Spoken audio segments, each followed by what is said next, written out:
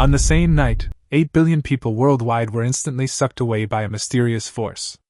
When they opened their eyes again, they found themselves thrown into an endless world of zombies, forced to begin a post-apocalyptic escape game. Fortunately, everyone starts with a random vehicle and a special ability. Some start with a dilapidated tricycle that looks like it'll fall apart in the wind. Others start with a tank that can rampage through everything. Talents are equally diverse. Some people only have D-level night vision enhancement, which means they can see a little better at night. Others have C-level physical enhancement, which only means they can run a little faster than others. When others finally managed to find a few pieces of sheet metal, they hurriedly welded them onto their wrecked vehicles as armor.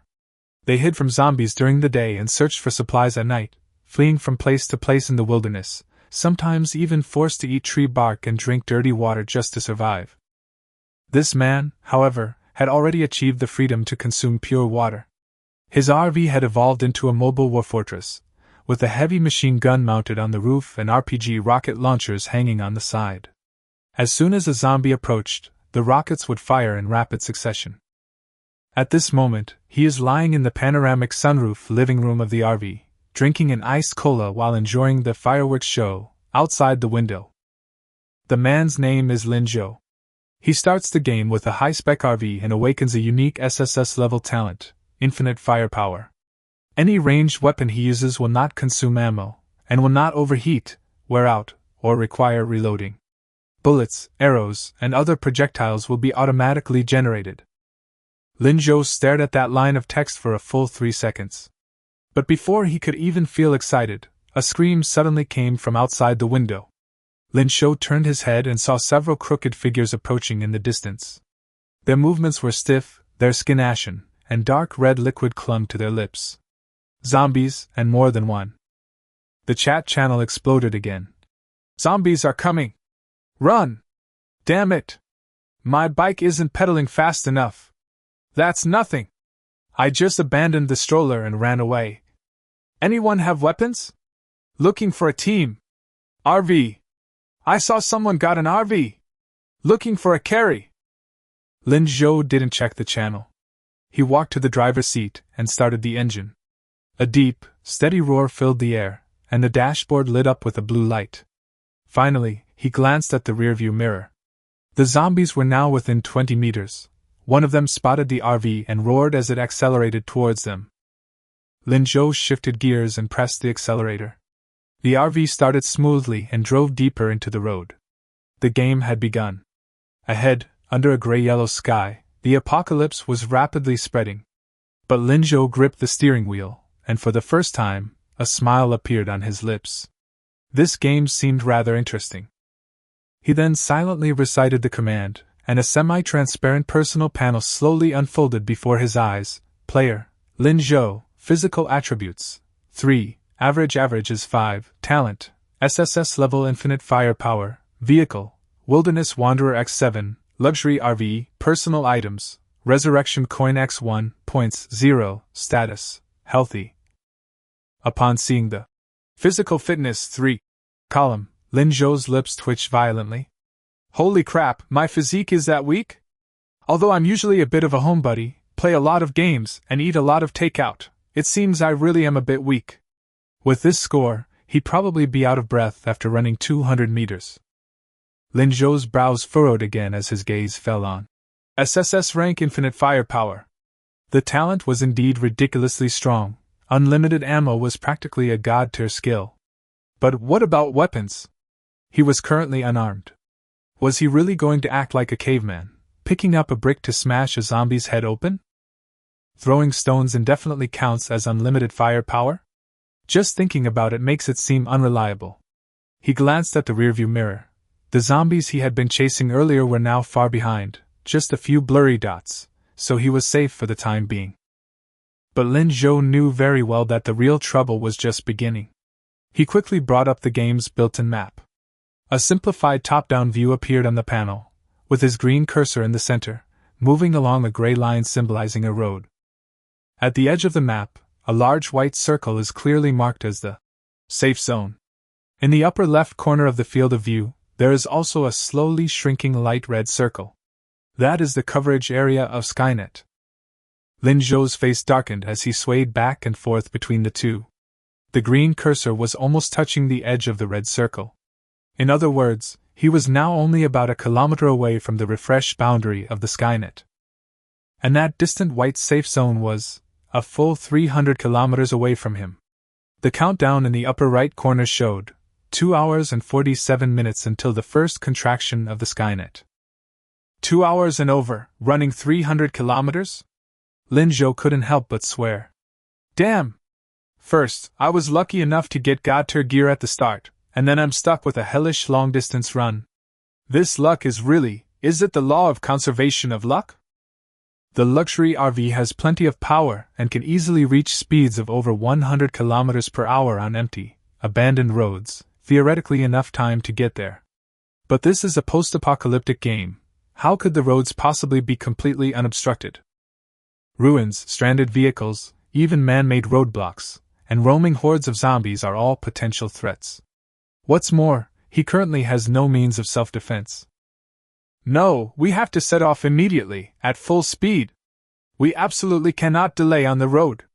Lin Zhou took a deep breath, suppressing the urge to complain, and focused all his attention on driving. The RV engine emitted a deep, powerful roar as it steadily increased its speed. Fortunately, although the road appeared to be long abandoned, the surface was generally intact, and there were no obvious obstacles for the time being. The World Chat channel was still bustling with activity, panic, complaints, pleas for help, and a few boasts and so-called strategies. Help! I'm trapped in a convenience store by 3 zombies. Anyone nearby? My vehicle is a pickup truck, please help me out. Ha ha ha, I found a fire axe. Awesome! Just chopped down 2. Any medical supplies? My teammate got bitten and is bleeding profusely. Are you stupid? The bitten one is just waiting to turn into a zombie. What's the point of saving him? Warning! There are tons of zombies in that industrial area to the west, don't go there. Treasure chest. I found a wooden treasure chest, and it contained a bottle of water and a pack of cookies. Envious, I only found an empty can. Lin Zhou quickly glanced at the information before turning off the channel. The information was too disorganized. There were no weapons he desperately needed, nor any effective warnings about the road conditions ahead. He had to rely on himself. 300 kilometers away, the countdown was ticking away second by second. The silver-gray RV became a shadow, speeding along the desolate highway, heading straight for the distant safe zone. Meanwhile, at the edge of a side road, a woman leaned against an overturned, dilapidated tricycle, tears welling in her eyes. She wore a rather thin, revealing outfit. The once light and flowing material was now covered in dust and had several cuts from sharp stones. Thin streaks of blood seeped from her pale arms and calves, burning with pain. Her name is Lin Wanqing, 23 years old. She was formerly the most beautiful girl in the dance department of Shanghai University. 10 minutes ago, she was still practicing a new Douyin dance in front of the mirror in the school's well-lit dance studio. Then, a flash of white light, and the world became what it is now. Abandoned highways, a gray-yellow sky, and the cold, mechanical voice in my mind announcing absurd rules. That was bad enough. But what was worse was that the vehicle the game assigned her was a rusty, dilapidated rickety tricycle with a broken-down cart towing it. Lin Wanqing's delicate face nearly cracked open on the spot. A tricycle? Was she, the school beauty, supposed to escape the apocalypse on a tricycle? She had rarely even touched a bicycle since she was a child. When she went out, she was either driven by her family or took a taxi. How could she possibly handle this metal lump? But the instinct for survival ultimately overwhelmed everything. She frantically studied the pedals for a long time before finally managing to figure out how to pedal, and started riding wobbly on the road. But she hadn't gone more than a few hundred meters when she lost control of a turn and plunged off the road and overturned on the edge of a ditch. The tricycle was completely totaled, its wheels all bent. Although she managed to jump off before it overturned, she was still badly injured and looked utterly disheveled. What chilled her to the bone even more was that several figures swayed out from behind the half-collapsed house not far away. Ragged clothes, ashen skin, gait strange, and making. Horse! Sounds from their throats. Zombies. The monsters mentioned in the game's voice prompts. They seemed to have caught the scent of living people. Their murky eyes slowly moved, locking onto Lin Wanqing's location, and began to approach at an accelerated pace. Lin Wanqing's face turned deathly pale instantly as she struggled to stand up. A sharp pain shot through her ankle. She had clearly twisted it when she jumped out of the car. Fear overwhelmed her like ice water. She looked around. The place was desolate and empty, with nowhere to hide. The tricycle was wrecked, she couldn't run fast, and she didn't even have a stick for self-defense. Despair washed over her. Meanwhile, in Linzhou, an RV was speeding along the main road. With only 2 hours and 20 minutes left before the first surveillance camera coverage closed, he had already traveled dozens of kilometers, and the road conditions were gradually becoming more complex. Occasionally, he could see the wreckage of abandoned and wrecked vehicles, requiring him to carefully detour around them. The map showed that they were about to pass a fork in the road, leading to a side road. Linzhou remained vigilant, his eyes constantly scanning the surroundings. Just as he approached the fork, he caught a glimpse of what was happening at the edge of the side road. A tricycle overturned. A slender but disheveled young woman slumped to the ground. And 5 or 6 zombies flanking her, less than 20 meters away. The woman was clearly terrified, frozen in place. Lin Shou's eyes narrowed slightly. Troublesome. He made the judgment almost without hesitation. He'd ignore it and just leave. In this apocalyptic game, people's hearts are unpredictable, and even protecting oneself is difficult. Meddling in others' affairs often leads to the quickest demise. In movies, TV dramas, and novels, how many stories are there of people being betrayed or dragged down because of a moment of soft-heartedness? His physical abilities are only 3 points, and his only reliance is his RV and the unlimited firepower that has not yet been realized. The most important thing now is to get into the safe zone, not to pick up people along the way. He even slightly turned the steering wheel, preparing to accelerate directly onto the main road and get out of sight of them. However, just as he was about to cross the fork in the road, his pupils contracted slightly. The zombies seemed to have heard the engine. 2 of them actually abandoned their prey, which was within reach, and instead staggered towards the main road. They're blocking the RV's path. Although they move slowly, if you crash into them directly, even if the RV is sturdy, it could cause the vehicle to lose control, be damaged, or even get stuck. Damn it! Linzhou cursed under his breath. Not to save others, but for himself. The road was blocked. In a flash, he made a decision. Damn it, charge! He wasn't rushing to rescue people. He was rushing to clear the way. Linzhou's eyes hardened, and instead of slowing down, he slammed the accelerator to the floor. The powerful engine of the Wilderness Wanderer X8 roared furiously. The silver-gray steel behemoth accelerated once more, like an enraged bull, slamming into the 2 zombies blocking the road. The tires screeched against the pavement. The commotion instantly drew the attention of all the zombies, including those that were about to pounce on Lin Wanqing. They all turned their heads in unison. In their murky eyes, they saw the metal monster hurtling towards them. Lin Wanqing, who had almost closed her eyes in despair, was also startled awake by the sudden roar of the engine. She looked up abruptly.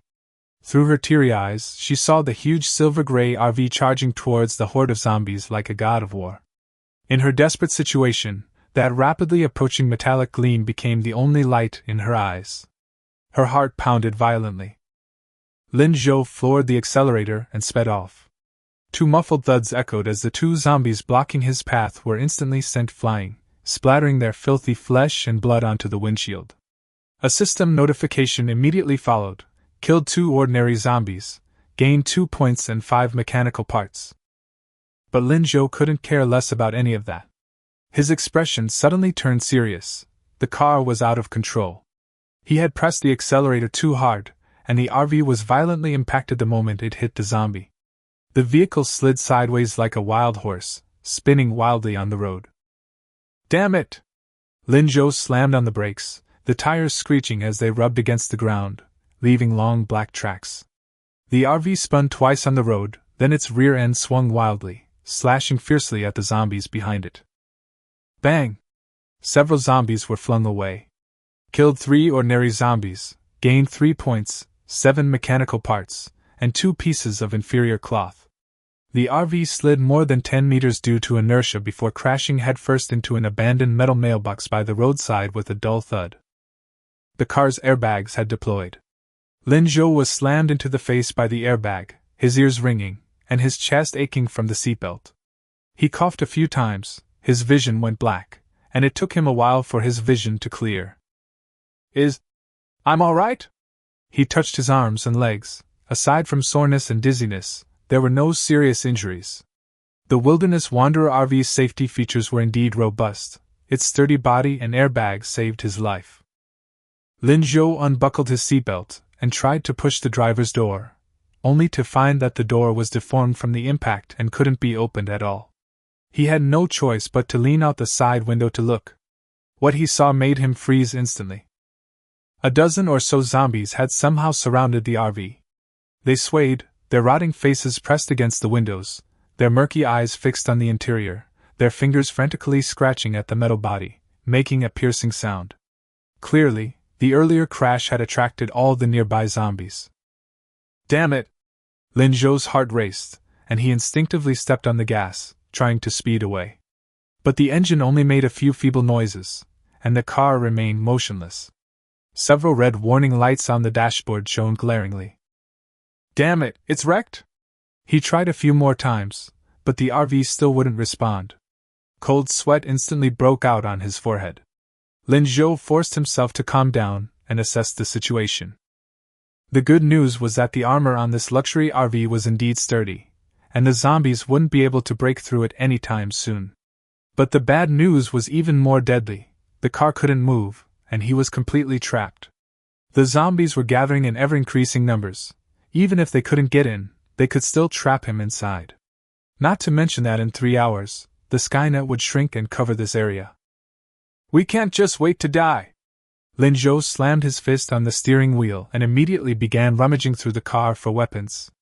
The driver's side drawer was empty. The living room cabinet contained only a case of bottled water, a few packs of compressed biscuits, and a toolbox. The toolbox contained a wrench, screwdriver, pliers, and a fruit knife. Lin Zhou weighed the wrench in his hand, then glanced at the dozen or so zombies outside the window, his face turning green. With his current physical condition, charging out with a wrench? That would be tantamount to suicide. Just when he was almost in despair, a thought suddenly flashed through his mind. The RV layout diagram showed that there was a large storage area at the rear. The trunk. Lin Zhou grabbed at it like a lifeline and immediately ran towards the rear of the vehicle. Next to the bedroom was a heavy metal door. He struggled to turn the lock and pulled the door open. The next second, he froze. The trunk space was larger than he had imagined, and rows of barbed wire weapon racks hung on the metal bulkheads on both sides. Several guns were neatly hung on it. A black assault rifle, an M4 carbine. A short, stubby, and menacing pump-action shotgun. And a light machine gun with a bipod and a long ammunition belt. Its outline was clearly that of an M249 saw. The storage compartment below was piled high with various types of ammunition, 5.56mm rifle cartridges, 12-gauge shotgun shells, and boxes of machine gun ammunition belts. There were even several magazines fully loaded with bullets, and a few military-green hand grenades. Lin Zhou stared, mouth agape, stunned for a full 3 seconds. Then, a surge of wild joy rushed to his head. Holy crap, a whole bunch of guns? His eyes nearly widened.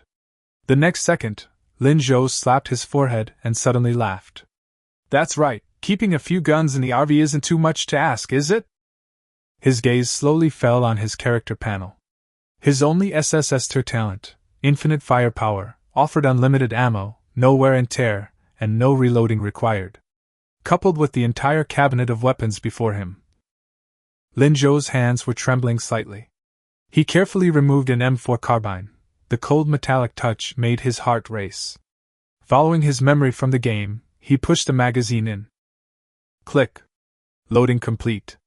Lin Zhou took a deep breath, calming his wildly beating heart, then walked to the side window. Outside, the zombies continued to frantically pound on the car. Fear remained. But at this moment, he felt more excitement and confidence. Lin Zhou squinted, locking his gaze through the grime onto a zombie's head, and slowly raised his rifle. "Having fun chasing me earlier?" he murmured. The muzzle of the gun, through the glass, was aimed at the rotting, distorted face. "Now it's my turn." Lin Zhou's finger rested on the cold trigger guard, his heart pounding, yet his hand remained remarkably steady. He had never actually fired a gun before, only seen them in games and movies. Recoil, aiming, breathing control, everything was unknown. But now there was no time to hesitate. "Who cares? Unlimited firepower, just go for it!" Lin Zhou gritted his teeth, braced his shoulder against the butt of the gun, pressed his face close to the sights, aimed at the chest of the nearest zombie outside the window, and pulled the trigger. Bang! A deafening gunshot rang out in the carriage, making everyone's eardrums tingle. The powerful recoil slammed into his shoulder, causing Lin Zhou to grunt and stagger backward half a step, the gun barrel instantly raised. But the unlimited firepower talent had already taken effect. Lin Zhou clearly saw that the moment the gun spat flames, although there was no ejection of spent casings, the bullet was indeed fired. Bang! A mass of flesh exploded from the chest of the zombie outside the window, and it collapsed onto the asphalt road, twitching twice before becoming completely still. Ding! Killed one ordinary zombie, gained 1 point. It worked! The pain in his shoulder and the ringing in his ears were suppressed by excitement. Lin Zhou quickly steadied the butt of his rifle again. This time he was prepared. He pressed the butt of the rifle firmly against his shoulder and lowered the muzzle again. Bang! Bang! Bang! He stopped conserving bullets and opened fire on the surrounding zombies. Gunshots exploded like popping beans inside the RV, making the entire vehicle vibrate. The effect of unlimited firepower was absurd. No need to reload, no need to worry about overheating, just pull the trigger, and bullets would pour out like they were free. At first, his accuracy was abysmal. Several shots even hit the car and sparked. But as he continued firing, Lin Zhou gradually found his rhythm, or rather, he made up for his inaccuracy with firepower. The zombies were overwhelmed by the sudden barrage of firepower, utterly helpless. Skulls exploded, chests were pierced, limbs were severed. In just a few seconds, most of the zombies surrounding the vehicle had fallen. Kill 4 ordinary zombies, gain 4 points, 8 mechanical parts. Kill 3 ordinary zombies, gain 3 points, 5 mechanical parts. System notifications kept ringing, but Lin Zhou could barely hear them. He was completely captivated by the violent destructive power before him, and excitement completely overwhelmed his initial fear. Awesome! He turned his gun around and continued firing at the other side of the car window. Gunfire spitted out continuously, zombies fell one after another, and limbs flew everywhere. Soon, only 2 or 3 zombies remained from the dozen or so that had been near the vehicle, lingering in the distance, seemingly stunned by the intense firepower. Now's the time! Lin Zhou, his eyes bloodshot with rage, suddenly yanked open the deformed car door, grabbed his rifle, and jumped out of the RV. The moment his feet touched the ground, a strong stench of blood assaulted his nostrils. The ground was littered with bits of flesh and blood, a nauseating sight. Lin Zhou, suppressing his discomfort, pulled the trigger again at the few staggering zombies approaching. Rat-a-tat-tat, the gunshots echoed across the empty highway. The recoil pounded his chest, making his internal organs tremble, but he gritted his teeth and kept the trigger firmly in his hand. When the last zombie's head was blown off, its body collapsed, lifeless. Silence finally fell. Only the ringing in his ears and his own heavy breathing remained. Lin Zhou lowered his numb arm and looked around. Before him lay a real river of blood. Shattered corpses, splattered brains, and blood-soaked asphalt, more shocking than any movie scene. Ugh! The intense visual and olfactory stimulation made his stomach churn violently. Lin Zhou bent over and dry-heaved, tears welling up in his eyes. The excitement from before quickly faded, leaving only instinctive nausea and fear. After all, this was real killing. Just then, something unexpected happened. Behind him, a corpse suddenly moved. It was a zombie with half its face smashed open, which struggled to its feet, opened its bloody mouth, and lunged at Lin Zhou's nape. A foul stench instantly approached. Lin Zhou's hair stood on end, but his body, weakened by vomiting, had no time to react. It's over! Just at this critical moment. Watch out! A clear and anxious female voice suddenly rang out. Immediately afterward, a figure lunged forward. She gripped a fist-sized rock with both hands and slammed it down with all her might on the zombie's head. Thud, a dull thud. The zombie's head lolled to the side, its movements momentarily halted. It was that 1 second of pause. Lin Zhou snapped back to reality, his adrenaline surging again. He lunged to the side, narrowly avoiding the zombie's claws. Quick! Shoot it! Lin Wanqing's voice trembled, her face pale, but her tone was full of anxiety. She had almost exhausted all her strength just now, and her hand holding the stone was still trembling violently. Lin Zhou had already rolled to the ground, and upon hearing the sound, he almost instinctively grabbed the rifle next to him. Without even having time to aim, he pulled the trigger directly at the zombie's torso. Rat-a-tat-tat. Bullets rained down on the zombie at close range, sending it staggering backward before it finally collapsed to the ground, twitching a few times before falling still. Silence returned.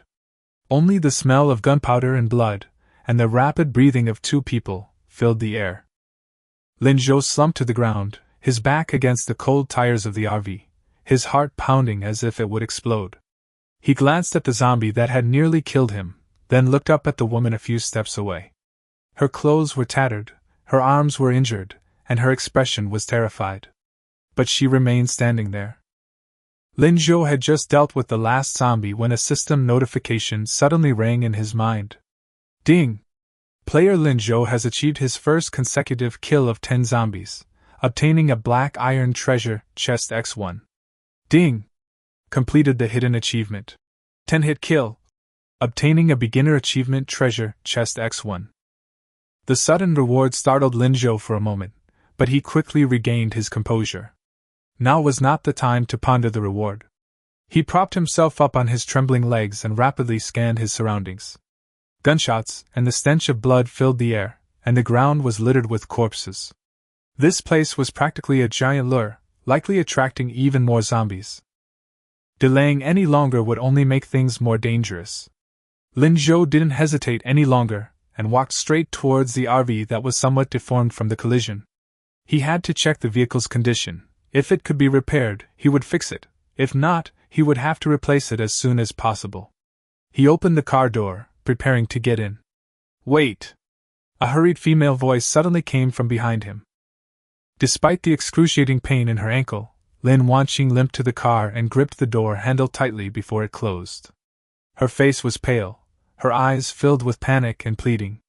Please take me with you. My tricycle is broken, I can't go. It's too dangerous here. Lin Zhou paused, frowning as he looked at her, his eyes devoid of warmth. Your car is broken, what does that have to do with me? He said coldly. Don't think that just because you hit it, I have to help you. If I hadn't driven over there, you would have been eaten by zombies long ago. In his view, the two had saved each other's lives, and they were even. Bring her along? A woman with an injured ankle and limited mobility would only be a burden in this apocalyptic environment. Lin Zhou wasn't a saint. Even if Lin Wanqing was indeed beautiful, her current disheveled appearance, even with a hint of brokenness, wasn't enough to make him take the risk. Compassion was a luxury here. Lin Wanqing was speechless, her eyes instantly reddening, yet she still gripped the car door tightly, her knuckles white. She looked around at the increasingly oppressive environment, the faint roars echoing in the distance finally breaking her down. Tears streamed silently down her face. Please! I don't want to die. Take me with you. Her voice trembled, but she still tried hard to suppress her sobs. I'll do anything, I won't hold you back, really. Seeing her like that, anyone else might have softened their heart long ago. But Lin Zhou only gave her a cold look for 2 seconds, then reached out and pried her hand off the car door. Sorry, he said, only 2 words. Good luck. With that, he prepared to close the door. Wait! Lin Wanqing suddenly shouted, as if making a last-ditch effort. I can help you! And you'll definitely be interested. I'm not a burden! The car door stopped again. Lin Zhou turned around, his gaze as sharp as a knife on her face. He didn't have time for nonsense. 3 seconds, he said coldly. Speak. Lin Wanqing immediately spoke, her words almost shouting. I've awakened a talent. And it's an upgradable talent called Treasure Chest Affinity. Every time I open a treasure chest, its quality increases by 1 level. She rattled it off almost in one breath. From iron to bronze, from bronze to silver, everything I unlock will level up.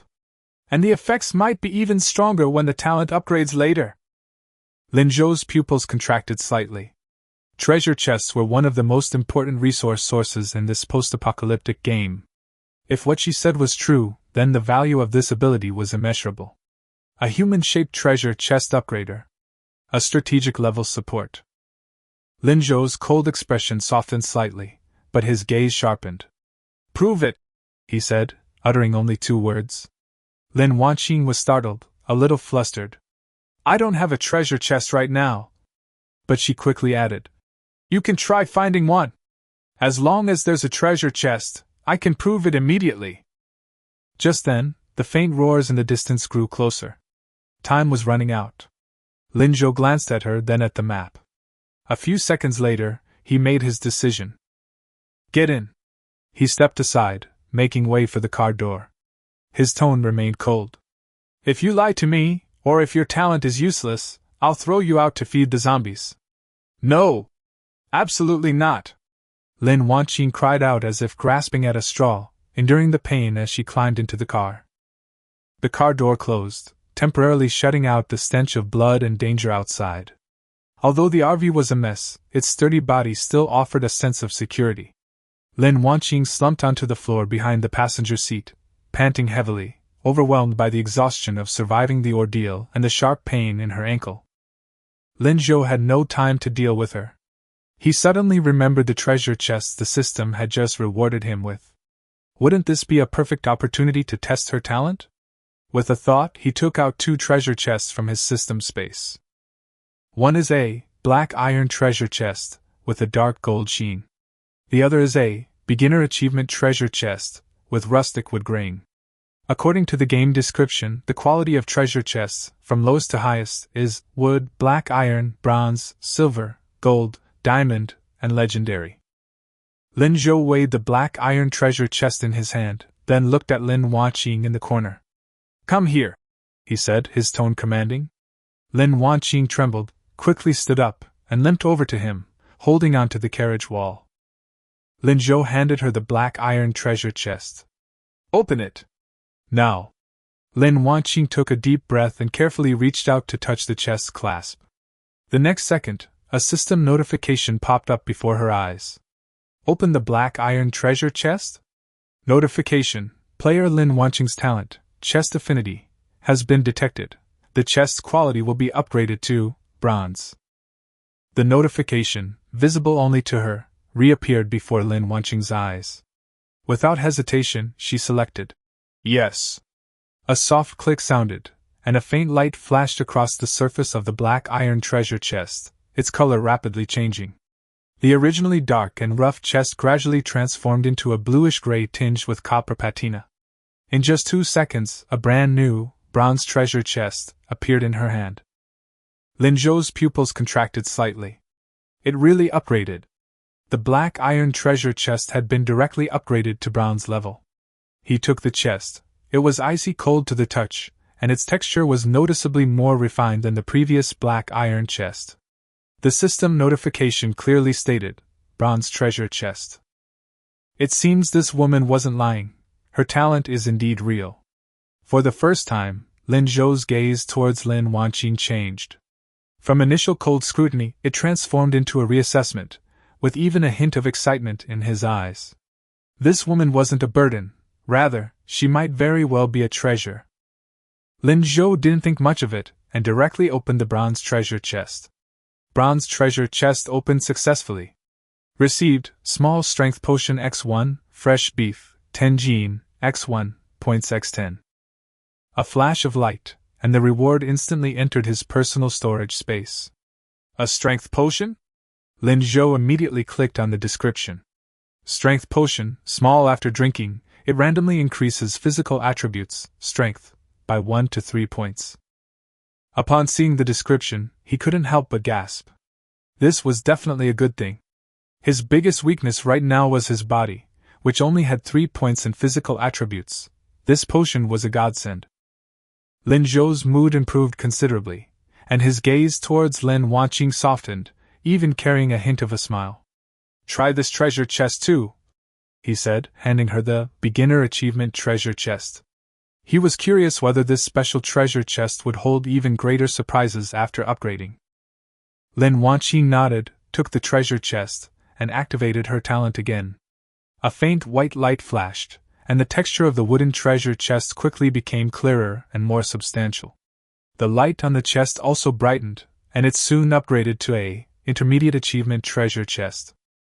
Lin Zhou rubbed his hands together, and with a hint of anticipation, opened the treasure chest. A golden light, even more dazzling than before, flashed instantly. Successfully opened the intermediate achievement treasure chest. Received, AI Intelligent In-Vehicle System, Xiao AI, Core Module X1.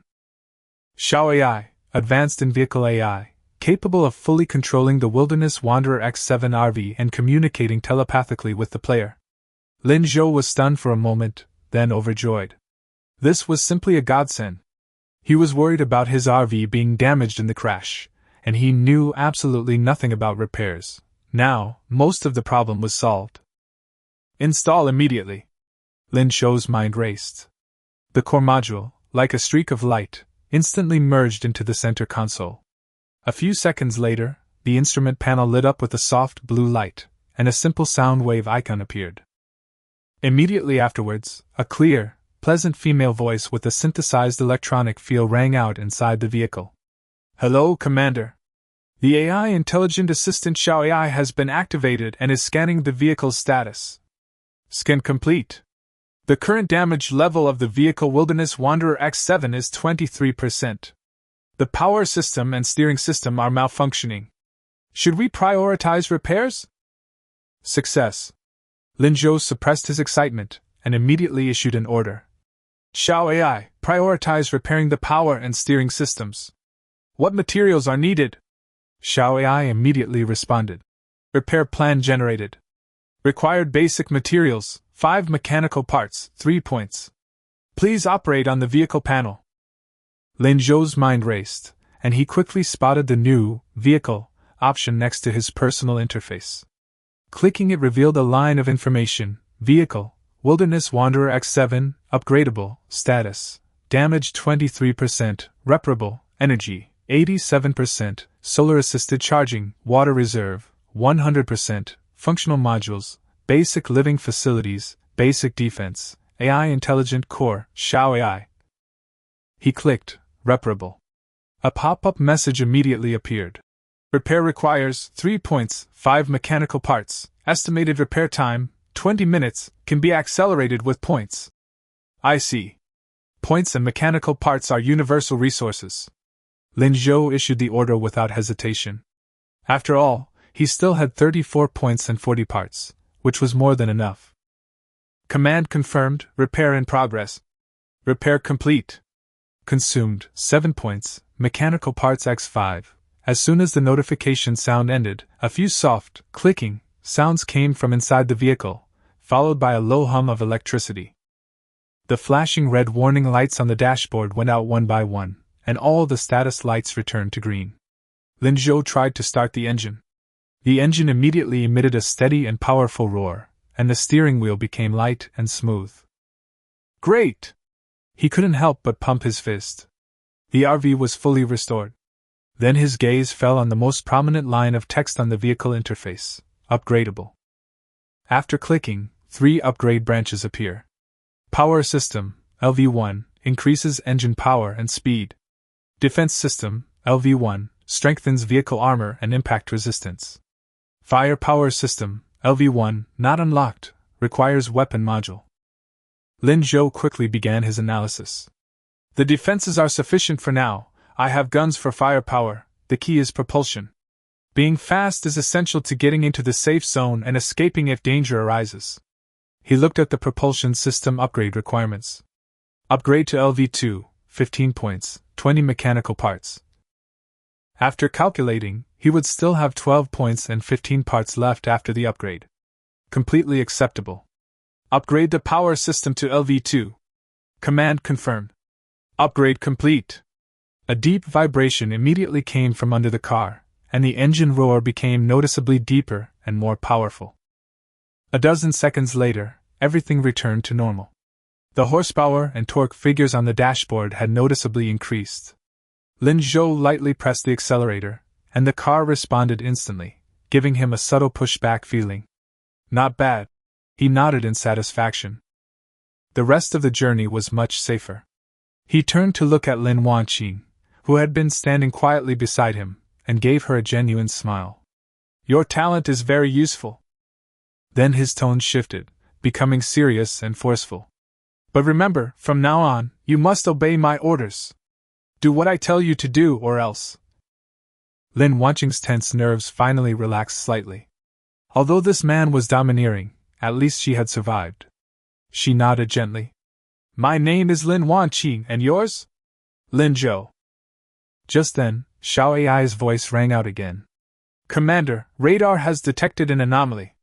Approximately 500 meters to the northwest, a large number of life forms are approaching, expected to make contact in 3 minutes and 12 seconds. Meanwhile, the wreckage of a Raptor F-150 pickup truck was detected 1.2 kilometers to the southeast. The wreckage is intact and may contain usable supplies. We recommend making an action decision as soon as possible. Upon hearing Xiao Ai's warning, Lin Zhou didn't panic. Instead, a cold smile crept across his face. A large number of life signals? A horde of zombies? This was actually a good thing for him. Why would he refuse points delivered to his doorstep? He immediately ordered. Xiao Ai, plan the shortest and safest route to the pickup truck wreckage, activate autopilot, go as fast as possible, but avoid large obstacles. This way, he could check the supply points, and if any zombies dared to block his way, he could also collect some points. Command confirmed, route planning complete, autonomous driving activated. With the system's response, the RV's engine roared even louder. The upgraded RV, like a steel behemoth, accelerated rapidly along the abandoned highway, speeding towards its destination. While traveling, Lin Zhou took out the bottle of strength potion, small. The pale red liquid swayed in the bottle, and he uncorked it and drank it down without hesitation. The medicine felt slightly cool upon entering the mouth, but quickly transformed into a warm current that flowed through Lin Zhou's limbs and bones. Lin Zhou clearly felt as if his muscles were being stretched and reshaped, and a surge of power erupted from deep within his body, making even his breathing easier. Power potion successfully used. Physical attributes increased. 3-6. Good! Lin Zhou couldn't help but shout, clenching his fist so his knuckles cracked. 6 points of strength directly maxed out the random boost limit. This was indeed good luck.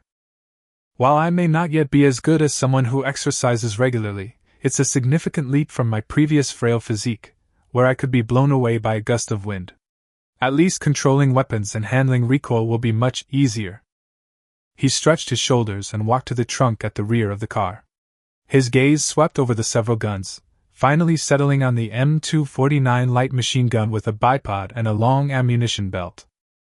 You're the one. Lin Zhou picked up the machine gun, and as soon as he touched it, he felt a heaviness in his arm. Damn, it's really heavy. Even with his physique improved to 6 points, this thing was still quite heavy with the ammunition belt, making it almost impossible to carry it around. However, he didn't need to carry it while running. After checking the gun and confirming it was ready to fire, Lin Zhou placed a bipod on the edge of the broken car window. The dark muzzle of the gun was steadily pointed out of the car. This position perfectly covers nearly 180 degrees of the area in front of the RV's side. With unlimited firepower, an M249, and a fixed firing point on the vehicle, it's like a mobile metal storm. Lin Wanqing, sitting in the corner of the living room, witnessed this scene clearly. A look of shock and envy flashed in her eyes. Starting in a luxurious RV, piled high with weapons and capable of easily mounting a machine gun, this treatment was worlds apart from her beat-up tricycle. The stark contrast made her heart ache, but she quickly faced reality. In this game, skill and luck almost determined everything. She took a deep breath and proactively asked, do you need my help? She didn't want to appear completely useless. Lin Zhou didn't turn his head, observing the road ahead through the scope, and said calmly, "No need. Go find some painkillers, swelling reducers, and disinfectants, and treat your injuries first." He paused and added, "There are 10 pounds of fresh beef in the kitchen, so tidy it up while you're at it." It wasn't that he looked down on Lin Wanqing, but it was simply the truth. In her current state, participating in the battle would only cause chaos or even lead to injury. Having her handle logistical tasks was the most reasonable arrangement. Lin Wanqing pursed her lips, a hint of disappointment flashing in her eyes, but she still nodded. She understood that she was just a burden now, and she was lucky not to be abandoned. So she stopped bothering Lin Zhou, and enduring the pain in her ankle, she carefully searched through the living room cabinets and storage compartments. Under Xiao AI's control, the RV sped along, getting closer and closer to the pickup truck wreckage. Lin Zhou's finger lightly rested on the M249 trigger guard, his gaze fierce. "Come on, let me see if your teeth are harder, or my bullets are harder." Soon, Xiao AI's voice rang out again. "Commander, the target pickup truck wreckage is located about 50 meters below the roadbed on the right ahead, and is visible. At the same time, the vanguard of the zombie horde from the northwest has entered visual range, about 200 meters away. The initial estimate of their numbers is more than 30, and they are converging on the highway, potentially blocking our route." Lin Zhou looked through the broken car window. Below the roadbed, a Raptor F-150 overturned in the weeds was particularly conspicuous. The body was covered with impact marks and bloodstains, but the overall frame was still intact, and the driver's side door was open. Meanwhile, a mass of gray figures appeared in the distance on the left side of the road. These zombies, emerging from abandoned buildings and the wilderness, moved with unsteady steps, yet their speed was remarkable, and faint hisses could be heard. They had clearly set their sights on the only living thing on the road, Lin Zhou's RV. Lin Zhou immediately ordered, "Xiao AI, maintain your speed and rush forward. Slow down and make a brief stop when you get close to the pickup truck. Calculate the best stopping point to avoid being surrounded by zombies." Instructions confirmed. Calculating. It is recommended to stop 20 meters in front of the pickup truck wreckage. The terrain is relatively open, making it easier to observe and provide fire support. The zombie horde is expected to arrive in 1 minute and 15 seconds. That's enough. Lin Zhou licked his dry lips, his adrenaline surging. He glanced at the rearview mirror. Lin Wanqing had already found the first aid kit, and was clumsily applying disinfectant to her arms and ankles, wincing in pain but stubbornly remaining silent. "Hold on tight!" Lin Zhou roared. The RV sped towards its target like a silver-gray lightning bolt, the scenery on both sides of the road rushing past. In the distance, the faces of the zombies gradually became clearer, their ferocious expressions and waving arms growing larger and larger. Screech! A screeching sound of brakes rang out as the RV came to a precise stop in its designated spot, about 20 meters from the pickup truck wreckage. Without turning his head, Lin Zhou said, "Stay in the car, lock the doors, and don't come out unless I call you." As soon as he finished speaking, he slammed the trigger on the M249. Rat-a-tat-tat-tat. A deafening roar of machine gun fire erupted instantly. Unlike the burst fire of a rifle, the M249's sustained fire was like the howl of death, its muzzle spitting out tongues of fire nearly half a meter long. 5.56 millimeters bullets transformed into a torrent of metal, raining down hundreds per minute. The first few zombies charging forward were instantly torn to pieces, their blood and flesh scattering everywhere. The zombies continued their relentless surge from behind, but before the raging storm of metal, their rotting flesh proved utterly fragile. Bullets tore through the air, pierced bodies, shattered bones, and ripped skulls off. The dense gunfire mingled with the screams of the zombies, creating a brutal yet highly efficient scene of carnage. Kill one ordinary zombie, plus 1 point, plus 2 mechanical parts. Kill one ordinary zombie, plus 1 point. The system notification sound kept flashing in Lin Zhou's mind. Lin Zhou steadily controlled the machine gun, feeling the intense vibrations transmitted through the barrel. His 6 points of constitution barely sustained him through continuous firing, but his shoulders and chest were still numb from the shockwaves. Fortunately, unlimited firepower meant he never ran out of bullets, so he only needed to focus on aiming and firing. In just over 10 seconds, the first dozen or so zombies were blasted into pieces, their corpses piling up on the road and temporarily blocking the horde behind them. "Xiao AI, stay alert! I'll go check on that pickup truck." Lin Zhou stopped firing, put the machine gun back in the vehicle, grabbed his spare M4 rifle, and jumped out of the RV. His feet sank into the soft mud, and he strode quickly toward the wreckage of the Raptor pickup truck, gun at the ready. The air was thick with the stench of gunpowder and decay, making him want to vomit. He circled the vehicle to make sure it was safe and no zombies were lurking before approaching the driver's seat. The truck was empty, except for dried, blackened bloodstains and a scattered skeleton. A dirty backpack lay tossed on the passenger seat. The trunk was cluttered with odds and ends, empty oil drums, rusty wire, and a badly corroded fire axe. And beneath the tattered canvas, a wooden treasure chest emitting a faint white glow lay quietly. A treasure chest! Lin Zhou's eyes lit up, and he immediately retrieved the wooden treasure chest and stored it in his personal space. He then checked the pickup truck's condition and quickly concluded that it was completely wrecked. Half of the engine had been removed, and it was beyond repair. "What a pity!" he muttered, glancing at the rusty fire axe before deciding to put it away. Though old and worn, it could at least serve as a melee weapon in a pinch. Just as he grabbed the backpack and prepared to leave, "Commander! Danger on the right!" Xiao AI's warning suddenly rang in his mind. Lin Zhou turned his head sharply. From the bushes to the right of the pickup truck, a dark shadow suddenly darted out, moving with speed far exceeding that of ordinary zombies. The monster was on all fours, its body hunched over, its movements as swift as a wild beast. Beneath its rotting skin, muscles bulged, thick saliva dripped from its mouth, and its eyes gleamed with an eerie crimson. A mutant! The monster lunged at Lin Zhou in an instant, a stench filling the air. Lin Zhou's pupils constricted, his body instinctively retreating while simultaneously raising his M4 and pulling the trigger. Rat-a-tat-tat. Bullets struck the monster, splattering blood, but failed to stop its charge. Sharp, black claws, already whipping around in a vicious wind, were aimed straight for his throat. The distance was too close. It was impossible to aim the gun properly. In a critical moment, Lin Zhou suddenly slammed his backpack down. Bang! The backpack hit the monster's face, barely blocking its path for a moment. Taking advantage of the opportunity, Lin Zhou rolled sideways in a disheveled manner, narrowly avoiding a fatal claw attack. However, his shoulder was slashed open by scrap metal, causing a burning pain. The monster roared, threw off its backpack, and pounced again. Lin Zhou knelt on the ground, the muzzle of his M4 already fixed on its head.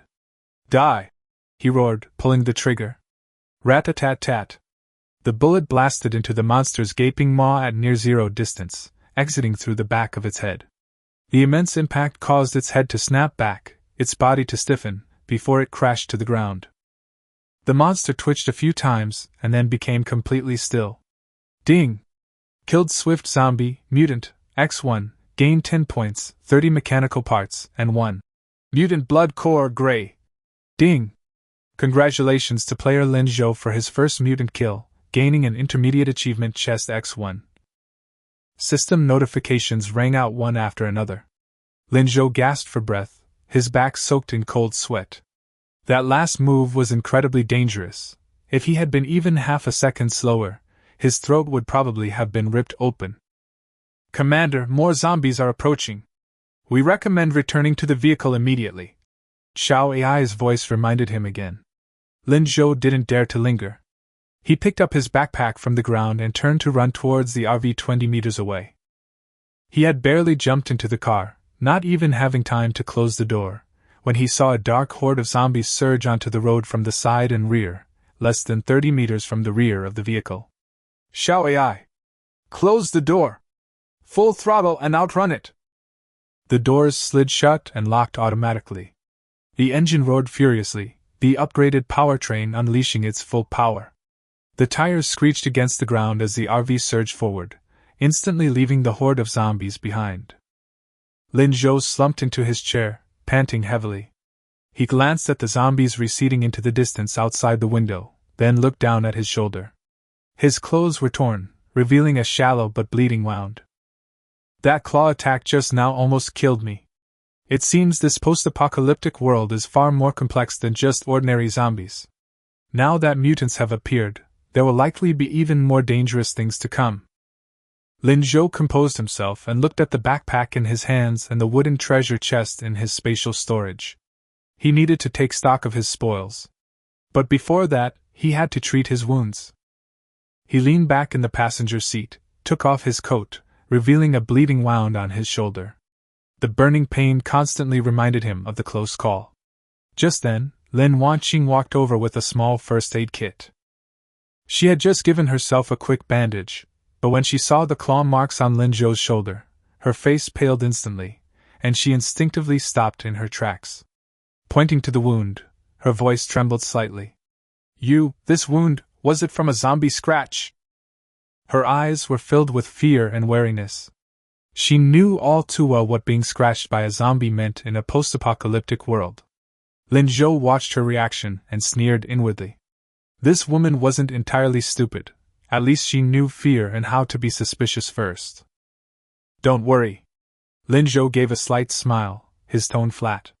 It's just a scratch, not a cut. He pointed to the bloodstains around the wound. Could you find me some disinfectant alcohol and bandages? Lin Wanqing examined the wound carefully and found that it was indeed just a common external injury, with no signs of blackening or infection, which relieved her slightly. However, the wariness in her eyes had not completely disappeared. She hesitantly opened the first aid kit and slowly began rummaging through it. Seeing her dawdling, Lin Zhou grew impatient and simply took the alcohol and bandages from her. Hiss! The instant the alcohol touched the wound, the sharp pain made him gasp, and cold sweat instantly beaded on his forehead. It fucking hurts. He gritted his teeth, quickly cleaned the wound with gauze, and then tried to wrap the bandage with one hand, but his movements were obviously clumsy. Seeing Lin Zhou grimacing in pain but enduring it, Lin Wanqing's last bit of doubt slowly dissipated. She bit her lip, stepped forward, and whispered, I'll help you wrap it. Lin Zhou glanced at her, didn't refuse, and handed her the bandage. Lin Wanqing took the bandage, her movements a little clumsy but very careful. She tried to avoid the wound, wrapping Lin Zhou's shoulder round and round, finally tying a fairly sturdy knot. Thank you? Lin Zhou moved his shoulder. The bandage pressed against the wound, and the pain lessened slightly. No, you're welcome. Lin Wanqing replied softly, taking 2 steps back and glancing at his wound as if to confirm whether the bandage was appropriate. Lin Zhou ignored her little tricks. The crisis was temporarily averted, and the RV, under Xiao AI's autonomous driving, steadily drove towards the safe zone. Now was the time to take stock of their gains and improve their capabilities. With a thought, he took out 2 treasure chests from his personal space. One was the wooden treasure chest he had just found in the wreckage of the Pikachu, and the other was the intermediate achievement treasure chest he obtained from his first kill of the swift zombie. Lin Zhou placed the 2 treasure chests on the table and looked at Lin Wanqing. Come on, use your talent to upgrade them. Lin Wanqing's eyes lit up immediately. This was the only ability she could currently use. She immediately stepped forward, picked up the wooden treasure chest, and a faint light flashed at her fingertips. The wood grain of the treasure chest gradually changed, the color became darker and harder, and it quickly transformed into a metallic texture, black iron treasure chest. She then used her ability on the intermediate achievement treasure chest. A faint light shimmered, and fine golden patterns appeared on the surface of the chest, its aura becoming noticeably stronger. Advanced achievement treasure chest. All right. Lin Wanqing stepped aside, her eyes filled with anticipation. She was also very curious about what the upgraded treasure chest would contain. Lin Zhou picked up the black iron treasure chest and opened it decisively. A flash of light appeared, and a system notification appeared. Successfully opened the black iron treasure chest. Rewards, 10 points, 1 standard longsword, excellent, dot. A simple, antique-style longsword appeared on the table. Its blade was straight and sharp, and it had a leather scabbard that gleamed coldly. Lin Zhou picked up the long sword and weighed it in his hand. It was quite heavy, and the blade was sharp. Although it wasn't as powerful as a firearm, as a melee weapon, its quality was clearly much better than that rusty fire axe. Not bad, close combat is now more secure. Lin Zhou nodded and put the long sword into his spatial storage. His gaze then fell upon the last, advanced achievement chest. This chest was clearly of a higher level, which made him even more excited. He took a deep breath and slowly opened the treasure chest. This time, there was no dazzling golden light, but a steady, dark golden light slowly flowed out. Advanced achievement chest successfully opened. Obtained, Gatling M134 rotary machine gun, Vulcan cannon, design blueprint, vehicle-mounted version, X1. A blue drawing filled with complex structures appeared in Lin Zhou's hands. The drawing was clearly marked with the words, Gatling M134, Vulcan cannon, vehicle-mounted fixed design blueprint. The description also appears, using this blueprint, a fixed M134 machine gun weapon station can be loaded onto a vehicle with the firepower system upgrade branch. This weapon is electrically powered, has an extremely high rate of fire, and terrifying firepower. It is specifically designed to clear large groups of enemies. Upon seeing this, Lin Zhou's eyes lit up instantly. A Gatling gun, or a vehicle-mounted Vulcan cannon! He had just thought the M249 was powerful enough, but then something even more outrageous appeared. It was a heavy weapon capable of creating a metal storm. Lin Zhou immediately brought up the vehicle panel and checked the firepower system, which had been locked previously. Sure enough, the system options were unlocked after obtaining the blueprint. Firepower system, LV.1. Currently loadable weapon modules 0/1. Blueprint detected, Gatling M134, vehicle mounted. The loading requirements are as follows: 50 points, 50 mechanical parts, 1 mutated blood core, gray, and 1 power core, miniature. The cost is considerable, but the results are definitely worth the wait. Good stuff, really good stuff. Lin Zhou couldn't help but exclaim softly, his eyes filled with excitement. Once the resources are gathered, this thing can be installed on the RV, and combined with his unlimited firepower talent, the firepower will be unimaginable. He looked up at Lin Wanqing, making no attempt to hide his admiration. Well done, your talent is truly priceless. Lin Wanqing blushed slightly at the praise, but felt much relieved. At least, she had proven herself to be useful. Shall I search for nearby resource points? Lin Zhou put away the blueprint, and immediately issued a new instruction. Xiao Ai's voice then rang out. Analyzing. There is an abandoned gas station and a small repair shop 15 kilometers ahead, where there may be fuel and parts residue. In addition, a weak but stable anomalous energy fluctuation was detected 8 kilometers to the southeast. Its nature is unknown, but the area has a high density of life signals, indicating a medium threat level. After listening to the report, Lin Zhou clenched his fist. The wound on his shoulder still ached slightly, but his eyes grew brighter and brighter. Let's go to the gas station and repair shop first to refuel and get some parts. He paused after saying that. Then, go and check out that energy fluctuation point. Under Xiao Ai's control, the RV moved forward smoothly. Lin Zhou glanced at the countdown in the upper right corner of his vision, Skynet contraction, 1 hour 59 minutes. Time was still tight, but he had already shaken off the initial zombie encirclement, and the RV's power had been upgraded. As long as the road conditions ahead were normal, covering the remaining 200 kilometers in 2 hours shouldn't be a problem. The moment the nerves relax, the body's reaction immediately becomes apparent. Glug glug. A clear rumbling sound from his stomach echoed in the quiet carriage. Lin Zhou rubbed his stomach, realizing he hadn't eaten or drunk anything since he transmigrated. The continuous fighting, injuries, and intense driving had taken a toll, and hunger surged up immediately. Upon hearing the voice, Lin Wanqing immediately stood up. Are you hungry? I'll go make you some food. After speaking, she walked towards the small kitchen at the back of the carriage. Although her foot injury made her movements a little slow, she seemed quite skilled. Lin Zhou was somewhat surprised. He had thought this woman, who seemed like a young lady from a wealthy family, wouldn't know how to cook, but unexpectedly, she took the initiative to cook. He didn't say much, just nodded. He was happy to have someone else in charge of logistics, as long as the kitchen wasn't blown up. With nothing to do, Lin Zhou leaned back in his chair. A thought suddenly crossed his mind, and he opened the World Chat channel to check on the other players. The channel was still noisy. Brothers, help! The Skynet system will refresh in 2 hours. I'm 200 kilometers from the safe zone, and my vehicle is just an electric scooter. The top speed is only 40 kilometers per hour, and the battery isn't even fully charged. What do I do? Soon a group of people started replying. A little electric scooter? My condolences, brother. Riding an electric scooter for 200 kilometers? I suggest you find a scenic spot to leave your last words. That's terrible. Unlike me, I can only make do with living in the safe zone. The person also posted a picture. In the photo, a man wearing a tactical vest is sitting in a modified off-road vehicle, with thick steel plates and firing ports added to the body. He is holding a roast beef, and there is even a bowl of steaming ramen on the table.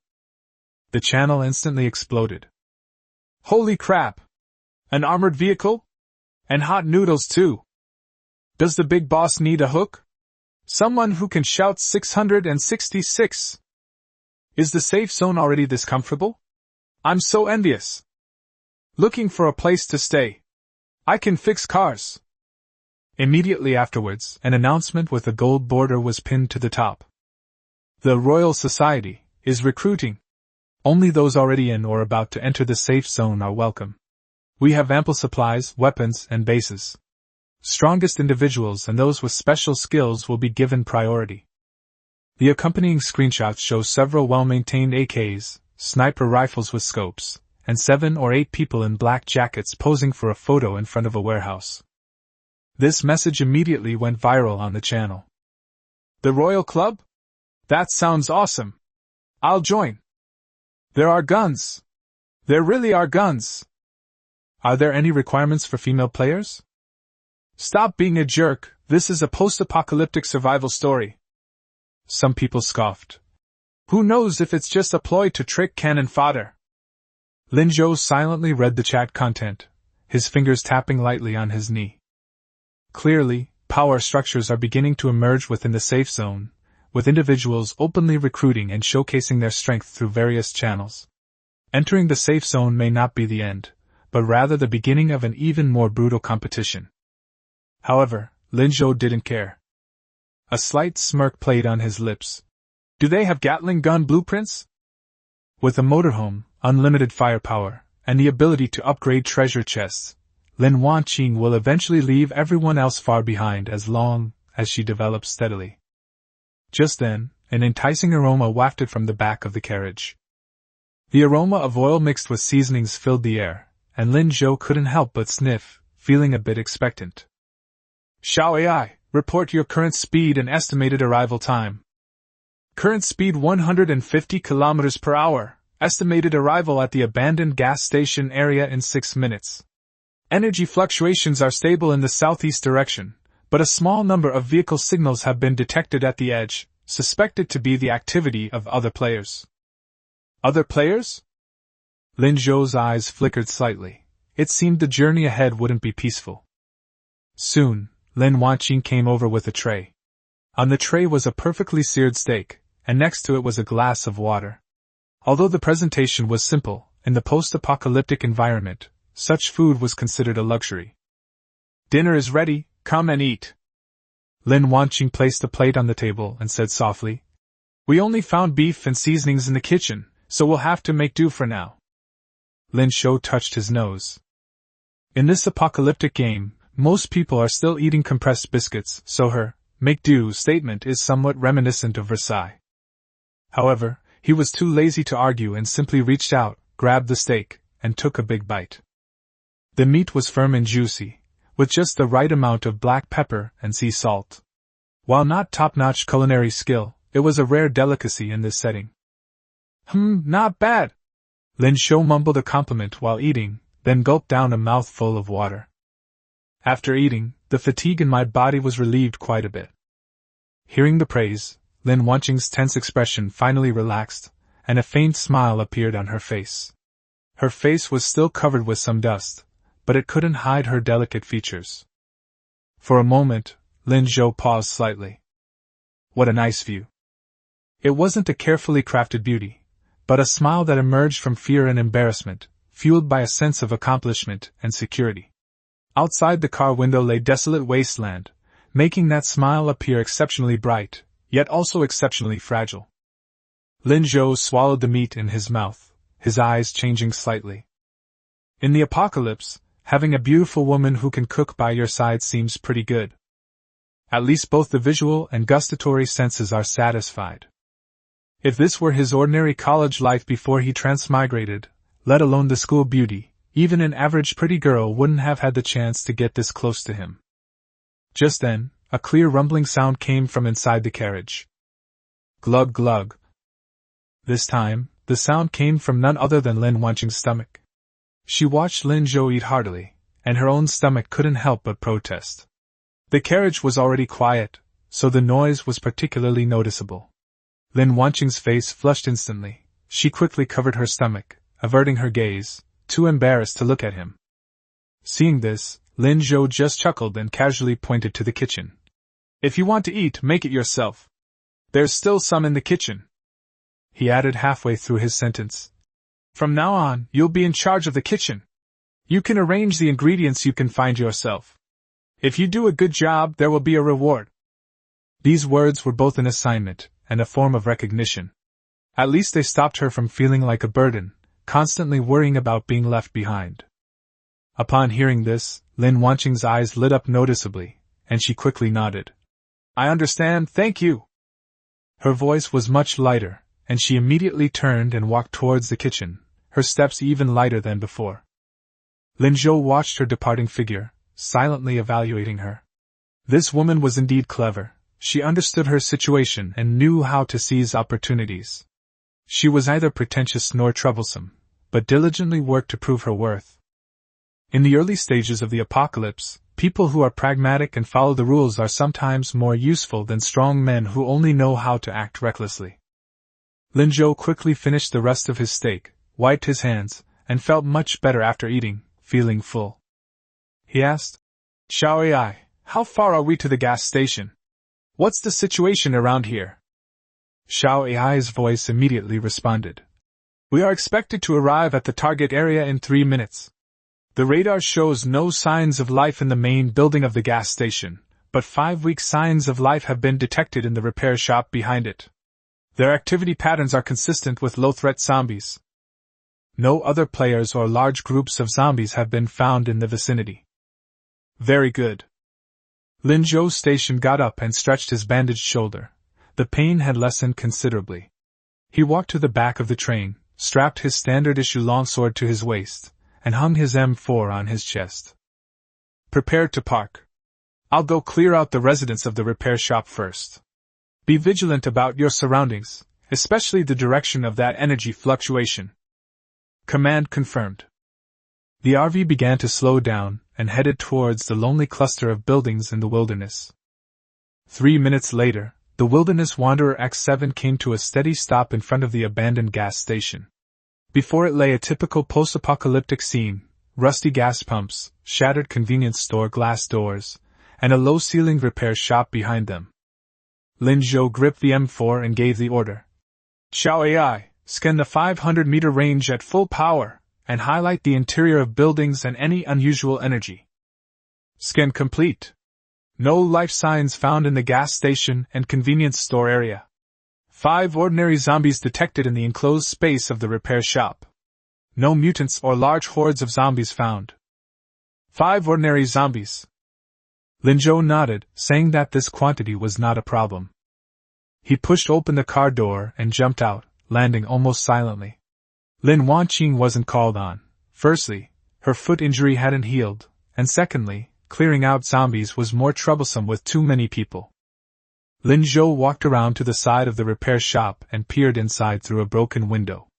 In the dimly lit workshop, several staggering figures were wandering among scrap parts and tool racks, the air thick with the smell of rust and decay. He took out the M4 with the silencer, gently pushed open the slightly ajar metal door, and slipped inside. Puff! Puff! Puff! The muffled gunshots echoed through the empty auto repair shop. Lin Zhou used the wrecked cars and equipment as cover, calmly firing single shots. The distance was very close, and the zombies moved slowly. He hit the target almost every time.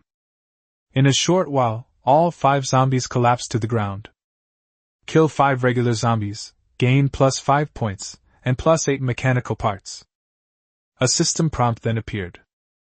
After eliminating the threats, Lin Zhou began a thorough search of the auto repair shop.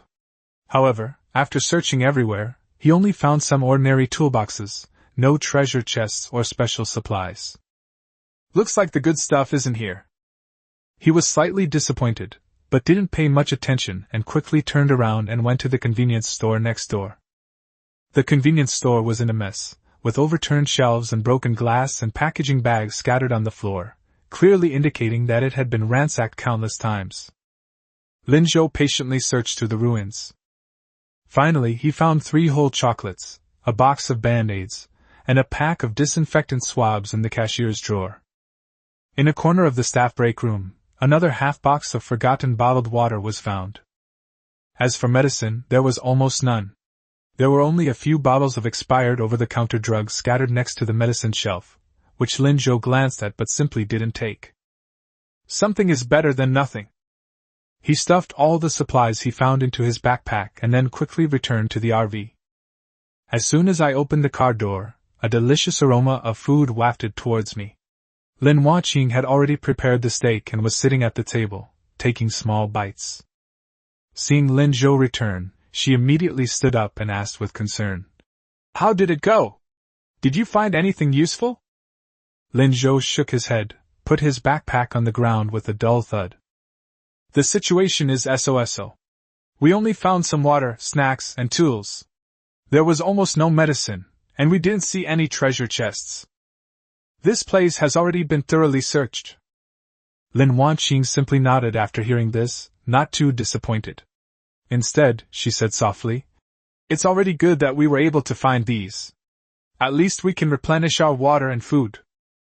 Lin Zhou was fairly satisfied with her reaction. He sat back in the driver's seat, gesturing for Lin Huaqing to continue eating, and then ordered in a deep voice, "Xiao AI, report on the optimal route for the next stage, as well as the situation of the energy fluctuation point in the southeast direction. Also, keep scanning the surrounding area to see if any players are approaching." Xiao AI quickly responded, "Based on the current coordinates, I suggest continuing southeast along the main road. After about 40 kilometers, you can access an abandoned provincial highway with better road conditions, which can shorten the journey. The target energy fluctuation point has been locked. It is located inside an abandoned communications station." Xiao AI paused for half a second halfway through her sentence. A warning was then issued. 2 mobile vehicle signals have been detected within 500 meters of the target area. Lin Zhou's gaze sharpened. Sure enough, good things are never short of people coveting them. Since 2 teams have already arrived ahead of time, the battle for the power core has likely already begun. Lin Zhou immediately asked, "Can you analyze the type of vehicle they are using?" Xiao AI responded, "Unable to fully identify. However, based on the vehicle signals, its defense level and energy system complexity exceed those of ordinary civilian modified vehicles. It is preliminarily determined to be a special vehicle or a highly modified vehicle in the game, with a threat level of medium to high." Hearing this, Lin Zhou gently tapped the steering wheel. If the opponent has already obtained the core, it would be unwise for him to rush in rashly. Although he has unlimited firepower and can lurk in the shadows to wreak havoc, no one can guarantee that an accident won't happen. After all, among billions of players, he couldn't possibly be the only one with an SSS-level talent. But he was really unwilling to give up this important material that could load the Gatling gun. After a moment's thought, Lin Zhou made a decision. "I'll definitely go." But you must observe carefully first before looking for an opportunity to act. Fortune favors the bold. A slight smile appeared on Lin Zhou's lips. He continued, Shall AI calculate the time it will take for us to reach the target at maximum safe speed, while continuously monitoring the movements of those two vehicles. Report any engagements immediately. Xiao AI quickly provided the answer. Based on the current upgraded power system, the maximum safe speed is 110 km per hour, and the estimated arrival time is 4 minutes and 15 seconds. 4 minutes. The time was short, but enough for a lot to happen. Lin Zhou glanced at Lin Wanqing, who had finished her steak and was quietly cleaning up the dishes, then looked down at the wound on his shoulder and the long knife at his waist. Fasten your seatbelt, he said in a serious tone. The road ahead might be a bit bumpy, and we might even encounter combat. Lin Wanqing's expression tightened slightly, and she immediately nodded, sat down in the passenger seat, fastened her seatbelt, and gripped the armrests tightly with both hands. Lin Zhou's gaze gradually sharpened. Xiao AI, cancel autopilot. Navigation target energy fluctuation point in the southeast direction, abandoned communication station. As soon as he finished speaking, the RV engine roared and shot off. 4 minutes later, a desolate hilly area came into view. Ahead stood a rusty iron tower, and several dilapidated bungalows were connected together, forming an abandoned communication station. Lin Zhou did not approach directly, but stopped behind a slope a few hundred meters away, using the ruins and vegetation as cover. He raised his binoculars to observe. 2 cars were parked on the empty concrete ground. One was a clearly modified black SUV, with thick steel plates and crash bars added to the body, and huge tires. The other vehicle was a regular pickup truck, with some miscellaneous items piled up in the cargo bed. Both cars were turned off and the doors were closed. But there was no one around. It seems the person has already gone down, Lin Zhou said in a low voice. Xiao AI, scan the inside of the communication station and locate the source of the energy fluctuation. Soon, Xiao AI's scan results came in.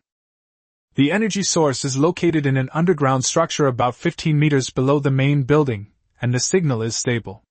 At the same time, a large number of life signals, about 50 in number, were detected in the underground space, densely distributed, which is consistent with the characteristics of a zombie horde. Lin Zhou's brows furrowed instantly. 50 zombies, and in such a cramped underground space. Xiao AI added, 2 more human vital signs were detected near the underground entrance passage, and they are moving slowly. Lin Zhou immediately understood. The 2 men had clearly sensed the danger, so they were being extra cautious and hadn't dared to venture into the core area yet. Forcing your way in under these circumstances would be tantamount to suicide. But if someone is willing to scout ahead for him... Lin Zhou gave a cold laugh. The mantis stalks the cicada, unaware of the Oreo behind. He made a direct decision. We'll wait here. Xiao AI, continue monitoring human signals and zombie horde movements in the underground level. Report immediately if they obtain the core or if a battle breaks out. Xiao AI reminded you. According to the countdown of Skynet's shrinkage, you can only stay here for a maximum of 18 minutes. After that time, you will not be able to reach the nearest safe zone before Skynet refreshes. Lin Zhou nodded. That's enough. He gestured for Lin Wanqing to remain quiet in the car. He set up his M249 light machine gun and aimed it steadily at the 2 vehicles in the center of the field. At this moment, he was like a cheetah lurking in the shadows. Wait patiently for the prey to appear with its spoils. Time passed little by little. The abandoned communication station was eerily silent, with only the sound of the wind echoing across the empty space. Lin Zhou's finger rested lightly on the trigger. No matter what happens underground, he is determined to get his hands on this power core. Meanwhile, in the underground level, the dim emergency lights flickered incessantly, and the air was thick with dust and the stench of decay. A burly man with broad shoulders and a thick waist gripped an MP5 submachine gun, nervously scanning the dark corridor around him. His forehead was covered in sweat, and he was breathing heavily. Beside him stood a tall, thin man wearing cracked glasses, holding a rudimentary device resembling a metal detector, its screen flashing a faint green light. The burly man cursed in a low voice. "Engineer Liu, are you sure this is the place? This commotion definitely means there are a lot of zombies. If you dare to lie to me, I'll be the first to shoot you." Engineer Liu wiped his sweat, stared at the instrument, and said urgently, "Brother Tiger, my innate metal resonance is definitely right. The high-purity energy source is in the power distribution room up ahead. It's very close. Grab it and get out of here." The two had just dealt with a few zombies near the entrance. But the roars coming from deeper inside sent chills down their spines. Tiger gritted his teeth. "Damn it! Let's go for it. I'll lead the way, you show us the route. Grab the stuff and run." The two cautiously made their way to the end of the corridor. As they approached the power distribution room, the light on Lu's instrument grew brighter and brighter. The door to the power distribution room was half open. Scratching sounds and low growls could be heard coming from inside. Tiger took a deep breath, kicked open the iron gate, and raised his MP5 at the same time. Inside the door, 7 or 8 ragged zombies suddenly turned around and roared as they pounced. "Beat! Da-da-da!" The submachine gun spat fire wildly in the darkness, instantly mowing down the zombies in front. But the gunshots were amplified infinitely in the confined space. The next second, the entire underground level seemed to be completely awakened. Frenzied roars echoed from all directions. A flurry of footsteps echoed from every room and passageway. A full 50 zombies, drawn by the gunfire, frantically converged on the power distribution room. Chapter 13. Linzhou, we've been waiting for you for a long time. "Engineer Liu! Quickly find the thing!" Tiger shouted hoarsely, his face pale, as he frantically fired at the zombies blocking his path. He knew he had stirred up a hornet's nest. Liu rushed into the power distribution room, ignoring the convulsing remains of the zombies on the ground, and his eyes quickly locked onto an old backup power cabinet in the corner of the room. The instrument was placed against the surface and emitted a sharp beep. He struggled to open the rusty cabinet door, and dust rushed out. Deep inside the cabinet, a square metal block, about the size of a fist, with blue arcs of electricity flowing across its surface and liquid light seemingly flowing inside, lay there quietly. "Power core miniature! Found it!" Liu was overjoyed. He grabbed it and found it heavy in his hand, with a slightly numbed sensation. "Run!" Tiger had already emptied his first magazine and was frantically changing it, while the vanguard of the zombies had already rushed to the door. Neither of them dared to linger for even a moment. Engineer Liu held the core tightly in his arms. Tiger fired wildly backwards while following Engineer Liu as they forced open a small door on the side. That was the route they had scouted out to the alternative passage before they arrived. Behind them, the howls of zombies and the chaotic footsteps were like a death knell, relentlessly pursuing them. The two ran with all their might through the dark and complex passageway, their hearts pounding in their chests. They now have only one thought: rush back to the ground, drive, and escape this hell. Unbeknownst to them, a terrifying Oriole, hidden in the darkness, had been waiting for a long time on the ground. Clang! The two men slammed the heavy iron gate shut, temporarily isolating themselves from the surging tide of corpses behind them. The iron gate was slammed shut with a loud clang, dust fell in a flurry, and the hinges creaked under the strain, clearly not going to hold up for long. "Quick! Run back to the ground!" Tiger's face was pale, and he almost dragged his weak legs as he and Engineer Liu scrambled and crawled toward the stairs leading to the ground. Finally, the blinding sunlight shone down, and the two staggered out of the main communications station building, panting heavily. For Engineer Liu, touching the heavy power core in his arms was his only solace. "Quick! Get in the car! Get out of this hell!" Tiger's words came to an abrupt halt. Instead of a safe and open space, they were met with a sudden burst of metal storm. "We've been waiting for you for a long time." Linzhou sneered and suddenly pulled the trigger. Rat-a-tat. The M249's continuous, terrifying roar suddenly rang out. The scorching bullets lashed out at the concrete ground less than a meter in front of the two men, sending shards of stone flying everywhere. A burst of bullets whizzed past and hit the hood of the SUV next to them, leaving several menacing bullet holes. Holy crap! Old Six lying in ambush! Tiger was terrified. With a jolt, his adrenaline surged again, and he practically lunged at the SUV with both hands and feet. Engineer Lou screamed in agony, scrambling and crawling, his mind blank, only knowing to follow Brother Tiger. Linzhou steadily controlled the machine gun behind the earthen slope, but his brows furrowed. The distance was a bit far, and the other party was fleeing for their lives, so his last-minute cramming for marksmanship was truly pitiful. Most of the bullets hit the open ground in the vehicle, creating a terrifying spectacle, but few of them were truly fatal. Damn! That's fucking rubbish! Linzhou cursed under his breath. The infinite firepower mode gave him confidence, but it didn't give him the skills of a sharpshooter. Just then, a burst of stray bullets hit Lou, who was running behind, in the thigh with a thud. Ah! With a scream of agony, the intense pain caused Lou to lose his balance and fall forward. But his survival instinct made him drag his injured leg and desperately crawl toward the pickup truck bed that was right next to him. Tiger had already scrambled into the driver's seat of the SUV and started the engine. Da-da-da-da! Linzhou's machine gun fire immediately shifted, focusing on the SUV and pickup truck that were trying to start moving. Bullets rained down on the two vehicles, clanging and sparking as they struck the metal.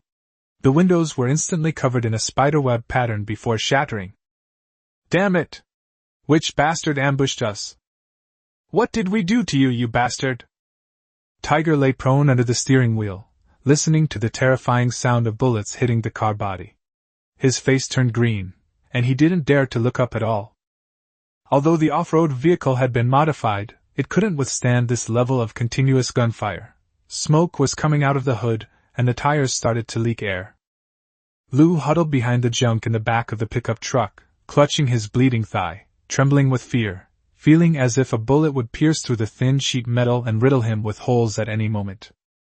The two cars were quickly riddled with holes, their engines making strange noises before stalling, leaving them completely broken down and unable to move. Linzhou ceased firing. He was afraid that if the fighting continued, the car would be blown up, and if the power core inside also exploded, it would be a huge loss. Xiao AI, activate autopilot and charge straight over to block them, Linzhou ordered, while keeping the machine gun muzzles lowered to maintain a deterrent effect. Command confirmed. The silver-gray RV, like a steel behemoth awakening, suddenly burst out from behind the earthen slope, kicking up dust.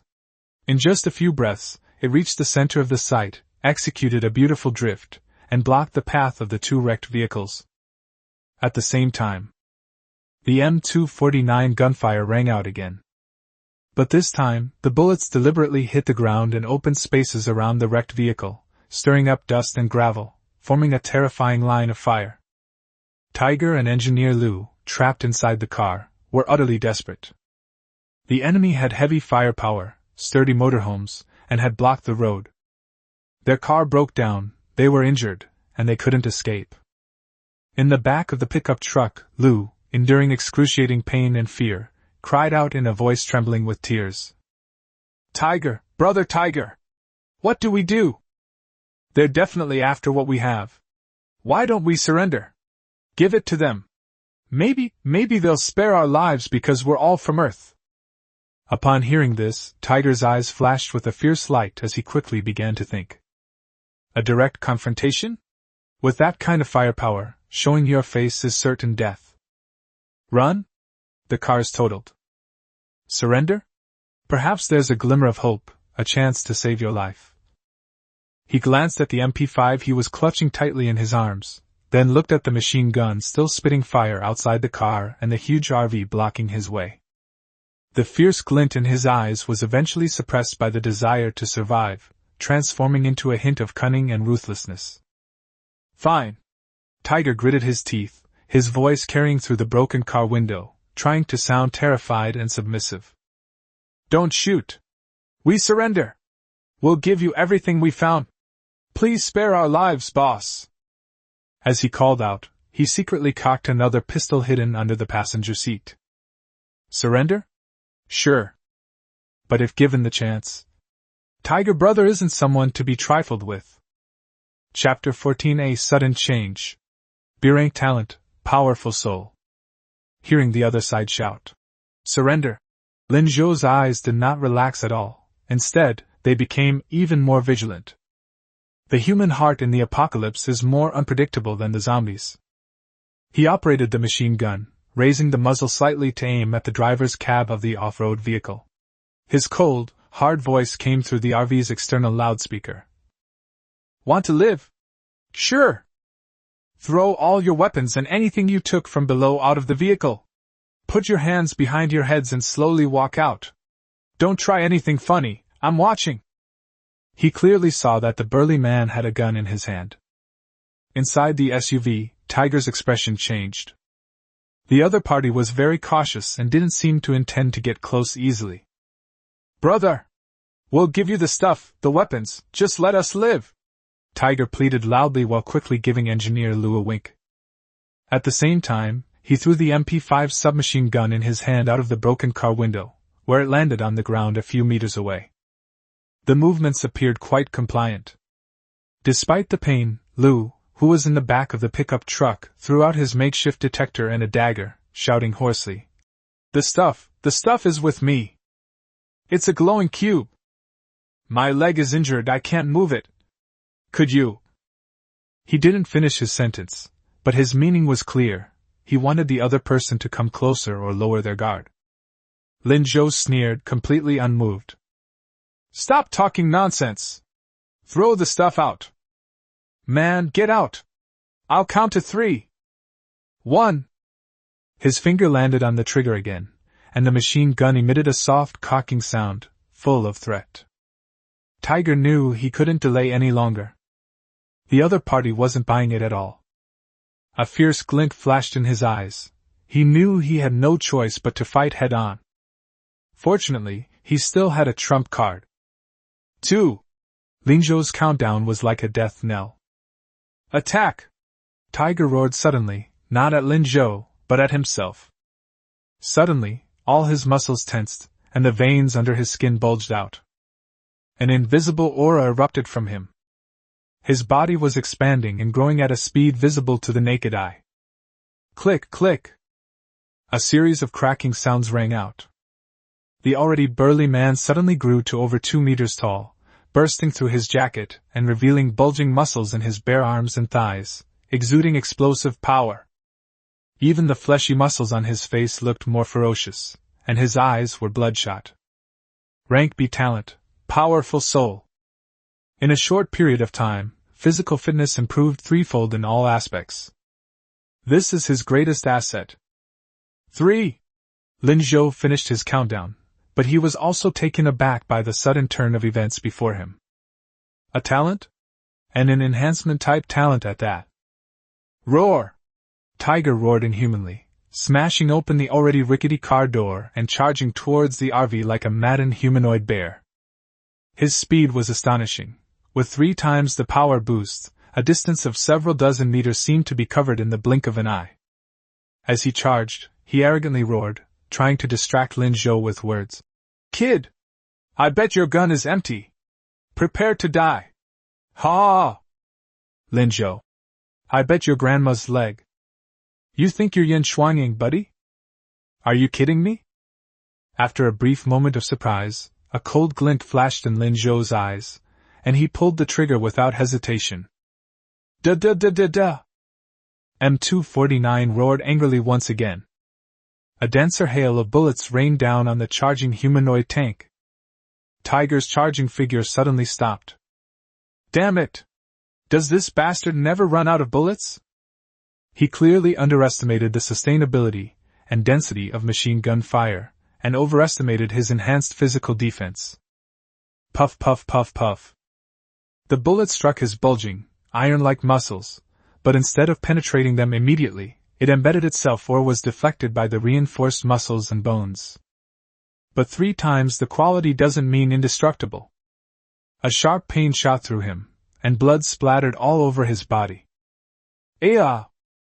Tiger let out a painful roar, his charge abruptly halted, but he did not fall. With his indomitable will and the reduced pain brought by his talent, he endured the hail of bullets and charged forward a few more steps. At the same time, he picked up a cement block the size of a washbasin from the roadside and smashed it hard towards the driver's cab of the RV with all his might. "Call!" The cement block flew in with a terrifying whooshing sound. Lin Zhou's pupils contracted. He had no time to react. However, at that moment, Xiao Ai's AI voice suddenly rang out. "Danger detected. Automatic defense mode activated."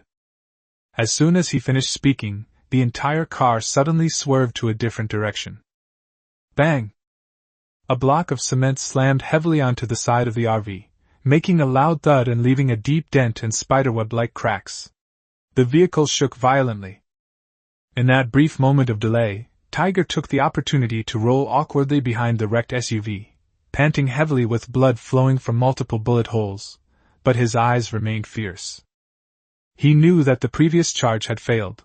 The enemy's firepower was too intense and sustained. "Damn it! I miscalculated." Tiger gritted his teeth, feeling the effects of his talent rapidly fading, and intense pain and weakness began to sweep over his entire body. Inside the RV, Lin Zhou was also startled by the other party's sudden outburst and strength, breaking out in a cold sweat. What incredible strength! That was close. A grade B talent that triples physical attributes. It's truly not to be underestimated. We almost got turned around. He immediately adjusted his gun, aimed it at the wreckage of the off-road vehicle, and prepared to launch a suppressive barrage, giving the enemy no chance to catch their breath or retaliate again. At the same time, he growled. "Xiao Ai! Prepare for impact mode! If he dares to show his face again, or if that skinny guy makes any unusual moves, just ram him. Don't hold back." Command confirmed. "Impact module warming up," Xiao Ai responded calmly. Lin Zhou's eyes were cold, his finger firmly on the trigger. This time, he will not give the other party any more chances. Surrender? That was a good performance. But now, all he wanted was to bury these two dangerous guys, along with their talents and ulterior motives, completely in these ruins. Of course, before that, we need to get our hands on the power core. Chapter 15, Power Core Acquired, Loading the Vulcan Gatling Gun. Without the slightest hesitation, Lin Zhou turned his M4 gun towards Lu, a tall, thin man who was unable to move due to being shot in the thigh and was watching in horror as Tiger Brother unleashed his power and was then driven back. Puff! Puff! Puff! 3 shots were fired in quick succession, hitting the head precisely. Player killed, Lu Hong. 1 point earned, non-zombie/monster kill detected, sin value +1. Item obtained, Power Core Miniature. The system's cold notification sound rang out, and Lin Zhou was overjoyed. A power core? It really exists. Moreover, he didn't expect that this item could actually drop from players. It seems there are still many rules to learn in this game. But what about the sin value? Lin Zhou frowned, but didn't have time to delve into it. Having eliminated a potential threat, he immediately set his sights on Tiger, who was hiding behind an SUV. The opponent is incredibly talented and his killing intent is clear. He must not be allowed to live. Lin Zhou pulled out several defensive grenades he found in the trunk. Pull out the safety, don't hold back at all, and keep throwing at the wreckage of the off-road vehicle in all directions. 1, 2, 3, a whole 7 or 8 grenades were thrown at them like they were free. Boom, boom, boom, boom. The series of explosions were deafening. Flames soared into the sky, and shrapnel flew everywhere. The already damaged off-road vehicle was instantly blown to pieces and burst into flames. Xiao Ai, check if there are any living organisms in the target area, Lin Zhou roared. Scanning. Vital signal at the original target location has disappeared. Player killed, Li Hu. Gained 1 point, sin value +1. Obtained 1 B-grade talent fragment, strong soul. Talent fragments? It seems that killing a player gives you a chance to obtain their talent fragments, but it doesn't appear to be a complete talent. Lin Zhou glanced at the notification and quickly looked away. Looking at the flames and thick smoke rising into the sky ahead, and smelling the pungent smell of burnt blood mixed with the stench in the air, Lin Zhou remained silent for a few seconds. This was the first time he had actually killed someone. Although the other party showed murderous intent first, and although it was for self-preservation and to compete for resources, the feeling of personally ending the lives of two fellow transmigrators was indescribable. There was no joy in my heart, only a sense of heaviness and inexplicable coldness. Am I cruel? He asked himself. Immediately he shook his head, his eyes regaining their firmness. To hell with it! This is the apocalypse! There are no absolutely good or bad people. Survival and becoming stronger are the only truths. Being soft-hearted will only lead to your own death.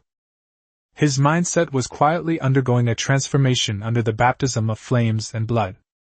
Just then, Commander! The zombie horde in the underground level has been completely alerted by the explosions and gunfire above, and a large number of zombies are pouring out of the ground. They are expected to arrive at the current location within 30 seconds. Quantity, approximately 40. Xiao AI's warning rang out urgently. The zombies are coming. Moreover, it was a horde of zombies that had been thoroughly enraged by the battle just now. Lin Zhou's eyes sharpened, showing not fear, but rather a hint of ruthlessness and excitement. Just in time. Having just acquired the power core, I was worried about having nowhere to test my guns. Moreover, these are all points and parts delivered right to your door. He immediately brought up the vehicle panel, found the firepower system, LV.1, and selected to load the blueprint he already owned, Gatling M134, vehicle-mounted fixed. Loading requires 50 points, 30 mechanical parts, 1 mutated blood core, gray, and 1 miniature power core. Sufficient resources detected. Load? Estimated loading time, 8 minutes. Additional points can be used to speed up the loading process. 8 minutes? The zombies won't wait for him. He checked his personal panel. From killing zombies and opening boxes, he now had 64 points and 70 mechanical parts. That's enough. Consume points, complete loading immediately, Lin Zhou said without hesitation. Points were deducted instantly. On the roof of the RV, near the front, an armor plate automatically slides open, and a sturdy rotating base rises up. The complex mechanical structure quickly unfolds, assembles, and locks. The Gatling gun's 6 barrels, gleaming with a metallic gleam, slowly rotated and warmed up, the dark muzzle pointing forward at the front of the vehicle. Its built-in small fire control radar and ammunition supply system were activated simultaneously. The entire weapon station was filled with a cold industrial aesthetic and an aura of destruction. Vehicle-mounted weapon, Vulcan, Gatling M134, fixed, loaded. Current status, standby. Can be manually controlled or authorized for AI-assisted control. Xiao AI, immediately take control of the Vulcan cannon. Activate automatic target acquisition mode. Target, all non-friendly life forms within 50 meters of the RV. Authorize the use of the infinite power talent effect. Lin Zhou issued the command in a rapid-fire manner. Command confirmed. The Vulcan control system has been taken over. Automatic target acquisition mode activated. Energy link established. Infinite firepower talent adaptation in progress. Adaptation successful? Buzz. The Gatling gun's 6 barrels began to spin rapidly, emitting a deep and terrifying hum, as if a sleeping beast had opened its eyes. At the same time, from every exit of the communication station ruins, a flood of roaring zombies poured out. Attracted by the sound and the scent of living people, they frantically rushed toward the conspicuous RV in the center of the field. More than 40 zombies, a dark mass, a horrifying scene. Lin Zhou stood inside the car, watching the horde of zombies swarming in through the screen, and then looked at the metal storm maker on the roof, which was already poised to strike. A cold smile slowly curved the corners of his mouth. Xiao AI. Yes, Commander. Fire. The next second. Sizzle. That wasn't an ordinary gunshot. Instead, driven by a high-speed motor, the 6 barrels unleash a barrage of ammunition at a rate of thousands of shots per minute, creating a terrifying hiss that is almost continuous, like a chainsaw tearing through metal. Boom! A carnage is about to begin. Chapter 16: A Feast of Slaughter. On the roof of the vehicle, the 6 barrels of the Vulcan Gatling M134 spun wildly, almost merging into one, spewing out scorching tongues of fire several meters long. With a terrifying rate of fire exceeding 6,000 rounds per minute, and supported by the infinite firepower talent, it transforms into an inexhaustible torrent of metal. Automatic locking and automatic firing. Xiao AI calmly controlled this weapon of destruction. The fire control radar instantly locked onto the Fang zombie at the front. With a slight adjustment of the muzzle, the death ray-like whip of light swept mercilessly across it. Puff puff puff puff puff. The 7 or 8 zombies at the front didn't even have time to react before their upper bodies were riddled with bullets and torn to shreds. Blood, bits of flesh, and bone fragments exploded like a tomato being smashed by an invisible giant hammer. The torrent of metal continued unabated, sweeping horizontally across the horde of corpses. Zombies fell in droves. No matter how much they roared or how relentlessly they charged forward, they were utterly vulnerable in the face of that absolute firepower density and rate of fire. The bullets easily pierced the decaying body, broke the bones, and tore apart the likes behind them. The smell of gunpowder and blood mingled, creating an atmosphere that was both nauseating and exhilarating, permeating the entire venue. This was a one-sided, extremely violent massacre. There were no tricks involved, it was purely a matter of overwhelming firepower and numbers. This time, however, it was the numerically superior zombies that were crushed. The notification sounds of points being earned were frantically flooding Lin Zhou's mind, but he had no time to look at them closely. He simply stood by the car window, quietly watching the hellish scene outside, watching that massive metal beast that belonged to him effortlessly reap lives. There's no need to aim, no need to conserve ammunition, and he doesn't even need to pull the trigger himself. Fully automatic, unlimited ammo, AI control. This is no longer a battle, but an industrialized, assembly line-like elimination. This feels fucking awesome. Lin Zhou's lips curled into a smile. Meanwhile, inside the train carriage, Lin Wanqing was completely dumbfounded. She had originally obeyed Lin Zhou's orders and stayed in the relatively safe living room area, curled up with her knees drawn up to her chest. My heart was filled with fear of the gunfight and explosions that had just taken place. Then she heard that terrifying, continuous hissing sound. She couldn't resist moving closer to the side window and looking out through the one-way glass. The next second, her pupils dilated suddenly, her mouth opened involuntarily, and she froze on the spot as if petrified. What did she see? She saw a multi-barreled rotary machine gun protruding from the top of the RV, a weapon she had only ever seen in movies and games. Seeing the machine gun spewing out continuous tongues of fire that almost formed a solid band of light. Seeing those ferocious zombies that had almost killed her before, easily torn apart like paper in the metal storm. Corpses littered the fields, blood flowed like rivers. No, it's a cloud of blood. The flames from the explosion were still burning in the distance, highlighting the even more efficient and ruthless killing scene. Was all of this caused by that young man? The immense shock was wildly impacting Lin Wanqing's understanding. Lin Wanqing, I want to report this. Someone is cheating. She instinctively hugged herself tighter, her body trembling slightly. Is it safe to be around this man? Or is it, even more dangerous? But at least she's still alive. The screeching outside lasted for less than a minute before gradually subsiding. Because, within sight, there were no more zombies still standing. All that remained were the wreckage scattered everywhere, the slowly dissipating blood mist, and the Gatling gun on the roof of the RV that had slowly stopped spinning, its barrel emitting blue smoke. The whole world seemed to have fallen silent. All that remained inside the car was Lin Zhou's calm breathing and Lin Wanqing's own rapid, uncontrollable heartbeat. Ding! Congratulations to player Lin Zhou for achieving the hidden achievement. 100 kill streak. Accumulating 100 zombie kills. You have received 1 intermediate achievement chest. The notification sounded, and Lin Zhou's heart stirred slightly. Hidden achievements? It seems this game encourages actively fighting against zombies. Treasure chest rewards are always good. He quickly glanced at his personal panel.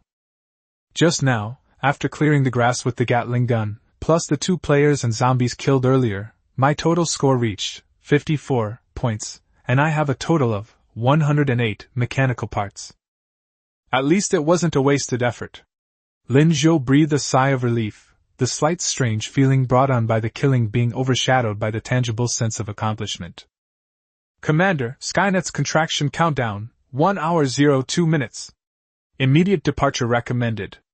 Xiao Ai's voice rang out at the right time, pulling Lin Zhou back to reality. Time is running out. Get in! Lin Zhou no longer lingered on this battlefield filled with wreckage and scorch marks, opened the car door, and sat back in the driver's seat. Lin Wanqing also seemed to wake up from a dream, hurriedly returned to her seat, fastened her seatbelt, but couldn't help but glance at the man frequently. Xiao Ai, activate autonomous driving, set the destination, the nearest safe zone boundary. Calculate the best route and proceed at full speed. Instruction confirmed. Route planning complete. Estimated arrival time, 58 minutes. Please note that there may still be obstacles or unexpected threats along the way. The RV engine roared again, turned around, rolled over the blood-stained ground, and sped back onto the road leading to survival. The car became quiet for a moment, with only the hum of the engine and the sound of the scenery rushing past the window. Lin Zhou glanced at Lin Wanqing, who was still curled up in the corner of the living room, her face pale and her eyes somewhat dazed. I know that the scene just now was quite impactful. But he didn't intend to offer any comfort. In the apocalypse, adaptation is the first lesson in survival. With a thought, he took out the intermediate achievement chest he had just obtained. The rustic wood grain gleamed softly. Lin Zhou handed the treasure chest to Lin Wanqing. Come on, upgrade it. Lin Wanqing snapped out of her daze, looked at the treasure chest in front of her, nodded, suppressed the turmoil in her heart, and concentrated. The faint, shimmering white light reappeared at her fingertips, gently brushing across the surface of the treasure chest. The light shimmered. Advanced Achievement Chest, X1. Lin Zhou took the upgraded treasure chest and said calmly, Let's see what we can get this time. Chapter 17. A sudden increase in power, the limits of humanity. Lin Zhou took a deep breath, filled with anticipation, and slowly opened it. A dark golden light flowed out, not dazzling, but appearing profound. Successfully opened the Advanced Achievement Chest. Received 30 points, 1 large strength potion, 1 basic melee mastery skill scroll, 1 7-day pack of premium compressed food, 1 large case of purified water. A great haul. I got 30 points. Food and water solved my short-term supply problem. Lin Zhou picked up the bottle of power potion, large, first. The bottle was larger than the previous one, and the liquid was a richer, darker red. Note: after use, it can increase physical fitness by 5 to 10 points, related to strength. Hopefully it'll be a big one. Lin Zhou uncorked the bottle and drank it all in one gulp. An even stronger warm current than before instantly swept over my entire body. Muscles, bones, and even internal organs seemed to be washed and strengthened by a gentle yet powerful force. He couldn't help but let out a muffled groan, feeling as if his whole body had swelled up, filled with explosive power. Power potion, large, successfully used. Physical attributes increased from 6 to 10. 10 points. That's a direct increase of 4 points. Although it's not the maximum, it's still quite significant. However, just as he was feeling the surging power within him, another system notification sounded, carrying a different meaning. Hint: player Lin Zhou's current physical attributes, strength, have reached the theoretical limit of ordinary humans, 10 points. To further improve, special items or opportunities must be sought to break the genetic lock and unlock deeper levels of evolution. Genetic lock? Human limits? Deeper evolution? Lin Zhou was stunned for a moment, then his eyes shone even brighter. So, physical fitness has an upper limit, and breaking through that limit means being extraordinary? This apocalyptic game is definitely not as simple as it seems. He kept this information in mind. With a current physical attribute of 10, combined with unlimited firepower and gradually improving vehicles, it's definitely enough in the early stages. The matter of genetic locking can be explored gradually. He then looked at the skill scroll Melee Mastery, Basic. With a thought, I chose to use it. The scroll transformed into a stream of light and entered his body, instantly flooding his mind with a wealth of knowledge and muscle memory about the use of cold weapons, power generation techniques, and simple combat dodging. Although it's only at the basic level, with the addition of 10 points in physical attributes, the power of that standard longsword would be completely different now. Excellent, this unpacking yielded great results. Lin Zhou nodded in satisfaction, his gaze towards Lin Wanqing softening. Well done. Lin Wanqing forced a smile, but her mind was still filled with the terrifying scene of the Gatling gun sweeping away the zombies.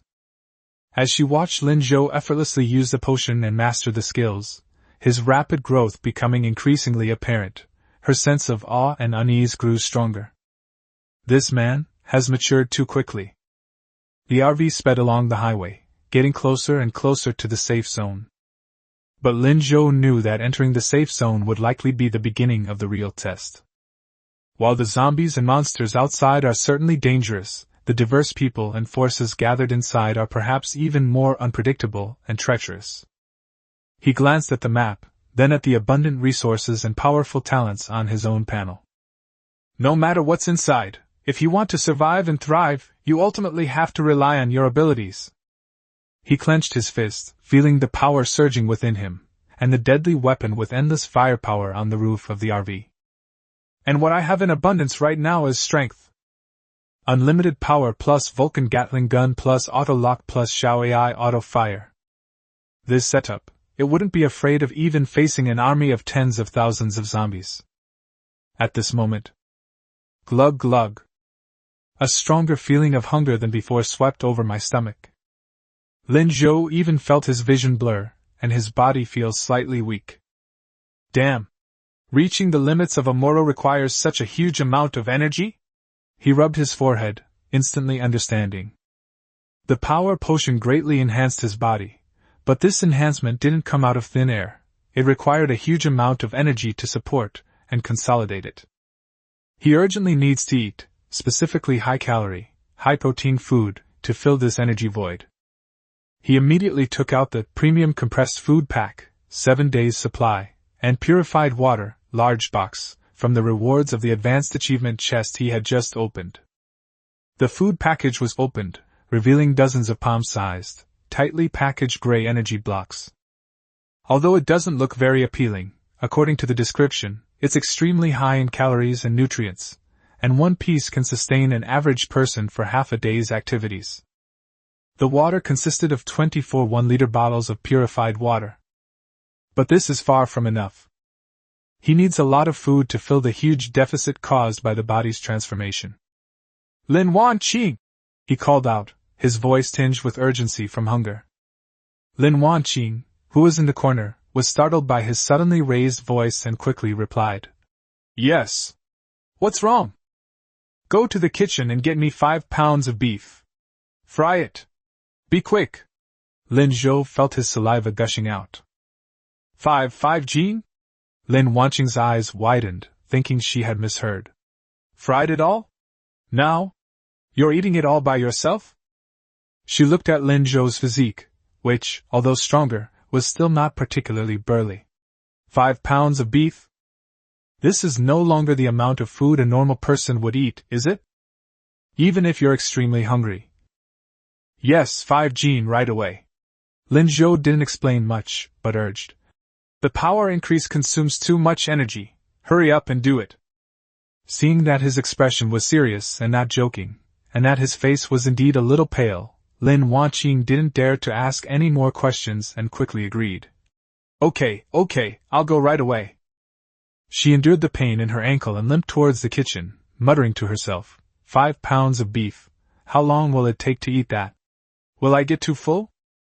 Lin Zhou sat in the living room, eating compressed biscuits and drinking water to temporarily relieve his intense hunger.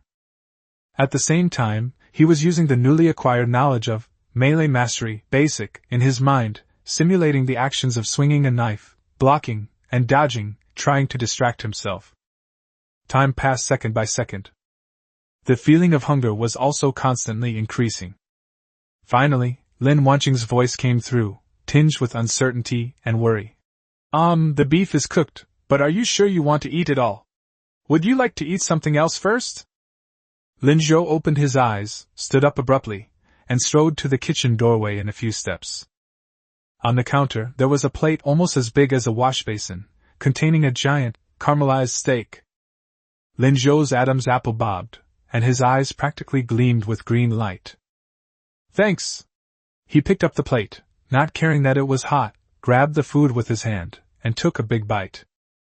Ugh! The rich, juicy meat burst in his mouth, mixed with simple salt and black pepper seasoning, instantly conquering every hungry taste bud. He could even feel the food being rapidly absorbed and transformed by his energy-hungry body after it entered his stomach. 1 big bite, 3 big bites. 5 pounds of beef disappeared at a visible speed. This left Lin Wanqing, who was standing to the side, completely dumbfounded. Is this a human being? It felt like a ferocious beast that hadn't eaten in a long time. Soon, as time passed, the extreme hunger finally subsided when Lin Zhou swallowed the last piece of beef. He let out a long sigh of relief, leaned back in his chair, and felt that his entire state had reached an unprecedented peak. With ample energy, my physical fitness level of 10 points has truly stabilized.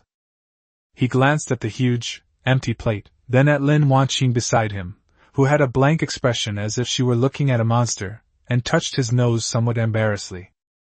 That tastes very good. Thank you. He thanked him sincerely. This meal was both timely and crucial.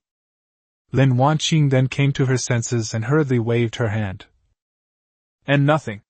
You're fine as long as you're full. A storm raged in her heart. What kind of constitution is this? Or is this simply the drain on the power of those with exceptional talents? It seems that in this world, nothing about the strong can be judged by common sense. Lin Zhou nodded, then turned his gaze back to the view outside the car window. In the distance, some blurry building outlines can already be seen, as well as faint noise and the shadows of more vehicles. We're almost at the safe zone. Chapter 18. The Loki. Lin Zhou enters the safe zone. With more than 20 minutes to go before reaching the safe zone, Lin Zhou opened the World Chat channel. He wanted to see what the other players were doing, especially those who had already entered the safe zone, and whether they had any valuable information. The channel continues to refresh information at an extremely high frequency. Ha! None of you would understand. I finally made it into the safe zone alive.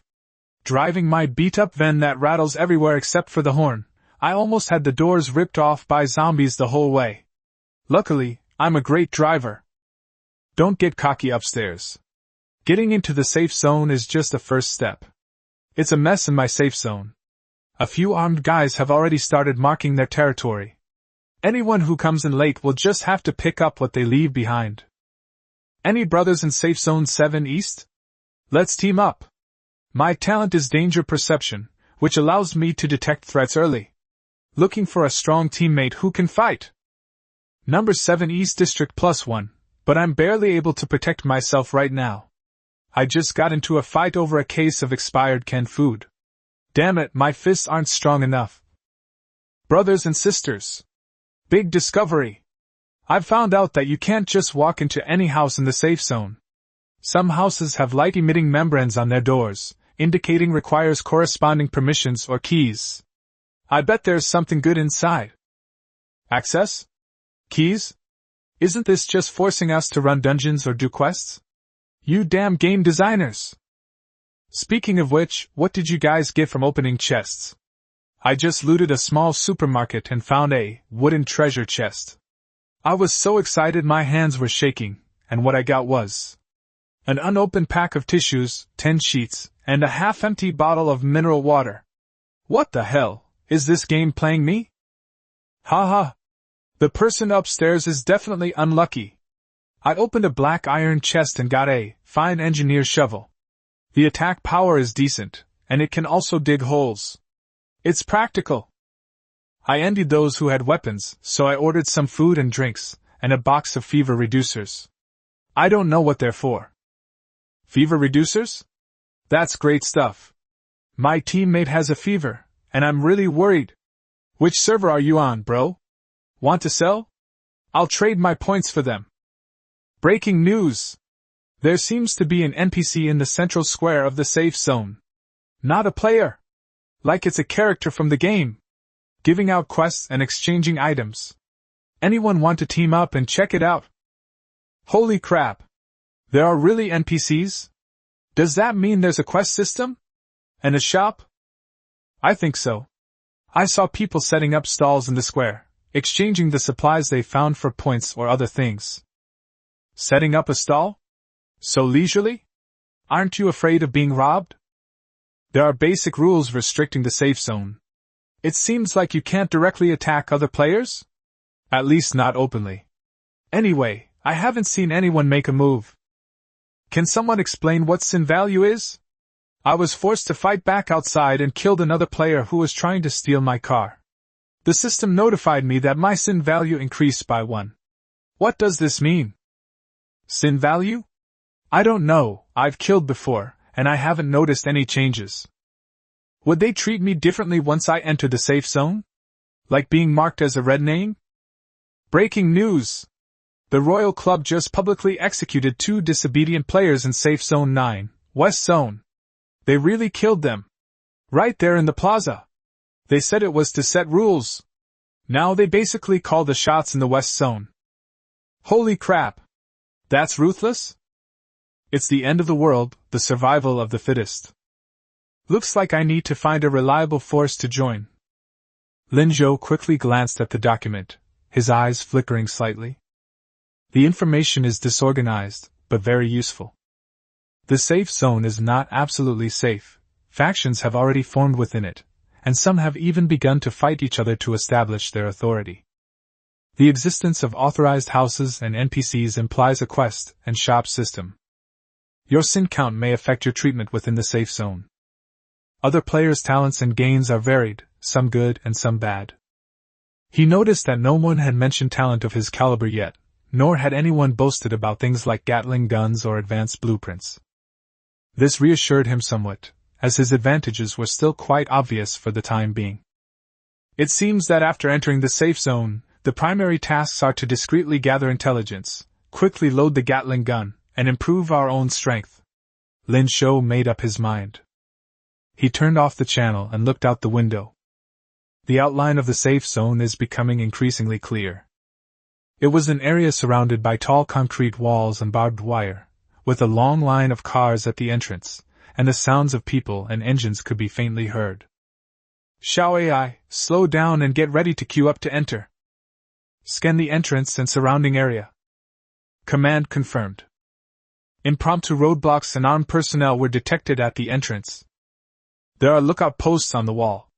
The building density inside is high, and the signal is chaotic. No large-scale gatherings were found. The RV slowed down, preparing to head towards the safe zone. Lin Zhou took a deep breath, stretched his shoulders, adjusted his equipment, and his eyes regained their usual calmness. The first leg of the Doomsday highway journey is coming to an end. The game inside the safe zone is about to begin. He glanced back at Lin Wanqing, who was also looking nervously out the window. Speak less, and follow my orders completely, he simply instructed. Lin Wanqing nodded vigorously, her hands clasped together nervously. At this moment, Lin Zhou seemed to remember something, and his brows furrowed slightly. The Gatling gun on the roof of the car was too conspicuous. And it doesn't fit his style of keeping a low profile. He didn't want to become part of the player's coordinated hunt as soon as he entered the safe zone. After all, this kind of greedy, jealous, and destructive person. Whether in the present or the past, there are many such people. The human heart is the most unpredictable thing. So, just to be on the safe side, he ordered. Xiao AI, put away the rooftop weapon station and switch to standby mode inside the vehicle. Command confirmed. With a slight mechanical hum, the Gatling gun, along with its base, slowly descended into the roof of the vehicle, the armor plates sliding back into place seamlessly. The Wilderness Wanderer X7 has reverted to being just an ordinary luxury RV that looks rather sturdy but is a bit dirty. The car slowly drove towards the safe zone. In front of the makeshift roadblocks, convoys of varying lengths had already formed. The crowd was noisy, with shouts, pleas, and arguments filling the air. Several men with hostile eyes, wielding sticks and machetes, wandered among the convoy, seemingly maintaining order, but more likely selecting easy prey. Chapter 19 Blocking my way? I'll deal with that one-handed pineapple. As soon as the RV from Linzhou approached, it immediately caught their attention. After all, among a bunch of broken cars, motorcycles, and even bicycles, a large, seemingly intact vehicle is just too conspicuous. Stop! A fierce-looking bald man holding a steel pipe blocked the front of the car. 7 or 8 people surrounded him, each with a fierce look in their eyes. Among them was a blonde-haired man who was holding an old-fashioned pistol. Although the model was unknown, the dark muzzle of the gun was very intimidating. Linzhou stepped on the brakes and stopped. The bald man walked to the driver's side and knocked hard on the window, with obvious provocation. Linzhou rolled down the car window expressionlessly, revealing a crack, and said coldly, "What is it?" "Heh!" The bald man grinned, revealing a mouthful of yellow teeth. "Pretty cocky, kid? Do you even know who we are?" Linzhou didn't speak, he just looked at him. The bald man didn't seem to care. He pointed at the RV with his steel pipe, then at Linzhou. "Listen up. I'm a member of the Black Mamba. This entrance is under our jurisdiction. We're here on orders from our boss to collect a toll. Kid, be smart and hand over your resurrection coin. And the supplies in the truck, take them out and give them to the brothers. Otherwise..." He deliberately dragged out his tone, and his henchmen immediately burst into malicious laughter and strange cries, banging their weapons on the ground or the vehicle, making threatening noises. Resurrection coins? Linzhou's eyes suddenly turned cold. So that's what they were planning. Stealing other people's resurrection coins increases your own resurrection count, indirectly improving your chances of survival? While it's uncertain whether resurrection coins can actually be traded or looted, these people clearly believe they can and have already taken action, treating them as easy prey. Heh! Linzhou let out a light, ambiguous laugh, but his eyes were icy cold. Get out of my way. Otherwise, don't blame me for being impolite. You're welcome? The bald man seemed to have heard the biggest joke in the world. The blonde-haired man behind him sneered and raised his pistol, aiming it at Linzhou. Kid, look carefully. We have guns. What do you have to be polite with? Your pretty face. His words came to an abrupt end. Because Linzhou's right hand had somehow extended out of the car window, and in his hand, he was steadily holding a large, dark-colored M249 light machine gun. The dark muzzle of the gun was pressed against the bald man's forehead. The cold metallic touch made the hairs on the bald man's body stand on end. One-handed. Big pineapple. The bald man froze, his facial muscles twitching, and his pupils shrinking to pinpoints. The blonde-haired guy and his other henchmen behind him were dumbfounded, and the laughter and screams instantly disappeared. The old pistol in Huang Mao's hand looked so ridiculous and weak in front of a real military light machine gun. Holy shit, big pineapple? One of the henchmen murmured, breaking the silence. The blonde-haired guy was the first to react, his anger and fear palpable, as he roared. Kid!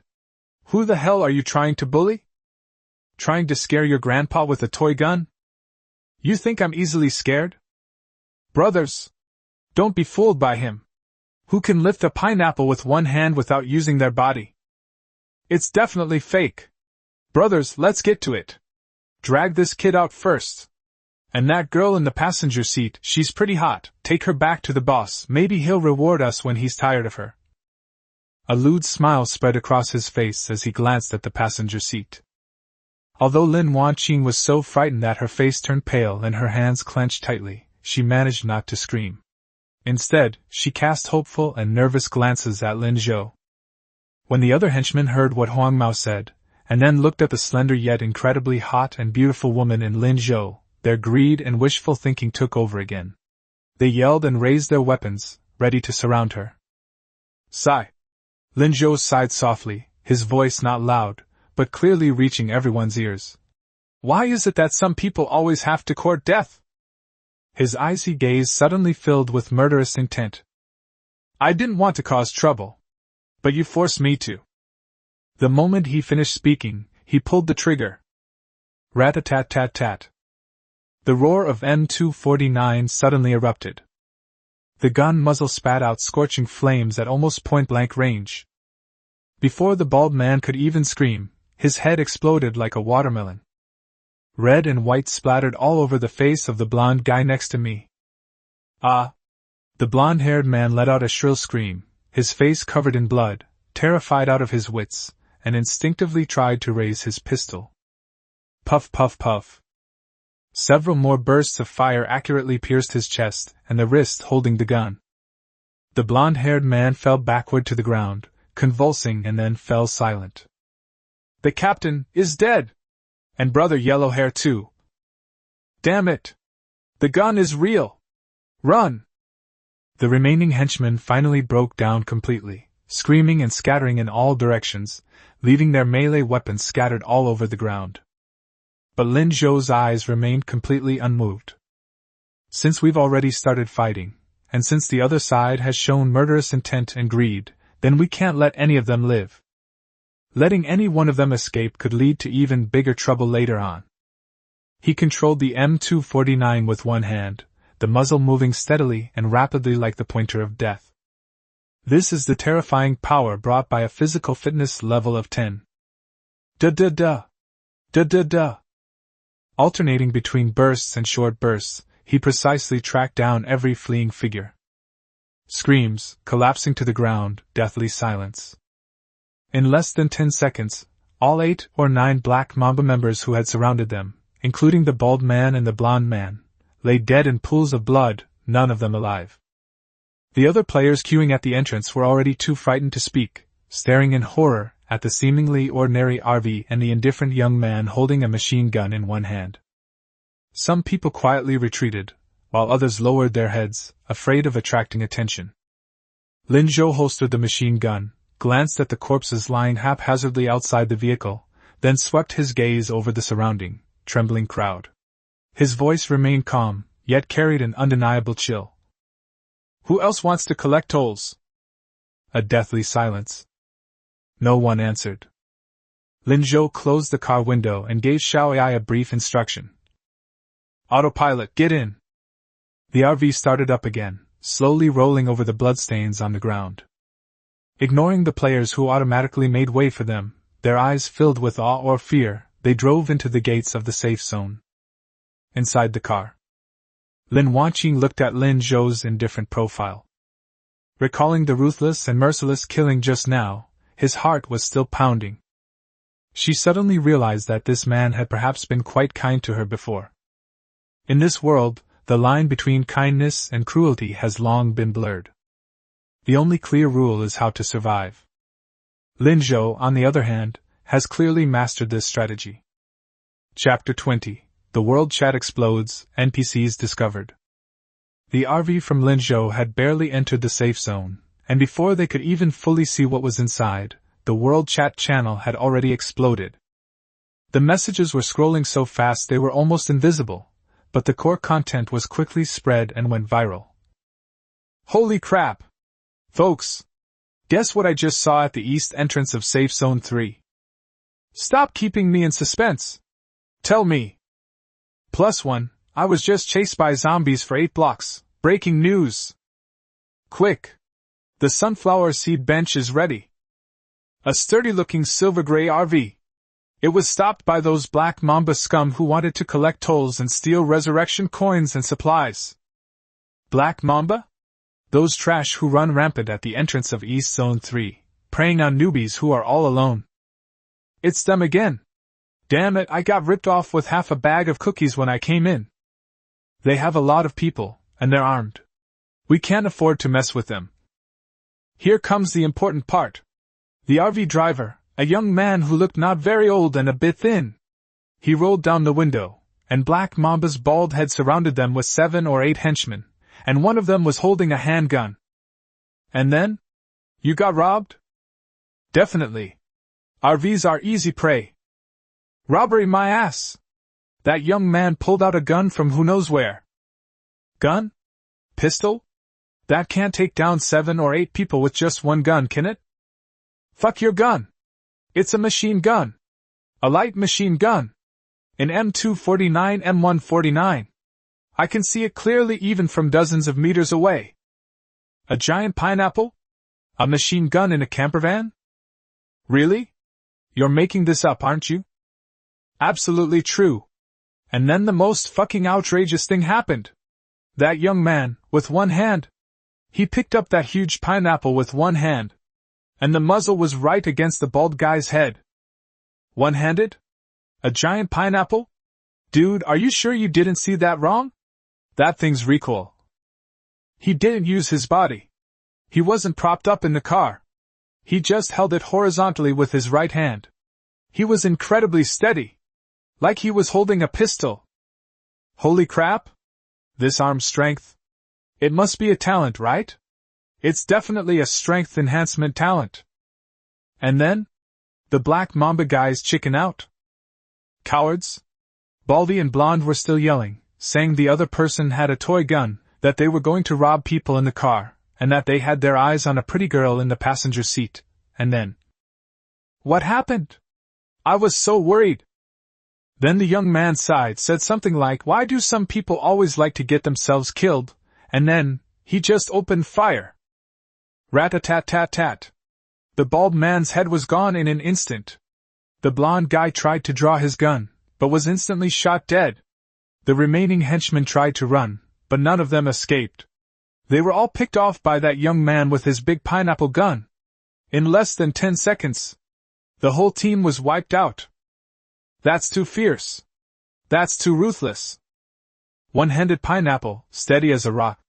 What kind of monster rookie is this? RV machine gun, ruthless guy. Does anyone recognize him? Which big shot? I don't know, he looks very unfamiliar. Quickly write down the license plate and details. A silver gray RV, a young driver, and a beautiful woman in the passenger seat. Don't mess with it. The Black Mamba has really messed up this time. Their boss is probably furious. What's the use of getting angry? With that kind of firepower, they can probably do whatever they want outside the safe zone. The channel was filled with a frenzy of comments expressing amazement, doubt, seeking verification, analysis, and awe. The news swept through the vision of all players in the safe zone like a storm. Unbeknownst to many, Lin Zhou has already entered the list of players' attention with an extremely powerful, cold, and mysterious image.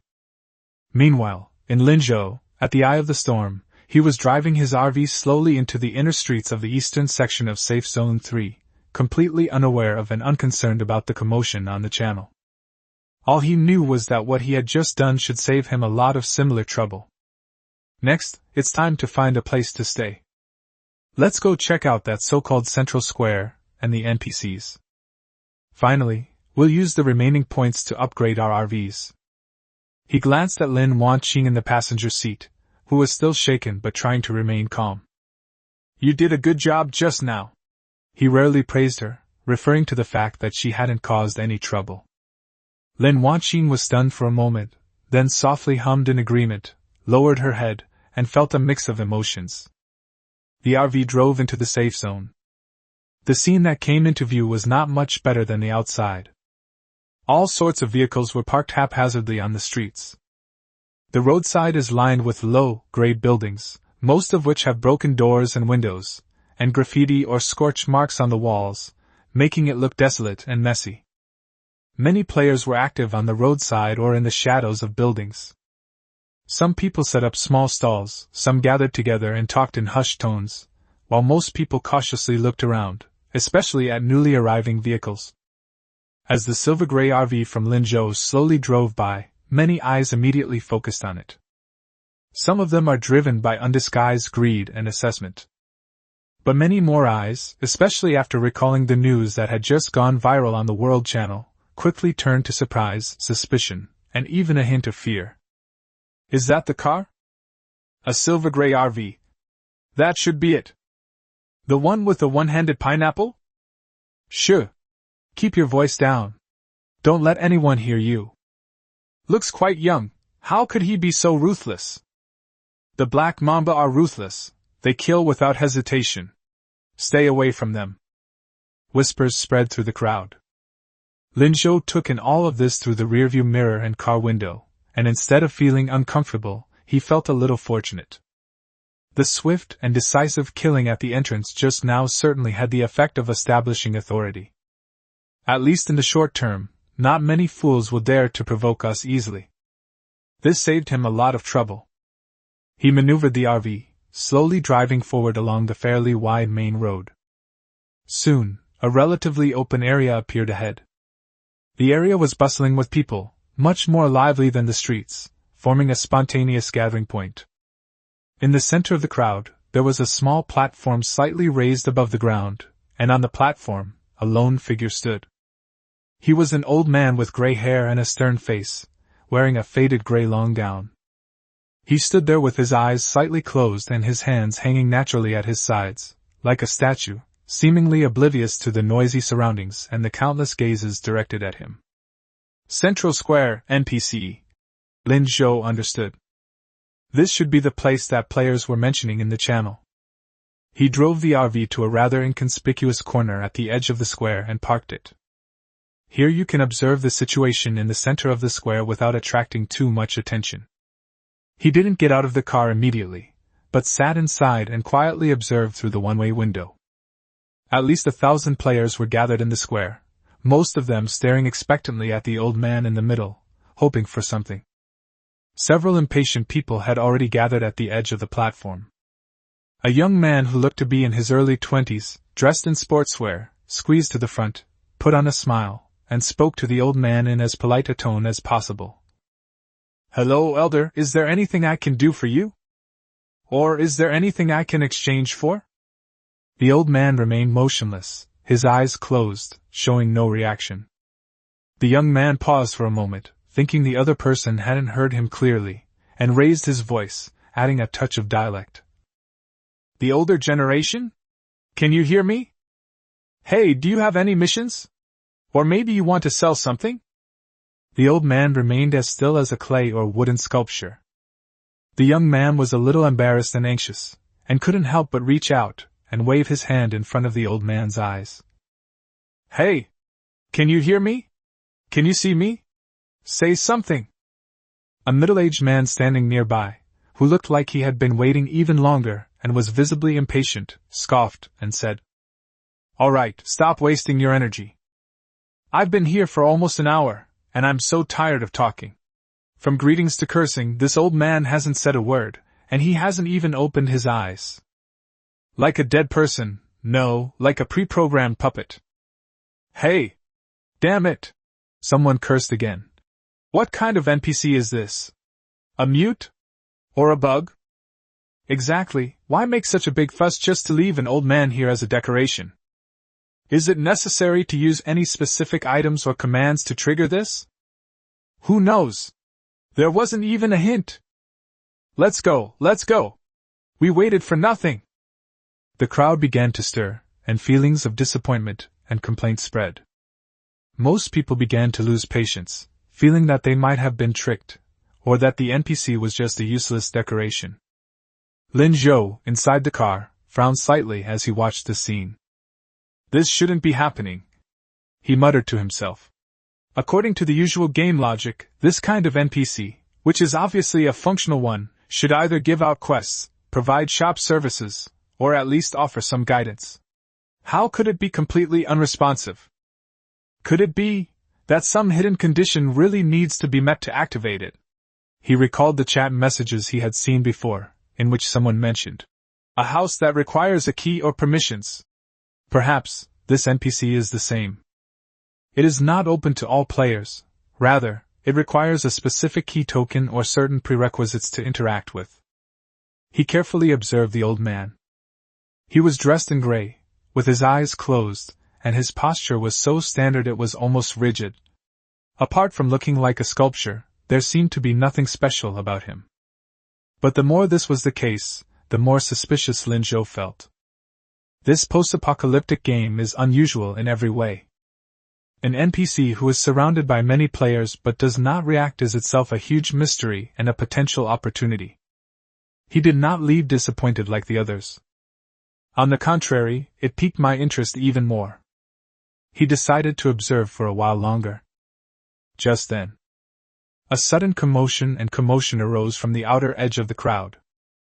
It seemed that another group of people was rapidly approaching the center of the square, or more precisely, the direction where the Lin Zhou RVs were parked. Faint whispers of panic could be heard.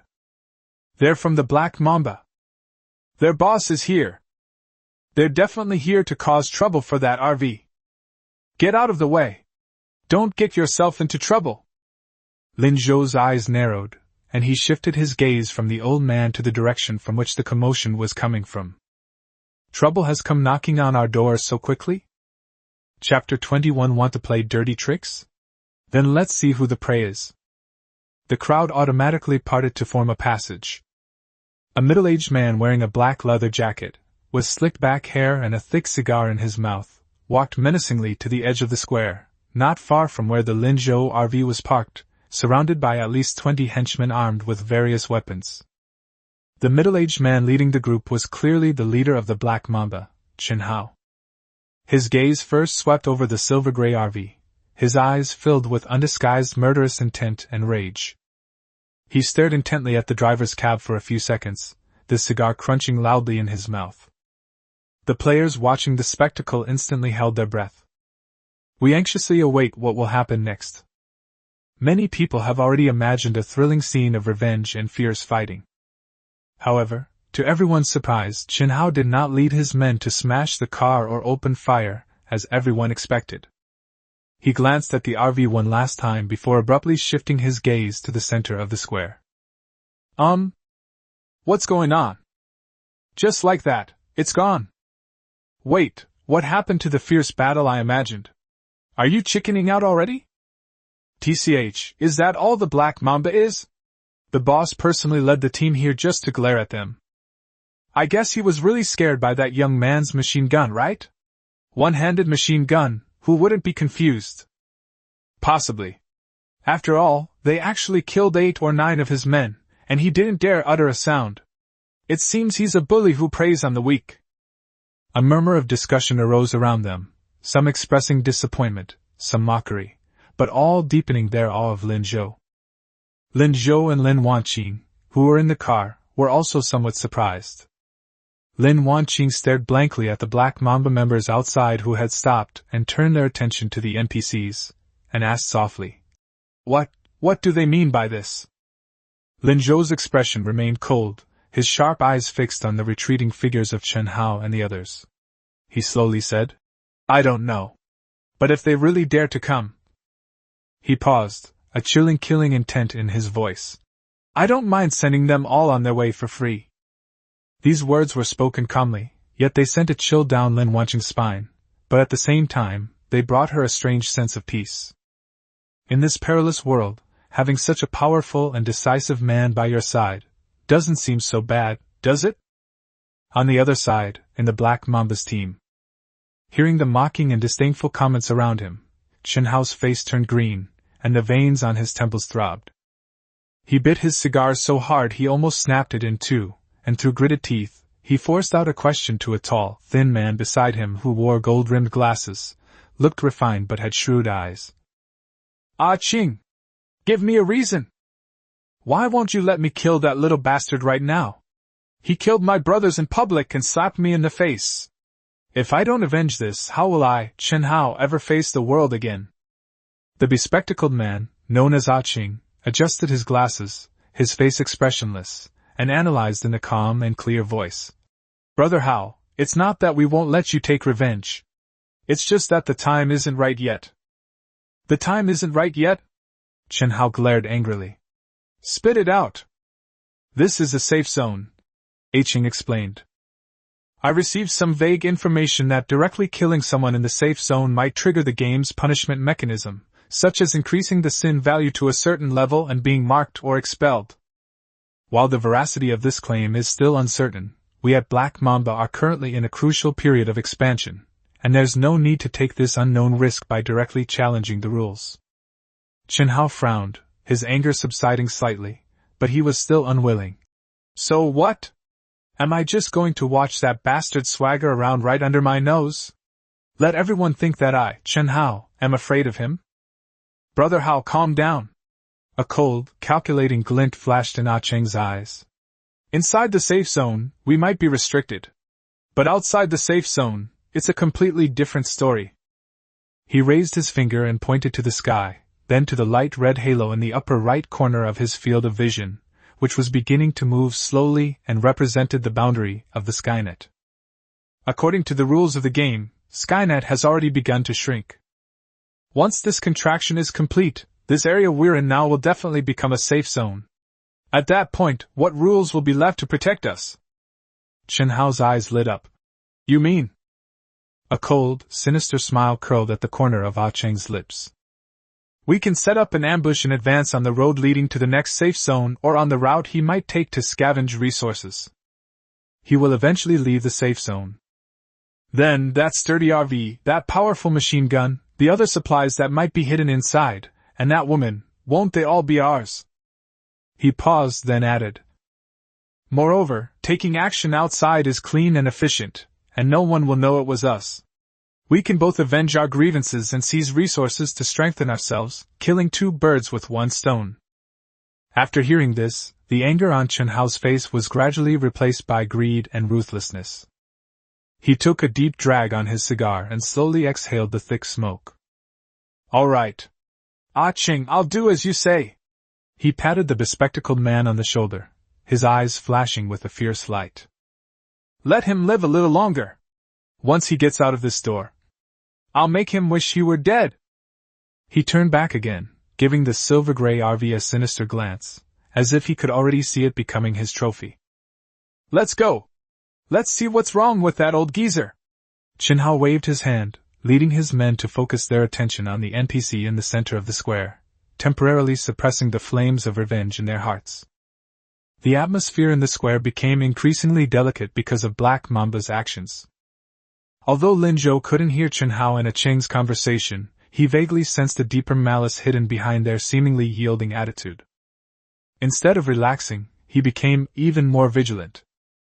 Xiao AI, highlight the Black Mamba leader and his core members, and continuously monitor their movements. At the same time, multiple alternative routes are planned for reaching the next safe zone or resource point after leaving the current safe zone, prioritizing routes that are concealed, complex, and less likely to be ambushed. Command confirmed. Monitoring established. Route planning in progress. Lin Zhou knew that temporary calm often meant a bigger storm was brewing. Trying to play dirty tricks? He sneered inwardly. Let's see who ends up being the prey in the end. Chapter 22. Dusk has fallen, night has descended. The game begins. Just as most players in the square were losing patience due to the NPC's prolonged lack of response and preparing to disperse, the Black Mamba members were also getting impatient and planning to leave. The sky, which had always been a grayish-yellow hue, began to change at a speed visible to the naked eye. The light dimmed rapidly, and the clouds were tinged with an ominous dark red and deep purple, like congealed blood. The wind stopped, and the air became thick and oppressive. Why did it suddenly get dark so quickly? Something's not right. Look at that old man! As the weather changed, the gray-clad old man in the center of the square, who had been like a sculpture, finally stirred. His tightly closed eyelids slowly opened. What kind of eyes were those? There were no pupils, only a murky, eerie light that seemed to reflect the dark red clouds in the sky, as deep as two whirlpools. Immediately afterwards, an aged voice rang in everyone's ears, drowning out all the noise. Dusk has fallen, and night has come. Fleers from afar, welcome to the ruined town. I am the mayor of this town. The old man paused, his cloudy eyes slowly scanning every face in the square. Now please allow me to say a few words. As soon as the words were spoken, the players who were about to leave suddenly stopped in their tracks, turned around in unison, and looked at the platform in disbelief. Holy crap! The NPC is alive? He spoke. He really spoke. I've already packed my pants, no, my backpack, and I'm all ready to go. The town mayor? He says he's the town mayor. After a brief silence, the crowd erupted in a huge uproar. Everyone became excited, their previous disappointment and complaints vanished, and they rushed to the platform, bombarding it with questions. Mayor! Mayor! What mission do we have? Issue a mission quickly! Mayor! Is there a shop? Can I exchange goods there? What do you need me to do? I'm strong. I can run fast. I know how to pick locks. On the platform, the elderly man, referred to as the town mayor, wore a kind yet distant smile. He raised one hand and gently pressed it down, instantly silencing the cacophony of noise. Children, don't rush. He spoke slowly, his voice still resonating peacefully in everyone's minds. Nice to meet you all. I've prepared some small gifts for you. They've been placed in various corners of the town. As for what's inside, the smile at the corner of his mouth seemed to deepen slightly, carrying a hint of something elusive. You'll have to find it yourselves later. Wow! There's a gift too? This NPC is great. He's so generous. He gave us something right away. The mayor is so magnanimous. Quickly! Where are the gifts? What are they? Many players were overjoyed, thinking they had won the lottery. But a few, including Lin Zhou in the car, frowned even more deeply. Something unusual must be going on. An NPC who previously ignored all players suddenly comes to life when the weather changes. The first thing he does is not to issue a clear quest or open a shop, but to say that he wants to give a gift. This in itself is eerie. Sure enough, the mayor's next words confirmed their premonition. A seemingly composed middle-aged player raised his voice and asked, Mayor, I'm afraid, it's not just that, is it? Is there something else you haven't said? The town mayor glanced in that direction approvingly, and nodded. A smart child. His voice was slightly lower, carrying a solemnity as if he were reciting some ancient covenant. I am here, instructed by my lord, to play a game with you all. Game? What game? The mayor spoke slowly, each word clearly imprinted in everyone's hearts. The game's content is very simple. In the ruined town, just survive one night until dawn. What? That's it. Survive for one night? It's that simple? This ruined town looks like a weak point, but isn't the safe zone right here? What's the difference between this and winning by lying down? Yeah, it's just a matter of taking a nap, isn't it? Mayor, are you kidding us? Most players showed expressions of disbelief, or even amusement. This game sounds incredibly easy, not even challenging. However, Lin Zhou's heart sank suddenly. He stared intently at the mayor's stern face and the strange, murky light in his eyes. Survive one night?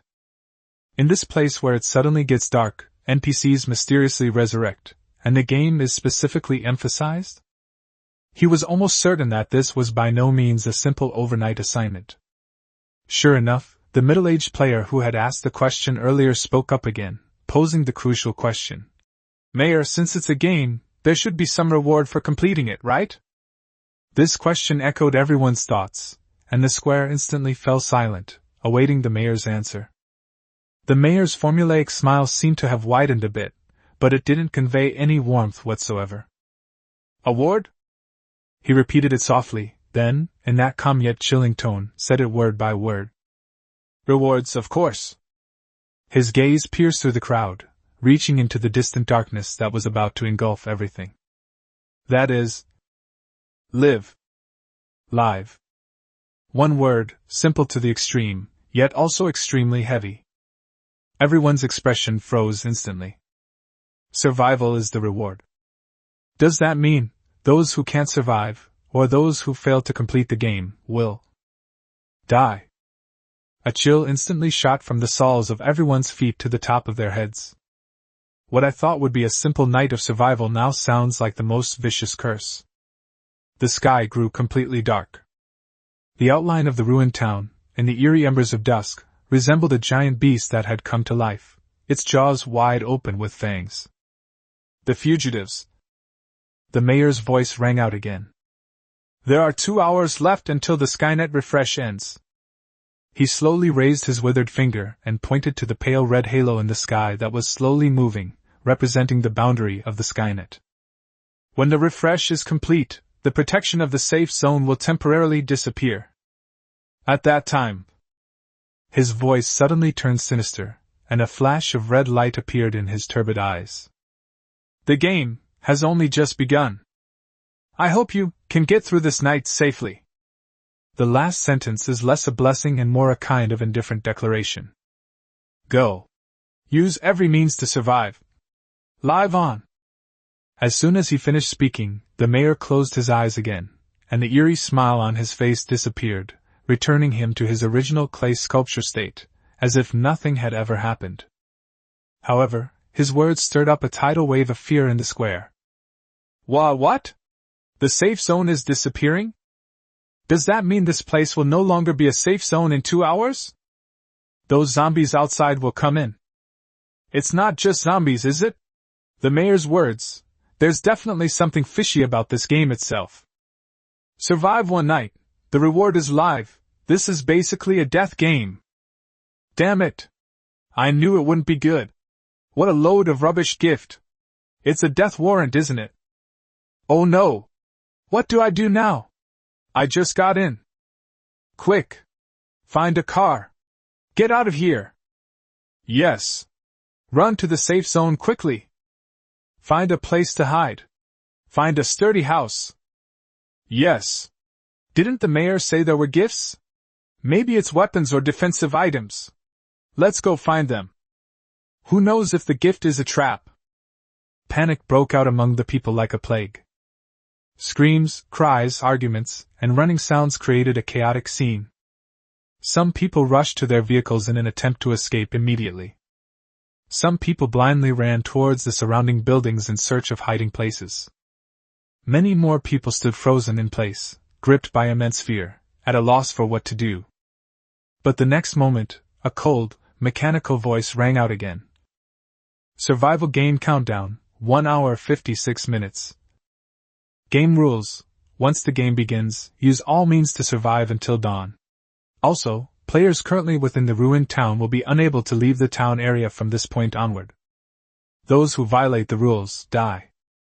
As soon as the words were spoken, the players who were preparing to flee to other safe zones froze in place. A profound sense of despair began to fill my heart. It's over. It's completely over. This game is completely denying them any chance of survival. Chapter 23 Upgrading the Defense System, LV3. The World Chat channel was instantly flooded with messages from here, and players in other safe zones were shocked and in an uproar upon hearing the news.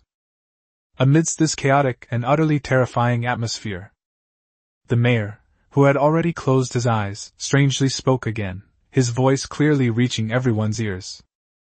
My lord, night is coming. Please protect me. Those, the most wicked mortals, to be completely buried here. Hiss. Upon hearing this eerie whisper, every player felt a chill run from their tailbones straight to the top of their head, and their hair stood on end. This is not a kind mayor at all. This is a cult.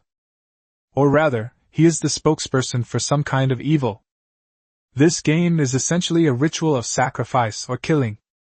Holy crap! What the hell is this game? This is really weird. Something's off about this NPC. Mortals who are utterly wicked. Does that refer to us? Buried here. He wants to kill us all here? Run! Get out of this square! Stay away from this old monster!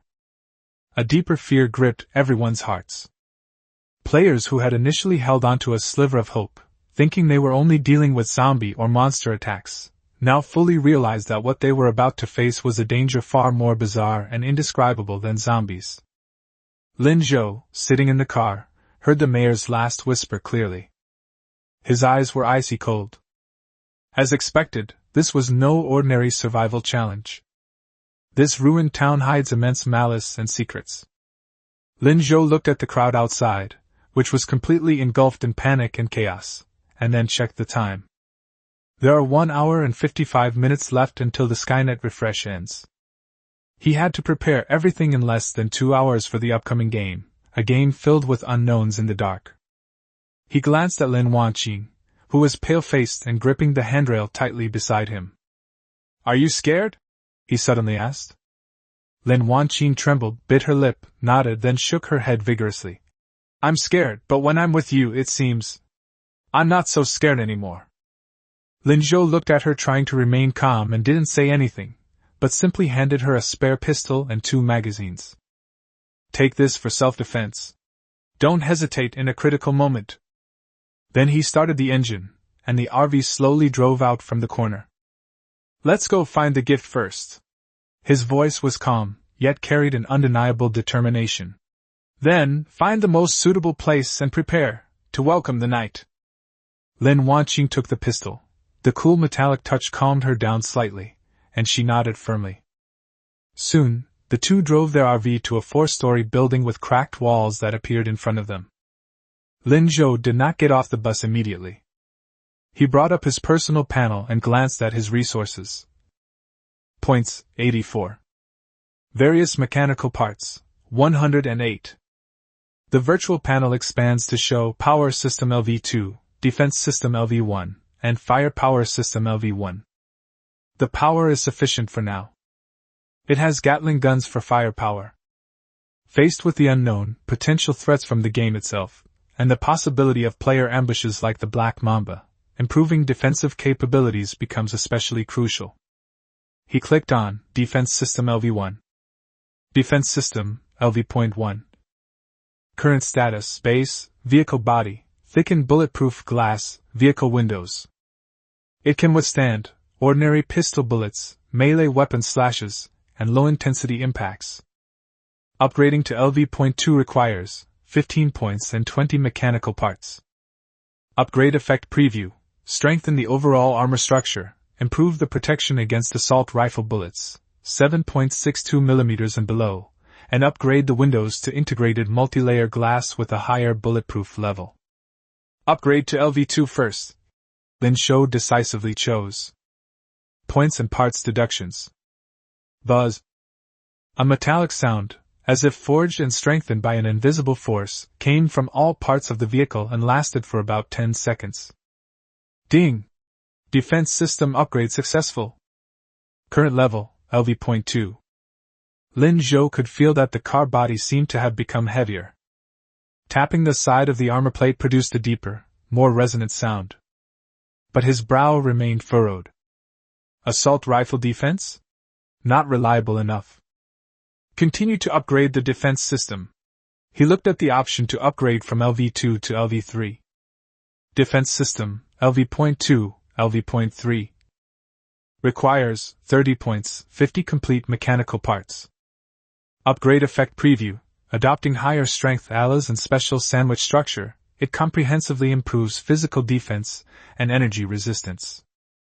It can effectively withstand direct fire from conventional bullets of calibers below 12.7 mm, defend against fragments and shock waves from ordinary hand grenades, and provide some resistance to some low-intensity energy attacks.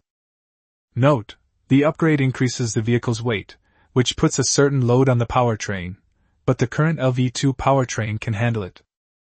Energy resistance? Lin Zhou's eyes flickered. This is exactly what he needs right now. Upgrade! Resources are deducted again. This time, the renovation is going on even bigger. The exterior of the car body faintly glowed with a very faint metallic sheen, which then subsided. The armor seams appear to be tighter, and the window frames have been fitted with thicker metal trim. The overall feel of the RV has shifted from solid to more like a fortress. Ding! Defense system upgrade successful. Current level, LV.3. Very good. Lin Zhou breathed a sigh of relief. Although it consumed a lot of points and parts, it was all worth it. This undoubtedly greatly increases their chances of survival in the eerie darkness that is about to descend. He glanced at Lin Wanqing beside him. Stay in the car, lock the doors, and don't get out unless I come back or there's danger. Use this to observe the outside. He pointed to a small monitoring screen that rose up on the center console, which could display footage from cameras around the vehicle. Lin Wanqing knew this wasn't the time to be sentimental, so she nodded seriously. I understand, be careful. Lin Zhou said no more, checked the long knife at his waist and the silenced M4 on his back, opened the car door, and quickly pressed himself against the wall of the dilapidated building. He looked up at the dilapidated building and took a deep breath. Unknown rewards are often accompanied by unknown risks. But he had no other choice. Lin Zhou gripped his weapon tightly, turned sideways, and entered the darkness, as if it were a doorway to another world. The countdown to night is still ticking. At the same time. Exclusive chat channel for East Zone 3. Family! Guess what I found? Under the counter of a rundown hardware store. A shotgun. It only has 3 bullets, but it makes me feel incredibly safe. I'm so envious. I only found a fire axe, but it's quite heavy. It should be good for cutting down zombies. Holy crap! Over here! A black iron treasure chest. Hidden in a mailbox in the abandoned post office. I opened it and got a small strength potion. After drinking it, I feel incredibly strong. I could punch through a wall. No, I could blow up a cow. Hey, you're so lucky upstairs. Share some of your good fortune. Damn! I found the box too. It's wooden, and inside was a flashlight and a bag of cookies. Holy crap! Anyone want to team up? There seems to be a bigger gift signal on East Street, but I'm too scared to go alone. Be careful, I just saw 2 people fighting over a machete to the west, and there was blood. What kind of time is this for internal strife? Let's find somewhere to hide. I think those sturdy buildings are more practical than gifts. Yes, let's find cover first. The channel was in chaos, with mixed feelings of joy and sorrow, but generally shrouded in a sense of urgency and fear of the unknown darkness. Chapter 24 unlocks the dungeon, Slaughterhouse. Inside the dilapidated small building, Lin Zhou held his breath and carefully pushed open a rusty, creaking wooden door. Inside the door was a living room, with furniture overturned and covered in a thick layer of dust and mold, and a musty smell permeating the air. He entered cautiously, his gaze sweeping carefully over every corner, and gently pushed aside the overturned sofa and cabinet with the muzzle of his gun. While searching behind a tilted bookshelf, his fingers touched a cold, hard object. It was neither a weapon nor a common supply item. It was a simple, antique-looking brass key with a dark brown sheen. Ding! Congratulations to player Lin Zhou, you have obtained a special item, Key to the Secret Gate X1. Secret key can open specific, secret doors to enter dungeons or special areas. Uses, 1/1. Special prop? Key? Lin Zhou instantly recalled the information he had seen on the World Channel before. Some players have mentioned that there are light barriers at the entrances of certain buildings within the safe zone, indicating that a key or permission is required to enter. My luck seems pretty good. I didn't expect to have such a great start right after I came in. Lin Zhou weighed the key in his hand and put it into his personal space. Now that we have the key, where is the corresponding secret door? Could this key be the gift the mayor mentioned? He didn't stop and continued the search.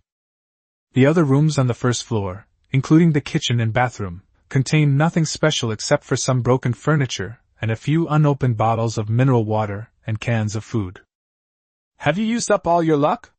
Lin Zhou frowned, but he wasn't discouraged. He gripped his weapon tightly and cautiously made his way up the dusty, rubble-covered stairs to the second floor. The situation on the second floor is slightly better. On top of a wardrobe in what appeared to be the master bedroom, he found a treasure chest emitting a faint bronze glow. Oh? Lin Zhou's lips curled up slightly. I knew it. How bad could someone's luck be if they can unlock the heart of Africa and infinite firepower? He didn't open it immediately, but instead put the bronze treasure chest away. Now is not the time to open the box, and he would prefer Lin Wanqin to upgrade it. Continue the search. Second floor, third floor.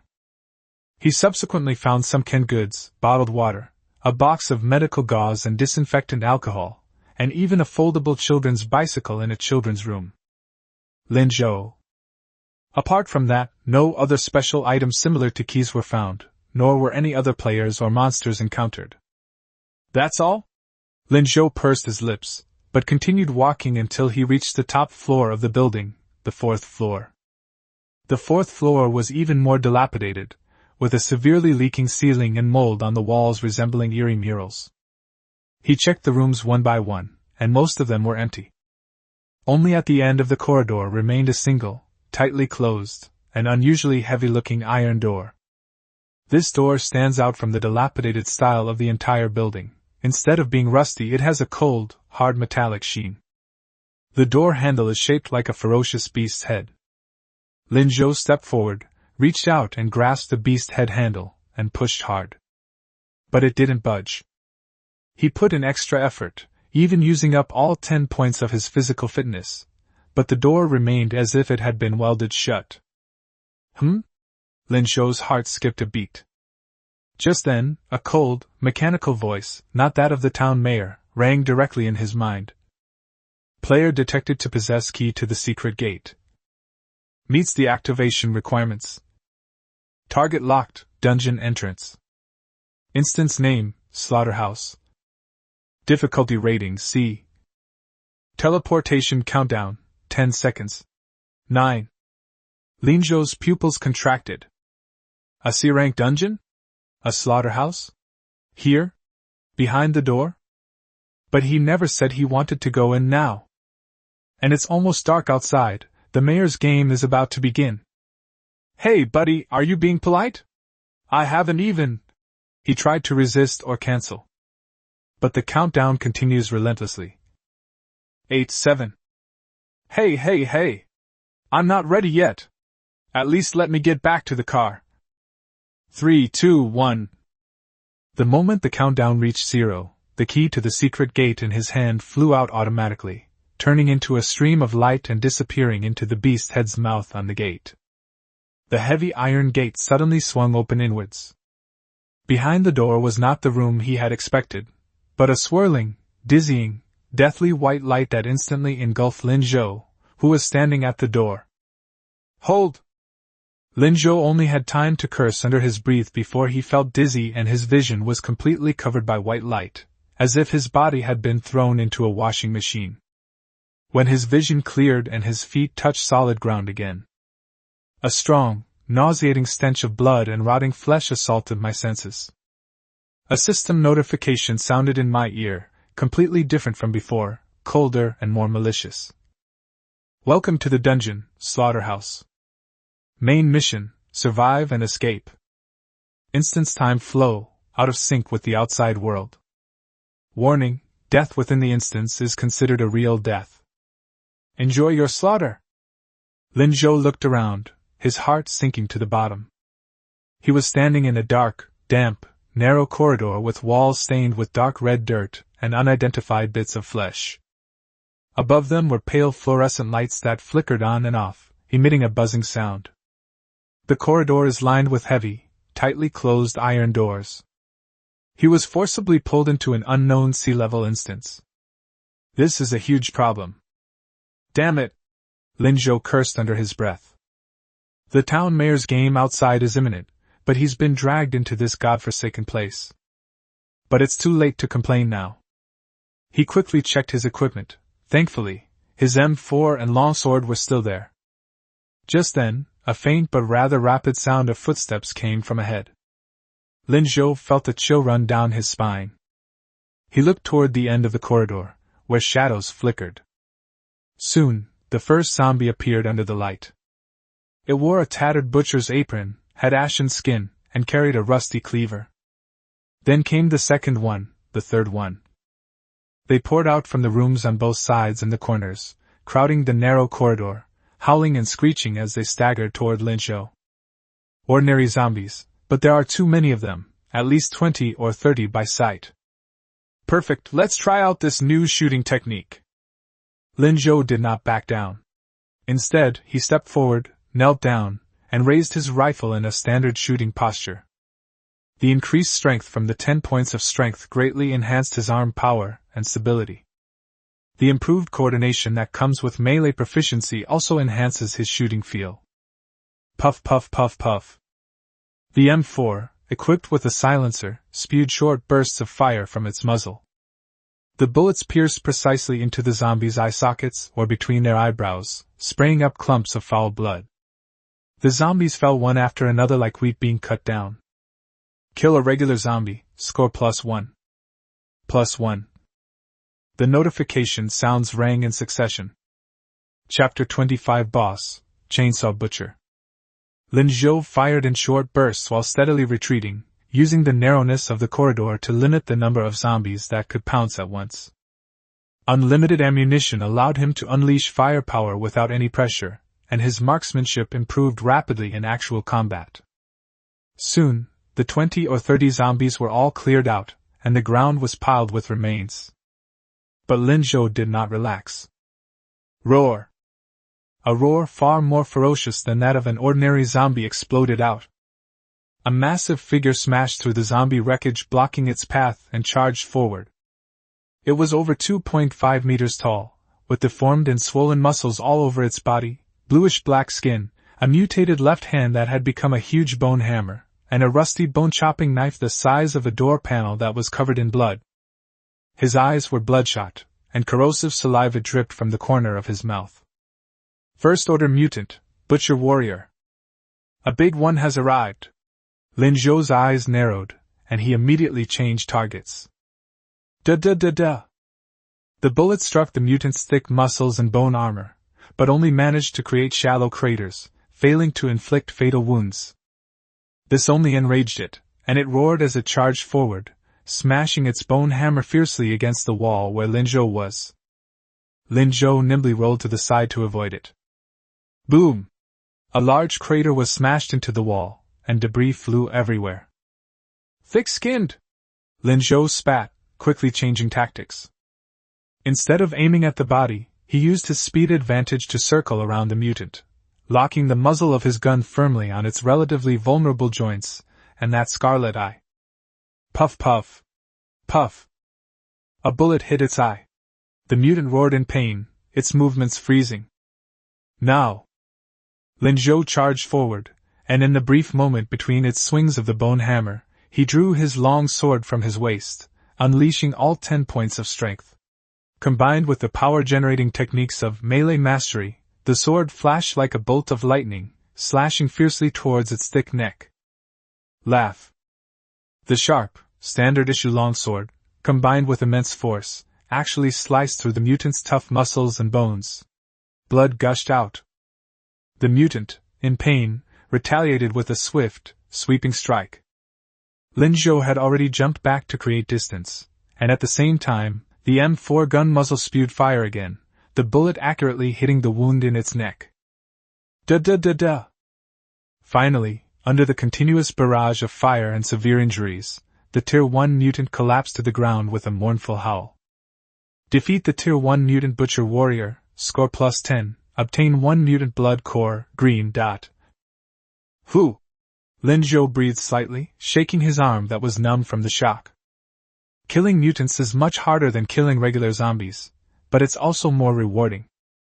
Green blood cores? Sounds better than gray ones? He dared not linger, for the howls of more zombies were coming from all directions. This slaughterhouse was like an endless zombie lairs. He gripped his weapon tightly and looked into the darkness deeper into the corridor. We must find an exit as soon as possible, or take down that so-called final boss. Time waits for no one. He knew that in this bizarre slaughterhouse instance, stopping was tantamount to waiting to die. He hurried along the blood-stained corridor. The enhanced perception brought by melee mastery allows him to detect subtle movements around corners or behind doors in advance, always able to fire a gun or swing a knife first and kill the zombies that pounce out. The points are steadily increasing. Ding! Killed one ordinary zombie, score +1. Bite! But Linzhou's heart grew heavier and heavier. The corridor seemed to stretch on forever. Most of the doors on both sides were locked. Occasionally, a few doors are open, but inside are either empty cold storage rooms or processing rooms filled with rotting meat. They contain nothing of value except to create psychological discomfort. Where is the exit? And where is the boss? Linzhou frowned. A sea-level dungeon is definitely not as simple as just killing mobs. Just as he was passing through a vast hall filled with rusty iron hooks that resembled a slaughterhouse, something unexpected happened. Boom! A seemingly sturdy brick wall on the side suddenly cracked open. Amidst the flying debris, a figure even larger than the previous butcher warrior burst forth. It was nearly 3 meters tall, with a huge, obese body, and was wearing a butcher's apron that was soaked in blood. The enormous head was bald, with only a gaping maw that stretched to the ears, occupying half of the face. Its left hand held a buzzing, giant chainsaw covered in bits of flesh and bone, while its right hand dragged a thick iron chain with a huge iron hook at the end. Warning! High-intensity life force detected. Identified as the dungeon's final boss, the Butcher, Executioner form. A cold, impersonal system notification sounded. It's finally here! Linzhou's pupils contracted sharply. Without the slightest hesitation, he retreated rapidly to the side and back the moment the boss appeared, while his M4 spat out flames. Da-da-da-da! The bullets hit the butcher boss's fat body, but only left shallow craters, and couldn't even penetrate its thick skin. Roar! The butcher boss let out a deafening roar, and a stench-filled blast of air hit us. It seemed to be enraged, and with a sudden swing of its right hand, the iron chain with the hook, accompanied by a shrill sound, headed straight for Linzhou. Too fast. Linzhou's expression changed, and he lunged to the side with all his might. Clang! The iron hook grazed his body and slammed into the concrete ground behind him, creating a crater the size of a wash basin, sending debris flying everywhere. The hook was deeply embedded in the ground. Before Linzhou could even get up, the butcher boss's giant chainsaw, buzzing loudly, swept towards him at the waist with a teeth-grinding noise. The chainsaw teeth spun at high speed, flashing with a cold light, and seemed to cut through the air wherever they went. In a moment of crisis, Linzhou's physical fitness was brought to its peak. He suddenly exerted force in his waist, sprang backward at an almost impossible angle, and at the same time pushed off the ground with his right leg, his body sliding backward like an arrow released from a bow. Sizzle! The chainsaw grazed the sole of his shoe, carving a deep furrow in the ground, sparks flying everywhere. That was close! Linzhou exclaimed, breaking out in a cold sweat. This boss's strength and attack range are terrifying. Getting close means certain death. He quickly created distance, continuing to fire his M4 to harass the enemy while his mind raced. A direct confrontation won't work. We must find their weaknesses. His gaze swept over the boss's massive body. The head? That huge mouth looks like the most vulnerable spot, but it's also the area most heavily attacked. Torso? Too much fat. Joints? While its movements are powerful, they aren't particularly flexible. Got it. Linzhou's eyes sharpened. Since attacking from the front doesn't work, let's try attacking from behind. Therefore, he now needs to create an opportunity to get behind the boss, and he needs a stronger way to break through the boss's defenses. M4 bullets can't penetrate armor, and grenades. In such a confined space, it's easy to accidentally injure yourself. A long sword? Unless you can precisely pierce a weak point, it's difficult. That's the only one I can use. Linzhou made his decision in a flash. Chapter 26 cleared, World Announcement. That's the only one we can use. He stopped holding back and started raining bullets down on the boss's head and torso, not to kill, but to draw attention and cause pain. Roar! The butcher boss was indeed getting increasingly annoyed by the continuous barrage of bullets. Although they weren't fatal, they hurt a lot. It roared and swung its chains down again, taking heavy strides as it approached Linzhou like a tank, causing the ground to tremble. Linzhou was prepared and anticipated the trajectory of the chain, so he rolled to the side in advance and narrowly avoided it. At the same time, instead of retreating, he took advantage of the moment when the boss slowed down his swing of the chainsaw and charged forward. Instead of charging straight at the boss, they rushed diagonally to the side of the hall next to a pile of rusty metal shelves. Get up! 10 points of power unleashed. He let out a low growl, grabbed the heavy metal shelf base with both hands, and actually managed to lift the 100-kilogram behemoth. Immediately afterwards, he used all his strength to smash the chainsaw arm that the boss was turning. Clang! The metal shelf slammed solidly into the butcher boss's thick chainsaw arm. The immense impact caused its arm to veer off course, and the chainsaw struck a nearby load-bearing pillar, sending sparks flying and debris scattering everywhere. The boss's massive body swayed slightly from the sudden impact. Now! Linzhou did not pause at all. The instant he threw the item off the shelf, he used the opening on the boss's side exposed by the impact to push off with his feet, forcefully stomping against the wall next to him for leverage. His body drew an arc in the air, leaping over the range of the boss's swinging chain, landing right behind the boss. He adjusted his posture in midair, his right hand already swinging the M4 behind his back, while his left hand instantly drew out the standard longsword that gleamed with a cold, sharp light. The body falls, the blade pointing downwards. Die! A fierce glint flashed in Linzhou's eyes. He gathered all his strength into his arms, and using the momentum of his fall, he gripped the knife with both hands and stabbed it fiercely towards the back of the boss's neck. Pfft! With the added strength of 10 points, the sharp tip of the longsword finally broke through the defense. Awoo! The butcher boss let out an extremely shrill scream. Its massive body began to convulse violently. It twisted its body frantically, trying to shake off the insects on its back, and wildly swung its chainsaw and chain, cutting and smashing everything around it. Linzhou gripped the knife hilt tightly, hanging from the boss's back. It shook violently as it struggled, but he gritted his teeth and, instead of drawing his sword, used all his strength to twist the long sword deeper. The black energy surged even faster, and the boss's struggles became increasingly weak, its screams gradually diminishing. Finally, after another violent convulsion, the butcher boss's hill-like body crashed forward, slamming heavily onto the ground and kicking up clouds of dust. The chainsaw and chain in his hands clattered to the ground and stopped moving. Defeat the dungeon boss, the butcher, executioner form.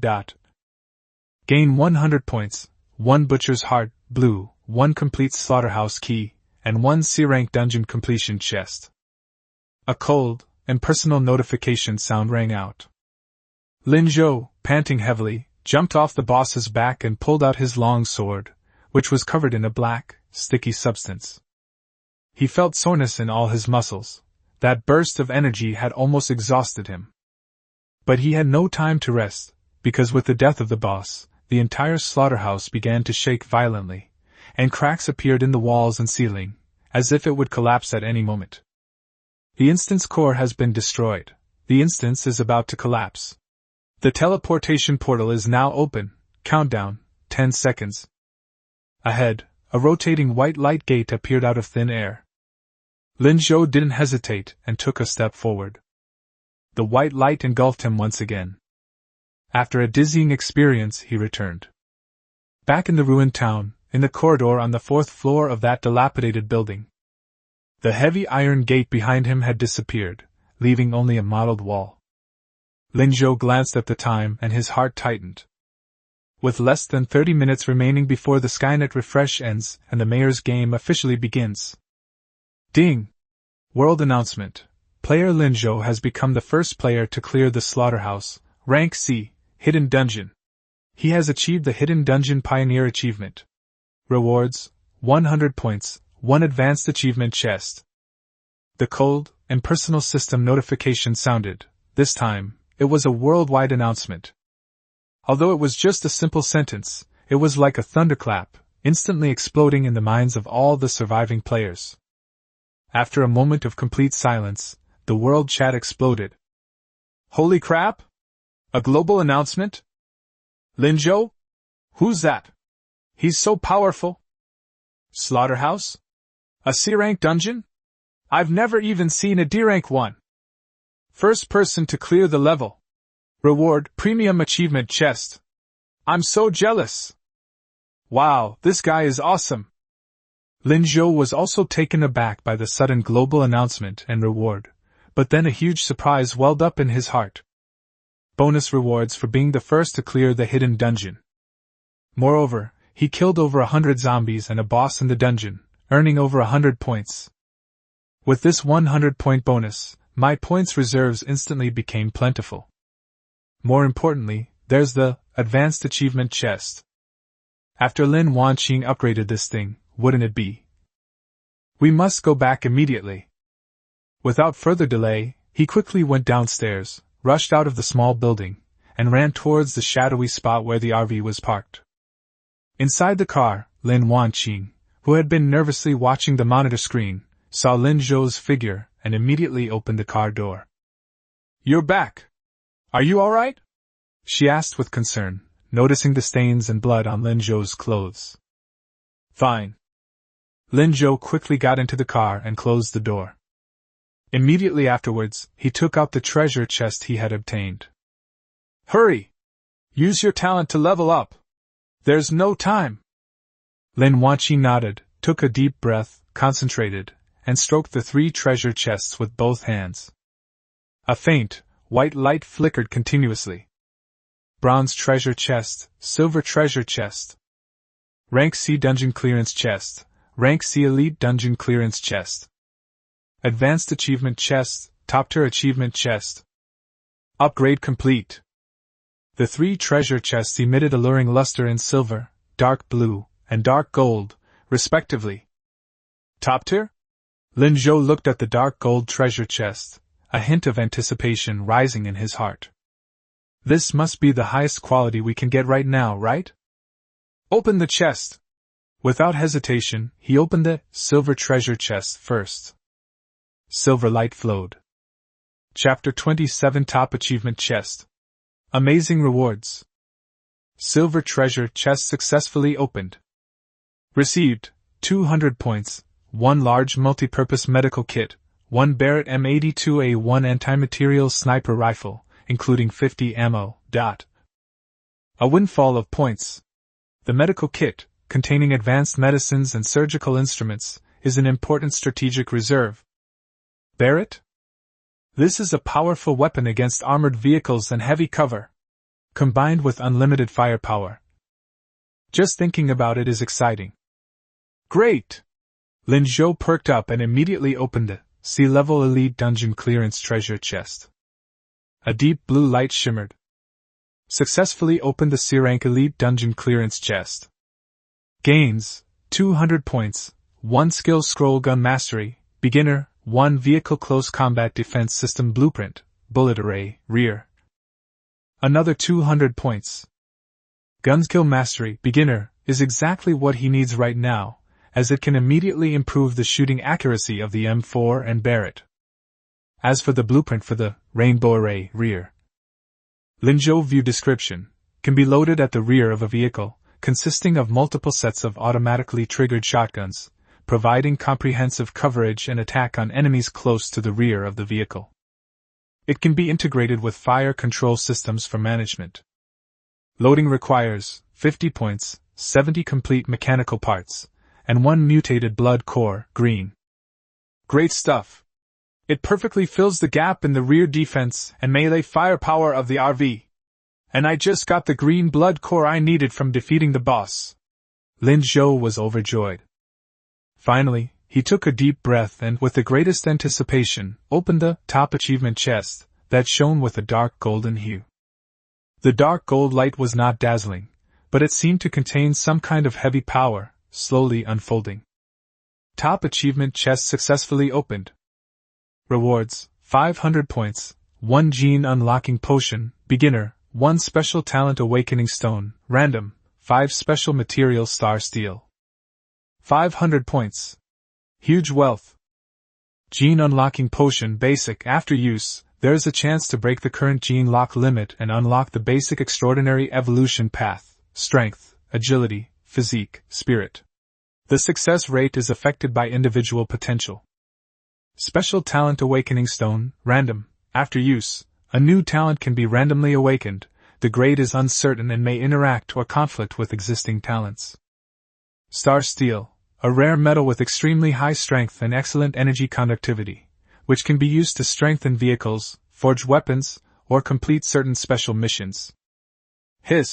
Even though Lin Zhou was somewhat prepared, he was still taken aback by the generous reward. Gene unlocked. New talents. And rare materials. As expected of a top-tier achievement chest. He used the Skills Scroll Gun Mastery, beginner, almost without hesitation. A wealth of experience with shooting and firearms combat flooded my mind and was instantly absorbed. He felt as if the gun in his hand had become an extension of his limbs, which greatly boosted his confidence. Then, he looked at the bottle of Gene Unlocking Potion Basic that glowed with a pale blue light and seemed to have nebulae swirling inside. Use! The medicine entered my throat and transformed into a gentle yet powerful warm current, instantly sweeping through every cell in my body. Unlike the strength potion that strengthens muscles and bones, this warm current seems to act directly on the source of life, bringing an indescribable tingling and slight tearing sensation, as if some invisible shackles are being slowly pried open and broken. Gene Unlocking Agent Basic, successfully used. Detecting individual potential. Potential assessment in progress. Congratulations. Gene Lock, beginner, successfully unlocked. Base attribute cap increased. Please select the initial evolution direction. 1. Strength enhancement. 2. Agility enhancement. 3. Constitution enhancement. 4. Spirit enhancement. 4 options came to mind. Lin Zhou thinks quickly. I currently rely mainly on firearms, and infinite firepower is the core. Greater agility allows me to aim, move, and dodge faster, improving my survivability and shooting efficiency. Physical and mental fitness are also important, but agility seems to offer more direct benefits in the current climate. He made a decision instantly. Option 2, Agility Enhancement. Confirm selection. Initiating basic agility gene unlocking. An even stronger warm current surged through my limbs and bones, especially the subtle muscle groups in my legs, waist, abdomen, and arms, as if undergoing the deepest optimization and restructuring. He could clearly feel that his body had become lighter than ever before. The process lasted for more than 10 seconds. Basic agility gene unlocked. The current potential for agility has been increased, resulting in a slight increase in actual agility. Specific values will be displayed on the character panel or in actual gameplay. Although there are no specific figures, Lin Zhou residents can deeply feel the changes. He didn't stop, his gaze falling on the special talent awakening stone, random. Let's take a gamble! Lin Zhou picked up the stone, a thought forming in his mind. The awakening stone transformed into a stream of 7-colored light and entered his brow. Special talent awakening stone successfully used. Randomly awakening a new talent. Talent drawing in progress. Congratulations. You have awakened an A-level talent, Ammunition Expert. Ammunition Expert, Level A. Your understanding and use of ammunition is superb. Effect 1. When any firearm you use hits a target, there is a low chance of a critical hit, significantly increased damage, or a special effect, such as penetration, burning, freezing, etc. The effect is random and weak. 2. You can consume mental energy to briefly enhance the next bullet fired or for a short period of time, imbuing it with specific elemental or energy damage, such as fire, ice, electricity, etc. The enhancement effect and duration are affected by your mental attribute. A-level talent. Ammunition Expert. Lin Zhou's eyes flashed with a sharp light. This talent is practically tailor-made for ultra-rapid fire. Unlimited ammo, plus critical hits, special effects, and even controllable elemental damage? This elevates his long-range firepower and tactical versatility to a terrifying level. Although it consumed his mental energy, he has now unlocked his genetic potential, which has increased his mental potential and makes his future promising. In just a few minutes, my points skyrocketed by nearly 1,000. Obtain Barrett Rifle, Medkit, Marksmanship Skill, New Vehicle Defense Blueprint, Unlocked Genes, New A-Level Talent, Rare Materials. A comprehensive surge in strength. Lin Zhou suppressed his excitement, and immediately began to act. Open the vehicle upgrade panel and load the missile array blueprint. Then use points and parts to upgrade the firepower system to LV2, and merge the Gatling gun and the Sapphire array. Ding! Firepower system upgraded to LV2. Integration complete. Current controllable firepower, M134 Vulcan Gatling gun on the roof, automatic anti-tank missile array at the rear. A faint mechanical adjustment sound could be heard from inside the car. Lin Zhou glanced out the window. Darkness had completely enveloped the ruined town, and the eerie howls coming from afar were becoming clearer and clearer. The mayor's malicious nighttime game has begun. But at this moment, his eyes were sharp, and he showed no fear. The RV is like a lurking steel beast, with all systems upgraded to their current optimal state. He himself, with his genes just beginning to awaken, possessed 2 talents, had improved marksmanship, and was well equipped. Sufficient points and complete supplies. Bring it on. Lin Zhou gripped the Barrett tightly, feeling the cold metallic touch. Look at this night, just how dark it can be. Chapter 28. The game begins. The countdown is ticking, 10 minutes. Lin Zhou glanced at the astonishing points balance on his personal panel. After that splurge, I still have over 800 points left. I also have a considerable amount of mechanical parts in stock. The excitement of his sudden surge in strength had not yet completely subsided, but reason told him that in the face of the unknown game of the night, any weakness could be fatal. Defense and firepower have been greatly enhanced, so what's next? Power! The motorhome is their mobile fortress, and their most important asset. More powerful engines mean greater mobility and faster disengagement. And greater flexibility in responding to emergencies. Especially in games where survival depends on staying in one place overnight, holding your ground may not be safe. Having strong mobility is crucial. Without hesitation, he opened the vehicle panel and selected Power System LV2. Power System LV.2.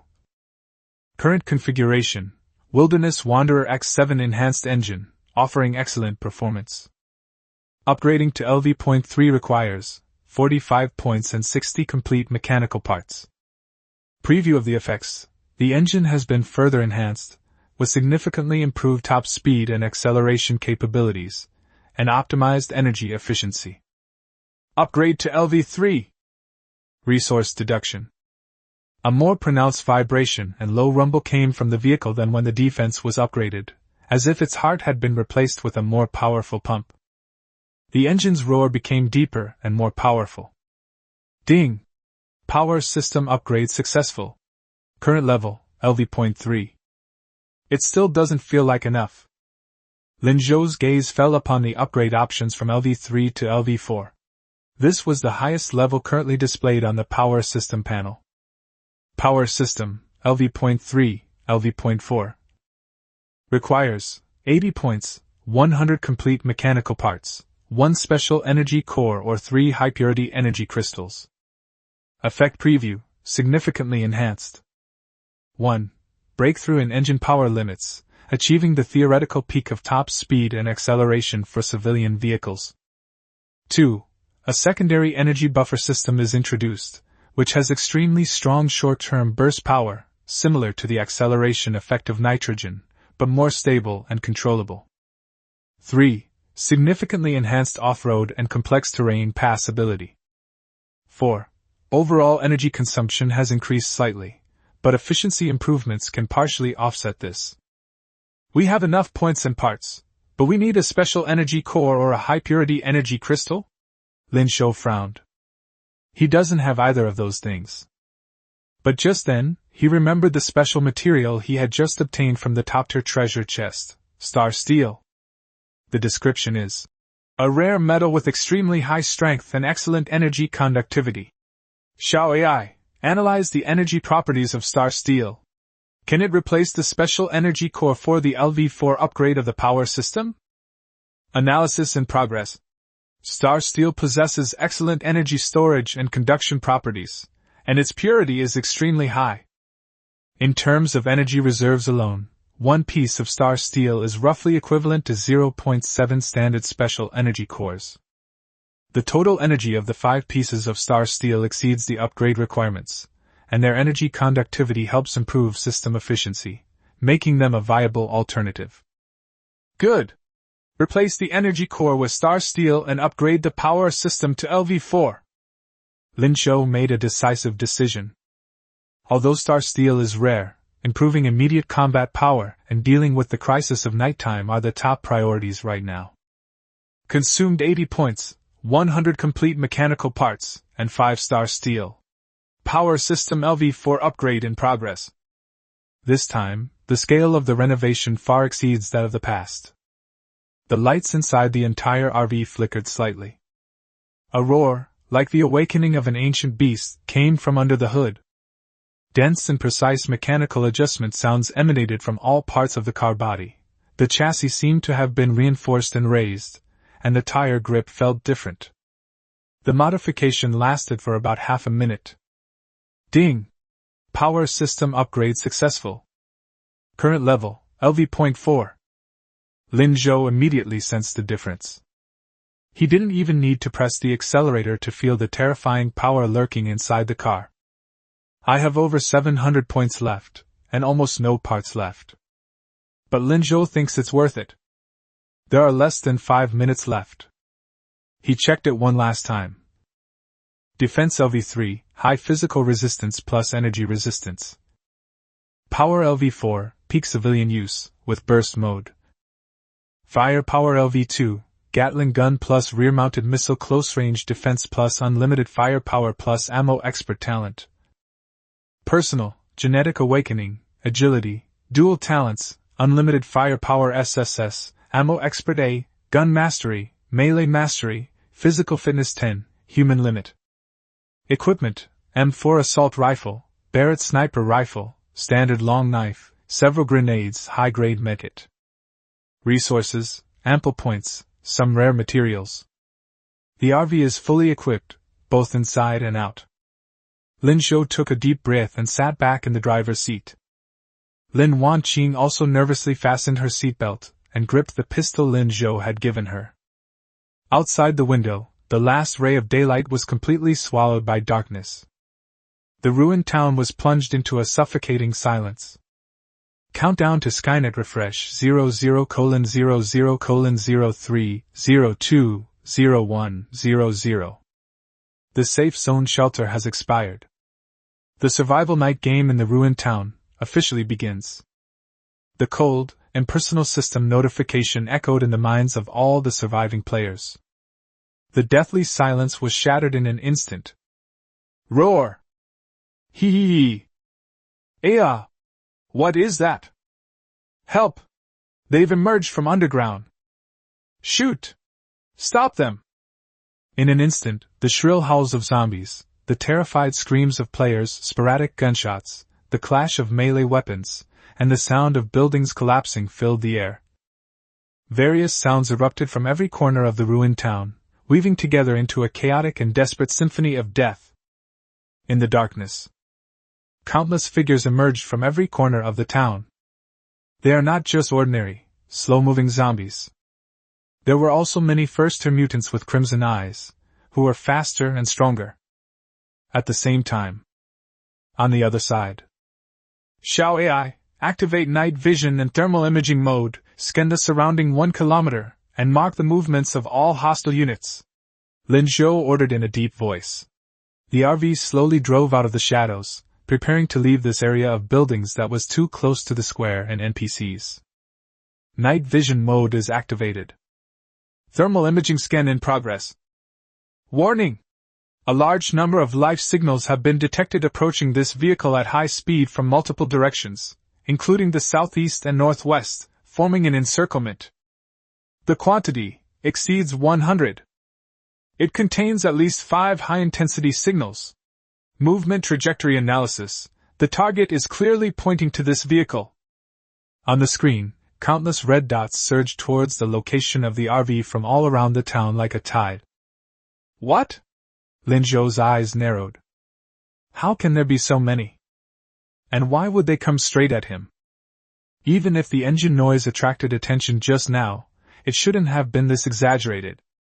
But he didn't have time to think about it, because the vanguard of the zombie horde had already appeared at the edge of the headlights and the night vision goggles.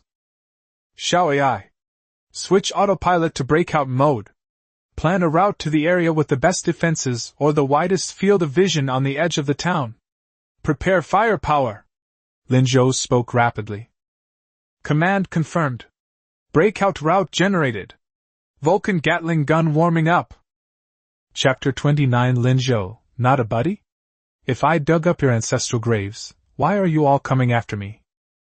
A 3-person team had just managed to deal with 2 zombies crawling out of the sewers using the machetes and clubs they found.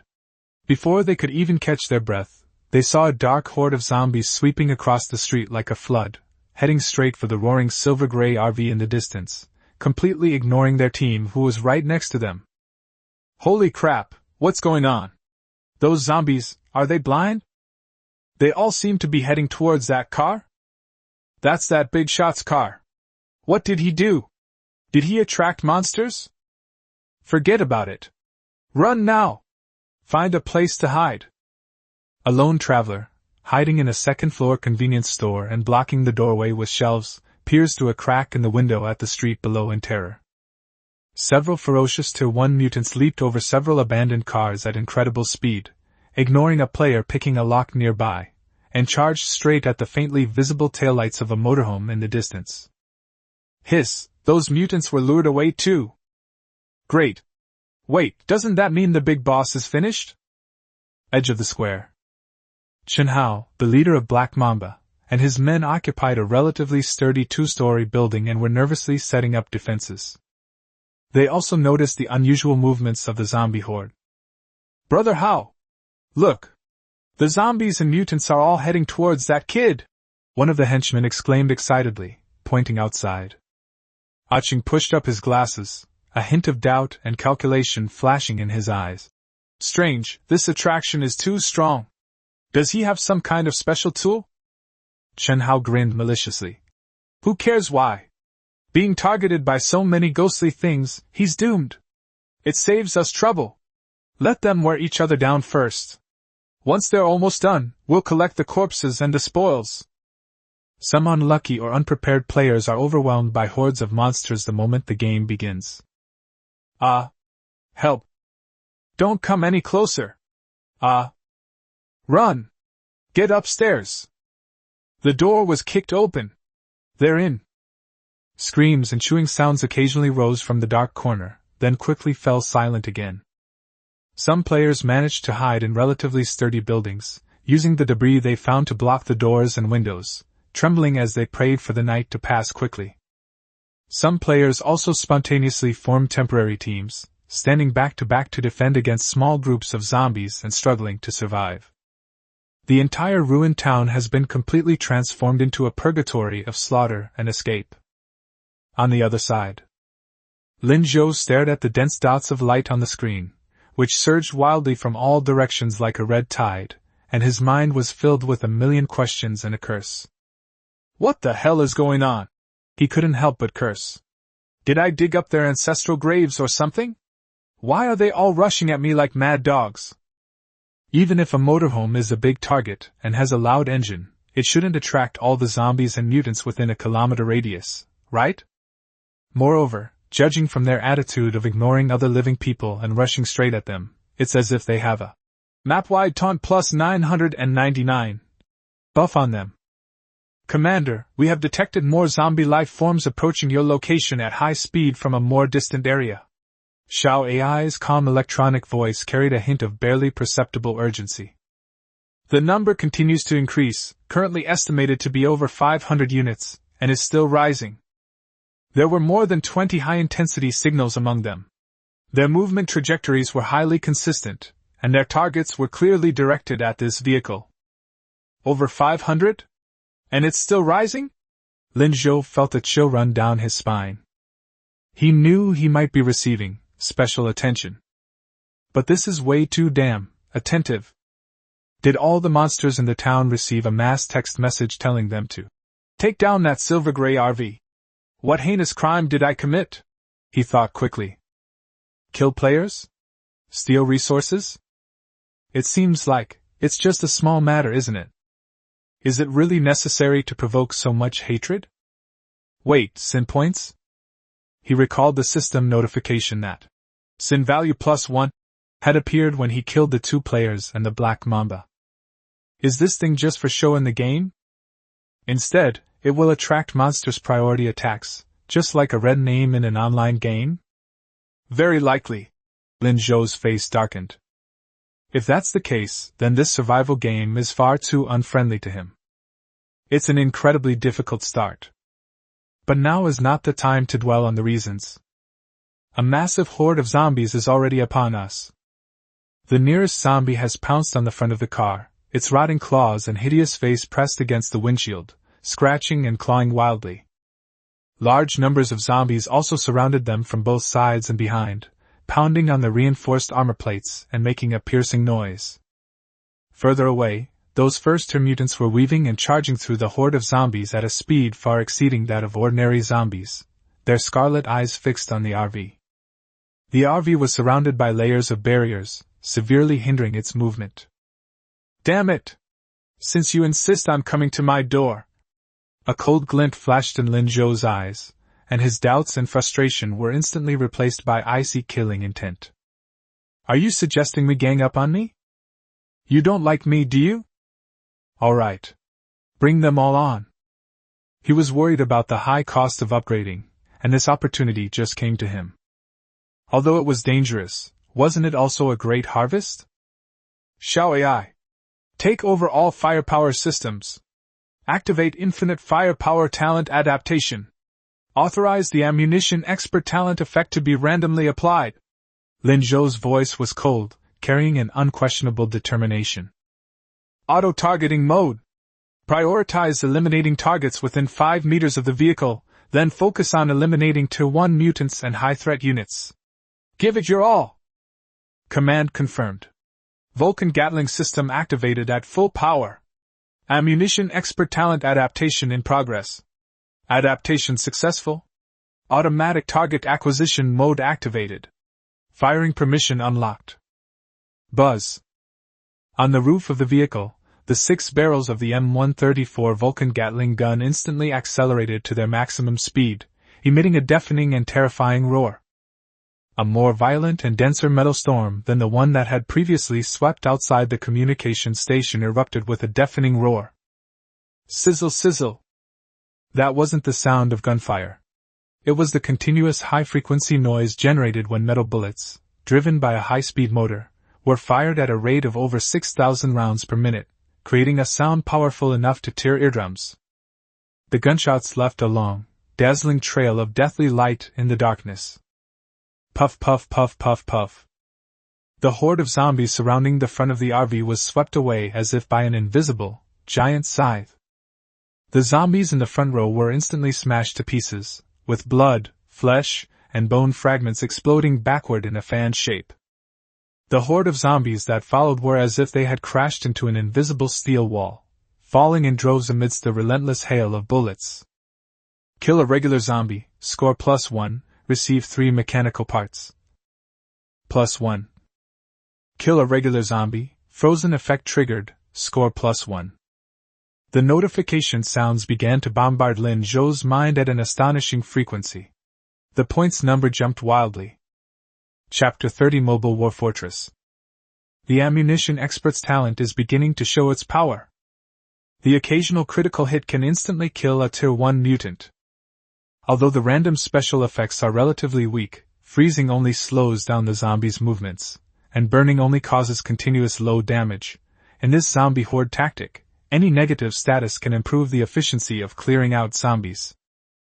At the rear of the vehicle, the newly loaded rainbow array also automatically activated. Sensing that a zombie was within 3 meters of the rear of the vehicle, the hidden launch port popped out instantly. A series of loud bangs. Large swarms of steel balls were ejected in a fan shape, riddling the zombies that tried to approach the vehicle with holes. The RV seems to transform into a mobile steel fortress spewing endless flames of death. A bloody vacuum was torn open amidst the surging tide of corpses. But there were just too many zombies. Moreover, they seemed completely unafraid, rushing forward one after another, stepping over the remains of their companions. Even more so, those Tier 1 mutants, relying on their speed and agility, attempted to break through the gaps in the fire net, attacking the RV with their sharp claws or thrown objects. Clang! Clang! Clang! Several bricks slammed into the roof and side armor, making a dull thud, but the LV-3 defense easily blocked them. A swift mutant leaped up suddenly, its sharp bone claws slamming into the side window of the driver's cab. The bulletproof glass emitted a screeching sound and showed several shallow white marks, but it remained sturdy. "You're asking for death!" Lin Zhou's eyes flashed with anger as he manually controlled the Vulcan turret, slightly lowering the muzzle. Sizzle! A metallic storm instantly enveloped the speeding creature. Its proud speed was meaningless in the face of overwhelming firepower. Its body was riddled with holes in midair and crashed to the ground in a mangled state. Defeat a Tier 1 mutant swift species, plus 10 points, 20 mechanical parts, and 1 mutant blood core, green dot. However, more mutants and other zombies are still arriving. The number of corpses piling up around the RV was increasing, almost hindering the movement of the tires. The roar of the engine remained clear amidst the gunfire and screams, but the movement speed was getting slower and slower. Xiao AI, activate the secondary energy buffer burst mode of the power system. Forcefully clear the path ahead, Lin Zhou ordered. Burst mode activated. Last 10 seconds. Buzz. The engine roared even more furiously, and the car jolted violently. The surging power was instantly transmitted to all 4 wheels, even causing the heavy body to lift its head slightly. Boom! The RV was propelled as if by a giant beast, smashing through the mountain of corpses and the zombies that were still trying to block its way, creating a road paved with blood and mud. Its speed increased instantly, and it temporarily escaped the densest encirclement. But behind them, even more zombies and mutants continued their relentless pursuit. Lin Zhou glanced at the points panel. In just 2 or 3 minutes of firefight, the score has already skyrocketed by nearly 200 points. More than 150 zombies were killed, along with several mutants.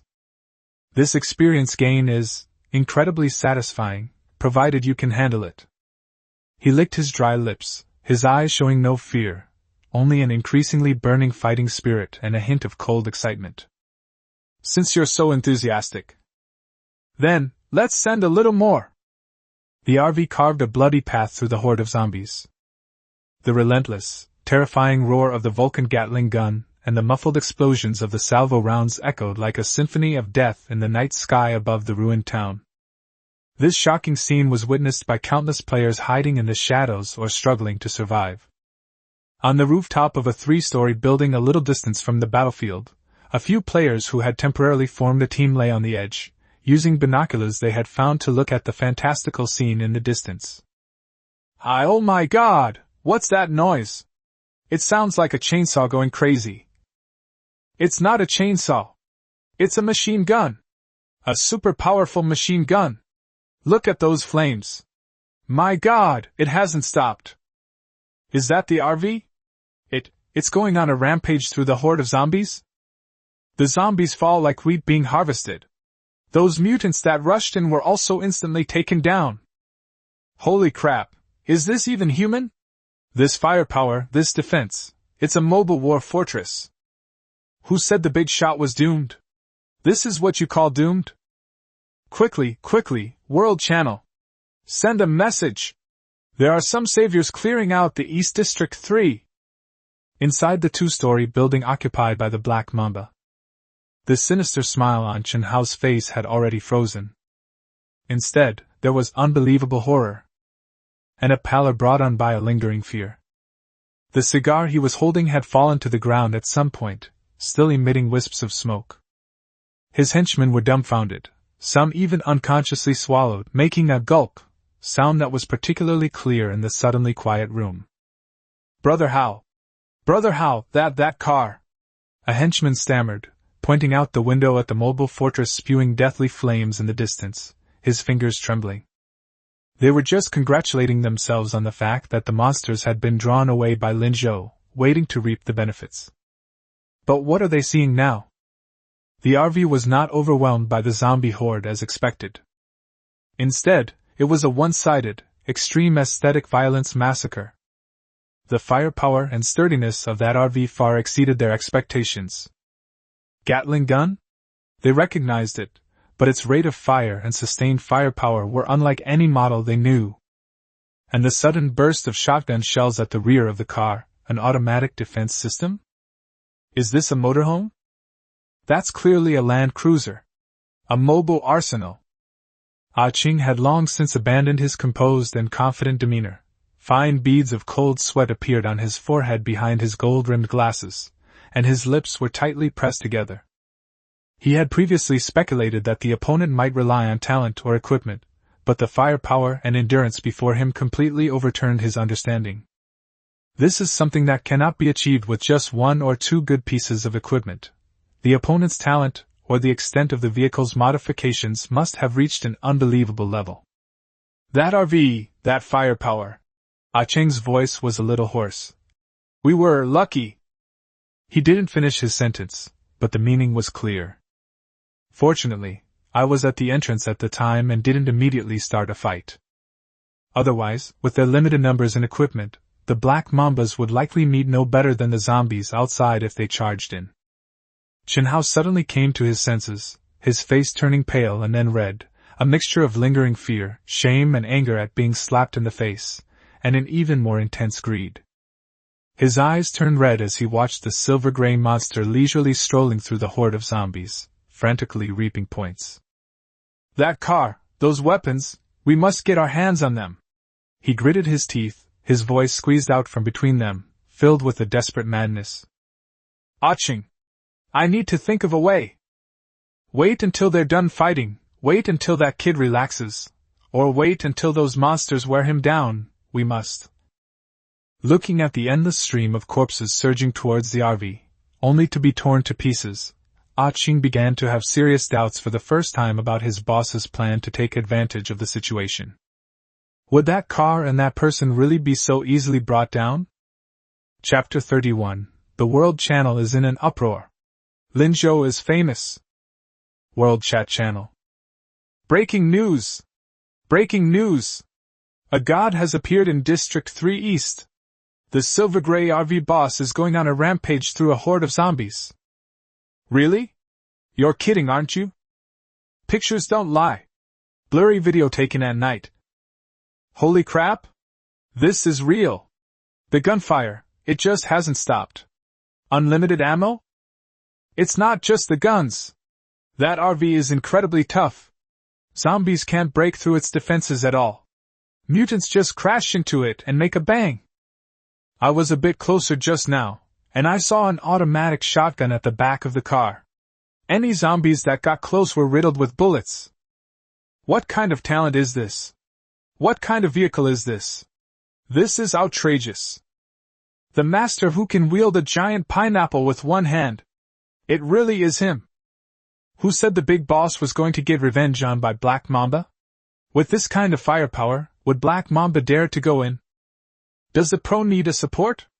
Someone who can shout 666 and loot bags. Looking for a high-level player's account. I'm going to join them. Don't go. He's lured all the zombies there. You'll just be sending yourself to your death. That's incredible. The points are going to be racked up like crazy. The channel was filled with shock, envy, admiration, and all sorts of speculation. Lin Zhou and his mobile fortress, which could no longer be called a motorhome, became the focus of attention and the center of discussion for all players. Lin Zhou, who was at the center of the storm and the controversy, had no time to care about the uproar outside. Xiao AI, report on energy reserves and vehicle damage. Energy reserves, 72%, 8% consumed in burst mode. Vehicle damage, minor. Minor scratches on external armor, defense effectiveness 97.3%. Continue firing automatically. Keep moving, don't get completely surrounded. Prioritize clearing roads and approaching high-threat targets. Command confirmed. While keeping an eye on the battlefield, Lin Zhou quickly glanced at the points panel. In just a short while, the points, including what was left before, have already exceeded 1,000 points, and are still increasing at a crazy rate of several points per second. There are also a few more green blood cores. I don't know why I've attracted so much hatred. He looked calmly at the seemingly endless horde of corpses outside. But since they've delivered themselves to my doorstep. A cold smile curled at the corner of his lips. Then I'll accept it all. He didn't even need to intervene much manually. Most of the time, he just sat in the driver's seat, calmly observing the various data and battlefield situation provided by Xiao AI, and occasionally issuing some fine-tuning instructions. The improved reaction speed and shooting intuition brought by unlocking the gene, along with the enhanced gun mastery, allow him to personally control the weapon for more precise point kills when necessary. Nervous? I definitely was at first. After all, being surrounded and attacked by hundreds or thousands of monsters is incredibly visually and psychologically impactful. But at this moment, watching those hideous monsters outside become so vulnerable in the face of overwhelming firepower, watching this steel fortress that he had strengthened step by step rampage through the sea of corpses like a war god. Nervous? Not at all. Instead, it brings a thrilling and almost exhilarating feeling. Yes, that's what makes it exciting. Do you know that feeling? Amidst a mountain of corpses, I remain unmoved. Bullets rained down, and the enemy was annihilated. Points come flooding in, and resources and enhancements are within easy reach. And he himself sat at the center of this steel throne, calmly directing this one-sided massacre. This feeling is absolutely addictive. Lin Wanqing sat in the passenger seat, initially pale with fright, her hands gripping the armrests so tightly that her nails almost dug into her flesh. The terrifying roars outside, the dense gunfire, and the vibrations from the car all assaulted her fragile nerves. But as time went on, watching the red dots representing zombies disappear one by one on the screen, and seeing Lin Zhou's calm and even slightly enjoyable profile, her fear gradually subsided, and a strange emotion began to arise. Is it a sense of security? Yes. With Lin Zhou here, and with this incredible RV here, those monsters outside don't seem so scary anymore. But that's not all. There was another kind of excitement and thrill that even surprised her. She watched as those zombies, which could have so easily taken her life and filled her with despair, were now being harvested like straw. She suddenly felt her heart pounding in her chest, not from fear, but from an unprecedented sense of participation? Or is it the excitement of witnessing and being in the midst of a powerful force? You! She couldn't help but speak, her voice trembling slightly with excitement. Did you often do this before? Lin Zhou snapped out of his reverie about the increase in points and glanced at her. Seeing that her face didn't show fear, but rather a peculiar expression mixed with blush and radiance, I was slightly taken aback, but then I understood. He twitched the corners of his mouth, revealing a smile that wasn't quite a smile. Before? I often did that in front of the computer. Well, this is my first time experiencing it in person, and it feels pretty good. Lin Wanqing blushed even more at his slightly teasing tone, but her eyes brightened even more. She nodded vigorously and said softly but firmly, Yes. I also think it's very exciting. Very amazing. She couldn't find a more suitable word to describe her feelings at that moment. The relief of surviving the ordeal, the shock of the immense power, and a complex emotion she herself was unaware of towards the man who wielded this power were all intertwined. Lin Zhou glanced at her, said nothing more, and simply refocused his attention on the battlefield. He could understand Lin Wanqing's feelings. The psychological gap and thrill of going from extreme fear to finding oneself in a safe zone, and then witnessing absolute power-crushing danger, can easily lead to dependence or even worship. This is human nature. It is also a woman's innate admiration for the strong. But he knew very well that this feeling was based on absolute strength. Xiao AI, have you analyzed whether there are any changes in the movement of the zombie horde? Are there any abnormal clusters of high-intensity signals? He asked in a deep voice, not letting the temporary success go to his head. Analysis in progress. The overall number of zombies has begun to decline due to continuous kills, but the replenishment rate has not slowed down. A new cluster of high-intensity energy reactions has been detected approximately 800 meters to the northwest. The number exceeds 10, and their energy characteristics differ from the previous first-order mutants, indicating they are significantly more powerful. It is moving rapidly toward this vehicle. Estimated arrival time, 4 minutes. A new enemy? A stronger one? Lin Zhou's eyes narrowed. It seems that the situation is far more complex than just the horde of zombies before us. Earning points is fun, but the real test is probably just beginning. Chapter 32 The Royal Club's Controller, Yichen. Adjust the route and move southeast to that abandoned water tower. It has a wide field of vision, making it easier to defend and observe. Lin Zhou quickly ordered. At the same time, the Vulcan turret switches to energy-saving continuous firing mode to conserve energy to deal with new threats. The missile array remains in automatic trigger mode. Command confirmed.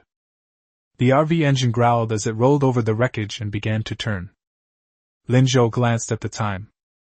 The night was less than a quarter over. He gripped the barrette tightly in his hand. Come on, let me see what tricks the night can pull. Under the night sky over the ruined town, gunshots and screams became the only background noise. At the same time, on the edge of the western section of Safe Zone 9, there is a relatively intact detached villa. This place is completely different from the chaos and desolation of the eastern part of the town. The villa was surrounded by crude but effective roadblocks and barbed wire, with simple watchtowers erected at key locations, from which armed guards could be vaguely seen. The yard was filled with all sorts of vehicles, from ordinary off-road vehicles to obviously modified pickup trucks, and even an armored personnel carrier painted in camouflage. People were moving about, and although there was a sense of tension unique to the apocalypse, it was more of a busy and vigilant atmosphere within an orderly framework.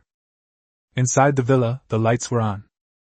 Although the decor wasn't luxurious, it was clean and tidy, a stark contrast to the post-apocalyptic scene outside. On a large leather sofa, a young man in a white suit was lounging lazily. He was handsome, with a habitually cynical smile on his lips, and had a beautiful, scantily clad young woman on each side of him. His hands roamed freely over their bodies, eliciting coquettish moans from the women, yet they dared not resist in the slightest. He is Yichen, the president of the Royal Society and one of the de facto controllers of the western part of this safe zone. Just then, a middle-aged man in a black combat uniform with a sharp face strode into the living room, stopped 3 meters away from the sofa, and bowed slightly. Chairman. Yichen didn't even lift his eyelids, just casually hummed in response, his fingers still sliding on the waist of the woman in his arms. The middle-aged man, clearly accustomed to the chairman's manner, reported with unwavering focus and a steady pace. President, we just received a message from the World Channel and our informants in District 3 East. After the night game started in the East District, a special situation arose. Oh? Yichen seemed to have become a little interested, and finally looked up at the middle-aged man, signaling him to continue. A young player driving a silver-gray luxury RV attracted an attack from over 500 zombies and a large number of mutants. The middle-aged man paused, then added, Not besieged, but he was unilaterally slaughtering them. A massacre? Yichen raised an eyebrow, his amusement deepening. Interesting. What's their background? Talent? Or a special vehicle? Currently, intelligence is limited. All we know is that he previously used an M249 light machine gun with one hand at the entrance to the East District, instantly killing a Black Mamba squad of 8 or 9 men, including 2 armed men. After the game began in the dark, his RV displayed terrifying firepower. It appears to be equipped with a Gatling-level sustained firepower weapon, and the ammunition seems to be inexhaustible. The vehicle's defenses are extremely robust. Ordinary zombies and mutants cannot penetrate them at all. There are even automatic close-in weapon systems at the rear of the vehicle. The middle-aged man tried to be as objective as possible in his report, but his tone still revealed a hint of disbelief. Endless ammunition? Gatling gun? Automatic close-range defense? Yi Chen's smile gradually faded, and his fingers stopped moving. The 2 women in his arms sensed a change in atmosphere and immediately fell silent. He gently pushed the woman beside him away, sat up straight, and his eyes sharpened. Have you found out his talent information? Or the specific modifications to that car? No. The other party is very mysterious. Our people cannot get close or investigate them. But based on his performance, it is inferred that he possesses at least an A-level talent in firepower or resource management, and his vehicle modifications are extremely advanced. The middle-aged man analyzed. Yi Chen remained silent for a while, his fingers tapping lightly on the armrest of the sofa. RV, unending bullets, mobile fortress. He repeated the keywords in a low voice, his eyes flickering. That's interesting, so interesting. Such a suddenly emerging powerful entity, such a vehicle that can be described as a strategic mobile unit, is fatally attractive to any force that wants to gain a foothold in the apocalypse, or even plot to grow bigger. If they can be won over, the Royal Society's strength will experience a qualitative leap, making it easy for them to dominate the entire Safe Zone 9 and even expand into the surrounding areas. But if not... The playful look in Yi Chen's eyes vanished completely, replaced by a cold sharpness and a barely perceptible killing intent. If such a person cannot be used for one's own purposes, then allowing him to grow unchecked could very well make him a major threat in the future. In particular, the potential and threat shown by the other party have exceeded what he can tolerate. Send someone to make contact. Yi Chen finally spoke, his voice calm but carrying an unquestionable tone of command. Offer the best terms. Talent, resources, women, status, anything is negotiable as long as he's willing to join the Royal Society. We can even offer him the position of vice president, putting him on equal footing with me. The middle-aged man was shocked. The position of vice president. The president had really gone all out this time. Yes, Chairman. I will arrange for someone to go there immediately. No. Yi Chen raised his hand to stop him. You go there yourself. Bring gifts and sincerity. The middle-aged man, Zhao Feng, one of the vice presidents of the Royal Association, sharpened his eyes and understood the president's meaning. Sincerity is both a bargaining chip for winning someone over and, when necessary, a show of strength. I see. What if he refuses? Zhao Feng asked in a low voice. Yi Chen leaned back on the sofa, put his arm around the beautiful woman next to him again, and his face regained its cynical smile, but the coldness in his eyes was even greater. If you refuse? He gently stroked the long hair of the woman in his arms, his voice light and airy, yet it sent a chill down Zhao Feng's spine. Such an unstable factor, such a person who could potentially threaten the future of our Royal Society. Therefore, there is no need for it to exist. Understood. Zhao Feng bowed deeply, said no more, and turned to leave quickly. Yi Chen watched Zhao Feng's departing figure, his fingers unconsciously tapping on the sofa armrest, his gaze drifting towards the dark night sky outside the window. An interesting RV, an interesting person, he muttered to himself, a mysterious smile curving his lips. I hope you'll be sensible. Otherwise, this apocalypse wouldn't have room for too many main characters. Chapter 33 Polaris Chamber of Commerce. Safe Zone 7, North Zone. Unlike the chaos in Zone 3 and the grim atmosphere in the West Zone, the area in the northern part of Security Zone 7 presents a well-organized commercial atmosphere. Although the streets were dilapidated, they had clearly undergone initial cleaning. Many street-front shops have been reopened, with simple signs hanging up, selling all sorts of goods.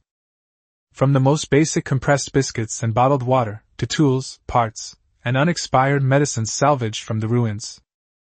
Occasionally, you might even spot one or two treasure chests emitting a faint glow. People came and went, and the sounds of bargaining and bartering were constant. Although everyone was on guard, the order was noticeably better than in other places. Some people wearing gray uniforms and badges of the Polaris Chamber of Commerce patrolled the streets to maintain basic fairness and security in transactions. At the heart of all this is the headquarters of the Polaris Chamber of Commerce, located in the center of the neighborhood and converted from a half-ruined shopping mall building. Top floor. Inside a clean and tidy office. A young woman, dressed in a simple white shirt and black trousers, with a cool and noble demeanor, is standing in front of the window, looking down at the bustling market below. She was extremely beautiful, with exquisite features and snow-white skin. Even in the apocalypse, she possessed an innate elegance and aloofness. It was Su Qingxue, the founder and core member of the Polaris Chamber of Commerce. Just then, there was a gentle knock on the office door. "Come in." Su Qingxue turned around, her voice clear and melodious. The door opened, and a woman who was equally young and beautiful, but with a more capable and dashing demeanor, walked in. She wore a crisp white combat uniform that accentuated her almost perfect figure, with a sword at her waist and a steady gait. She was one of the security captains trained by Su Qingxue's family before she transmigrated, and is now the core military leader of the Polaris Chamber of Commerce, Ling Xuan. Mississippi. Ling Xuan walked up to Su Qingxue, bowed slightly, and handed her a summary report. "I have just compiled the latest intelligence from our informants in each region. There is one piece of information that I believe needs to be reported to you immediately." Su Qingxue took the report, quickly scanned it, and calmly asked, "About what?" "In the east zone of Safe Zone 3, during the ongoing night game, an extremely special player has appeared." Ling Xuan's tone was solemn and incredulous. "He is driving a highly modified silver-gray luxury RV, which is suspected to have almost unlimited ammunition and an extremely powerful continuous firepower system. He is currently attracting and unilaterally slaughtering hundreds of zombies and a large number of Tier 1 mutants." Su Qingxue paused slightly as she flipped through the report, a hint of surprise flashing in her cool eyes. "Unlimited ammo? A highly modified RV?" She looked up. "Is this verified? It's not a misrepresentation or exaggeration?"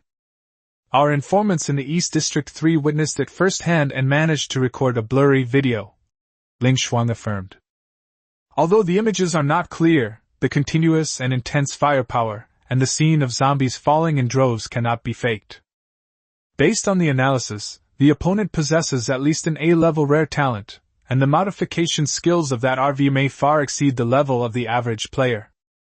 Su Qingxue gently put down the report, walked behind her desk and sat down, her fingers unconsciously tapping the surface.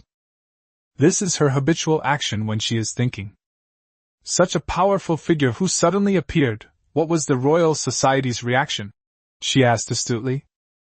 "Just as you expected, Mississippi." A hint of admiration flashed in Ling Xuan's eyes. "We have just received news that Yichen of the Royal Society has sent his trusted confidant Xiao Feng to the East District of Number 3 to make contact and attempt to recruit him. The terms offered are said to be very generous." Upon hearing this, Su Qingxue's lips curled into a slight, cold smile. "Yichen, he's still so quick. He's certainly got a good plan." Born into the Su family, one of the top conglomerates on Earth, she is one of the family's carefully groomed heirs, possessing a keen insight into the calculations of people's hearts and interests. She was fully aware of Yichen's intentions. They simply saw the strategic value of that RV and its owner, and wanted to acquire it for their own use, to strengthen the royal club, and to consolidate, and even expand its power. For Su Qingxue, although the apocalypse disrupted everything, it also gave her an opportunity to break free from the original framework of her family and prove herself again with her own abilities and resources. The Polaris Chamber of Commerce was her first move. She knew all too well that in this post-apocalyptic world where strength reigned supreme and order was being reshaped, top-tier military power, unique resources, and technology were the true hard currency and the power to speak. And that mysterious player who drives a motorhome and has unlimited firepower is undoubtedly a piece of fat meat that everyone wants to take a bite out of. Or rather, it is a key that could potentially disrupt the existing balance. "Miss, do we need?" Ling Xuan asked tentatively. She knew very well that such talent and vehicles were of immeasurable value to the Polaris Chamber of Commerce, which wanted to secure a place in the post-apocalyptic business landscape. If we can win them over, they will be a huge asset, whether as a source of military support or as a source of special goods or technologies. Su Qingxue raised her hand, stopping Ling Xuan from speaking. She stood up, walked to the window again, and looked out at the dark night sky. "No rush." Her voice regained its usual calm and composure. "Even if Yichen sends people, they might not succeed. A person like that, who dares to act so ostentatiously, must have something to rely on and be proud of, and will not easily submit to others. Especially, the style of the Royal Society." She knew Yichen too well. He appeared charming on the surface but was actually extremely controlling, and his methods were not necessarily clean. If recruitment fails, it could very well turn into destruction. "Have our people continue to observe, avoid rash contact, but be sure to get first-hand information." Su Qingxue turned to look at Ling Xuan, her eyes clear and firm. "At the same time, prepare a gift. Not as a bargaining chip, but a way to express goodwill." "A gift?" Ling Xuan asked, puzzled. "Something he might urgently need right now, and something we happen to have, or can get our hands on." Su Qingxue's mind raced as she considered what the player might need. For example, the materials needed to upgrade vehicles?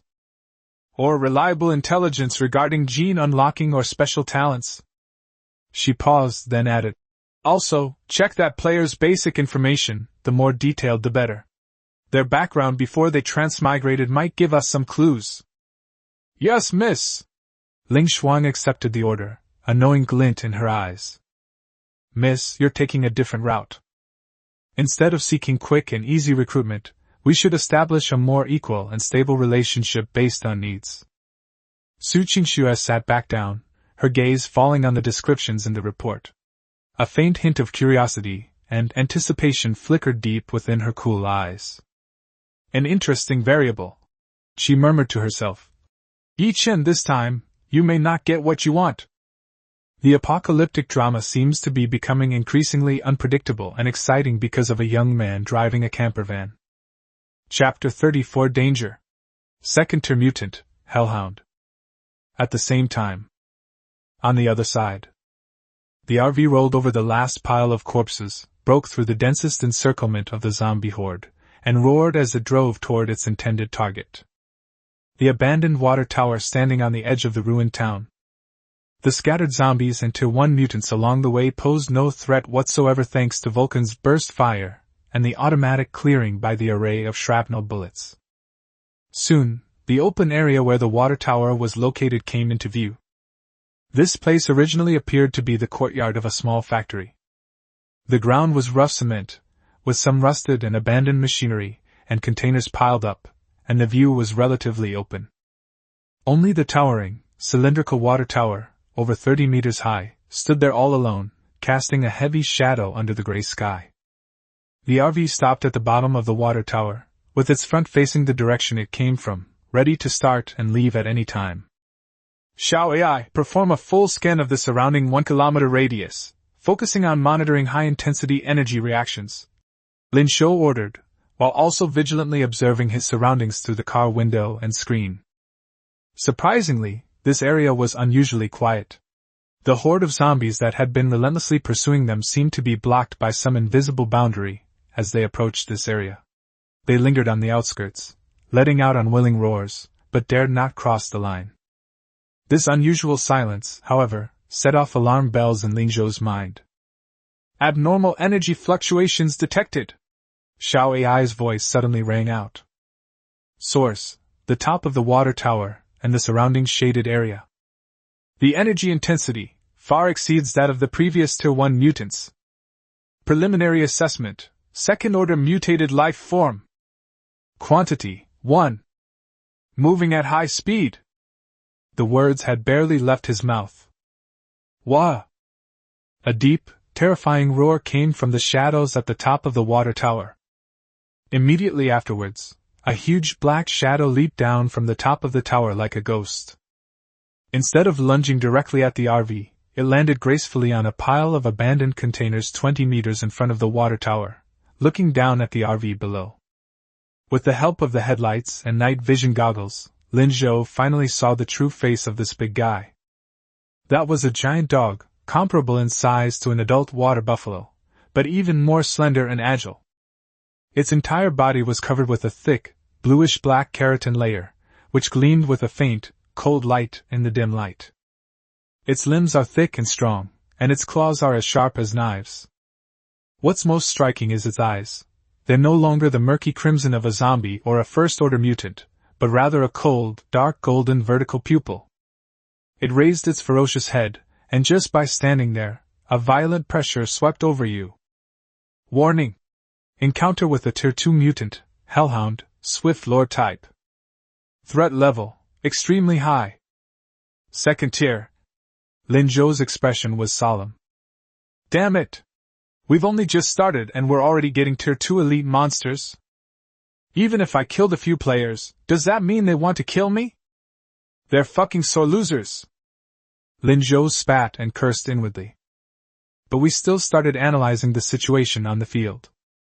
Although he is confident in his abilities and his RV, he will never be blindly arrogant.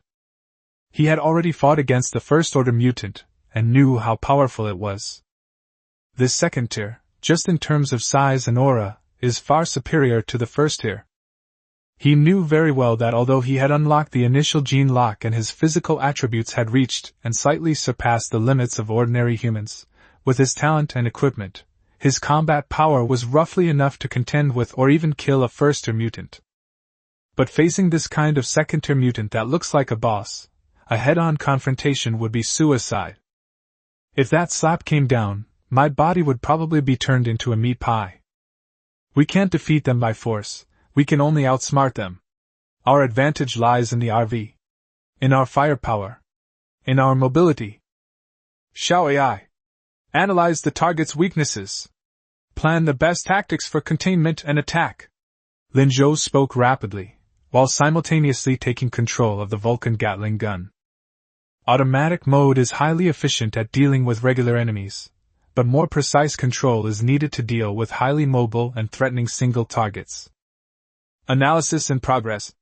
The target's cuticle layer provides extremely strong defense, making it difficult for conventional bullets to penetrate.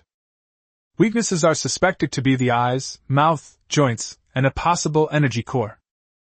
The target is extremely fast, with an estimated burst speed more than twice that of the speedrunning mutant, and it is also agile in turning. Recommendation: use vehicle mobility to maintain distance, suppress its movements with continuous firepower, and look for opportunities to attack its weaknesses. Be aware of any special abilities it may possess.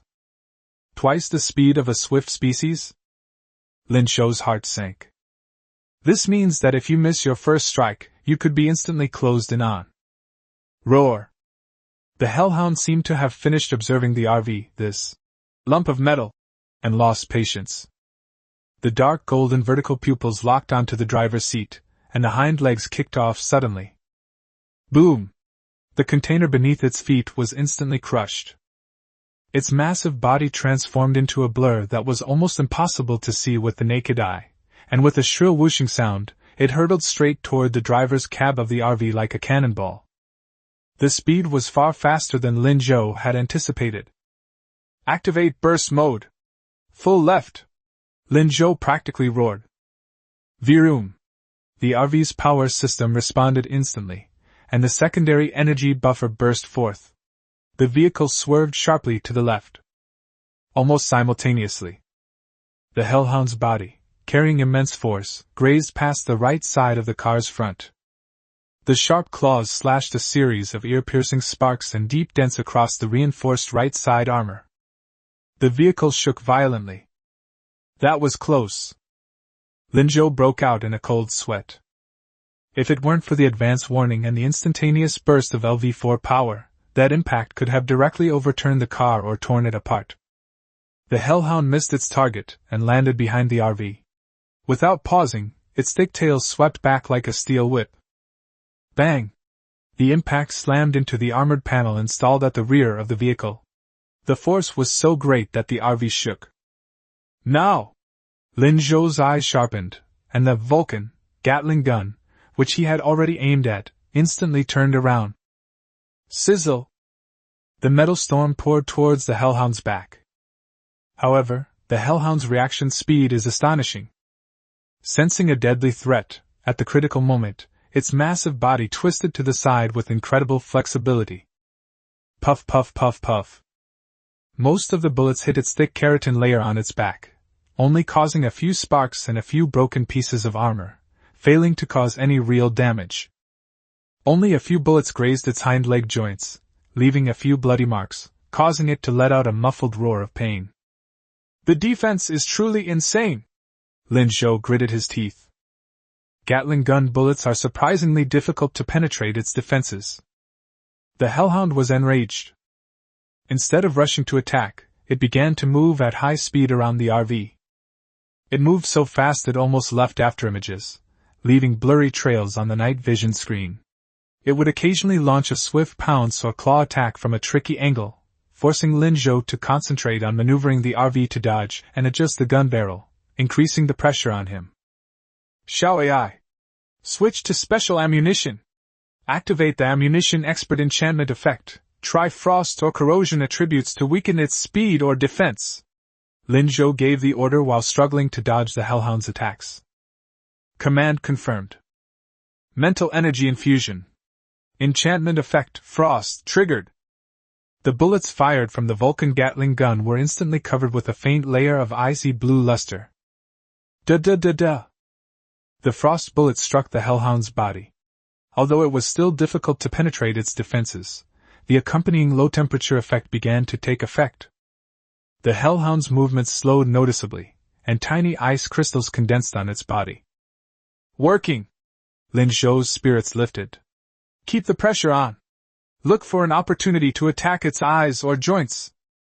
He maneuvered the RV, consciously guiding the hellhound's movement, attempting to force it towards the area of abandoned machinery and debris piled up below the water tower, thus restricting its movement. This is a contest of patience and skill, a life-or-death dance between steel fortresses and ferocious beasts of the abyss. Lin Zhou knew very well that his greatest asset was the RV's defensive capabilities and unlimited firepower. The hellhound's advantage lies in its absolute speed, strength, and defense. He must use the weakening effect of the enchanted bullets and the terrain to slowly wear down his opponent, waiting for the opportunity to deliver the fatal blow.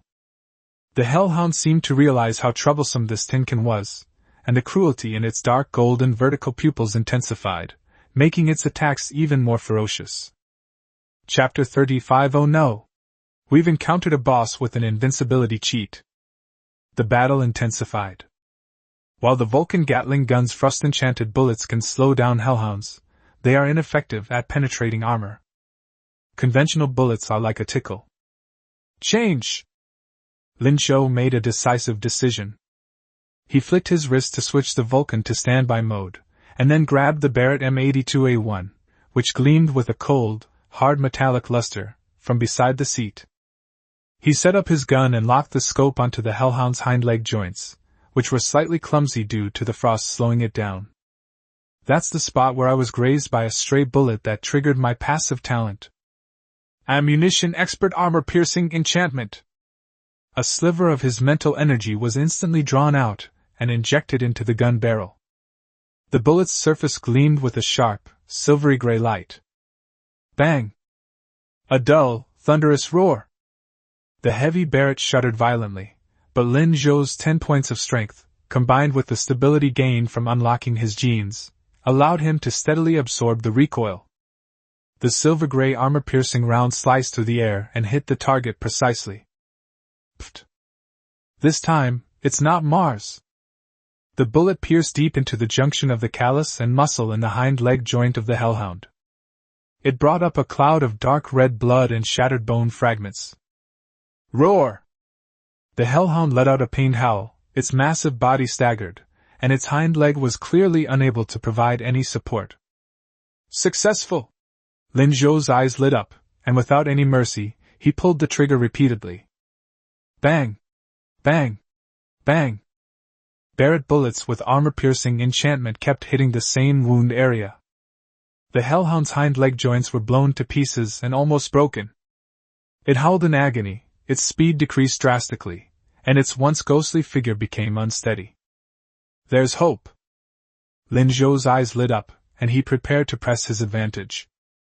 I mustered my mental strength once more, striving to either shatter its head or severely damage its core in one strike. However, hiss! Just as he was gathering his mental energy, a sharp pain suddenly struck his brain.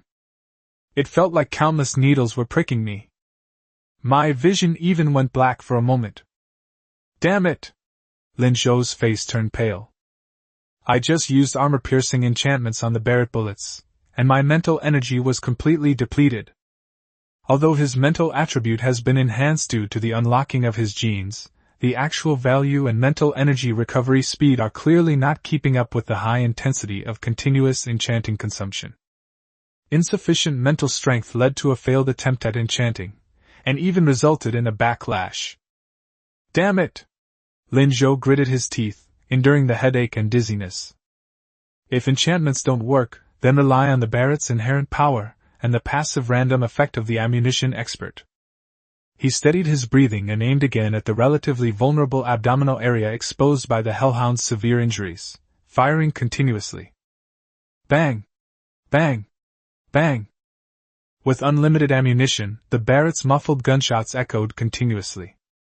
Bullets whistled out, mostly ordinary bullets, occasionally triggering frost, burning, and even a slight paralysis once.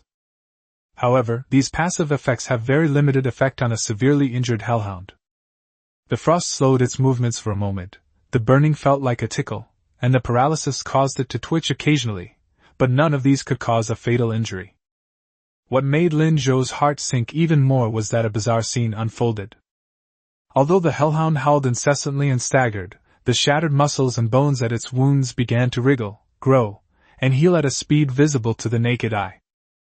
Dark red granulation tissue intertwined, and a new layer of keratin began to cover the ruptured joints. This is fucking. Lin Zhou was dumbfounded. He simply couldn't believe his eyes. After fighting for so long, I'm still no match for someone's automatic health regeneration? A game with a powerful start, infinite firepower, encounters a boss with an invincible health cheat and high-speed mana regeneration, self-healing? Is this game even playable? He felt incredibly unlucky. Despite the complaints, they didn't dare stop working for a moment. He knew that he had to take advantage of the precious window of time when the opponent was still seriously injured and unable to move, to find his true weakness, and kill him with one blow. Otherwise, once it fully recovers, with its terrifying healing ability, all the previous efforts will be in vain, and I will be worn down to death. He opened fire wildly, trying to use the firepower to find the anomaly or disrupt its healing process. The hellhound was clearly aware of Lin Zhou's intentions. In its dark golden vertical pupils, besides pain, there was more of the rage of being hurt by an ant and the cold killing intent. It suddenly raised its head, its ferocious mouth opened to an exaggerated angle, and a dazzling orange-red light shone from deep within its throat. A scorching and violent energy instantly condensed. Not good! Lin Zhou felt a chill run down his spine as a deadly sense of crisis enveloped his entire body. Almost instinctively, he jerked his head back into the car, yelling, "Xiao AI! Maximum power! Reverse!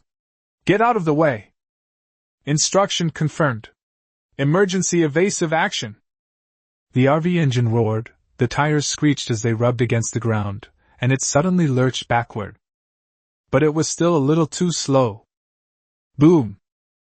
A blazing, orange-red pillar of fire erupted from the hellhound's mouth like magma. With a diameter of over 0.5 meters and carrying an all-destroying heat, It instantly swept past the spot where the RV had just been standing and slammed into an abandoned brick wall more than 10 meters behind it. The brick wall melted instantly.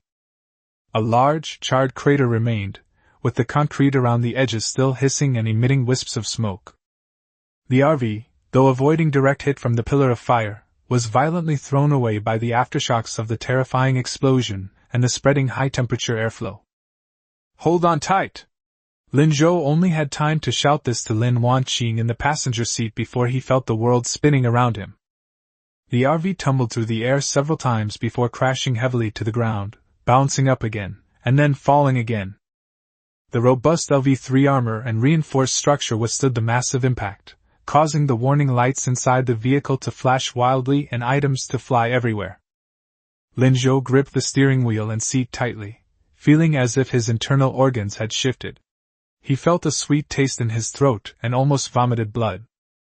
Out of the corner of his eye, he saw Lin Wanqing scream as she was thrown from her seat by the immense centrifugal force and crashed into the hard carriage wall. In a flash, Lin Zhou suddenly released one hand and used all his strength to pull the panicked Lin Wanqing towards him, pressing her tightly into his arms and using his back to take the subsequent impact. With a thud, Lin Zhou felt a sharp pain in his back, but Lin Wanqing in his arms was safe and sound. The car finally stopped rolling and landed on all four wheels, but it was crooked and the alarm kept going off. Outside the car window, the hellhound, dragging its badly injured but rapidly healing hind legs, its eyes burning with the flames of vengeance, approached once more, step by step, with an earth-shaking, heavy force. Lin Zhou coughed up a mouthful of bloody saliva, glanced at Lin Wanqing, whose face was pale in his arms, and then at the terrifying monster outside. "This is a huge problem." Chapter 36 Lightning Strike. Deep penetration. Critical hit. One shot kills the hellhound. Warning! The vehicle body structure is severely damaged. Damage value, 79%. Energy reserves, 19%. Performance of some systems has declined. External threats continue to approach. Xiao AI's urgent alarm was like a bucket of ice water poured over Lin Zhou's already heavy heart.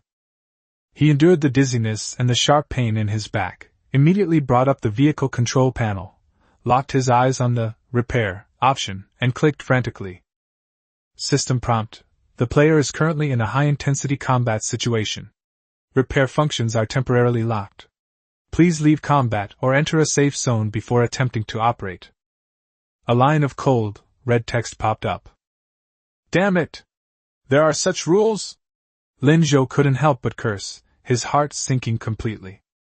The fact that it cannot be repaired means that this almost half-damaged RV will have a significantly reduced defensive capability against that second-tier hellhound, and may even fall apart completely in the next attack. Energy resources are running low, meaning that power and weapon systems cannot be sustained for long. Desperate situation. He looked at the menacing, approaching figure on the screen, then glanced down at Lin Wanqing, who was trembling in his arms. A surge of ruthlessness and resentment welled up in his heart. Let's take a gamble. This is the last gamble we can make. Otherwise, both of them would die here. He gently pushed Lin Wanqing aside, helped her sit up straight, and fastened her seatbelt. Then, looking into her eyes, his voice was hoarse yet unusually calm. Prepare for resurrection. Lin Wanqing's body trembled, and her face instantly turned ashen. She understood what those words meant. Faced with this desperate situation, Lin Zhou had no confidence left.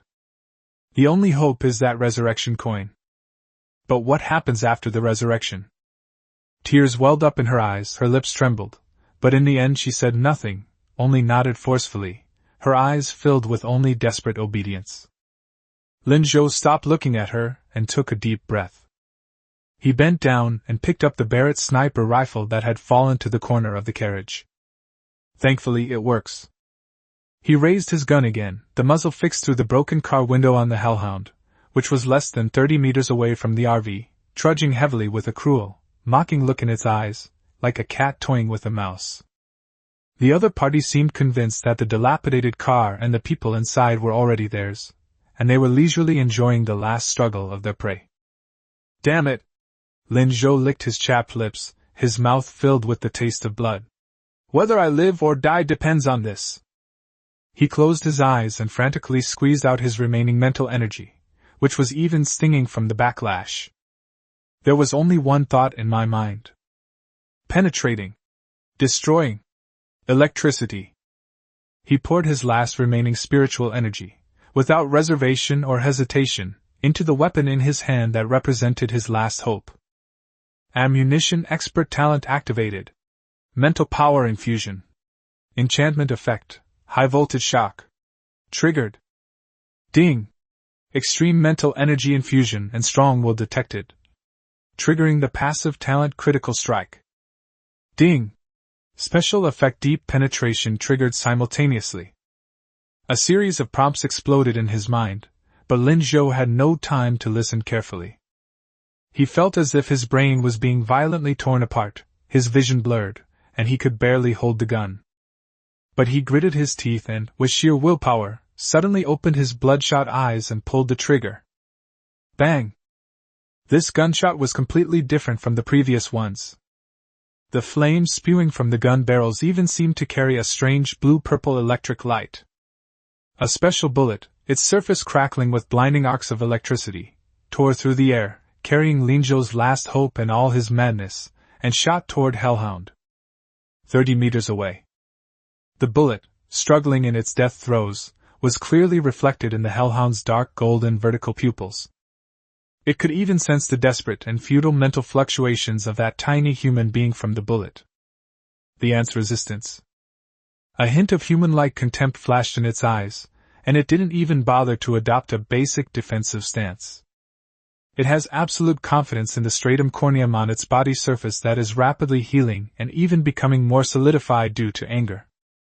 The previous enchanted bullets could only cause minor injuries, so what can this final blow do? It even slightly raised its head, as if to take the bullet with its forehead, crushing the opponent's hope in the most humiliating way. The bullets are getting closer. 20 meters. 10 meters. 5 meters. The aura of death, without warning, like the coldest wind from the far north, instantly swept over the Hellhound's entire body. That wasn't an energy fluctuation from the bullet itself, but a warning of fear originating from the depths of the soul. Something's not right. This bullet, something's wrong. The Hellhound's pupils suddenly shrank to pinpoints. It wanted to dodge, it wanted to defend itself, but its previous contempt and arrogance caused it to miss the best opportunity to react. Moreover, the bullet's speed seemed to increase slightly at the last moment. No! It only had time to let out a silent roar in its consciousness. The next moment. The specially designed armor-piercing bullet, crackling with blinding blue-purple lightning, struck the Hellhound precisely in the center of its forehead, the hardest keratinous bulge that symbolized its core of power. There was no loud explosion. There was only a slight click sound. Immediately afterwards. Sizzle sizzle. An incredibly powerful high-voltage current exploded instantly from the point of impact. Like countless blue electric snakes, they frantically burrowed into the head of the Hellhound, spreading rampantly along its neural network and energy circuits.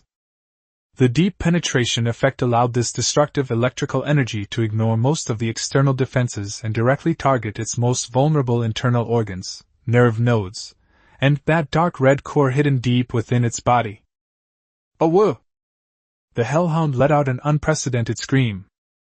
Its massive body suddenly stiffened, then began to convulse violently. The once proud stratum corneum on the skin's surface cracked inch by inch, and blinding blue-purple lightning shot out from the cracks. Its dark golden vertical pupils instantly lost their luster, replaced by endless pain and disorientation. Boom! Its hill-like body finally gave way, collapsing to the ground with a thunderous crash, raising clouds of dust. It twitched a few times, then fell silent.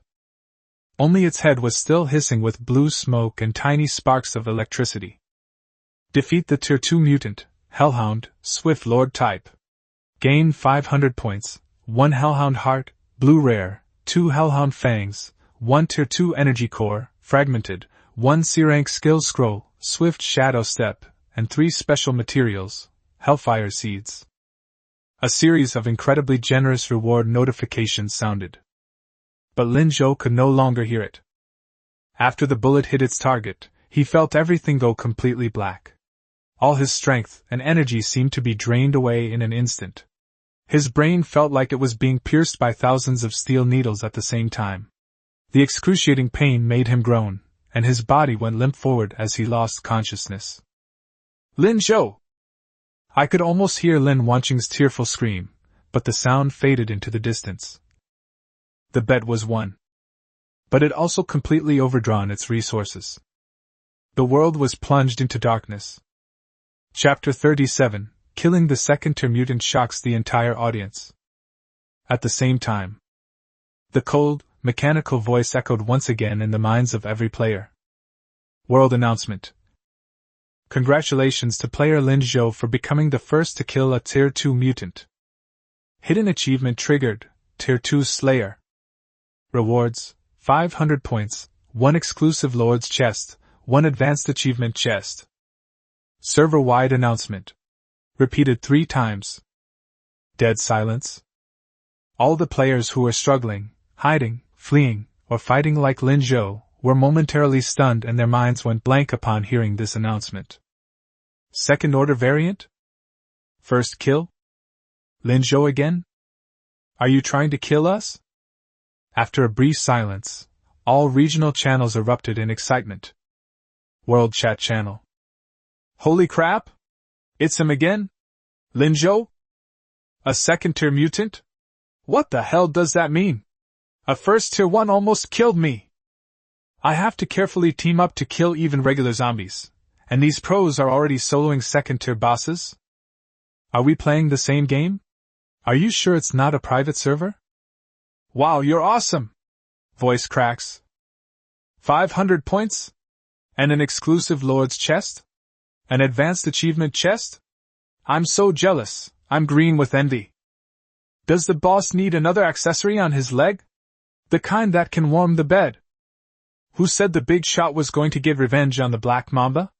Come out and show yourselves. Black Mamba?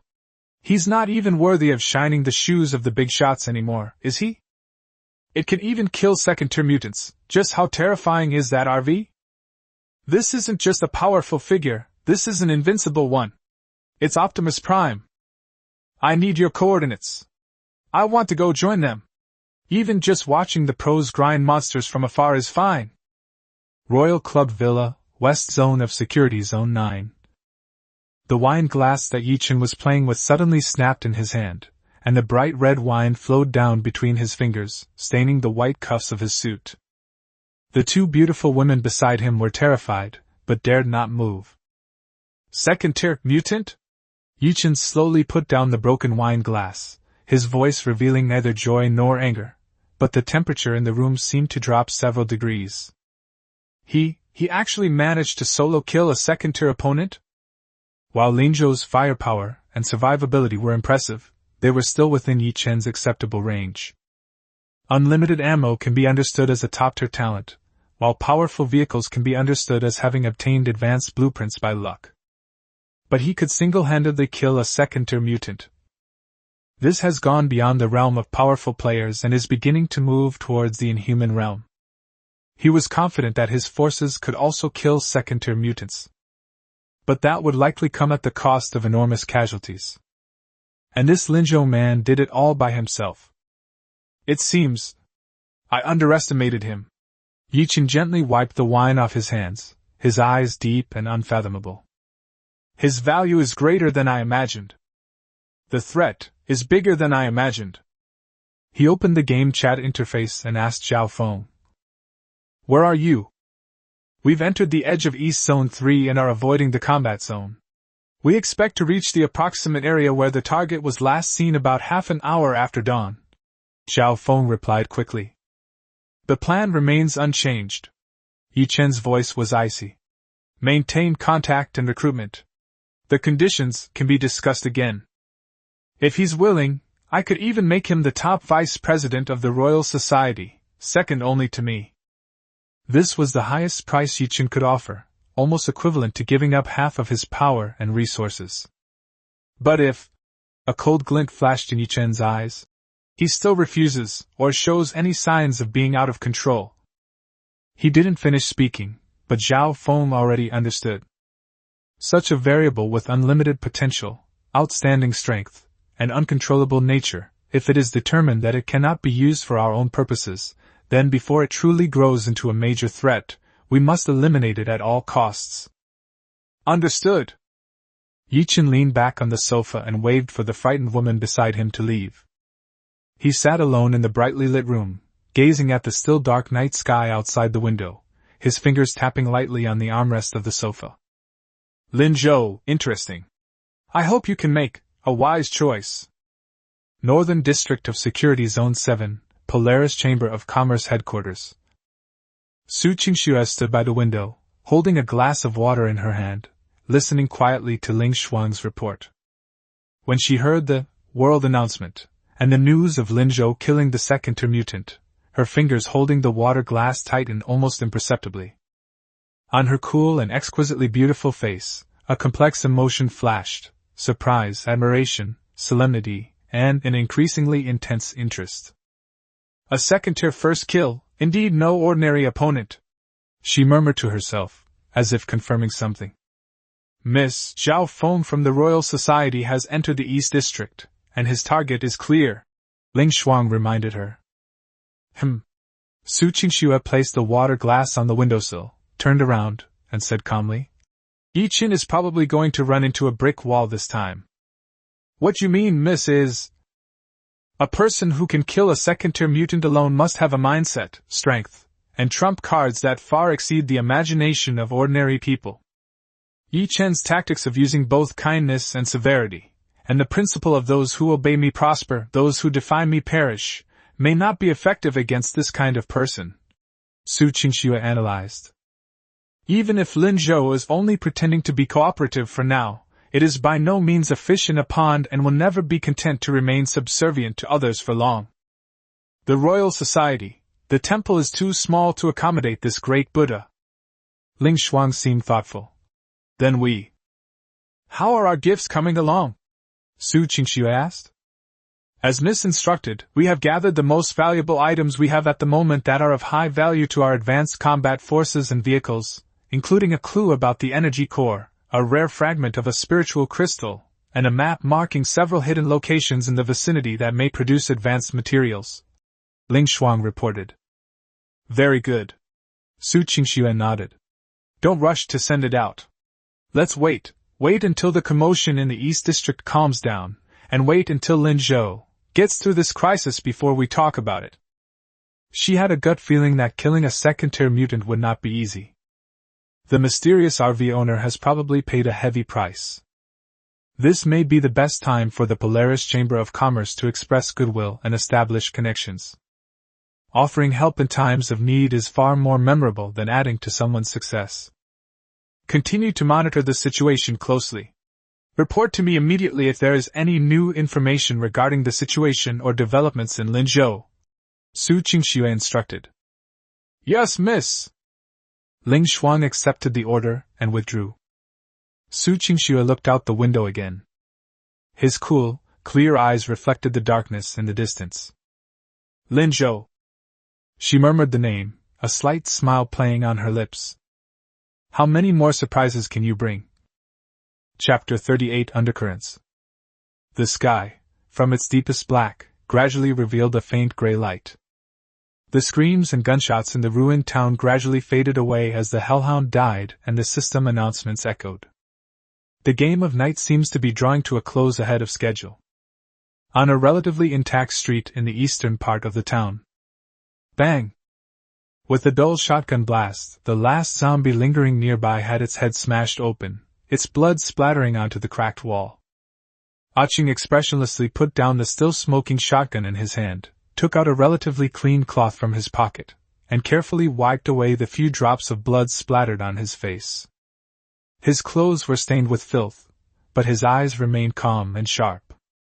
Behind him, the sporadic gunfire quickly subsided. After paying a price, the Black Mamba members finally eliminated the threat in the area and temporarily gained a foothold.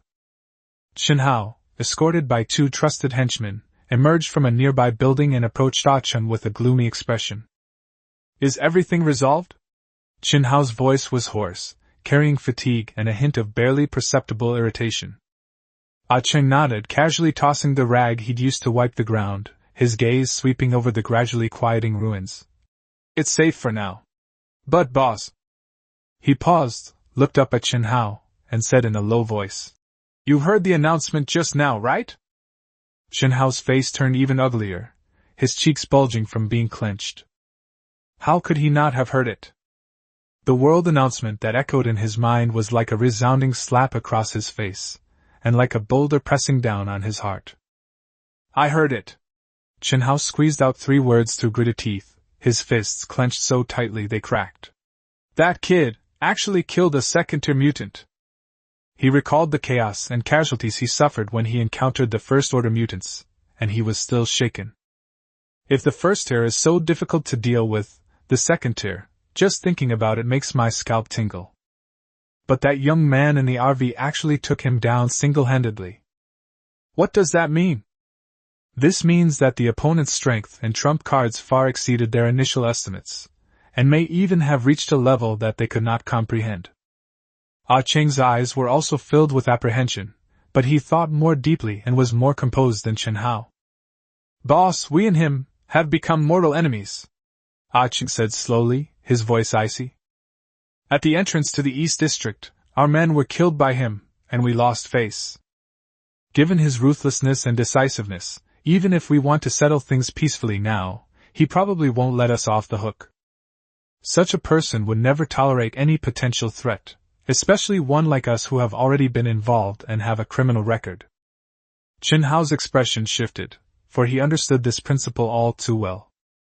They had been clinging to a sliver of hope that perhaps the other party wouldn't care about small fry like them, and that they could escape unscathed. But now that the other side can even kill second-tier mutants, would they still take them seriously? Once you have a free hand. A chill ran up my spine. You mean? Shinhao looked at Ah-cheng. We can't just sit here and wait to die. A fierce glint flashed behind Ah-cheng's glasses. He has just gone through a great battle and killed a second-tier mutant. His energy must be extremely depleted. That RV was also severely damaged by a second-tier mutant. We all saw it. It flipped several times in the air and lay motionless for a long time after landing.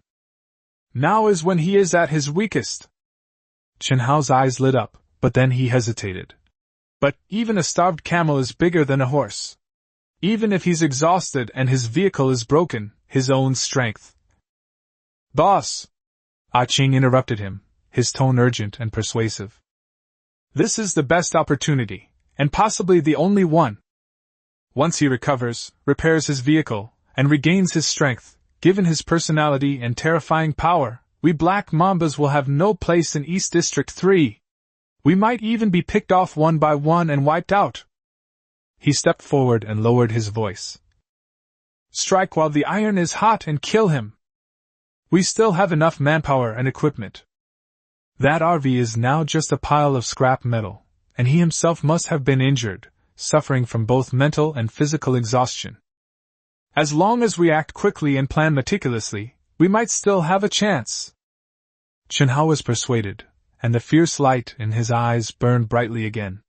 Fear was gradually replaced by greed and ruthlessness. Yes, no matter how strong the opponent is, they are now at their last gasp.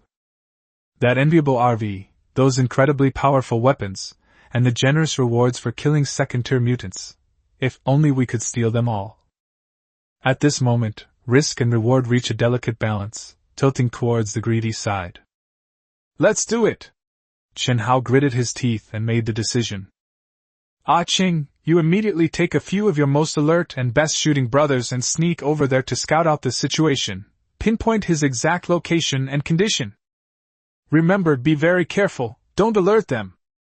I'll personally lead a large force, get the weapons ready, and wait for your signal. Shinhao revealed a ferocious smile.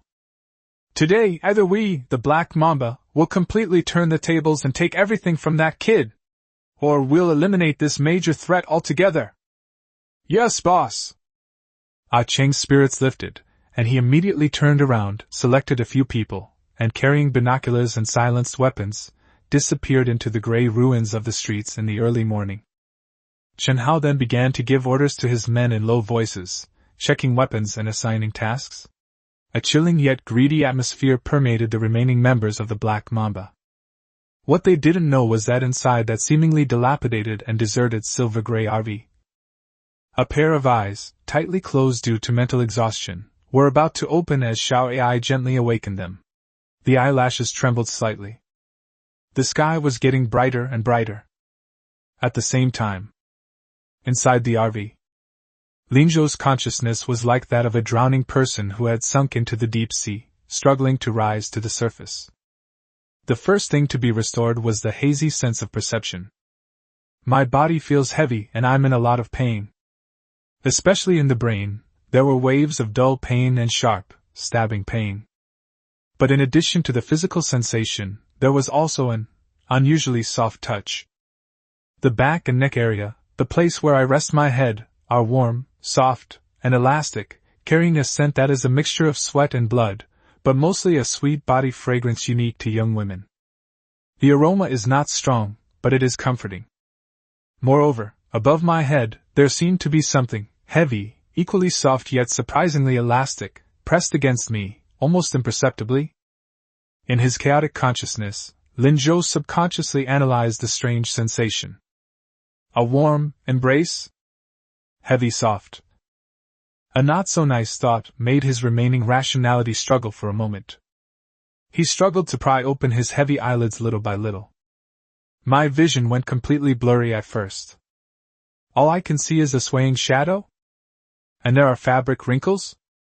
He blinked, his gaze gradually focusing. What came into view was a delicate face, so close yet filled with anxiety and worry. It's Lin Wanqing. Her face was somewhat pale, and there seemed to be traces of tears still wet at the corners of her eyes. She was pursing her lips and cautiously observing the situation outside through the crack in the broken car window, her expression focused and tense. Lin Zhou's gaze naturally moved slowly downwards from her nervous little face. Beyond the slender neck, the delicate collarbone, and then... Pause. Two large, round, and full thunderbolts almost filled most of his field of vision, and he could even smell a faint milky fragrance coming from his nostrils. Because of the position, Lin Zhou rested his head on her lap, his head against her abdomen, making his magnificent size even more impactful. It rose and fell gently with her breathing and the slight turning of her head to observe, as if it contained amazing elasticity. Lin Zhou's thinking briefly stalled under the intense visual impact before him. Holy crap! An exclamation, heartfelt and purely instinctive, burst forth uncontrollably from the depths of his heart. Chapter 39. Since you insist on courting death, then I'll send you on your way. Previously, the girl had been in a disheveled state, wearing loose or tattered clothes, and given that she was constantly in a tense state of fighting and survival, I really hadn't paid much attention to her. Now, looking at it so closely and so directly. This scale, this curvature. Isn't that definitely a 36D or larger? As a college student who had been single for over 20 years before transmigrating and usually relied on the internet and imagination to deal with adolescent restlessness, Lin Zhou felt a surge of heat uncontrollably rush from his lower abdomen to his head, and then some of it flowed into his nasal cavity. Oops. He subconsciously tried to control it, but the depleted mental energy greatly reduced his control over his body. Then, two warm liquids, quite uncooperatively, slowly flowed out of his nostrils. Lin Zhou. He remained stiffly in the open-eyed position, and could even feel the salty, fishy taste of the liquid sliding down his lips. Seemingly sensing the subtle movements of the person in her arms, as well as the two overly intense gazes, Lin Wanqing, who was intently observing the view outside the window, stiffened slightly. She slowly turned her head, and when she saw that Lin Zhou had opened his eyes and was looking at her with an extremely strange expression, her face instantly lit up with immense joy. "Lin Zhou! You're awake! That's wonderful!" she exclaimed excitedly, her voice hoarse from crying and filled with relief. But the next second, her surprise froze on her face. Following Lin Zhou's strange gaze, she looked down at her chest. Ah! A short, utterly embarrassed scream. Lin Wanqing's cheeks, ears, and even neck turned bright red instantly, as if they were ripe tomatoes. She instinctively and clumsily pushed Lin Zhou away from her arms. She suddenly shrank back, slamming into the carriage wall with a thud. Ignoring the pain, she hugged her chest tightly with both hands, wishing she could shrink herself into a ball. Her head was so low that it was almost buried in her knees, with only a bright red ear tip and a small section of her snow-white nape showing. The entire carriage was filled with a deathly silence and an awkward atmosphere. Only Lin Zhou, whose injuries were aggravated by being suddenly pushed away, couldn't help but gasp. He sat up, feeling another wave of dizziness, but much better than before. He casually wiped the blood from under his nose, looked at Lin Wanqing, and awkwardly scratched the back of his head. Ahem, he coughed dryly, trying to break the deadly awkwardness. Sorry. It's a normal physiological reaction, please don't mind. It's just that, you were too close, and I just woke up, so my eyesight isn't very good. These words only made Lin Wanqing shrink even tighter, her ears turning bright red, feeling both ashamed and annoyed. She secretly spat in disgust. He usually looks fierce and cold as ice, but he kills zombies and mutants without batting an eye. I never expected him to be such a big pervert. Of course, she would never dare to say those words out loud. Lin Zhou knew that his explanation was only making things worse, so he simply stopped bringing it up. He shook his still somewhat heavy head and began to focus on the important matter at hand. How long have I been asleep? What's the situation outside? His voice was still a little hoarse, but he had regained his usual composure. Hearing him ask about serious matters, Lin Wanqing finally broke free from her embarrassment a little, but she still didn't dare to look up, her voice barely audible. It's been more than an hour since you killed that giant wolf. Outside, it's very quiet outside. It seems like all the zombies and monsters have disappeared. It's almost dawn. More than an hour? It's almost dawn. Lin Zhou felt a chill and immediately looked out the car window. Sure enough, the gloomy sky was rapidly fading, and a hint of dawn was breaking on the eastern horizon. The town was deathly silent, as if the crazy and cruel game of the previous night was just a nightmare. But he knew it wasn't. He immediately checked his own condition. My mental energy is still depleted, but my headache has eased considerably. My muscles are sore, but it's nothing serious. Most importantly, he glanced at his personal panel and saw that his points had surpassed the 2,000 mark. There are also a bunch of valuable items obtained from killing hellhounds. The gains were enormous. But the crisis was not over. Shall AI report the vehicle status and the surrounding area scan results? He asked in a deep voice. Commander, you have awakened.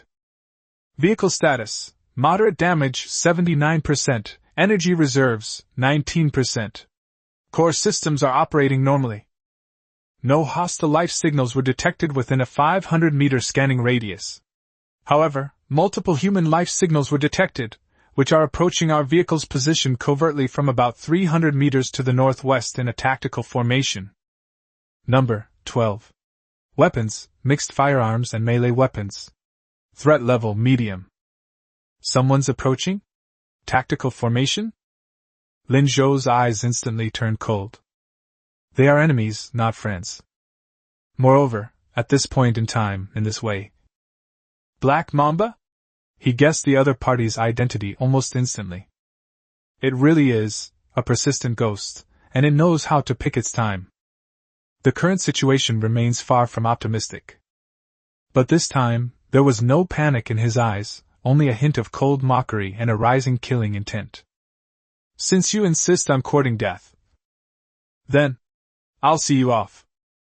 Without any hesitation, Lin Zhou immediately brought up the vehicle panel and clicked on Repair. Severe vehicle damage detected, 79%.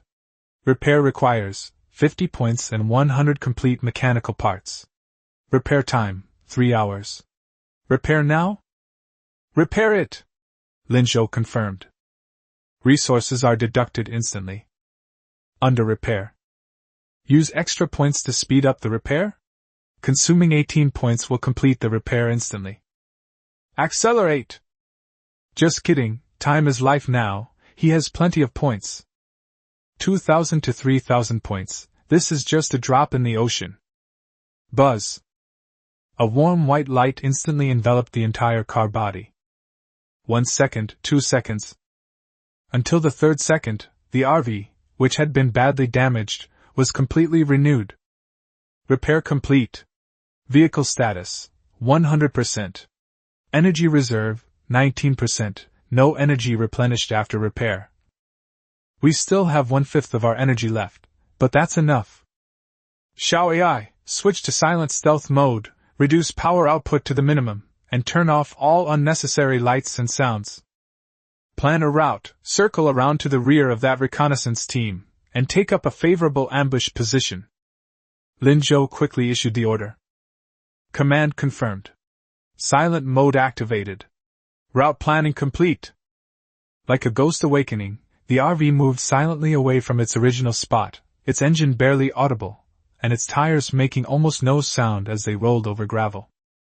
Under the cover of ruins and morning mists, they made a large detour and quietly stopped behind a T-junction in the direction Aching's team had come from, with the front of the car pointing diagonally at the intersection. The view here is excellent, covering the intersection and a fan-shaped area in front, while being concealed in the shadow of the buildings. Lin Zhou sat in the driver's seat, the screen in front of him split into several images, showing the surveillance cameras around the vehicle, as well as 12 red dots that were gradually approaching him. A cold, mocking smile curled at the corner of his lips. The hunter became the prey. Chapter 40 Lin Zhou, everyone, are you looking for me? Brother Qing, it's this way. It should be a few hundred meters away. A black mamba henchman lowered his voice and pointed to the vaguely visible outline of the abandoned water tower ahead. Ah Ching nodded, gestured for everyone to stop, and emphasized again in a low voice. Brothers, your rise to prominence begins today. But remember, our mission is reconnaissance. To find out the enemy's location and status. No one is to make the first move unless absolutely necessary. Follow my orders. Understand? Understood, the group replied in hushed tones. The group proceeded cautiously, using the ruins as cover, and continued to make their way forward. Soon, they arrived at a point 100 meters from their target area. At the corner of a cement wall. However, when they looked at the empty space around the water tower, everyone was stunned. In the center of the field, there were indeed traces of a battle that took place in the middle of the night. There was also the enormous, ferocious, yet lifeless, mutilated corpse of the hellhound.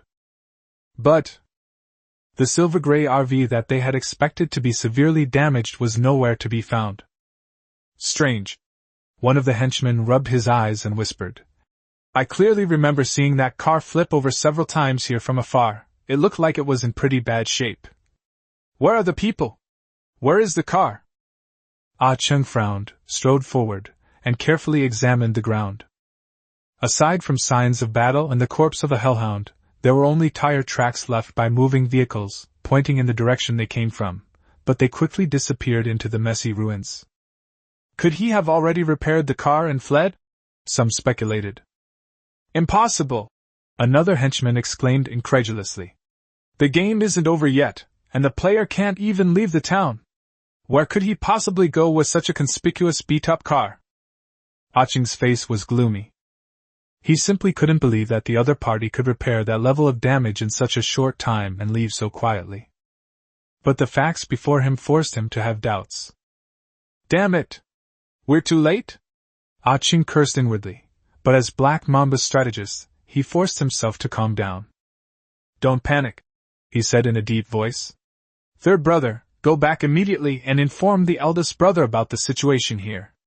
Tell him that the target may have moved, and have the eldest brother lead his men in that direction to expand the search area. Yes, a lean man replied, then turned and quickly left. The rest of you, split into pairs and move out. Ah Cheng scanned the remaining people.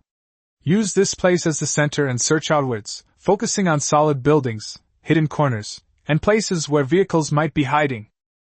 Remember, report any discoveries immediately. Without my orders, you are absolutely not allowed to act without authorization, and you are absolutely not allowed to alert the other side. Understand?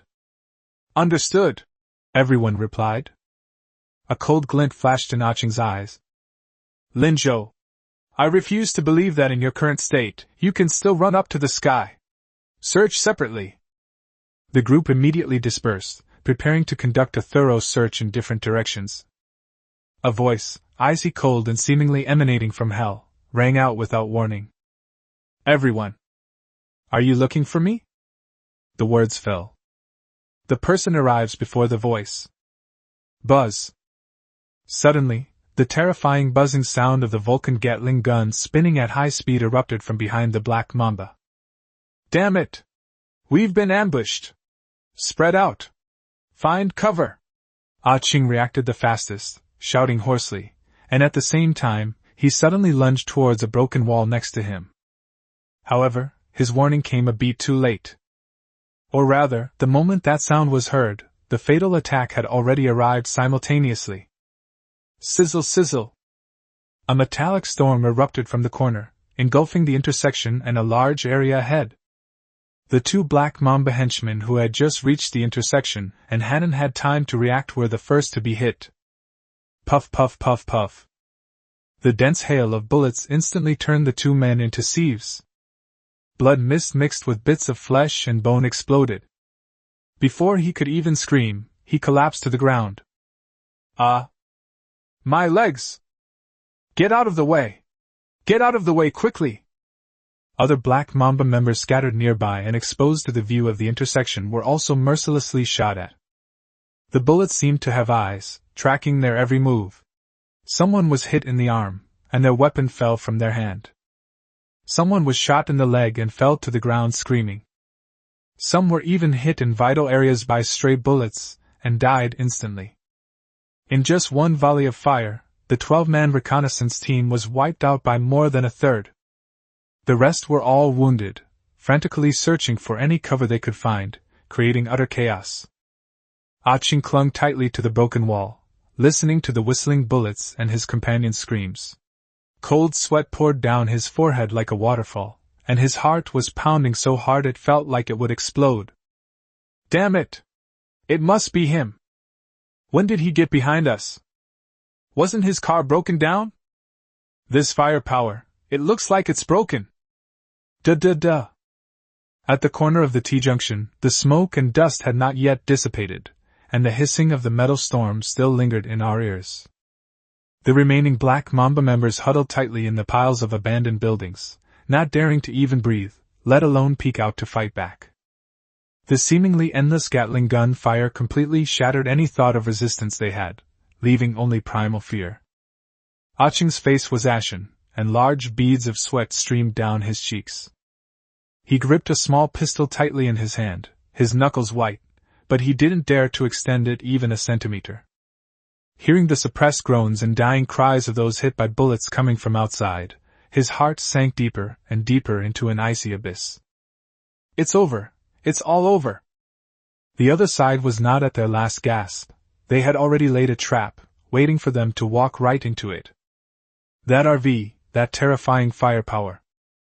In this suffocating silence and terror. Wah!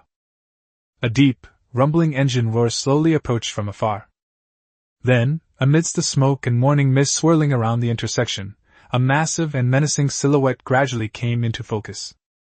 The silver-gray body was spotless, reflecting a cold metallic luster in the gradually brightening morning light. On the roof of the vehicle, the 6 barrels of the Vulcan Gatling gun continued to slowly rotate, unleashing a relentless barrage of firepower. The driver's side window was lowered a crack. Lin Zhou's slightly mocking voice rang out clearly, echoing in the deathly silent street. Hee hee! You think you can hide behind these broken stones and crumbling walls? Will I be able to live then? Innocent. Before Ah-Ching and the others could react, Lin Zhou gave the order. Xiao AI, take control of all weapon systems, Automatic target acquisition mode, free fire. Cover all suspicious cover areas. Keep the fire going. Command confirmed. Automatic target acquisition has been activated. Full power. Chapter 41 Unlimited Grenades? Is this the same game? Buzz. The Gatling gun roared once again, sending chills down your spine. Flames spewed out, and bullets rained down on the bunkers with indiscriminate and continuous fire. Puff, puff, puff, puff, puff. Gravel flew everywhere, and dust billowed up. The fragile bunker was as flimsy as paper in the face of the raging metal storm. Black Mamba members hiding behind the cover were constantly being hit by bullets that pierced through the cover, letting out shrill screams. Ah! He's attacking! The wall is about to collapse! Help! My arm! But this is just the beginning. What happened next brought Ah Cheng and the others to the brink of despair and collapse. The silver-gray RV started moving again as the Vulcan Gatling gun automatically fired. Instead of going backward, it slowly moved forward along the street. As they drove, the driver's side window was completely rolled down, and a hand reached out. There was no gun in that hand. Instead, it was a round, dark thing. Hand grenade. Lin Zhou's face was expressionless, even a little bored. He didn't even look outside. Just like casually throwing away trash, he threw one grenade after another at the buildings on both sides of the street where the Black Mamba members might be hiding. Pull the safety pin and throw it away. Pull the safety pin again, then throw it away. The movements were fluid and effortless. Boom! Boom! Boom! Boom! The continuous explosions instantly replaced the gunfire, and became the main sound in this area. Flames flashed continuously in the buildings on both sides, and broken glass, bricks, and wood chips flew everywhere like fireworks. Thick smoke billowed up. Holy crap! He's still throwing grenades? Unlimited ammo Gatling guns aren't enough? They also have unlimited grenades? How the hell are we supposed to play this? We can't even hide in the house and get blown up? Oh God! Run! The Black Mamba members, who thought they would be safer hiding inside the building, have now completely broken down. Gatling gun bullets can be blocked by thick walls, but this grenade is thrown in directly and explodes in the confined space, leaving nowhere to hide. People screamed as they rushed out of the burning house, only to be riddled with bullets by the crossfire of the Vulcan. Someone tried to escape through the back window, only to find that the RV had somehow blocked the entrance to another alley. The mortar array at the rear of the vehicle fired several shots, turning the escapee into a bloody mess. Some people knelt on the ground in despair and raised their hands to surrender, but the whistling bullets and grenades gave them no chance at all. The Gatling gun, with its automatic firing and unlimited firepower, is responsible for long-range suppression and eliminating exposed targets. Lin Zhou, equipped with autonomous driving technology and an unlimited supply of grenades, is responsible for close-range clearing and demolition. They work together seamlessly and are incredibly efficient. What kind of battle is this? This is nothing short of a dimensional reduction attack on inequality, a massacre. The broken wall where Ah Cheng was hiding also collapsed with a bang under several accurately thrown grenades. He tumbled to the side in a disheveled state, covered in dust and dirt, his glasses shattered, and his face cut by pebbles. He looked up at the silver RV that was slowly moving amidst the explosions and flames. An overwhelming sense of fear and despair completely overwhelmed him. What the hell is this monster? What kind of being have we provoked? Run, run fast, run as fast as you can. His lips trembled as he roared with his last bit of strength, but his voice was quickly drowned out by the more violent explosion. But run? Where to run? The entire street, and even the surrounding buildings, have been transformed into a veritable death zone by the warm hospitality of that RV and its owner. As the echoes of the final explosion faded, the roar of the Gatling gun finally ceased. The streets were a mess, with broken walls and rubble, flickering flames, and thick smoke. Apart from the crackling sound of burning, there was no other noise. The silver-gray RV slowly came to a stop in the middle of the street. The driver's side window was rolled down completely, and Lin Zhou leaned out to glance at the results outside. His face was expressionless, and he simply whistled softly. Done! He pulled back and shrugged at Lin Wanqing, whose eyes were now only filled with numb shock. It seems that exercising before breakfast helps to stimulate the appetite. Lin Wanqing. She looked out the window at the battlefield that looked like it had been bombed, then looked at the man beside her, opened her mouth, but ultimately said nothing. She simply gripped the pistol Lin Zhou had given her even tighter. This man is so powerful it's frightening, and so reliable it puts your mind at ease. Although this reliable method is a bit too exciting. Far away, the faint sounds of car engines and hurried footsteps could be heard. It seemed that a large contingent of Black Mamba's men had heard the commotion and were rushing over in a great hurry. Lin Zhou glanced at the radar screen, a cold smile curving his lips. Perfect. It saves me the trouble of looking for it again. At the same time, on the other side, hundreds of meters away from the battlefield, Qin Hao was leading about 20 of the remaining main force of Black Mamba, rushing toward the water tower. They had previously heard a message from Ah Cheng's men. The target had disappeared. Qin Hao's heart sank. He immediately ordered everyone to gather in the water tower area and expand the search, while he himself led the main force to follow closely behind. However, they had only gone halfway when they heard that familiar yet unfamiliar barrage of gunfire in the distance. The terrifying hiss of the Vulcan Gatling gun, like a chainsaw tearing through metal, was clearly audible even from this distance. Immediately following was a series of muffled but violent explosions. Boom, boom, boom. They continued unabated, as if a small-scale artillery barrage was taking place over there. Qin Hao stopped abruptly, his ruthlessness and greed freezing on his face, replaced by a layer of surprise and rapidly spreading unease. That gunshot, it's from that RV! One of the henchmen exclaimed. More explosions! Lots of explosions! They were familiar with it because the sound from last night had left a deep psychological scar on them. The reason it was unfamiliar was that the intensity and duration of the firepower, as well as the frequency of explosions that were clearly beyond what the Black Mamba currently possessed. Ah Cheng only brought 12 people with him, and their mission was reconnaissance, not a direct assault. How could such a fierce battle have broken out? And judging from the sound, it's a complete one-sided suppression. A terrifying thought surged uncontrollably into Qin Hao's mind. Ah Cheng and the others weren't going to scout, they were going to their deaths. The enemy wasn't weakened at all, on the contrary, they had already prepared a trap, waiting for them to take it.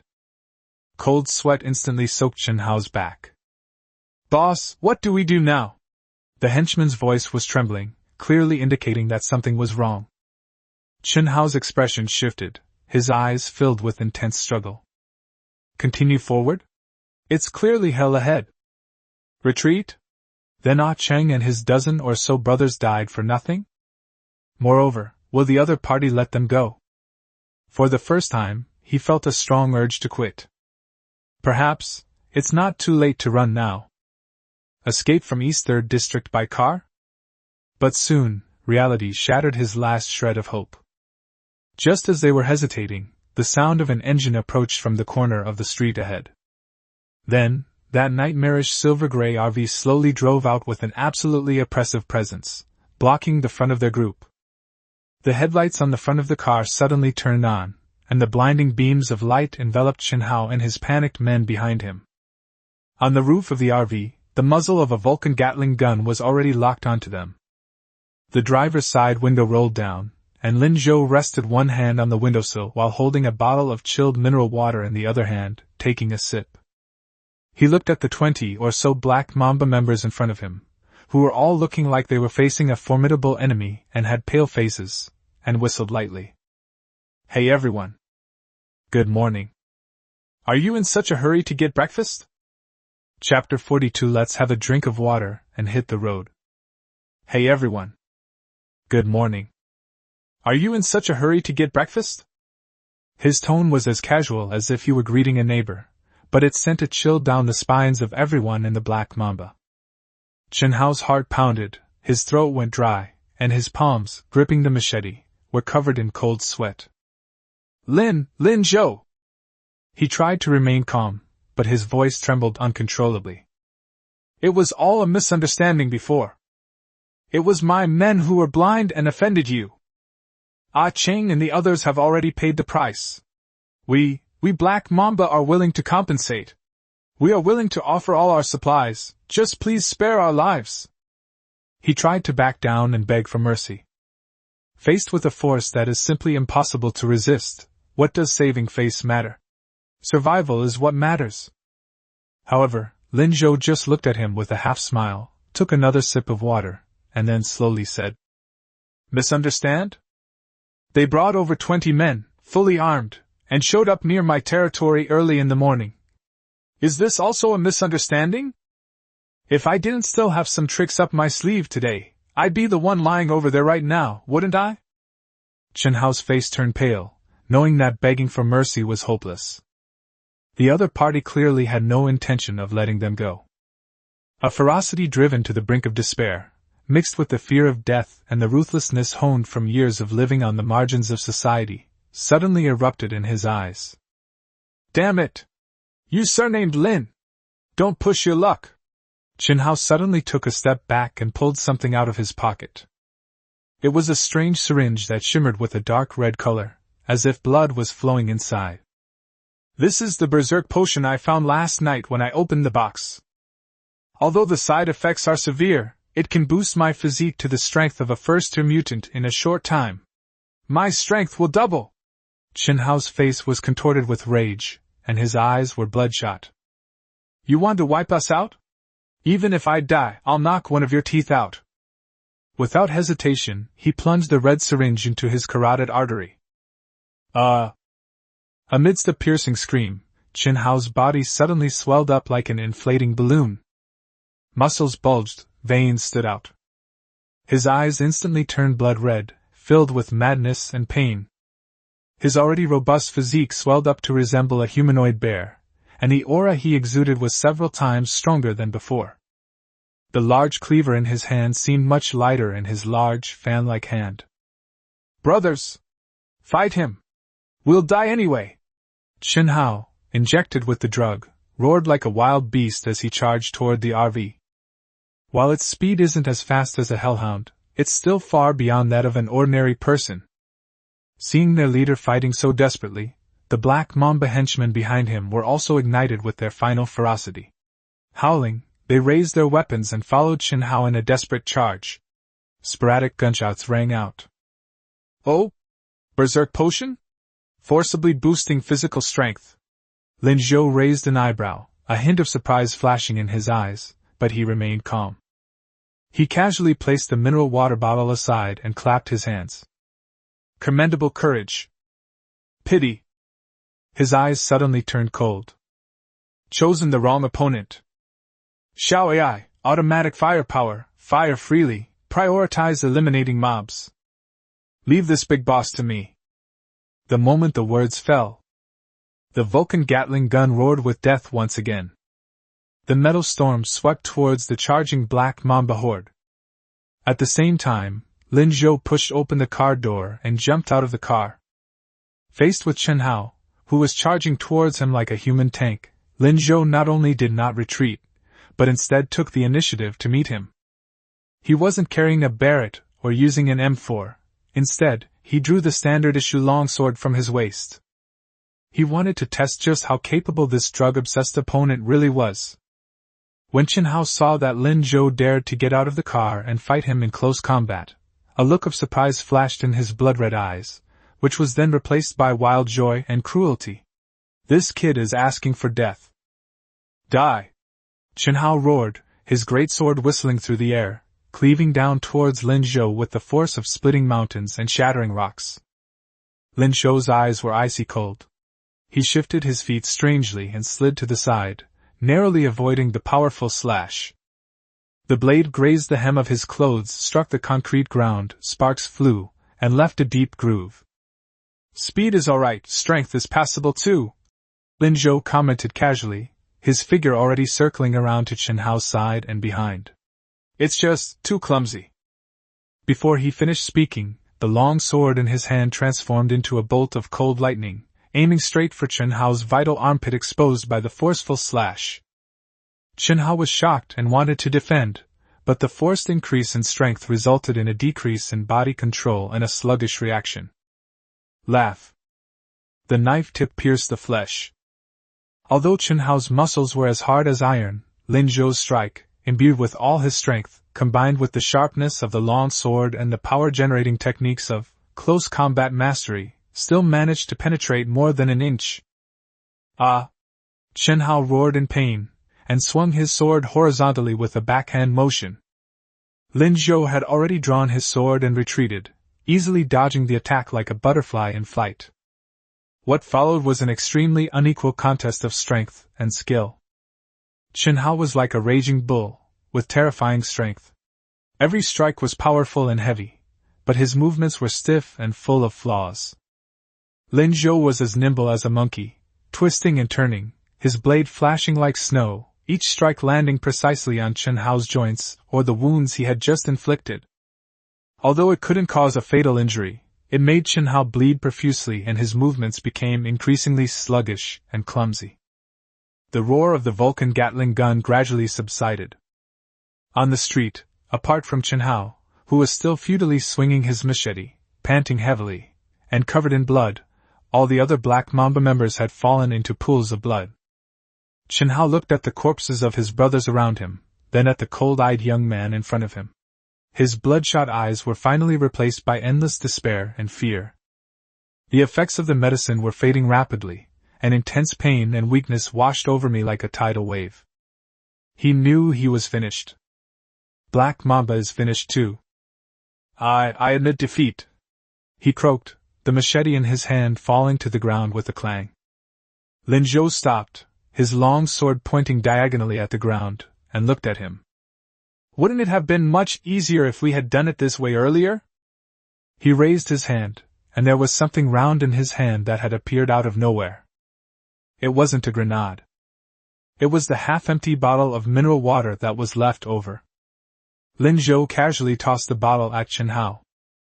Have a drink of water, let's hit the road. Chen Hao subconsciously took the bottle and stared at it blankly. The next second. Bang! A sniper bullet fired from the direction of the RV struck him precisely between the eyebrows. A look of astonishment lingered on Chen Hao's face as his massive body crashed to the ground, the half-empty bottle of water in his hand rolling aside and staining the pool of blood red.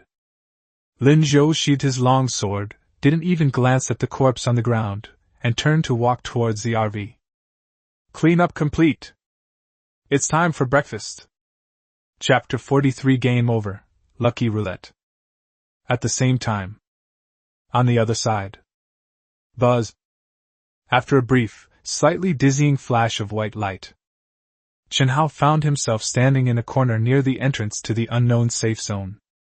He had no equipment left, only the clothes he had brought with him. He came back to life. Thanks to that precious resurrection coin. But the Black Mamba is gone. The team he painstakingly built, the supplies he accumulated, the berserk potions he finally managed to obtain. Everything's gone. Everything resets to zero. He had nothing but these clothes and his life. With trembling hands, he abruptly opened the World Chat channel and typed, with all his might. Lin Zhou! I'll curse your ancestors. You just wait. I'll remember this grudge. Once I'm strong enough, I'll make sure you die a horrible death. My bones will be crushed to dust. This roar, filled with resentment and helplessness, instantly stirred up new waves in the channel that had just calmed down. Huh! Who's this? Why are they so irritable so early in the morning? Lin Zhou? Another RV tycoon? Did this guy mess with a big shot? Look at the ID. Black Mamba Chen Hao? The boss of Black Mamba? Isn't he supposed to be pretty arrogant? Hey, you didn't know this, did you? I just saw it with my own eyes on the edge of the East District. Black Mamba was courting death, trying to take advantage of the boss's bad condition after fighting the boss last night, but the boss alone in his RV blocked them in the street and wiped them all out. It was a terrible sight. Really? One person wiped out an entire guild? Absolutely true. Gatling gun fire and grenade bombardment. It was like a festival with firecrackers. The Black Mambas were no match for them. Holy crap. Boss is awesome. Has Moses-chan been resurrected? He looks furious. Serves him right. He always bullies newbies. He's finally met his match. Develop and take revenge? Laughable. The big boss kills second-tier mutants like it's nothing. How are you going to develop? Exactly, we should be grateful to be alive. Why don't we hurry up and find a crack in the ground to hide in? The chat was almost unanimously filled with mockery and schadenfreude. Chunhao's usual bad reputation in District 3 East has now become the reason for everyone to laugh at him. Looking at those glaring words, Chunhao trembled with anger, yet he was powerless to refute them. They could only curse Lin Zhou even more furiously, but their curses were quickly drowned out by more information and jokes, and no one paid any attention. On the other side, Lin Zhou, who had just finished cleaning up the battlefield and was preparing to return to his RV for a short rest, kept hearing system notifications in his mind. Kill player Black Mamba knife, score +1, sin value +1. Killing a player. Sin value +1. In a short period of time, he killed nearly 30 members of the Black Mamba. His sin value skyrocketed from 11 points to 42 points. Looking at the glaring red sin value 42 on his personal panel, Lin Zhou frowned deeply. 43 points of sin. He had no doubt that among all the surviving players, his stats were absolutely unique, and might even be a precipitous lead. What is the purpose of this thing? Is it merely attracting the hatred of zombies? Or is there some other, deeper influence? For example, what is the attitude of the NPCs in the safe zone? Quest accepted? Or perhaps, some kind of hidden punishment, or red name mechanism? The unknown often means potential risks. Troublesome. Lin Zhou rubbed his temples. He didn't want to be a serial killer, but in this apocalypse, there were always people with greed and malice written on their faces, holding knives to his throat. Are we to expect him to offer his neck for execution? Or is it about not fighting back when hit or not talking back when insulted? That's impossible. It's either him or me who dies, Lin Zhou muttered to himself, his eyes turning cold and resolute once more. The laws of the apocalypse have always been the same. Whoever has the bigger fist is the winner, and they have the right to live and live better. There's no point in worrying about the level of your sin value. Improving one's own capabilities to cope with all possible consequences is the right thing to do. He stopped thinking about it, and prepared to get on the bus. However, at that moment, buzz! A clear and loud system notification simultaneously resounded in the minds of all surviving players within Safe Zone 3, Ruined Town. Congratulations to all surviving players. You have successfully survived the night of survival in the Ruins Town. As a reward for the brave warriors who persevered to the end, the mayor will open a lucky roulette in the town's center square. All players who survive in the town will receive one free spin. A new day, a new beginning. New challenges have also arrived. Countdown to the next Skynet update, 5 hours. Players, please continue your escape journey.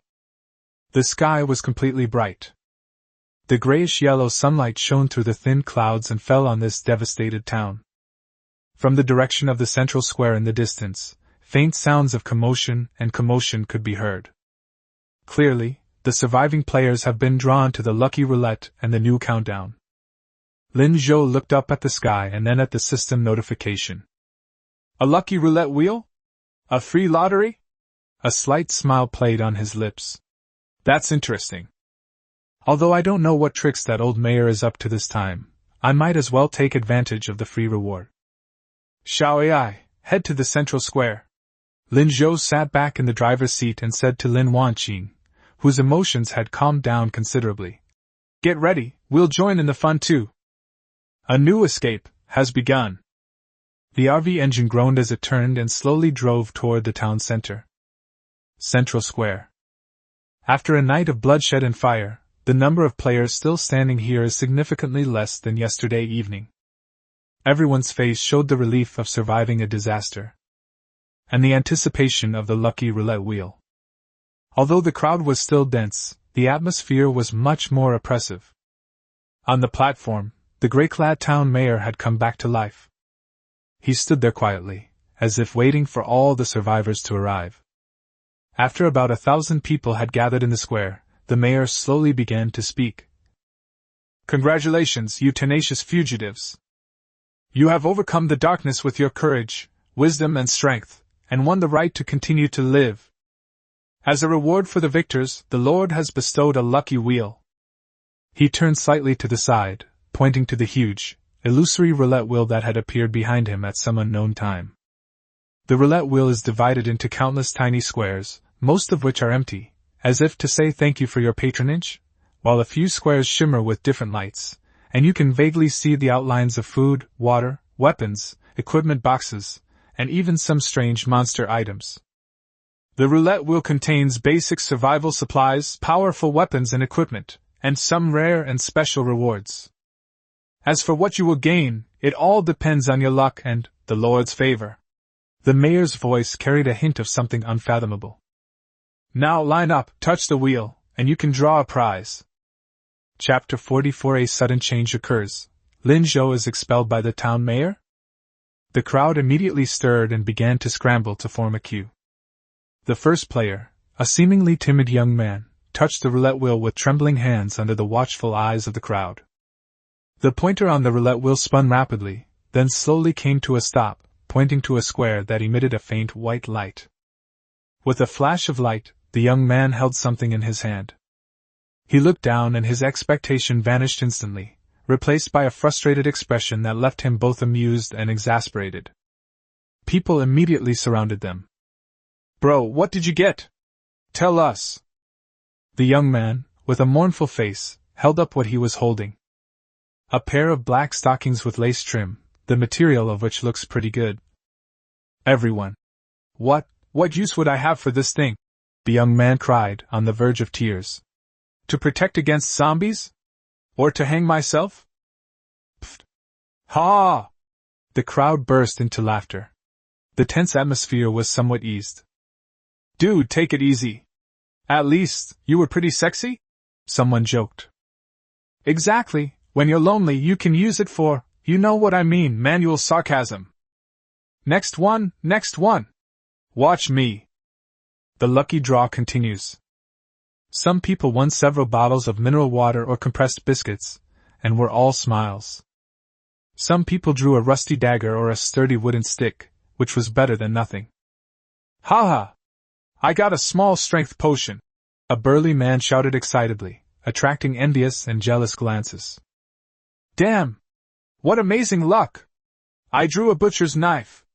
The person next to me looked incredibly unlucky. "A butcher's knife is pretty good, buddy. It's better than stockings, right? At least it can be used to kill zombies." "That's true." Those who draw good items are overjoyed, those who draw junk are dejected, and those who draw bizarre items are left speechless. The small roulette wheel vividly displays the myriad aspects of life. In the crowd, a thin man who quietly squeezed out of the crowd after drawing a prize went unnoticed by anyone. He walked quickly to a deserted corner at the edge of the square, his back to the crowd, but his shoulders couldn't help but tremble slightly. He quickly retrieved the item he had drawn from his personal space. A potion sealed in a transparent test tube, with a pale golden liquid flowing inside, emitting a mysterious glow. Gene unlocking agent basic. I'm rich! Ha! He laughed wildly in his heart, but dared not show it on his face. He could only bite his lip tightly, but the corners of his mouth could not be controlled, and he turned up wildly. He had already begun to fantasize about injecting himself with the drug, breaking the genetic lock, and thus defying fate to become a superior person in the future. Just as the lottery was in full swing, and the atmosphere in the square was gradually becoming more lively. A deep, powerful engine roar came from afar. Everyone's attention was involuntarily drawn to it. A silver-gray luxury RV slowly drove into the edge of the square and stopped on the outskirts of the crowd. "It's a big shot from Linzhou. The big boss is here. Quick! Make way! Make way for the big shot! Hello, boss! The boss was amazing last night!" The crowd erupted in cheers. All admiration, curiosity, jealousy, all kinds of gazes were cast upon the RV and the two people who got out of the car. This sudden enthusiasm startled Linzhou, who had just gotten off the bus. He touched his nose, feeling a little uncomfortable. "Am I already this famous?" he muttered to himself. Seeing his slightly embarrassed expression, Lin Wanqing couldn't help but cover her mouth and chuckle, whispering, "You caused such a commotion last night and were on 2 international news programs. It's hard not to become famous." Linzhou shrugged. So be it if he becomes famous, as long as he doesn't bother him. Seeing the long line ahead, Linzhou didn't bother to be polite. "I don't know how long I'll have to wait in line."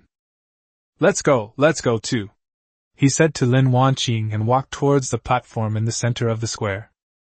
Lin Wanqing's ankle injury hadn't fully healed, so she could only limp slowly behind. The crowd parted automatically to make way for a wide passage, as if welcoming a monarch. Whispers filled the air. "Hey, what kind of good stuff do you guys think the big shot might pull out?" "I don't know, but with the boss's strength and luck, it shouldn't be bad, right? Maybe I can get a powerful artifact? Who knows? It all depends on luck." Amidst the gazes and discussions of the crowd, Linzhou quickly led Lin Wanqing to the platform and stood beneath the giant illusory image of the lucky roulette wheel, just a few meters away from the gray-clad town mayor. Linzhou looked up at the town mayor, preparing to touch the roulette wheel to draw a prize according to the procedure.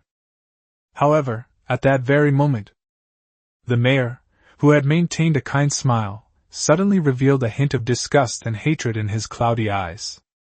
He stared intently at Linzhou, his smile instantly twisting into an undisguised ferocity. A sharp, hoarse voice, like a thunderclap, exploded above the platform, clearly reaching the ears of everyone present. "Filthy sinner! You bear such a heavy burden of sin and filth! You are not worthy of the Lord's gifts! You are not worthy to touch the sacred wheel! Get out! Get out of my town right now!" As soon as he finished speaking, an invisible force of malice erupted from the town mayor's center and rushed straight towards Linzhou.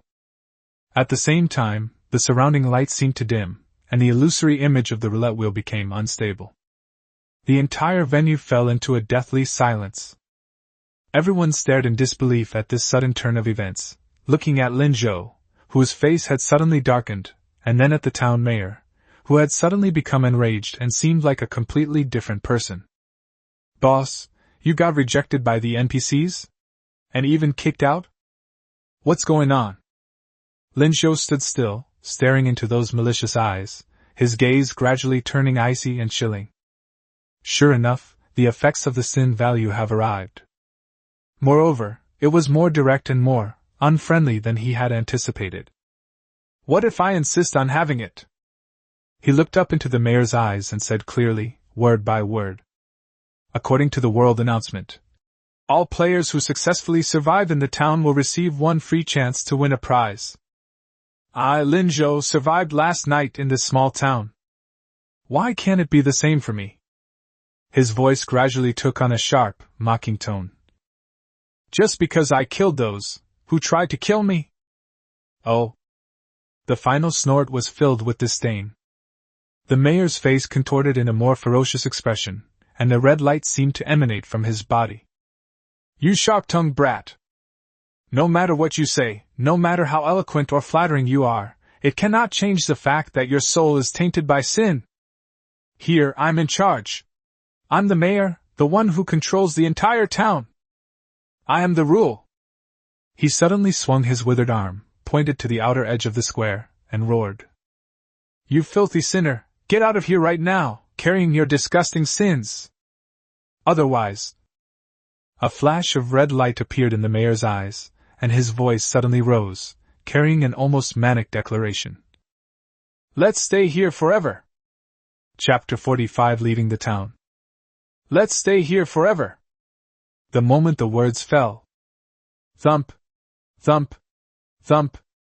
The sound of orderly and heavy footsteps suddenly came from all around the square. Immediately afterwards, figures clad in tattered armor and wielding rusty swords or spears surged forth. Their movements were stiff yet perfectly synchronized, their faces expressionless, radiating a cold and murderous aura, and they quickly surrounded the entire square. There were hundreds of them. Among them were even several guard captains who were noticeably taller and more ferocious. These are clearly the troops guarding the town. The sudden turn of events shocked all the players in the square, and screams of alarm filled the air. Holy crap! What's going on? Guards? These are guards? What are they going to do? Is it targeting the bigwigs in Linzhou? What should we do? Will we be implicated? The crowd instantly panicked, and some people instinctively tried to back away, but were blocked by the guards who surged out from behind. Within just a dozen seconds, the entire square was completely surrounded by these strange guards. The leading guard captain stepped forward, drew his sword, pointed it at Linzhou, and roared, "Take everyone with you and get out of town!" As soon as the words fell, an overwhelming sense of oppression, mixed with icy killing intent, surged toward Linzhou and Lin Wanqing. Such a powerful aura! Much stronger than that second-tier hellhound! Linzhou's expression was grave, and a bead of cold sweat appeared on his forehead. He had no doubt that if he dared to say another word or do anything that could be considered disobedient, he would probably die here. For the first time, he felt so clearly that in the face of absolute rules and strength, individual martial prowess seemed so powerless and pale. Is this the tragedy of the weak? No, compared to most players, he is not weak. But here, in this town controlled by the mysterious mayor and his master, he is a sinner who can be defined and even erased at will. A strong sense of resentment and anger burned within him. But he knew that anger wouldn't solve the problem. He needs strength. Even greater power. Enough to break the rules and disregard the power of so-called authority. A slightly cool and trembling hand gently tugged at his sleeve. It's Lin Wanqing. Her face was pale, her eyes filled with worry and fear, and she spoke softly, pleadingly. Linzhou, why don't we leave here? It's too dangerous here.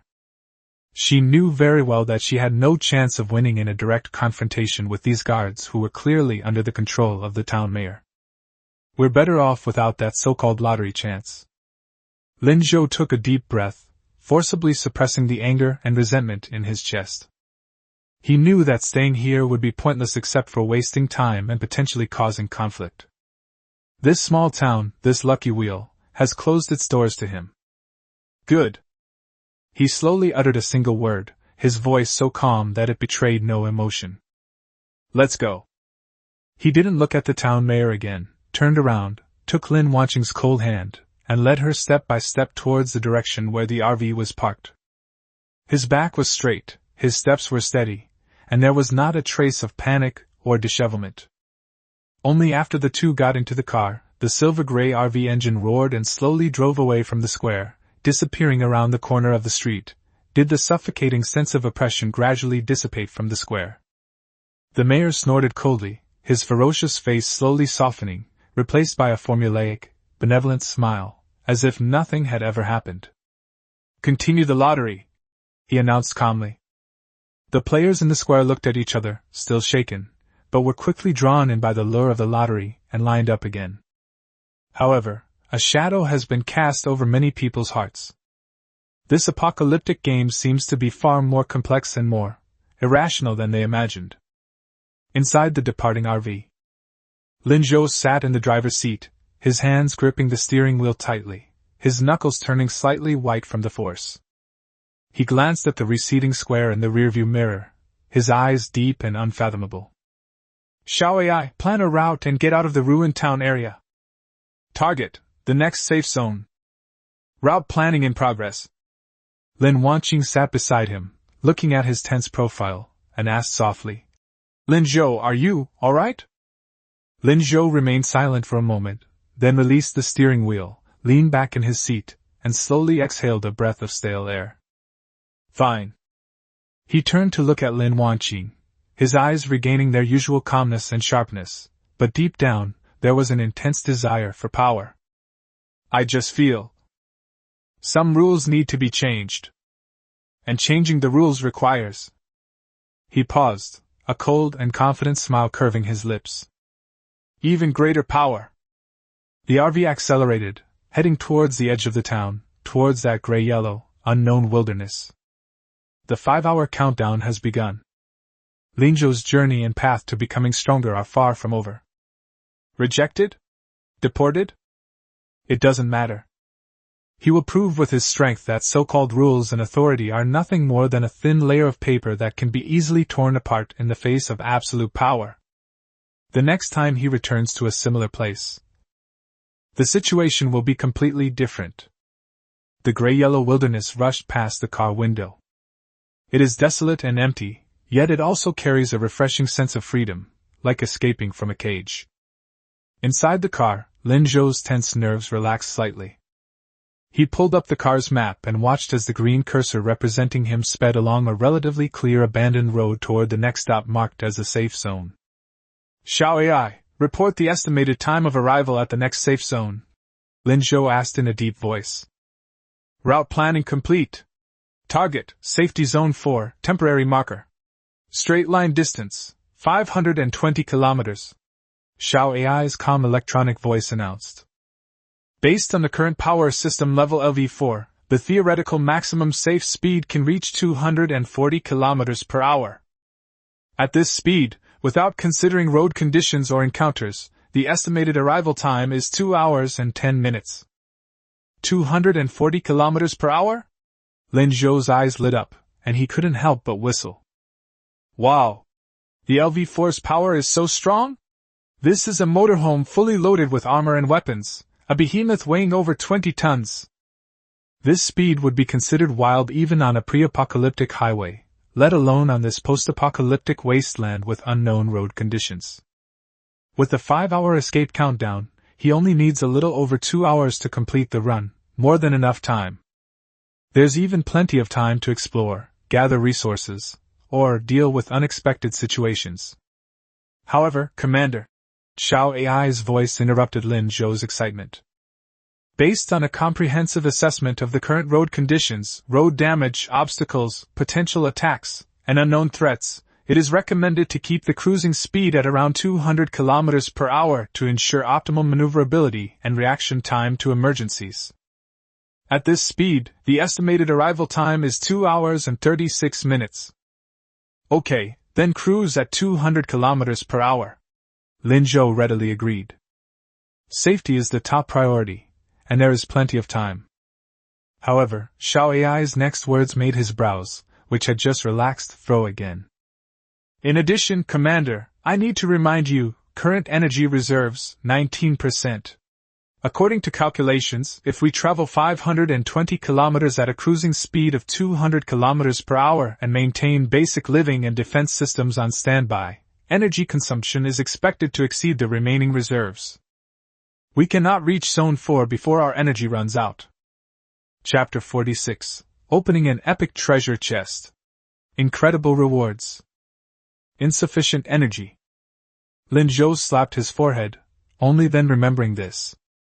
Last night, during a battle with Hellhound, the RV rolled over and was damaged.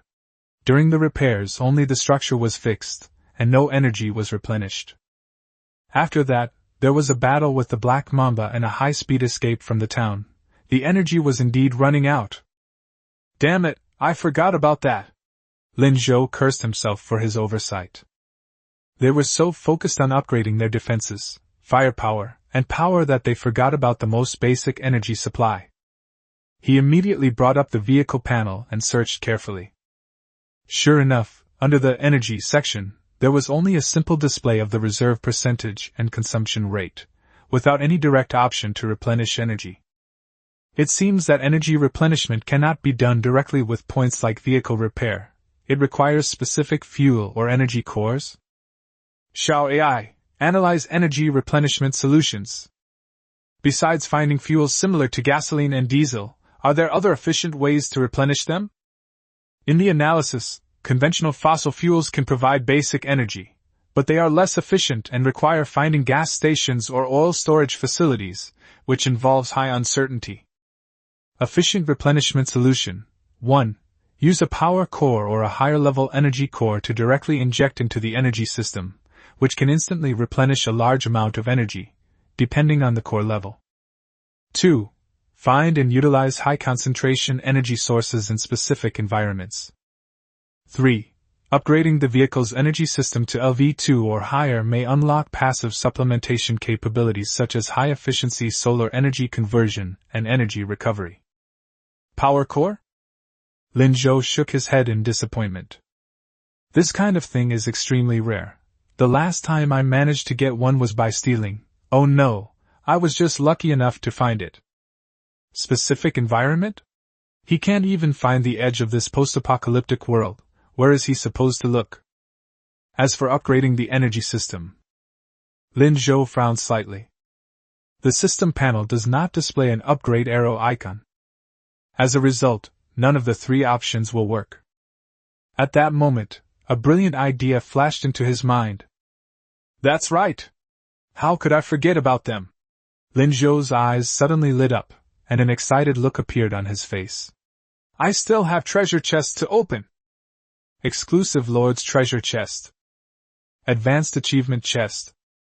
This is the reward for killing a Tier 2 Hellhound and completing a hidden achievement.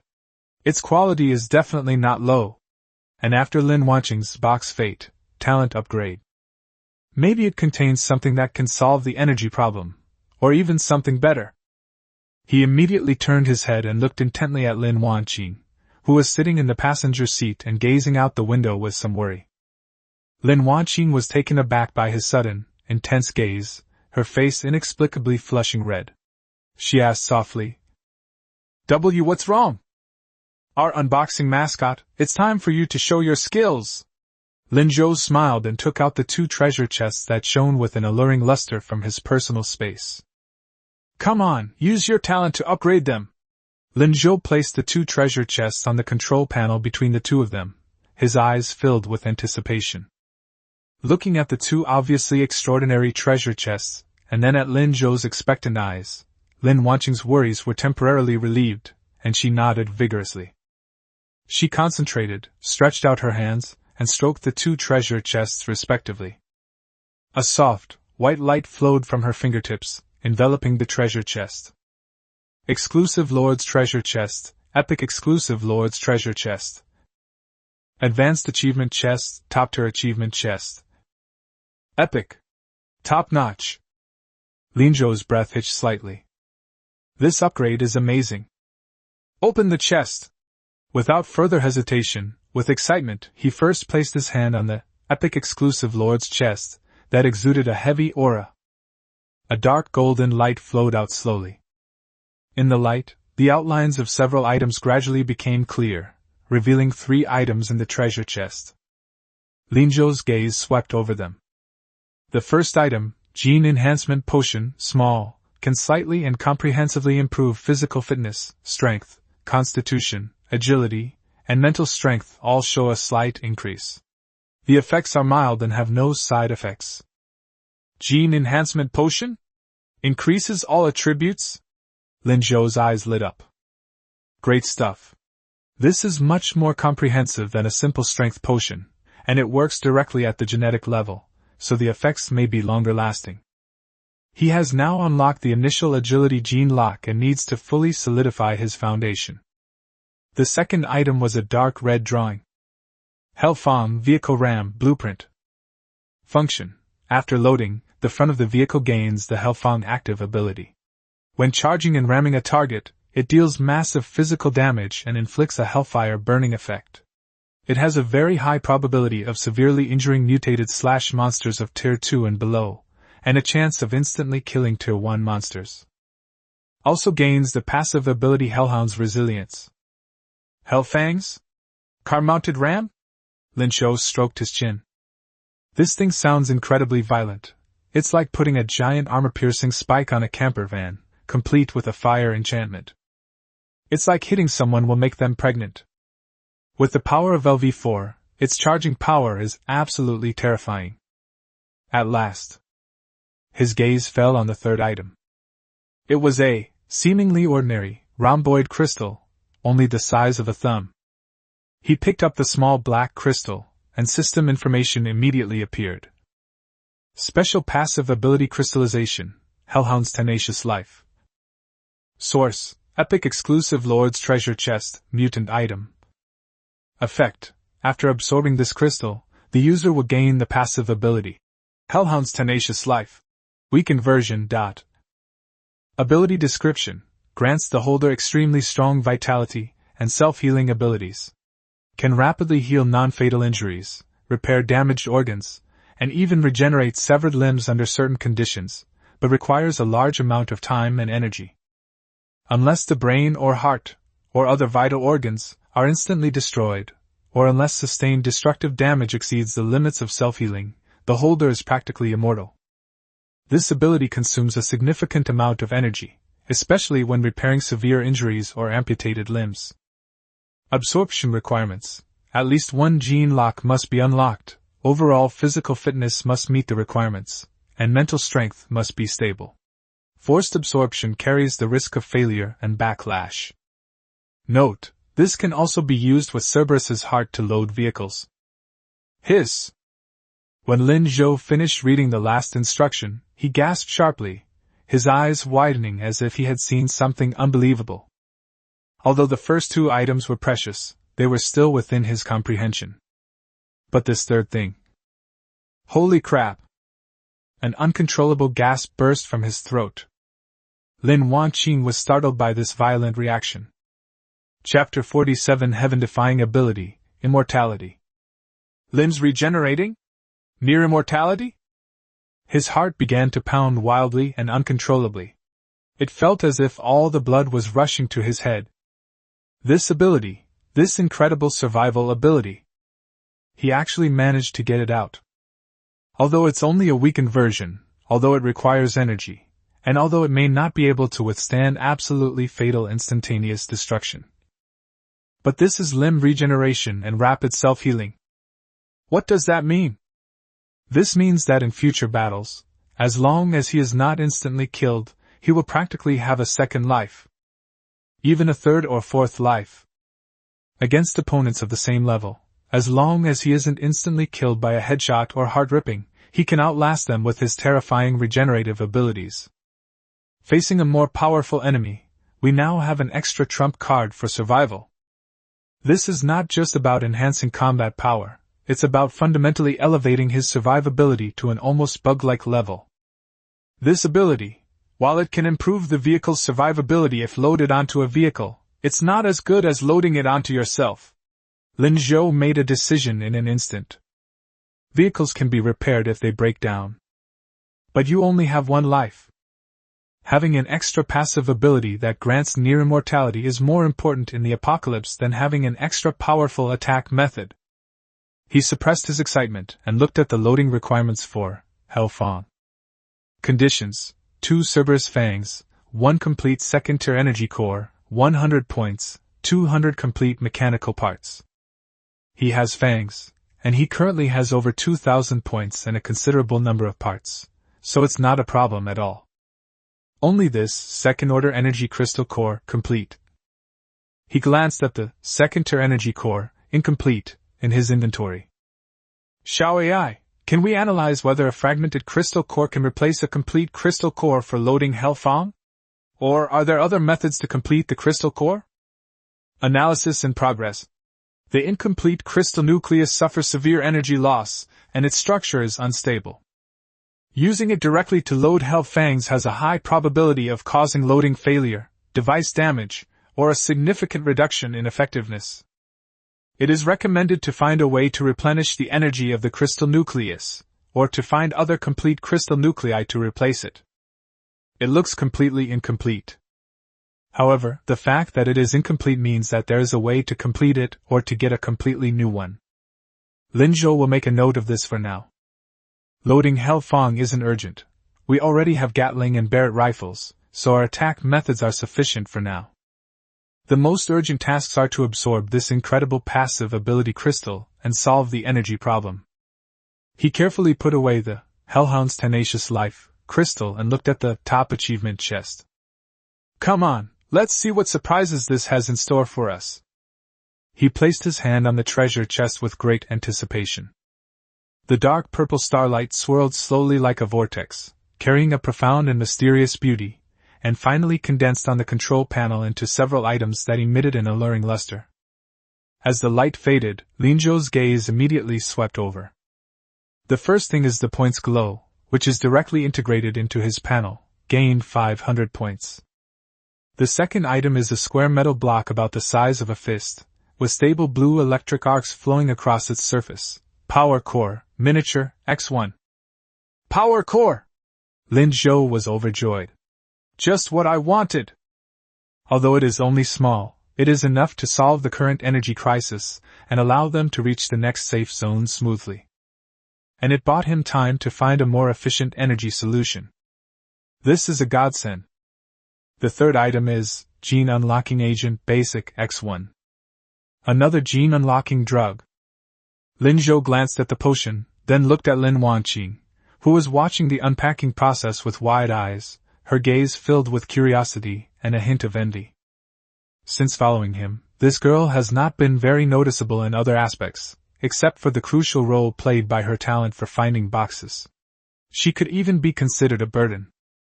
But she was very pragmatic and did her best to do what she was supposed to do, and she didn't let anyone down at crucial moments. More importantly, her talent has a replaceable strategic value. Making her stronger and safer would definitely benefit her future development. A basic gene-unlocking drug might not have much effect on her now, but for her, it could be the beginning of changing her fate and truly gaining the ability to protect herself. Here, take this. Linzhou didn't explain further, simply picked up the vial of medicine and handed it to Lin Wanqing. Lin Wanqing was stunned at first. But after glancing at the explanation of the potion's function, her beautiful eyes widened instantly, and she was momentarily at a loss for what to do. Give to me? Her voice trembled slightly, incredulous. This is a treasure that can unlock the genetic code and open the path to extraordinary evolution. In other teams, this is something that only the most core members are qualified to use. Linzhou was just given to her like that. Linzhou nodded, his tone remaining calm. You're too weak right now. This will be useful to you. Drink it and see what direction it can awaken, or at least improve your physical fitness so that you can run a few more steps when you encounter danger in the future. His words were so blunt that they were even a little hurtful, but Lin Wanqing understood the meaning behind them. He recognized her value and was willing to invest in making her stronger. Is this a form of indirect recognition and protection? A surge of indescribable warmth and excitement welled up in Lin Wanqing's heart. She took the medicine, her hands trembling slightly. Looking at Linzhou, her eyes reddening slightly, she nodded firmly. Yes. Thank you, Linzhou. Without further hesitation, she pulled out the cork and drank the pale blue liquid in one gulp. The medicine entered her throat, transforming into a gentle yet powerful warm current that swept over her entire body. She could clearly feel her cells cheering and jumping for joy, as if some invisible shackles were being slowly pried open. The process wasn't as intense as in Linzhou, but it still brought a noticeable transformative feeling. Player Lin Wanqing has successfully used the gene unlocking potion. Beginner. Detecting individual potential. Potential assessment in progress. Congratulations.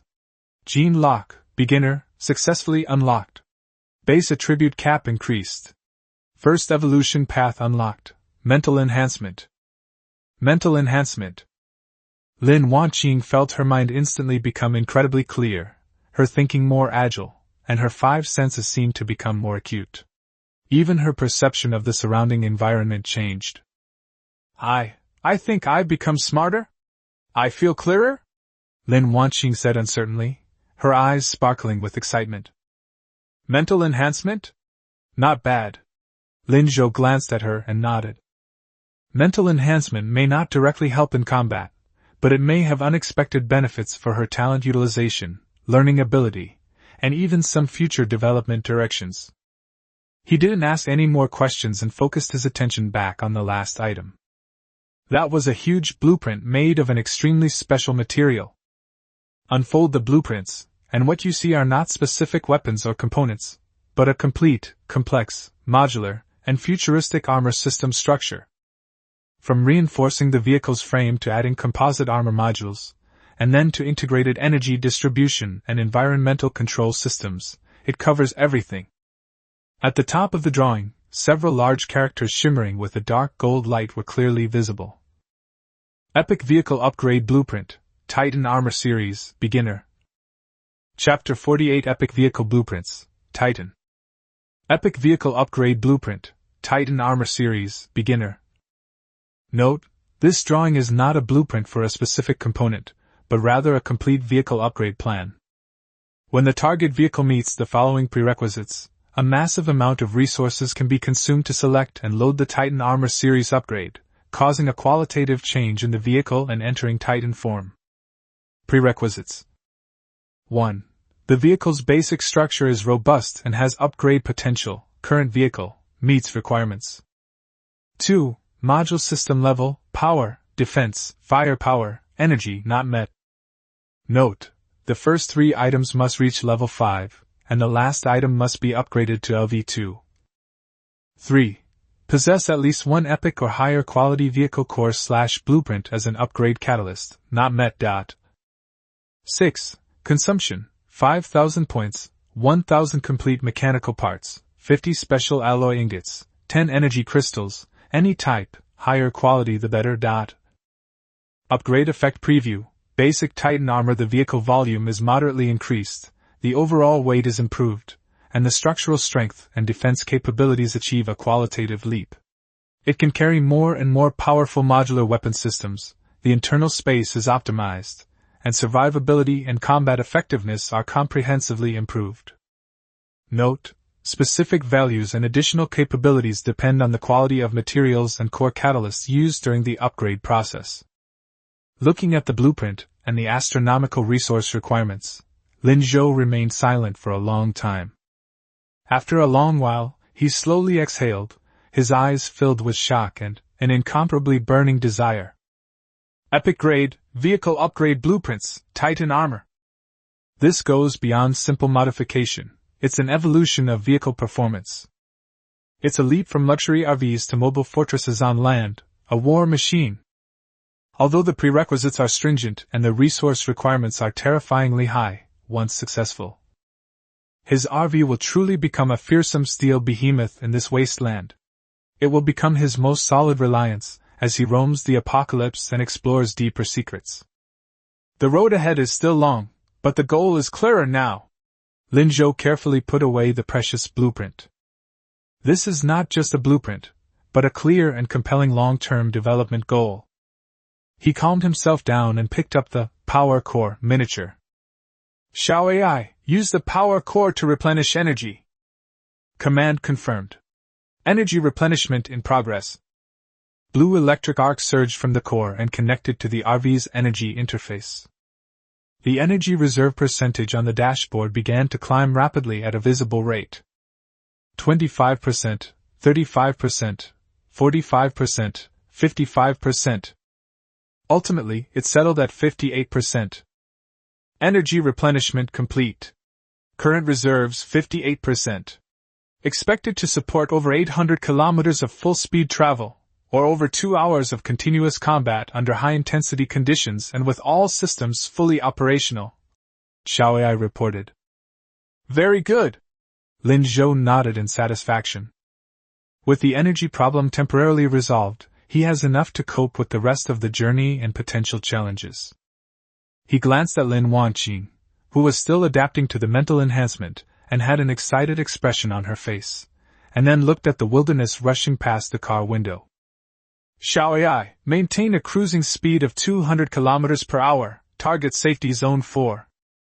At the same time, we will continue to scan the route, looking for energy stations, gas stations, or other locations that may produce rare materials or special resources. Command confirmed. Cruise speed set. Scanning system operating at full power. The RV, like a streak of silver-gray lightning, sped off into the distance on the desolate highway. In Lin Zhou's mind, a clear blueprint had already been drawn up for this vehicle that was about to evolve into a Titan. First, arrive at the safe zone, rest, gather intelligence, and search for clues to complete the second-tier crystal core and obtain the epic vehicle core catalyst. Secondly, utilize available resources to quickly load Hellfang to further enhance attack and deterrence. Then, hunt down more high-level monsters to accumulate points, parts, and rare materials to prepare for upgrading the Titan. The path to becoming stronger is clear, yet fraught with challenges. But Lin Zhou was fearless. In the post-apocalyptic wasteland, the strong reigned supreme. He was destined to be the most dazzling, and also the most terrifying, among them. The RV sped smoothly along the desolate highway, the scenery outside the window monotonous and repetitive. Having solved the energy problem and clarified long-term goals, Lin Zhou felt much better. Taking advantage of this relatively safe travel time, he decided to first utilize the promotion he had gained. He first took out the enhancement potion. Hopefully, we can achieve a balanced improvement. Lin Zhou uncorked the drink and tilted his head back to drink. The medicine went down my throat without the burning or severe pain I had imagined. Instead, it transformed into 4 gentle yet powerful warm currents, which quickly flowed to the limbs, bones, and deep into the brain. A few minutes later. Gene enhancement potion, small, successfully used. Strength +2, Constitution +2, Agility +2, Spirit +2. All attributes +2. A very balanced and solid improvement. Lin Zhou clenched his fist and could clearly feel that his body had become more powerful, coordinated, and full of energy. The fatigue in my brain vanished, and my mental energy seemed to become more focused. Good, the foundation is more solid now. He didn't stop. His gaze fell on the crystal. Absorption conditions. At least one gene lock must be activated, the comprehensive physical fitness assessment must meet the standard, and the mental strength must be stable. Lin Zhou murmured, repeating the explanation, a determined look flashing in his eyes. With his activated agility gene lock, coupled with the recent +2 enhancement to all attributes, his physical attributes are definitely up to standard.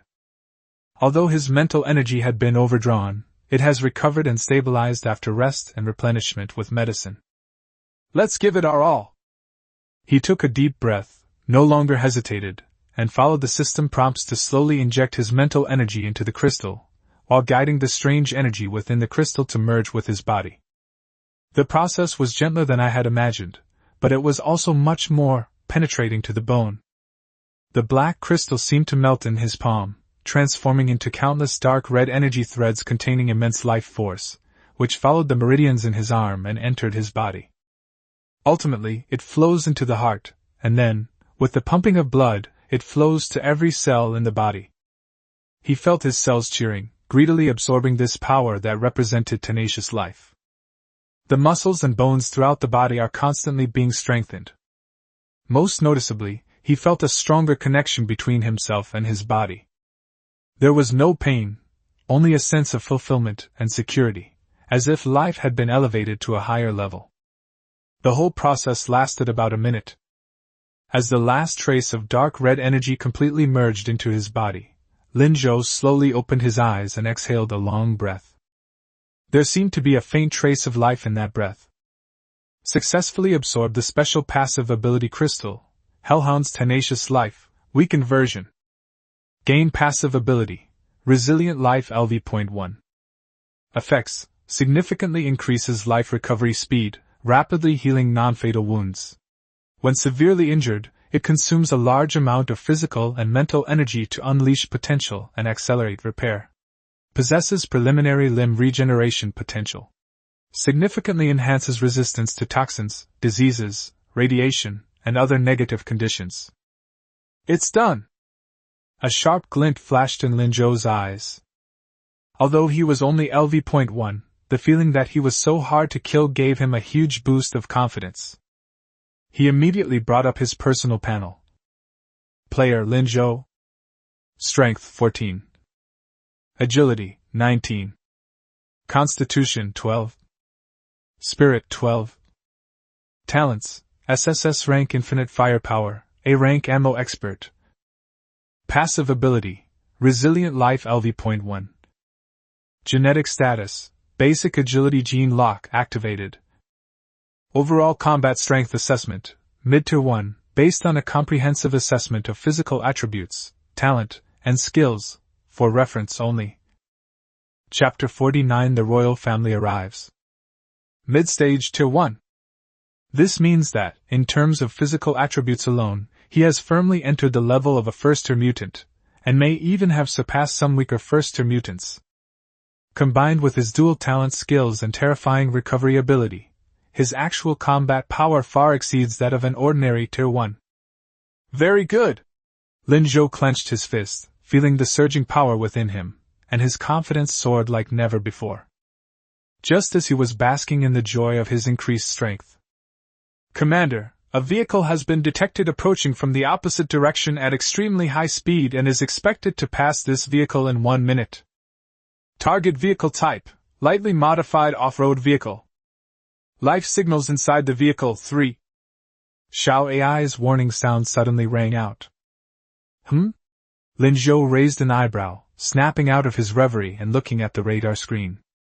A green dot of light was hurtling towards him at an astonishing speed of over 200 kilometers per hour along the highway. Looking at the routes, they are almost directly opposite each other. What's going on? Someone is actually driving out of the safe zone? And so fast? Lin Zhou asked, somewhat surprised. At this point, most players would probably be like him, fleeing towards the next safe zone, or at least searching for resource points. Driving at high speed in the opposite direction, what are they trying to do? He instinctively became more vigilant, but did not take any drastic action.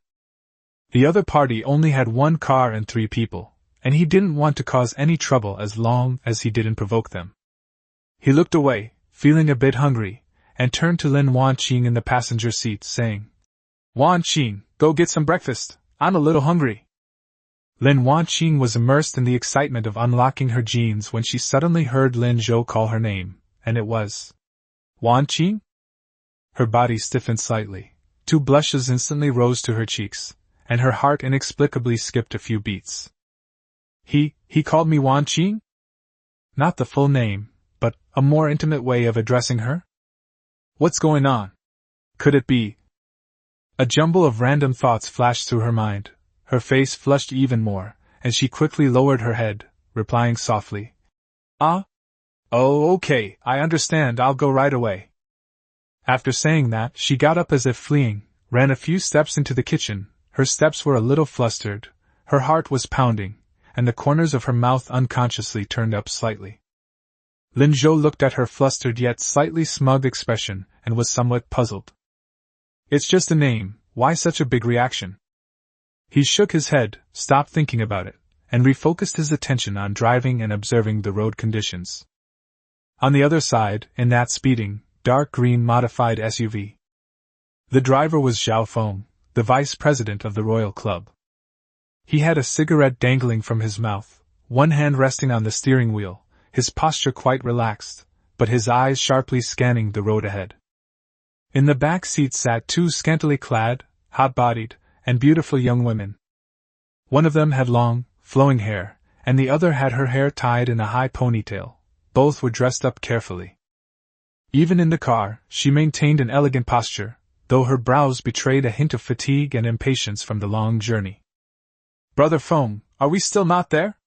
We've been driving for ages, my butt's practically flattened from sitting so long.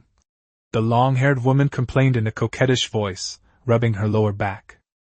Yeah, Brother Feng, we're in the middle of nowhere, there's not a soul in sight. Where are we supposed to find Lin Zhou? The woman with the high ponytail chimed in, her voice tinged with worry. Zhao Feng exhaled a smoke ring, glanced at the rearview mirror, and a confident smile appeared on his lips. What's the rush? We'll be there soon.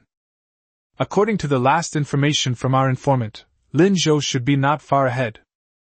Upon hearing this, the 2 women could only nod. At this moment, the woman with the high ponytail seemed to remember something and spoke softly. Hey, Brother Feng, do you think Lin Zhou will agree to our request? Don't worry. Zhao Feng smiled confidently and spoke. The gift the president prepared this time is quite substantial. It will definitely win his heart. What's more? He glanced meaningfully at the two alluring women in the back seat through the rearview mirror. And then there are you two stunning beauties. You could say that any normal man, faced with the conditions we offer basically, has no reason to refuse. The long-haired woman and the woman with the high ponytail exchanged a glance, both revealing charming and confident smiles. They are very confident in their assets. As long as we can win over Lin Zhou, the chairman said there will be a generous reward. Zhao Feng added. You'll definitely get your share of the benefits. The two girls' eyes lit up, and they quickly replied in sweet voices. Don't worry, Brother Feng, we'll definitely do our best. Just then, out of the corner of Zhao Feng's eye, he seemed to catch a glimpse of a small dot moving rapidly in the distance ahead. Huh! What's that? A car? He squinted and looked closely. As the distance closed, the outline of the car flashed by, and the two women behind it didn't even see what was passing by clearly. But Zhao Feng's memory, which far surpasses that of ordinary people, remains exceptionally clear. Silver gray, RV? Zhao Feng's pupils contracted slightly, and a thought instantly arose in his mind. Could it be such a coincidence? He instinctively slammed on the brakes, and at the same time hissed at the two women in the back seat. Hold on tight! We might run into the real deal! The SUV screeched to a halt as it rapidly reduced its speed. Ahead, the silver-gray RV maintained a steady speed, slowly approaching them. Zhao Feng's heartbeat quickened slightly. Was it a chance encounter? Or has the other side already realized their intentions? In any case, the plan may need to be moved up. On the other side, Lin Zhou saw the SUV flash by, and nothing else happened. Just when I thought the other person was just passing by, and was about to breathe a sigh of relief. Commander, please note that the target vehicle has completed its U-turn and is accelerating towards us. It is expected to overtake us from behind in 5 seconds. Xiao Ai's voice rang out again, tinged with a hint of vigilance. Lin Zhou frowned and immediately looked in the rearview mirror. Sure enough, the tiny dark green dot that had just flashed by was now rapidly enlarging in the field of vision at an even faster speed. The other party turned around, and they were heading straight for him. They came for me? Lin Zhou's eyes instantly turned cold. In this desolate wilderness, the other party made a precise U-turn and caught up with them. Their purpose was self-evident. Xiao AI, de-silence mode. Vulcan Gatling gun enters standby mode, automatic target acquisition mode ready. If any enemy vehicle or personnel make any threatening move, fire immediately without warning. Command confirmed. Silence mode deactivated. Power output restored. Vulcan Gatling gun warming up, automatic target acquisition activated. The RV engine noise increased slightly, and the speed stabilized at 200 kilometers per hour. On the roof, the formidable Vulcan rifle slowly rotated, its muzzle pointing almost imperceptibly towards the rear. In a matter of seconds, the dark green SUV caught up to a position slightly behind and parallel to the RV. It did not overtake, but maintained the same speed and slowly lowered the passenger side window. A middle-aged man with a short beard, who looked to be in his 30s, and whose eyes were shrewd and composed, appeared at the window. With a smile on his face, he stretched out a hand towards Lin Zhou, making a clear gesture. He pointed to the side of the road and made a stop gesture. The meaning is clear. Hey bro, pull over and let's talk. Lin Zhou frowned even more deeply. The other party did not launch a direct attack or brandish weapons. Instead, they adopted this communicative approach. But at this time and in this place, catching up to someone in this way and demanding they stop, doesn't seem like a simple, friendly exchange at all. Is it a trap? Or is there another purpose? He glanced inside the other car. Apart from the driver and two young women who were vaguely visible in the back seat, there seemed to be no other armed personnel. The threat level does not appear to be high. But Lin Zhou never relies on seemingly harmless judgments for its own safety. He didn't stop or slow down, but simply rolled down his own window, revealing a crack, and looked at the other person with a cold gaze, without saying a word. The meaning is quite clear. Speak your mind, or you're asking me to stop the car. Zhao Feng was delighted to see Lin Zhou lower his car window. But the other party showed no intention of stopping, which was within his expectations. After all, he's a ruthless individual capable of single-handedly killing a second-tier mutant, so it's normal for him to be highly vigilant. He raised his voice and shouted through the howling wind. Brother Lin Zhou! Don't misunderstand. We're from the Royal Society. We mean no harm. We've come here in good faith to discuss cooperation with you. Royal meeting? Lin Zhou's heart skipped a beat. Chapter 50? That's it. Your Royal Society is seriously underestimating me. Royal Club. I'd seen this name before in the chat channel. It is a major force in the western part of Zone 9, and it is said to be very powerful. Why did they contact me? To collaborate? Considering my previous appearances on international news programs and the commotion I caused in the East District on the third last night, it's not surprising that I've been targeted by these powerful forces. Cooperation? What kind of cooperation? Lin Zhou's voice was calm, carried through the crack in the car window. It's not convenient to talk about this in detail here. Brother Lin Zhou, can we find a safe place to stop and have a proper chat? The conditions offered by our guild leader will definitely satisfy you. Zhao Feng shouted, while indicating that he really had no weapons, his attitude sincere. Lin Zhou quickly made a mental calculation. The other party only had 1 car and 3 people, so the threat was limited. It wouldn't hurt to listen to what they have to say. Perhaps we can glean some useful information. If the other party truly harbors ill intentions, I'm not afraid of them turning against me.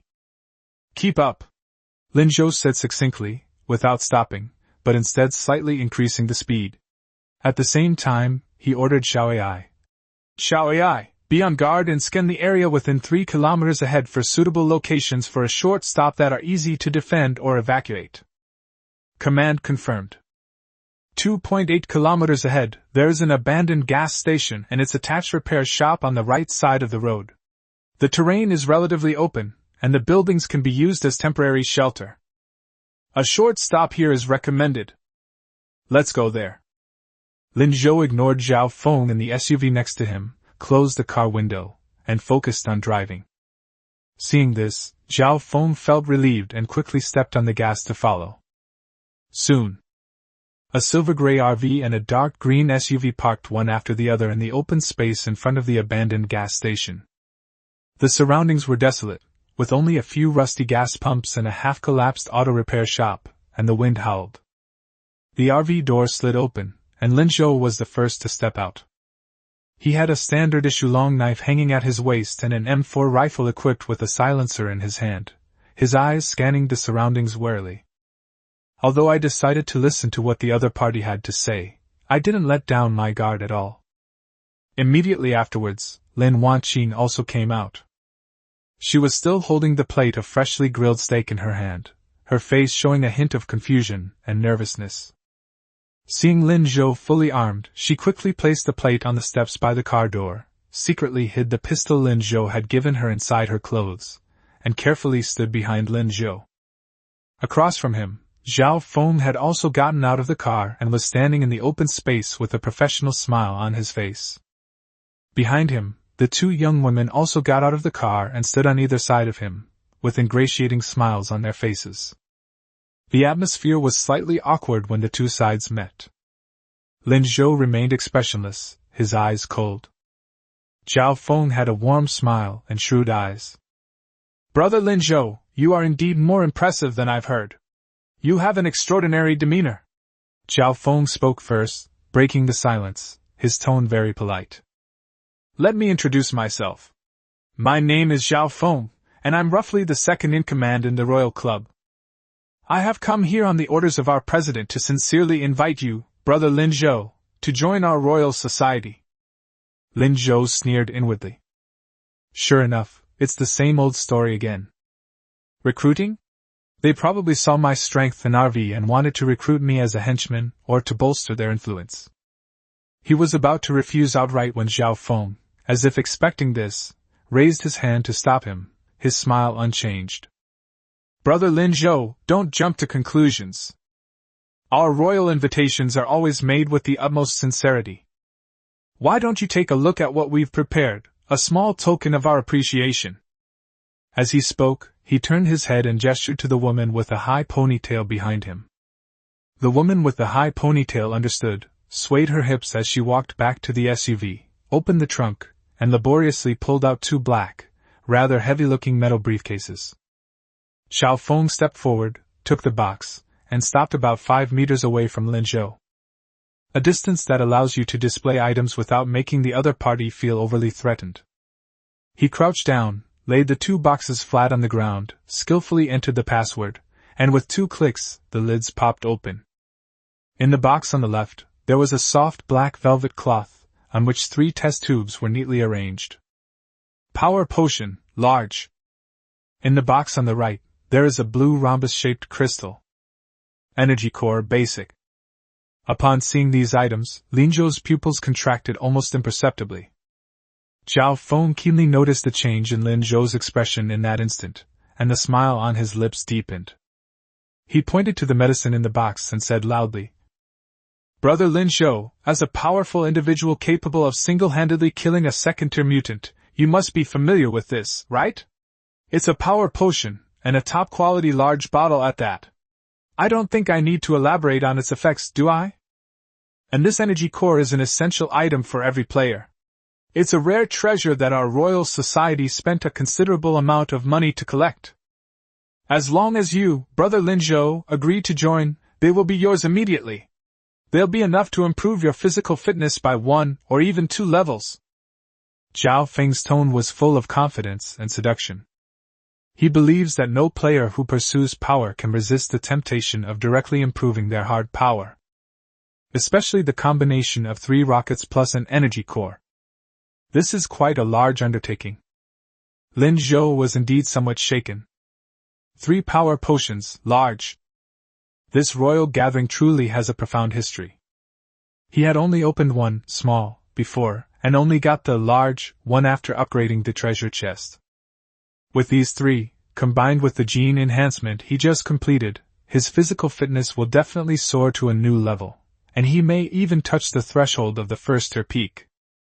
And this energy core, although it's only at a basic level, according to Xiao AI's analysis, it can at least fully power his RV.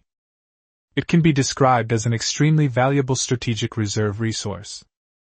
But Lin Zhou's gaze shifted from the several items to Xiao Feng's face, which wore a smug smile. A mocking smile slowly curved his lips. "That's it." The 2 words, though not loud, were clearly heard by everyone present. Xiao Feng's smile froze slightly.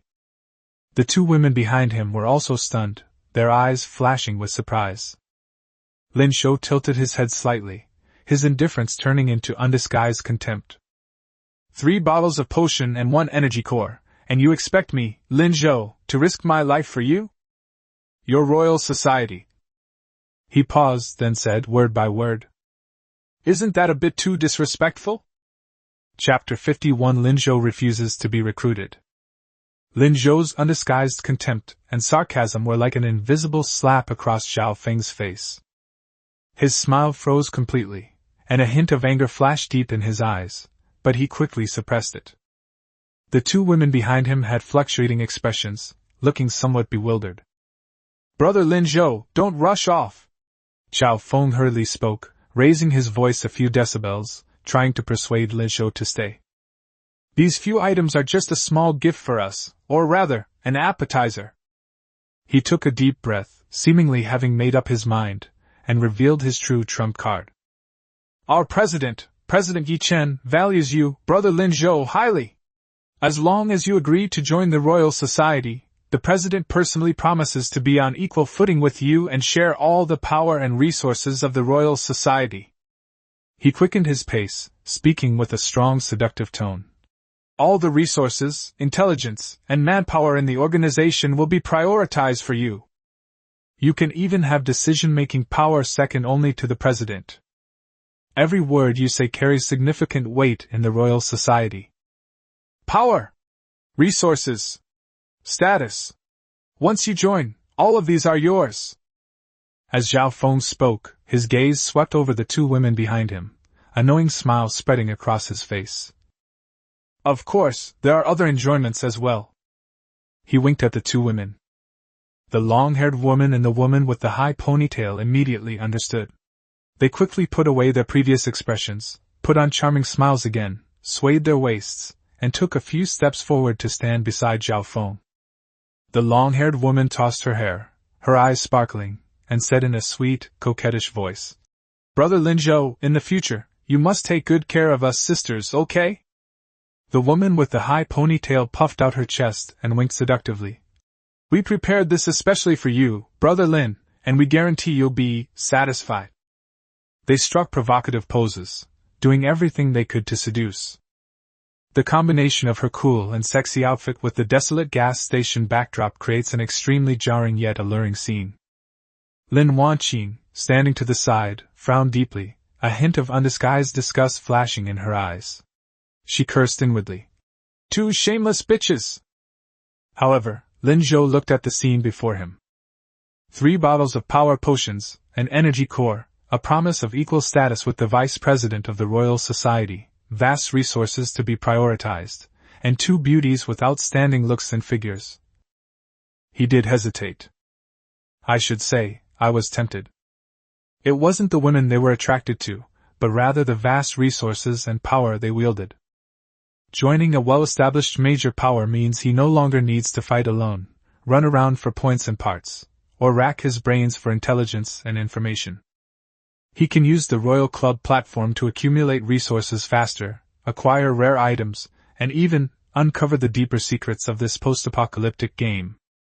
With the support of the Royal Society, the difficulty of loading, Hellfang, finding, Epic Vehicle Core Catalyst, and even preparing the terrifying resources needed for the Titan armor upgrade will be greatly reduced. Power, resources, status, these are indeed what he currently lacks when he fights alone. Zhao Feng was overjoyed to see the hesitation and contemplation on Lin Zhou's face. Sure enough, no one could refuse such an offer. This is especially true for a rising star who desperately needs resources and a platform. He pressed his advantage, his tone becoming even more sincere. "Brothers from Lin Zhou, our president is truly eager to find talented individuals. With your strength and potential, coupled with the platform of our Royal Society, a powerful alliance, what is there to worry about in conquering a vast empire amidst this apocalypse? Then, wealth, power, beautiful women, you'll have it all." He stared intently into Lin Zhou's eyes, waiting for a positive answer. Lin Wanqing also looked at Lin Zhou nervously, her small hands unconsciously clenching the hem of her clothes. She didn't know what Lin Zhou would choose. Should one accept this seemingly tempting offer or... Lin Zhou remained silent. He seemed to be hesitating. But he glanced at the silver-gray RV behind him. He recalled the resentment and helplessness he felt last night in the ruined town when the mayor drove him away as a sinner. He remembered the vow he had made to possess the power to break the rules. He recalled the blueprint for the Titan armor, and the clear yet challenging path to becoming stronger on his own.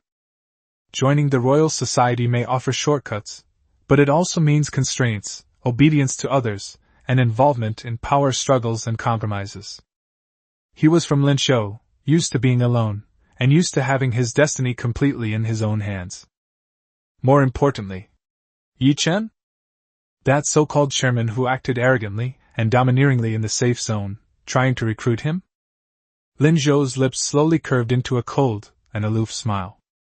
He raised his head, looked at Zhao Feng who was looking at him expectantly, and spoke in a calm voice, yet with an undeniable determination. "Excuse me. I, Lin Zhou, have always been used to being alone. I appreciate your chairman's kindness. These..." His gaze swept over the medicine and the two women, without the slightest lingering affection in his eyes. "Let's leave it for those who need it more." After saying that, he ignored Zhao Feng's instantly pale face, turned around, and softly said to Lin Wanqing, "Let's go." Then, without looking back, he walked towards the RV. Lin Wanqing was stunned for a moment, then a surge of inexplicable joy and relief welled up in her heart, and she quickly jogged to catch up. Zhao Feng froze on the spot, his smile completely vanished, replaced by a grim expression and disbelief. He never expected that despite offering such generous terms, even going so far as to ask the chairman to promise equal treatment, the other party would so decisively and cleanly refuse. Not even a sliver of room for negotiation? Lin Zhou! You! Zhao Feng wanted to say something, but saw that Lin Zhou had already opened the car door and gotten in.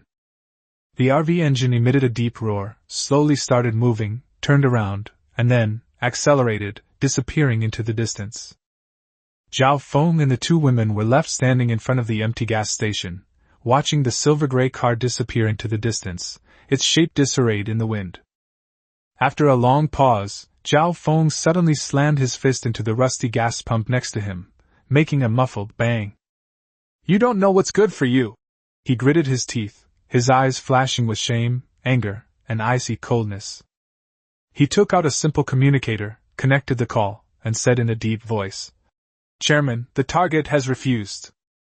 His attitude was very tough. There was a moment of silence on the other end of the communicator, then Yi Chen's emotionless voice came through. Understood. Proceed with the backup plan. Yes. Zhao Feng put away the communicator and looked in the direction Lin Zhou had left, his eyes filled with malice. Lin Zhou, since it cannot be used by me, then don't blame us for sending you on your way. Chapter 52 The Royal Society's Backup Plan. The RV drove away from the abandoned gas station and merged back onto the desolate highway, accelerating towards Safety Zone 4. Inside the car, the atmosphere was somewhat silent. Lin Wanqing secretly glanced at Lin Zhou's calm profile, feeling relieved but also a little curious. She couldn't help but ask in a low voice. Lin Zhou, those conditions sound really good. Power, resources, and that potion, why didn't you agree? Lin Zhou stared straight ahead, his fingers lightly tapping the steering wheel, and said calmly, There's no such thing as a free lunch. The more you give, the more they want. What the royal family values is my ability to single-handedly kill a second-tier mutant, and the potential of this RV. They want to turn me into their trump card or their brand. Once I join, I'll be bound by their rules, work for them, and get involved in their struggles with other forces. He paused, a cold smile playing on his lips. Furthermore, do you think Yi-Chin would genuinely want to be on equal footing with someone who could threaten his position? I'm afraid that once I'm actually in there, it won't be long before I'm sidelined by various means, or even eliminated by some opportunity. Lin Wanqing nodded thoughtfully. She had rarely encountered these intricacies before, but after hearing Lin Zhou's explanation, she found it quite reasonable. In the apocalypse, people's hearts are unpredictable. Most importantly, Lin Zhou's voice lowered, I don't like being told what to do. He likes to control his own destiny and to become stronger at his own pace and in his own way. Joining a faction may offer a shortcut, but it also means losing some freedom and autonomy. This goes against his personality and goals. Relying on yourself, although it's slower and more tiring, is more reassuring, Lin Zhou concluded. Looking at his resolute profile, Lin Wanqing felt a surge of admiration and recognition. This man is not only powerful and clear-headed, but also possesses an unyielding pride and self-confidence that does not depend on anyone. Yes. I believe you. She nodded vigorously, a bright smile on her face. Lin Zhou glanced at her, and the corners of his mouth turned up slightly. This girl is becoming more and more pleasing to the eye. Xiao AI, report your current location, estimated arrival time at Safe Zone 4, and whether there are any anomalies within the scanning range. Lin Zhou focused his attention on the important matter at hand. Currently on the planned route, distance to Safety Zone 4, 412 kilometers. At the current speed, estimated arrival time is 2 hours and 4 minutes. No large-scale life signals or energy anomalies were detected within a 10-kilometer scanning radius. But, Xiao AI's voice paused, as if she were conducting a more precise analysis. A vehicle signal was detected approximately 8 kilometers behind, following at an extremely high speed. The signal characteristics are highly consistent with the dark green SUV we just encountered. In addition, about 15 kilometers further behind it, signals from 3 other vehicles were detected, spreading out in a fan shape. They were moving at a slightly slower speed, but their routes indicated an intention to encircle and intercept them. Lin Zhou's eyes suddenly turned cold. As expected, it's not that easy to give up. If we refuse their offers, will they resort to force? Stalking, encircling. Is this a plan to take direct action in the wilderness, kill someone and steal their car? It seems the Royal Society's sincerity isn't just about those 3 bottles of potion and 2 women, Lin Zhou sneered. It also includes this after-sales service of silencing witnesses.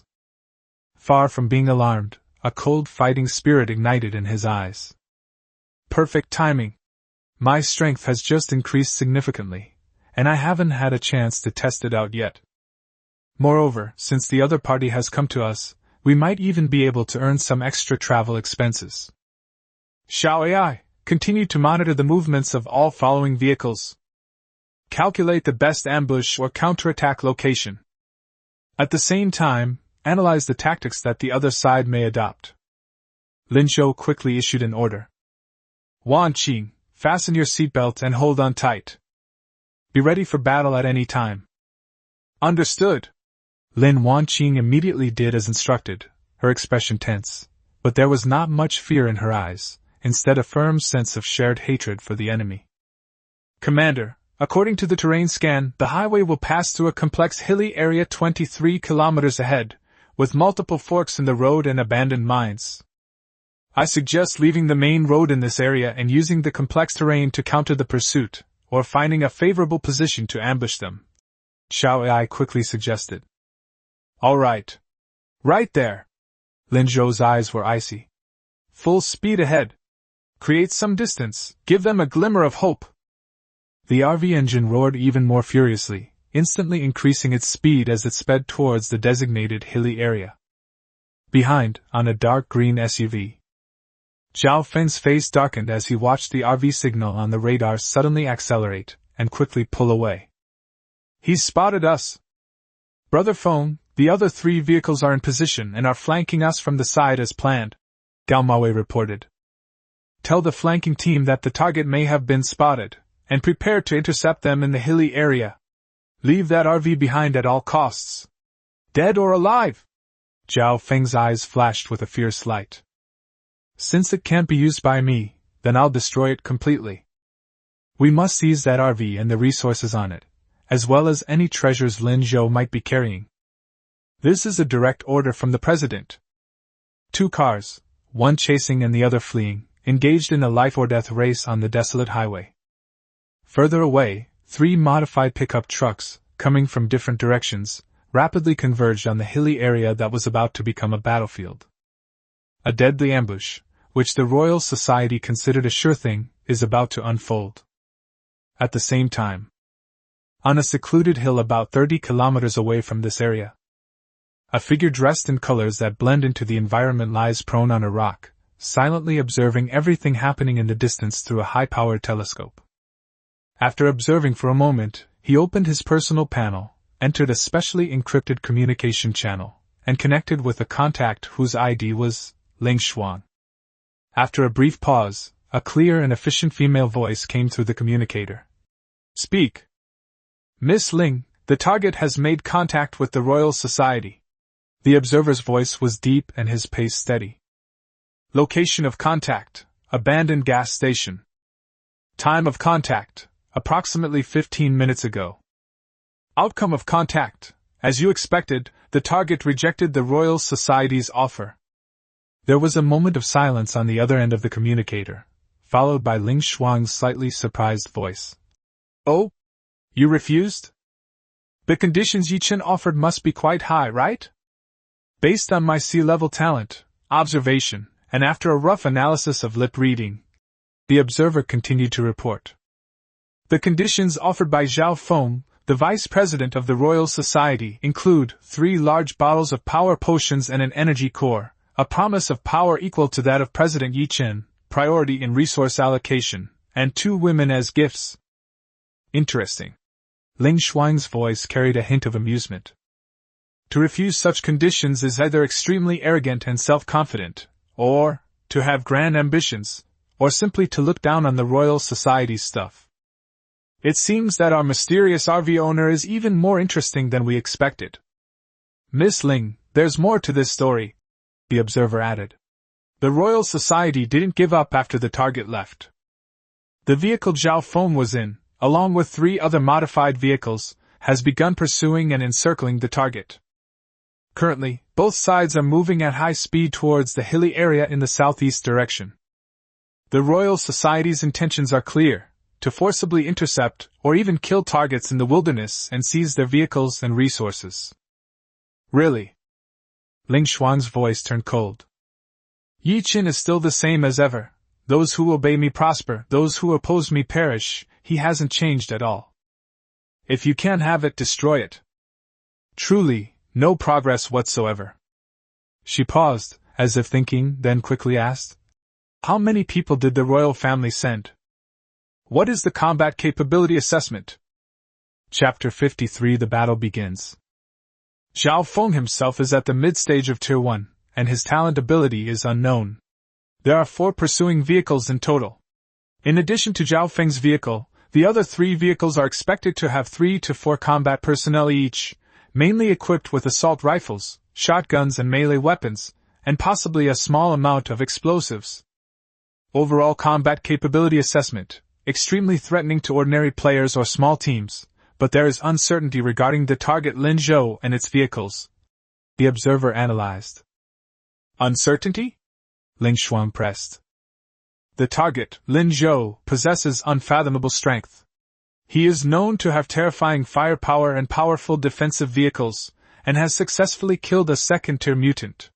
His individual combat strength is at least at the mid-stage of the first tier. Although the Royal Society has a numerical advantage and a meticulous plan, if it cannot disable the target vehicles or limit their firepower in an instant, it is likely to turn into a war of attrition, or even be counter-annihilated. The observer gave a relatively objective assessment. I understand. Continue to observe, remain concealed, and report any significant changes immediately, Ling Xuan ordered. Understood, the observer replied. Northern District of Security Zone 7, Polaris Chamber of Commerce Headquarters. Ling Xuan walked quickly through the neat corridor and arrived at Su Qingxue's office door, where she gently knocked. Come in. Ling Xuan pushed open the door and saw Su Qingxue standing by the window, holding a steaming cup of tea, her gaze seemingly fixed on the distance. Miss, our informant on the Eastern Front has sent back a message. Ling Xuan succinctly relayed the observer's report. After listening, Su Qingxue took a sip of tea.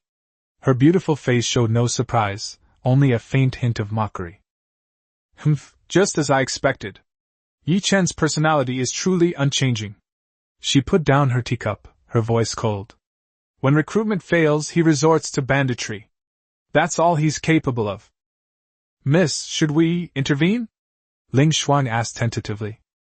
Our target, Lin Zhou, rejected the royal meeting and is now being hunted down. If we offer him help now, it might win his favor and pave the way for future contact. Su Qingxue turned around and looked at Ling Xuan, her eyes clear and calm. No, there's no need to intervene directly for now. She walked slowly to the desk, her fingers lightly tracing the smooth surface. A person who can remain clear-headed in the face of such temptation and resolutely reject Yi Chen must have extremely strong vigilance and independence. If we help him with a clear purpose from the beginning, this kind of purposeful behavior is likely to arouse his resentment and vigilance, which will backfire. Moreover, a glint flashed in Su Qingxue's eyes. Given his ability to single-handedly kill a second-tier mutant, the few men Yi Chen sent might not actually be able to take him down. Our premature intervention may cause discomfort. Ling Xuan nodded thoughtfully. Does this mean to wait and see? Not entirely. Su Qingxue's lips curled up slightly, revealing a smile. We can't just sit here like this. Yi Chen has made a move, and our Polaris Chamber of Commerce cannot remain silent. She looked at Ling Xuan and ordered. Ling Xuan, you go and prepare immediately. Mobilize our fastest light transport helicopter, fill it with fuel, and personally lead the team to the hilly area where they might be fighting, along with the gift I asked you to prepare earlier. Ling Shuang's spirits lifted. Yes, Mississippi.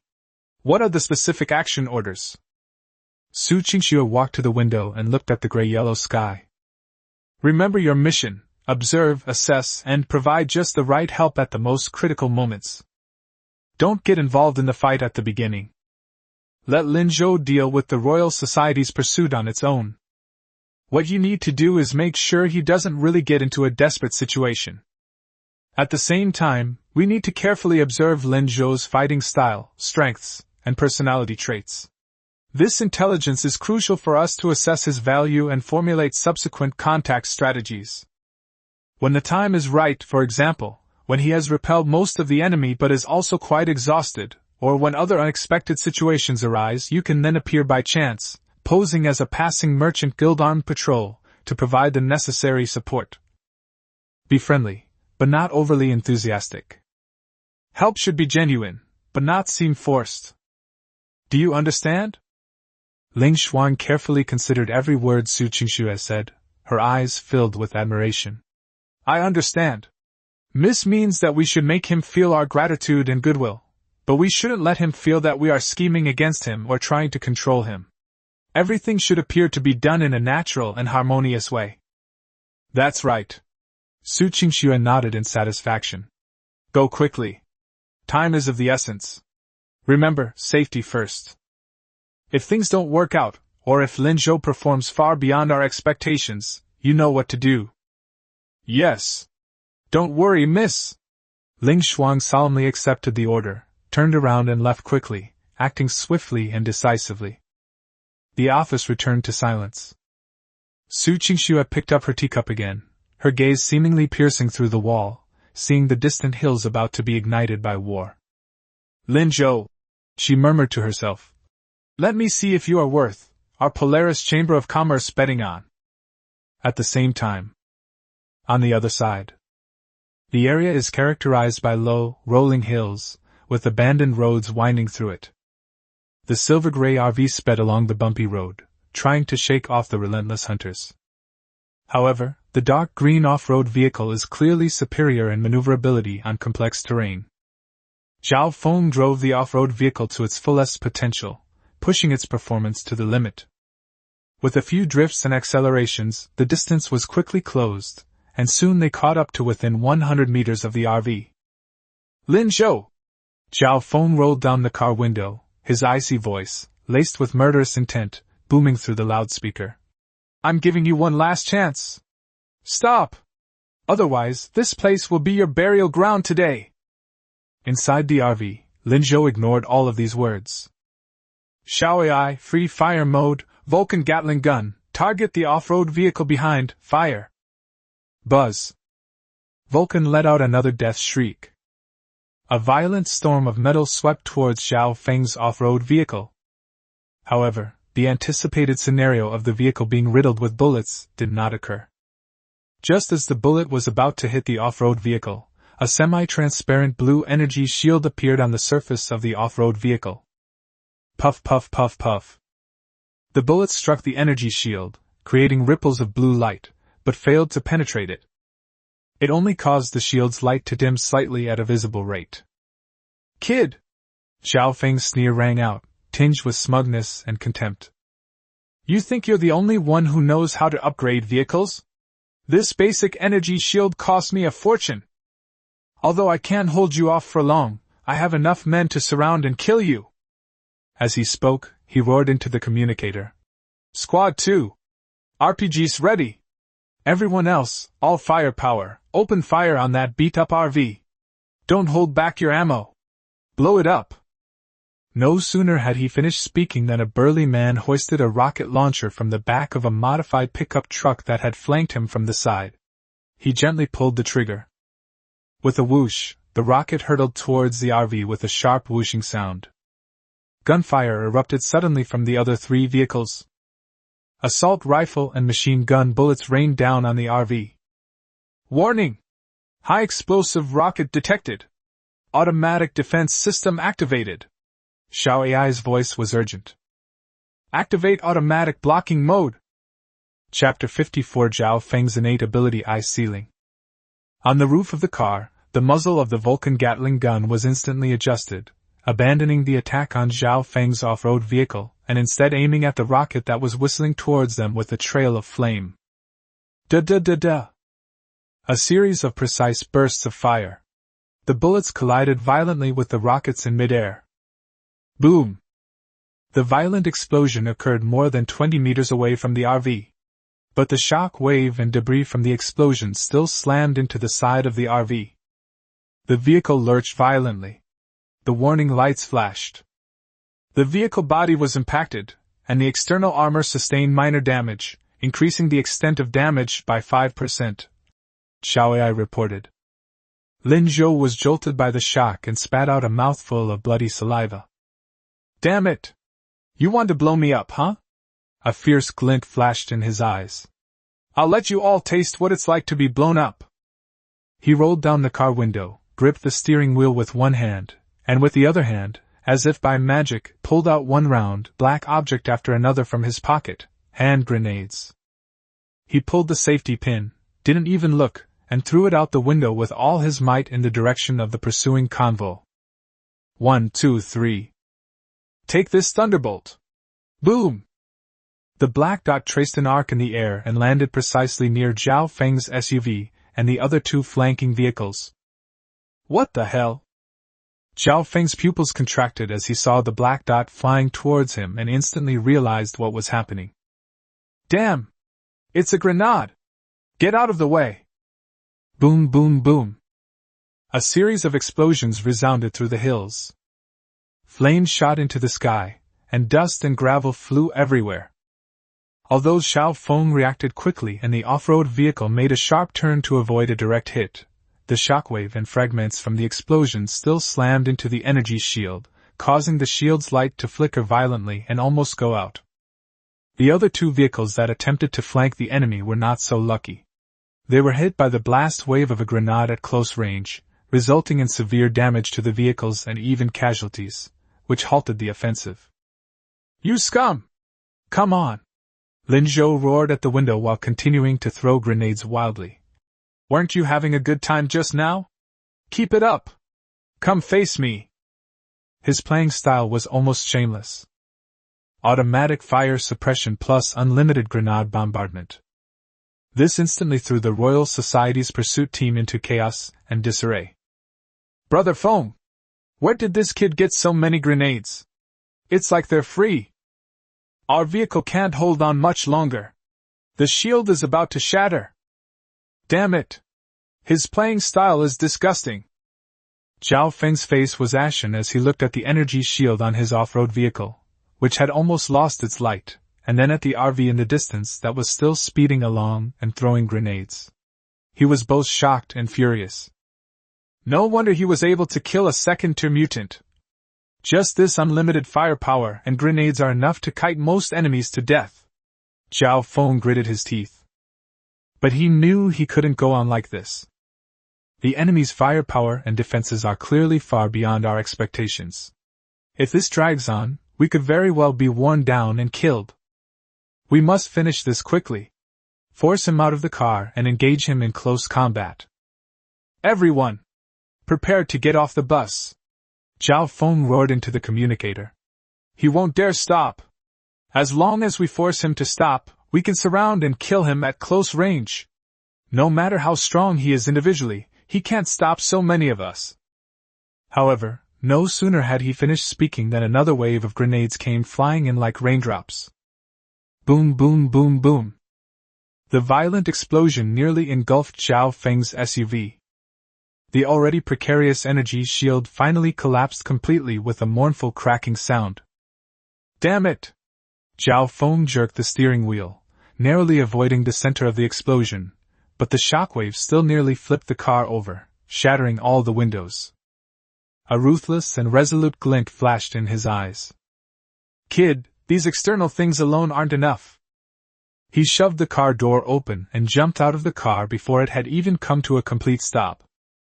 At the same time, an extremely cold chill suddenly erupted from his body. Grade A talent freeze. Centered on Zhao Feng, a visible, icy blue cold wave suddenly spread out in a ring. Wherever it passed, a thick layer of white frost instantly formed on the ground, and the surrounding weeds and shrubs froze at a speed visible to the naked eye. Even the grenades that were still flying in the air were instantly frozen by this extreme cold force, turning into ice lumps that fell to the ground without exploding. The chill spread rapidly, even affecting the RV not far away. The road surface became slippery as the wheels rolled over it, and ice crystals began to form on the vehicle's surface. "Quick! Everyone get out of the car!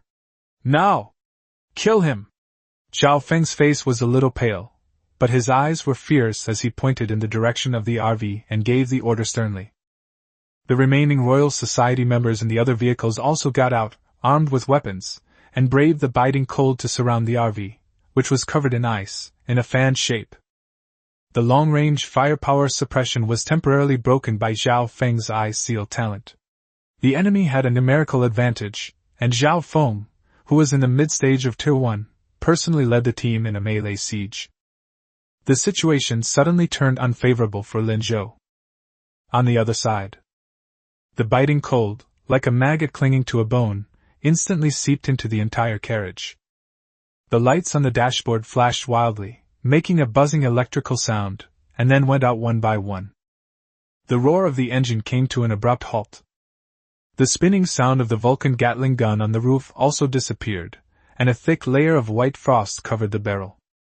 "Commander, the vehicle is being continuously corroded by an unknown low-temperature energy field." Xiao Ai's voice was weaker and more intermittent than ever before.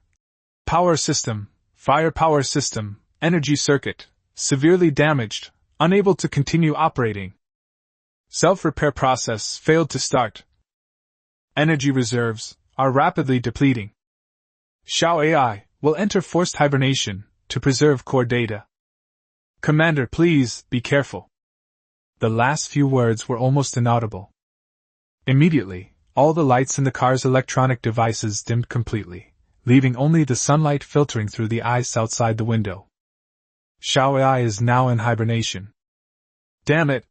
Lin Zhou's face was solemn, and his breath instantly turned into white mist. He could feel the temperature inside the carriage dropping at an alarming rate, the icy chill seeping in through the metal body of the vehicle. Even though his physical attributes had reached the mid-stage of Tier 1, and he also had gene enhancement and the passive ability of tenacious life, he still felt his blood flow slow down, his muscles stiffen, and his movements were affected. "Lin Zhou, so cold."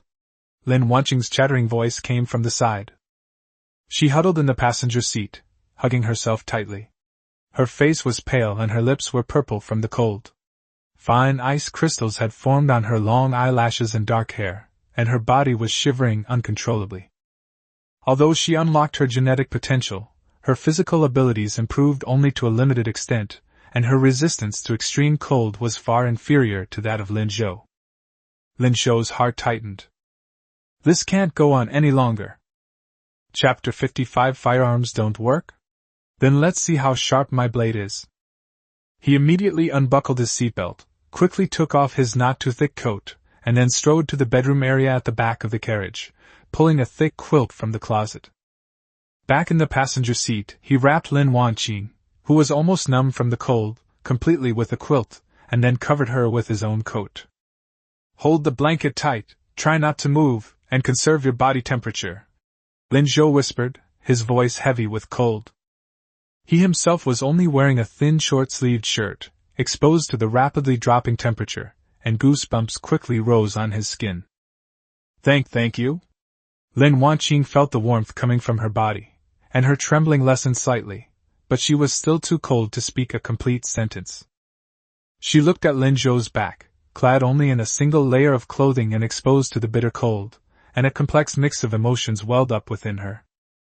Lin Zhou didn't have time to care about these things. He looked out through the already blurred car window. All that could be seen was that the area within a radius of tens of meters centered on Zhao Feng had been transformed into a frozen wasteland.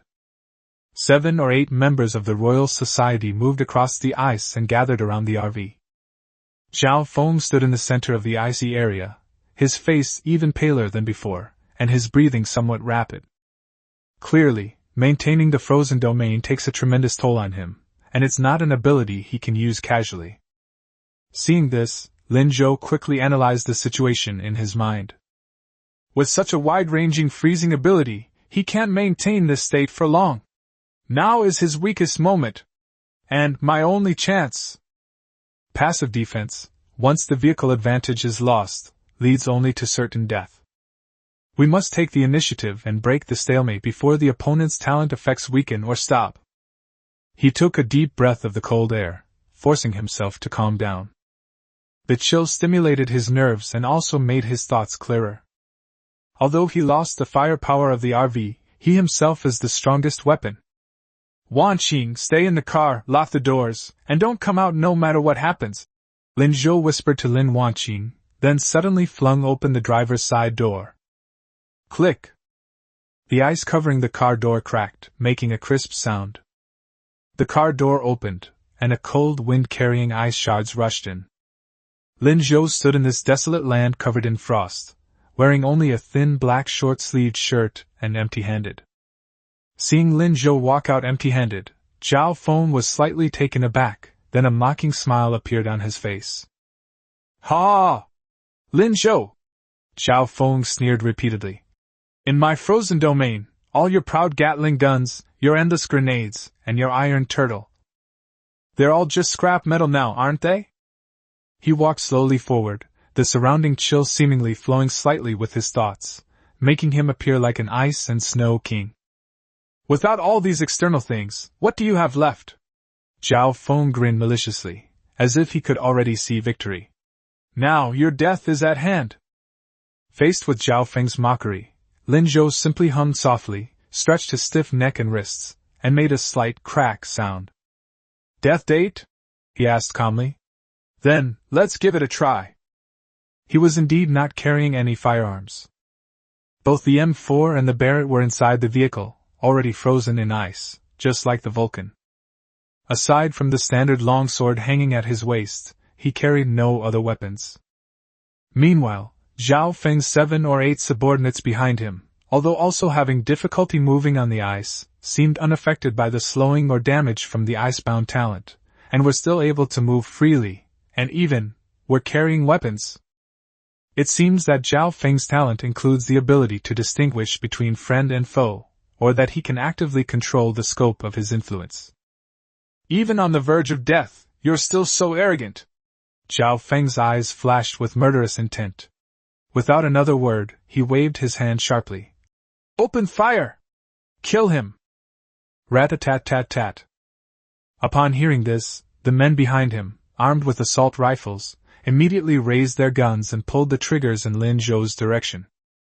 The bullet tore through the cold air, flying in with a whistling sound. However, at the very moment the gunshot rang out, Lin Zhou's figure has moved.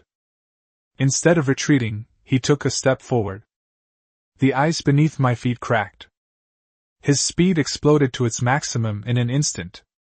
With 19 points of agility, coupled with the boost from the basic agility gene lock, even with the slight slowing effect of the frozen domain, his speed was still astonishing. His body swayed from side to side like a ghost, leaving a trail of afterimages. Most of the bullets that were fired hit empty air or grazed his clothes, splattering ice chips and sparks on the ice and RV behind him. Only a very few stray bullets hit his arms or calves, but the muscle density brought by his 14 points of strength and the strong defense of the tenacious life passive skill meant that these bullets only embedded themselves in the surface of the muscles and failed to cause penetrating wounds. Even the bleeding was quickly slowed down by the low temperature. So fast! Zhao Feng's pupils shrank suddenly, his smile froze, and was replaced by a look of horror. He never expected that his opponent could unleash such terrifying speed within his own domain. This is definitely far beyond the level of the early stage of the first tier, and may even have reached the middle stage of the first tier. Moreover, the most likely direction to unlock it is agility. Damn it!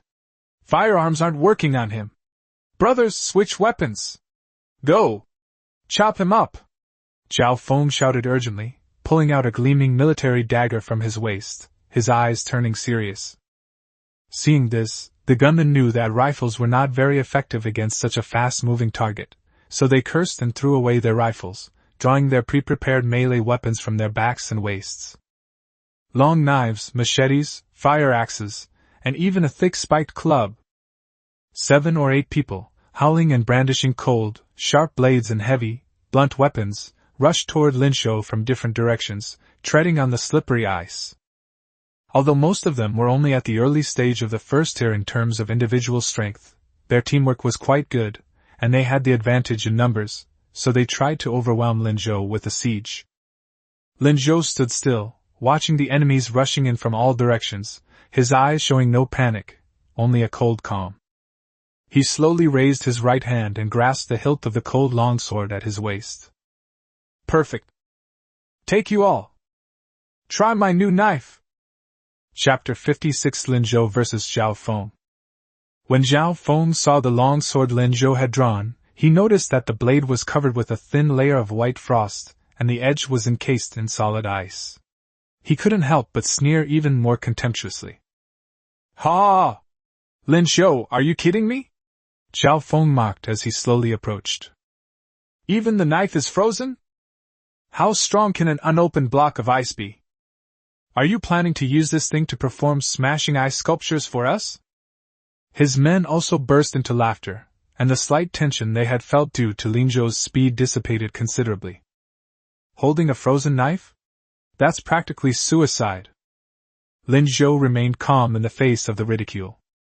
He simply flicked the long sword in his hand, and a few ice shards fell off the blade, but the edge remained encased in solid ice. Kid, die!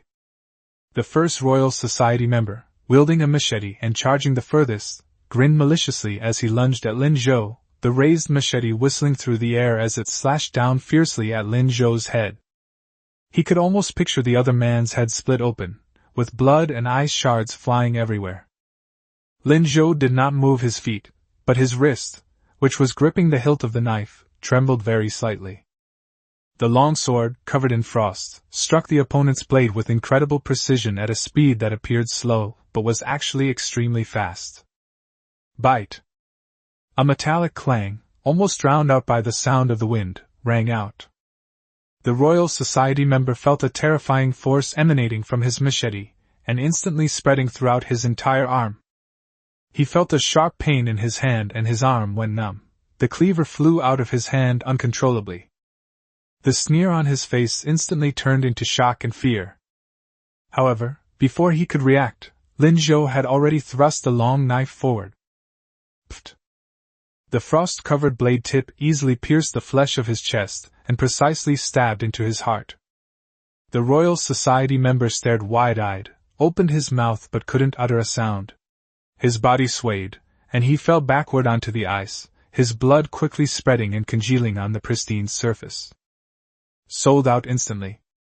Clean and efficient. There were no unnecessary movements, and not even much force was used. It was purely a crushing victory of skill and speed. Seeing this, another burly man holding a fire axe roared and swung the heavy fire axe at Linzhou's waist with tremendous force. Linzhou moved slightly to the side like a ghost, and the fire axe grazed his waist. At the same time, taking advantage of the momentum from the previous thrust, he flipped his wrist and slapped the back of the long knife against the wrist of the big man holding the axe. Click! A clear sound of bone cracking. The burly man screamed in pain as the fire axe slipped from his hand, and he staggered backward, clutching his wrist. Linzhou's footwork shifted, and he instantly closed in on the third enemy wielding a knife. The opponent hurriedly raised his knife to block, but Linzhou's long sword slid along the opponent's blade, and the tip of the blade strangely flicked upwards. Sizzle! A thin line of blood appeared on the other man's throat. He clutched his neck and collapsed with a hoarse sound. The fifth. Linzhou's figure weaved through the siege like the most elegant yet deadly dancer on the icy plains. His movements were concise and efficient. It is filled with a cold beauty. Each strike precisely hits a vital point or opening. Each movement precisely avoids the strongest point of the attack. The long sword in his hand clashed repeatedly with the enemy's weapon. Ding! Clang! Click! With each collision, the ice covering the blade would shatter and scatter. Hidden beneath the frost, the true, chilling gleam of the metal was gradually revealed as the battle progressed. At first it was just the tip of the blade, then the middle section of the blade, and finally the part near the hilt. Amidst the swirling ice shards, the blade of the standard longsword, originally as cold and clear as autumn water, gradually revealed its true form. In the dim light of the day, it reflected a chilling glint. The smile on Zhao Feng's face had vanished without a trace, replaced by an ever-growing shock and horror. He originally thought his opponent was just fast, but he didn't expect his close combat skills to be so terrifying. What alarmed him even more was that Lin Zhou dealt with his early-stage first-tier subordinates as easily as cutting melons and vegetables. This was not a battle between equals at all, it was a one-sided massacre. In less than a minute, 5 of his 7 or 8 men had fallen. The remaining 3 were also covered in wounds, their faces filled with fear, their hands trembling as they gripped their weapons, hesitant to step forward. Lin Zhou stood holding the knife, its tip pointing diagonally at the ice. A few drops of scalding blood slid down the smooth blade, leaving small red dots on the ice before freezing quickly. He exhaled a long puff of white breath, his gaze passing over the remaining 3 soldiers and locking onto Zhao Feng, whose face was ashen. The frost covering the blade had almost completely peeled off. "Now." Lin Zhou's voice was calm, yet carried a chilling edge. "It's your turn." Seeing his subordinates easily taken down by Lin Zhou, Zhao Feng's face was beyond ugly. It was so dark it was practically dripping with gloom. "A bunch of useless trash! The royal family has been raising you for nothing!" He couldn't help but curse under his breath, his eyes filled with even more murderous intent. Although these subordinates were only at the early stage of the first rank, they were still the elites of the guild. Unexpectedly, they were so easily defeated in front of Lin Zhou. However, this only fueled his desire to take action himself. As the vice president of the Royal Society, a mid-stage Tier 1 powerhouse, and the owner of the A-grade talent, Frozen, he has his own pride and confidence. He slowly raised the military dagger in his hand, which gleamed with a cold, eerie blue light, its tip pointing at Lin Zhou, his voice icy. "Kid, don't get too cocky. Taking care of a few small fry is no big deal. I'll personally meet you." Before he finished speaking, the ice beneath his feet shattered, and he charged toward Lin Zhou like a cannonball.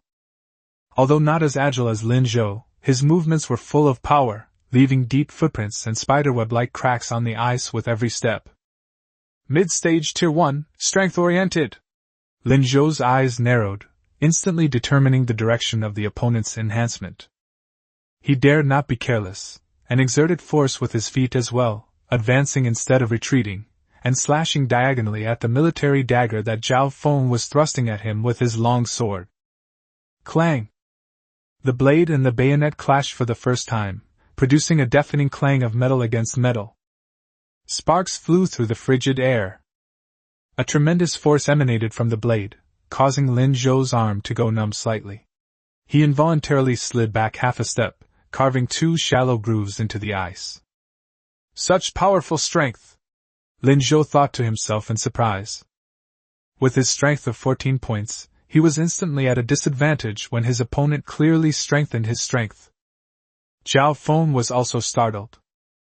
Although he didn't use his full talent in this attack, he still put in about 70 to 80% of his strength. He had intended to shake off the opponent's longsword in one fell swoop and seize the initiative, but he did not expect that he only made the opponent take half a step back, and the blade remained as steady as a rock. Interesting. Zhao Feng's fighting spirit intensified. He flicked his military dagger, which conjured several dark blue glints that enveloped Lin Zhou's vital points. Where the thorns passed, they left faint streaks of ice. Lin Zhou dared not take the attack head-on.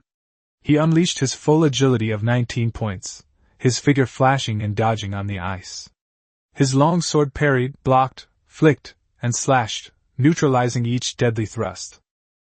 Clang! Clang! Clang! Clang! The sounds of intense collisions rang out like a sudden storm. The flashing blades and stabbing shadows intertwined, sketching a dazzling trail of death across the icy plains.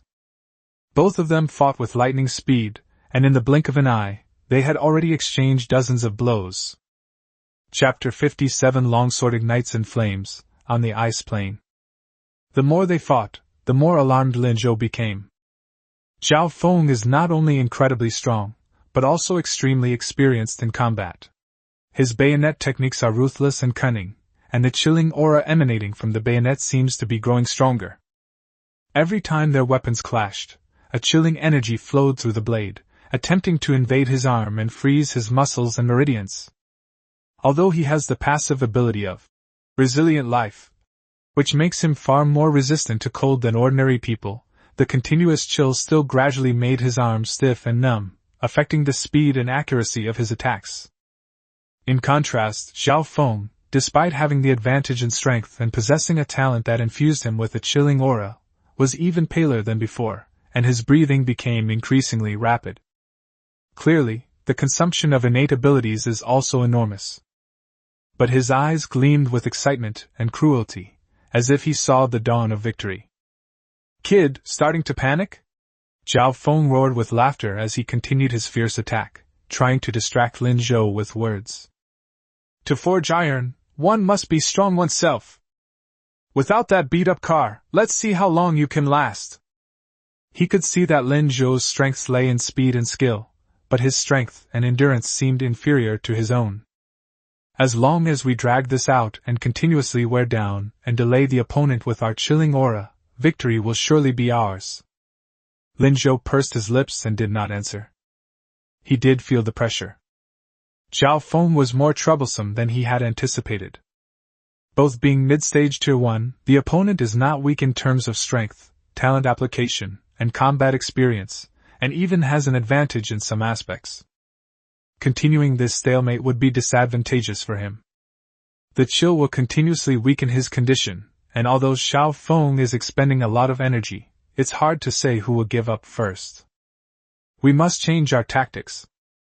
A cold glint flashed in his eyes. In the brief moment between parrying the military dagger, he suddenly pushed off with his foot, his body shooting backward like an arrow, instantly creating a distance of several meters. Seeing this, Zhao Feng assumed that Lin Zhou was cowardly and wanted to escape. He grinned maliciously and was about to give chase. But Lin Zhou stepped back and stood still. Instead of continuing to run away, he took a deep breath and gripped the long knife in his hand tightly. He closed his eyes slightly, and when he opened them again, the hesitation and solemnity in his eyes had vanished, leaving only a trace of calmness and ferocity. He focused some of his attention on his 12 points of mental strength, and his A-level talent, ammunition expert.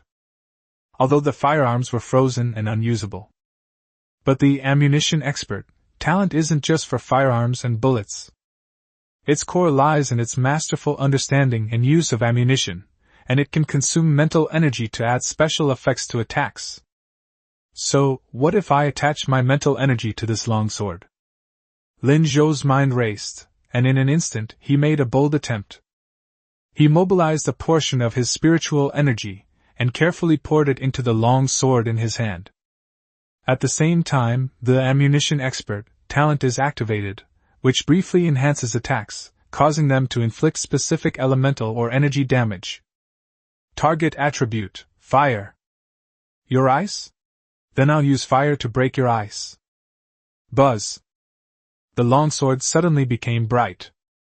A scorching, explosive aura erupted from the blade. The air at the edge of the blade even distorted slightly due to the intense heat. The frost that remained on the blade instantly vaporized and disappeared without a trace. The entire longsword, like a fiery beast awakening from its slumber, exudes a fierce aura that is completely out of place with the surrounding frigid environment. Zhao Feng's sinister smile froze instantly, and his pupils contracted sharply. What? This is... He sensed an energy fluctuation that disgusted and threatened his innate instincts.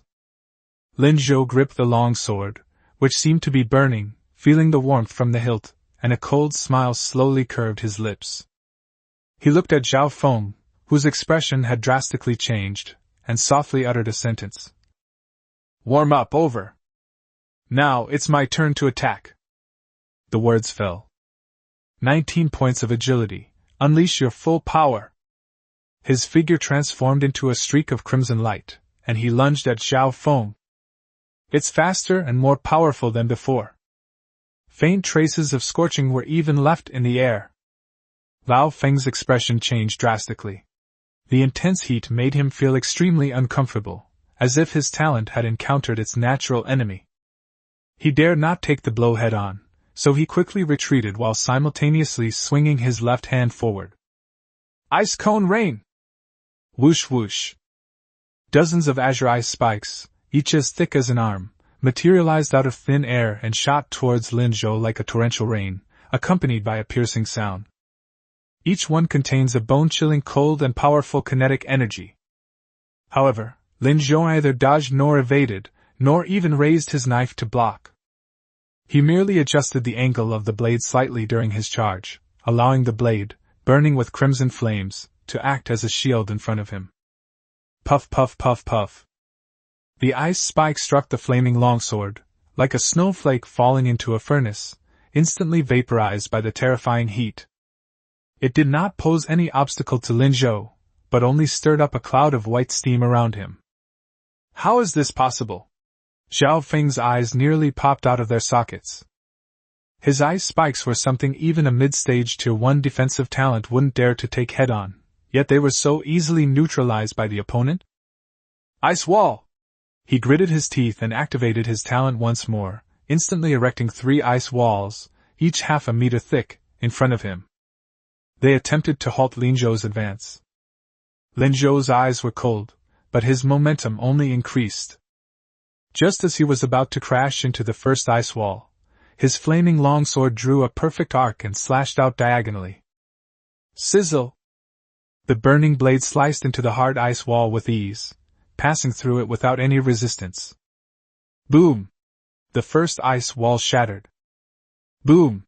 The second ice wall crumbled. Boom! The third ice wall shattered. 3 ice walls failed to stop Lin Zhou for even a fraction of a second. Before the broken ice even hit the ground, most of it had already been vaporized by the high temperature on the blade.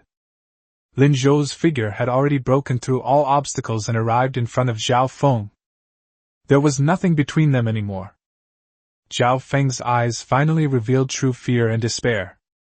He could feel the energy within his body rapidly depleting. The opponent was incredibly imposing, and the burning longsword exuded a destructive aura that made his soul tremble. No! I can't die! I'm the Vice President of the Royal Society. I'm a mid-stage first-tier cultivator. I still have a bright future ahead of me. Xiao Feng roared madly in his heart, his face contorted with extreme fear and the will to survive. He knew he had lost. A complete and utter defeat. Whether it was speed, talent, or fighting spirit, he was completely overwhelmed by the seemingly young man in front of him. In this apocalypse, the loser's fate is only one thing: death. No! You force me to do this! Xiao Feng roared in despair like a wild beast, a mad and ruthless glint flashing in his eyes. His right hand was still gripping the military knife to parry, but his left hand, with lightning speed, suddenly reached into his pocket and pulled out something. An injection that flashes a dangerous dark red light. Berserk Potion. It can significantly improve various bodily functions in a short period of time, unleash potential, and may even temporarily break through bottlenecks. However, the side effects are severe, ranging from weakness for several days to genetic collapse or even death. As the Vice President of the Royal Society, he naturally carried such a trump card to save his life. Without a second thought, he pulled out the needle sheath and plunged it into his carotid artery. As long as the drug is injected, he can gain a brief period of resistance, or even the ability to fight back. Don't even think about it. Lin Zhou's eyes sharpened, and he hissed.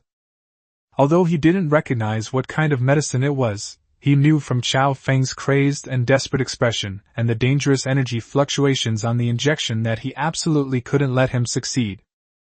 Chapter 58 One Hit Kills Xiao Feng. In the blink of an eye, Lin Zhou's spiritual power was mobilized at an unprecedented speed. There's no time to enchant the longsword with fire, that would be too slow. He chose a faster and more direct approach. By combining the ammunition expert, talent, mental energy is highly compressed to simulate the properties of electricity. Then, using the flaming longsword in his hand, which resonated with his spiritual power, as a conductor, he unleashed his full power. Cut! Lin Zhou let out a low shout.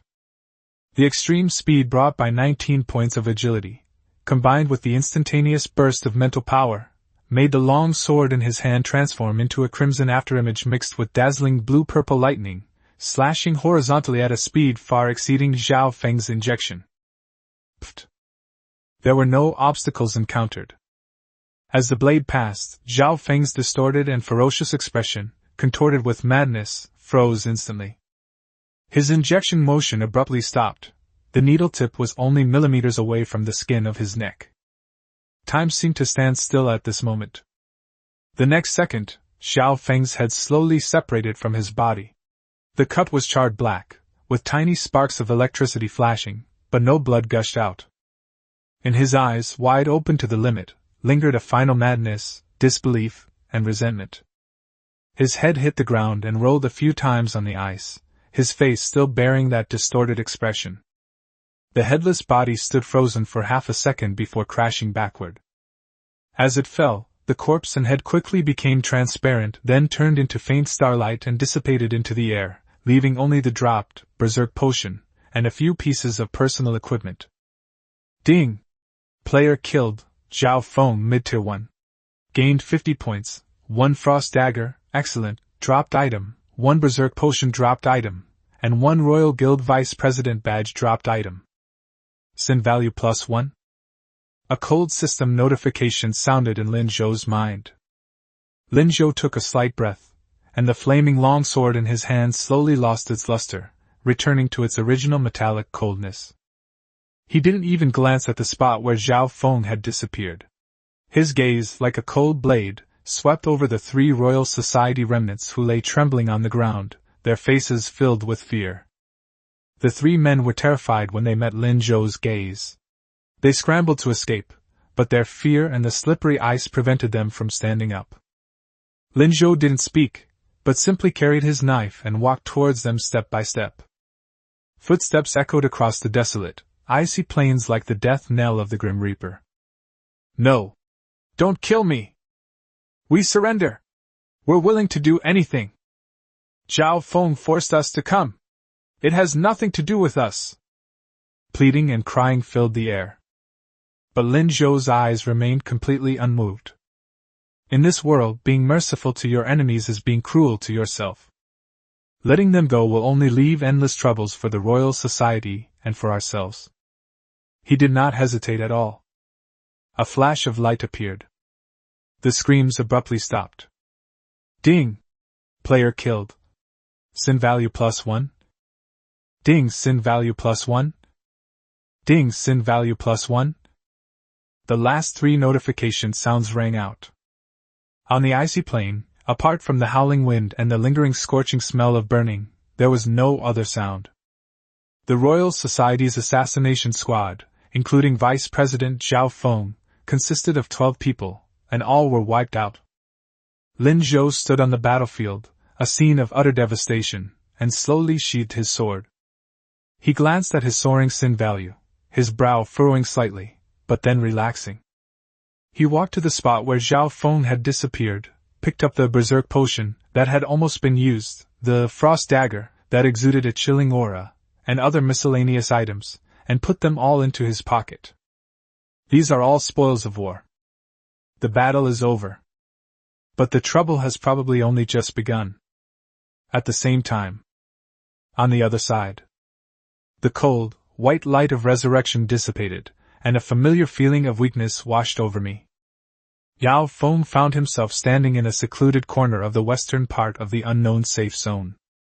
He was left with only the clothes he had brought with him, all his equipment, supplies, and even the vice president's badge that represented his identity had fallen and vanished with his death. Although he survived thanks to a resurrection coin.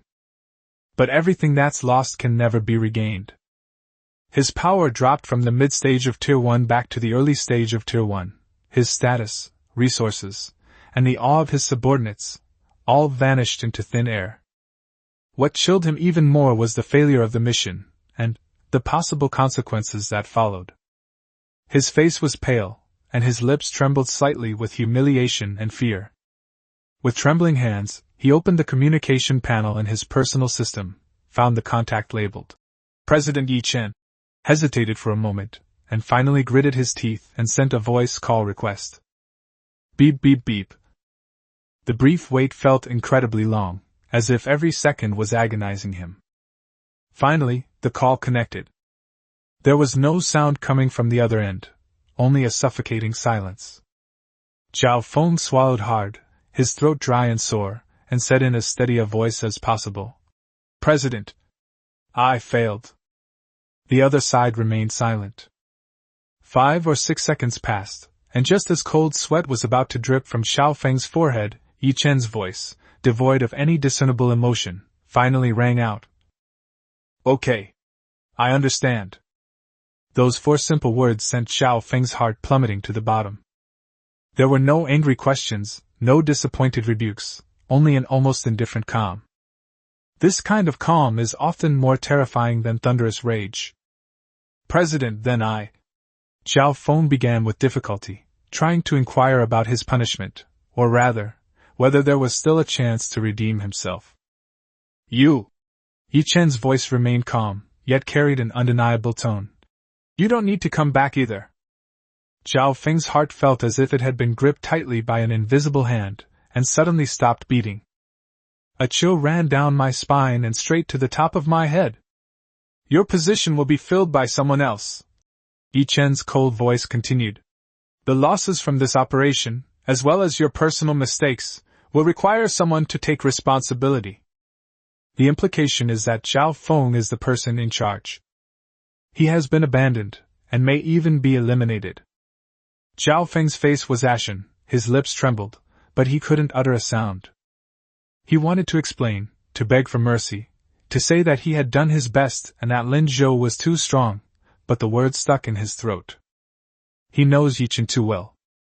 This is a powerful and ruthless leader with an extremely strong desire for control. Failure, especially one that causes the Royal Society to lose face and suffer heavy losses, is absolutely unforgivable. Any explanation or pleas for mercy were seen by Yi Chen as nothing more than a sign of weakness and incompetence. In the end, all his emotions, all his fear and resentment, were transformed into a single answer, seemingly uttered with all his remaining strength. Yes, Chairman. The voice call was abruptly ended by the other party. The busy signal started ringing. He leaned weakly against the cold wall, then slowly slid to the ground, gripping his hair tightly with both hands, his nails almost digging into his scalp. He had long anticipated the fate of the loser. But when it actually happened, the fear and despair of being completely abandoned, and possibly facing an even more terrible end, almost consumed him. Lin Zhou! Lin Zhou!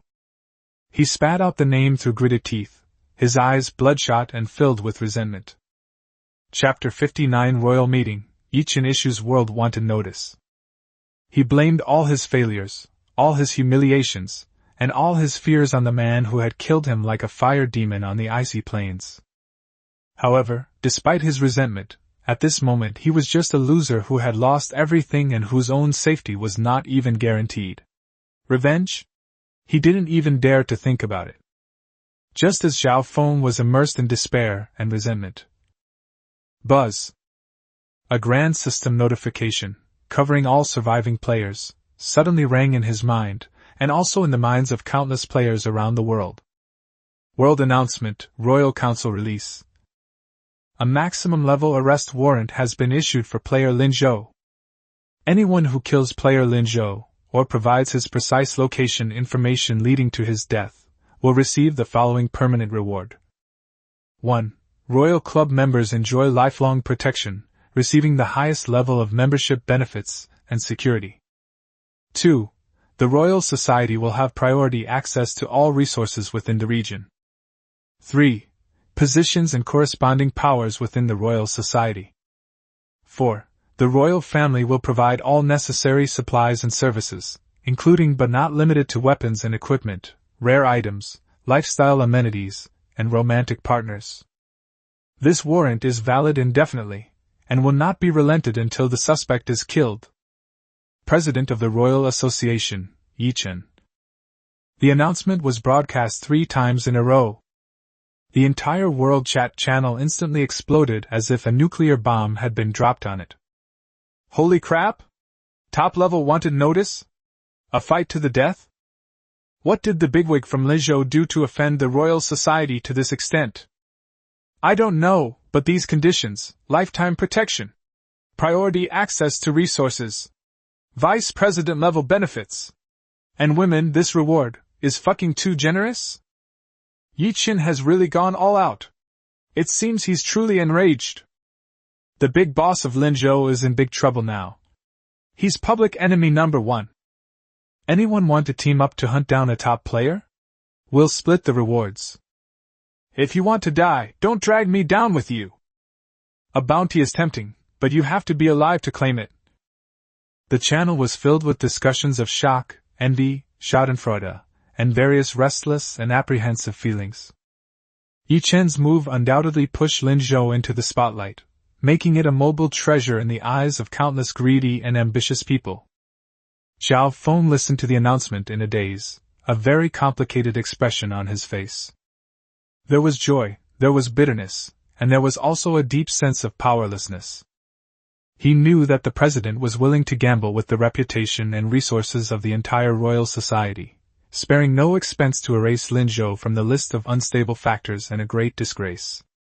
And I am already an insignificant pawn. He gave a bitter laugh, huddled in the corner, and buried his head deep in his arms.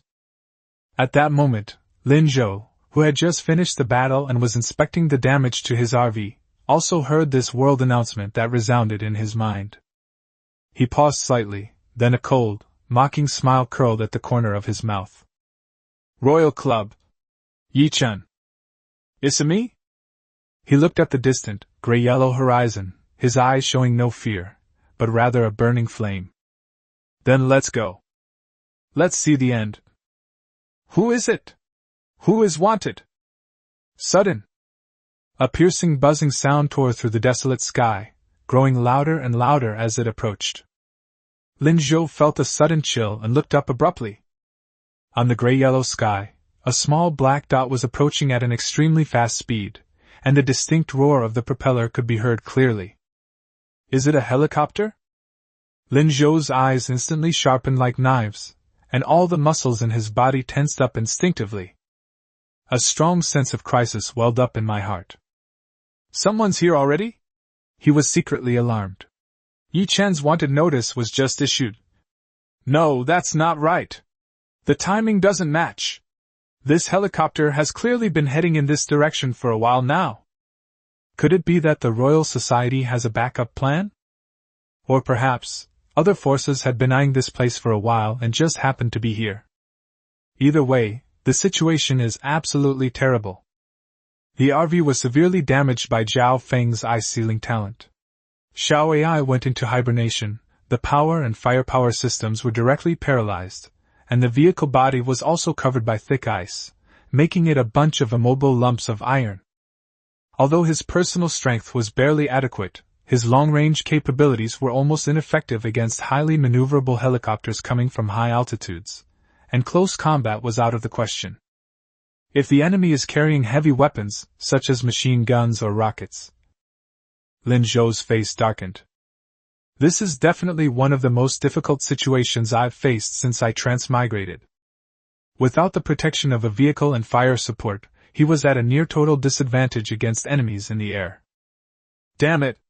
He clenched his fists, his mind racing as he searched for possible solutions, his eyes warily fixed on the approaching dark shadow in the air. As the helicopter rapidly descended, its outline became increasingly clear. Lizhou's tense nerves relaxed slightly when he saw the specific model of the helicopter. Fine. It is not a military attack helicopter painted in camouflage and equipped with rocket pods or machine guns. It was a small, civilian-modified transport helicopter. It is entirely silver-gray, and there appears to be an abstract North Star symbol on the side. It appears to be primarily intended for transporting personnel and supplies, and its firepower may be limited. Even so, a helicopter that can hover and move in the air is still a huge threat to him at this moment. Instead of launching a direct attack, the helicopter began to hover a few dozen meters above the battlefield. The wind whipped up by the rotors dispersed the remaining smoke and moisture on the ground, and also made Lin Zhou's clothes flutter in the wind.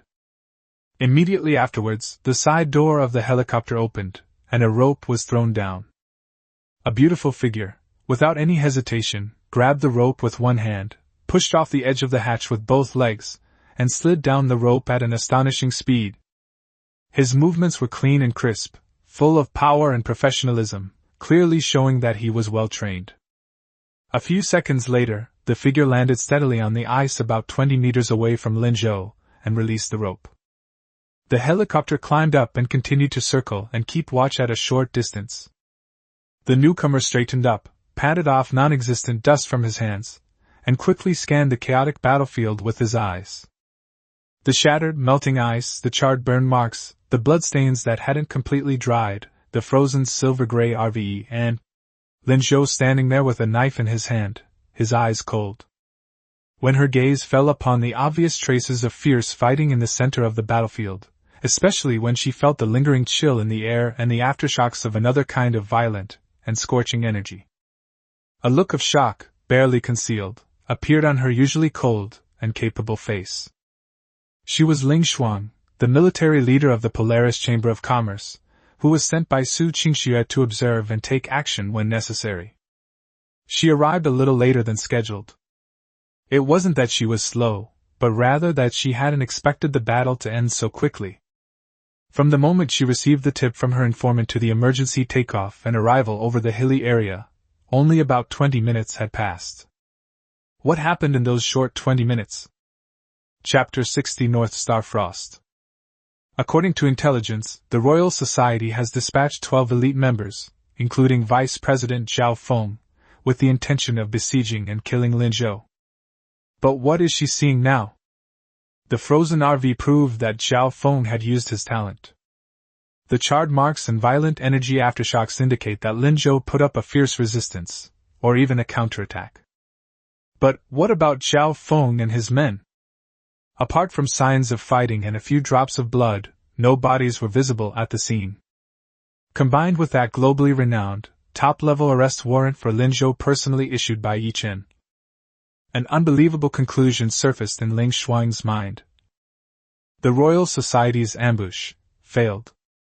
Moreover, it is very likely that the entire army will be wiped out, including Vice President Zhao Feng. Otherwise, Yi Chen would never have been so furious as to issue such a wanted notice at any cost. Is that all? Ling Xuang's heart was filled with shock, and her gaze towards Lin Zhou was filled with unprecedented solemnity and scrutiny.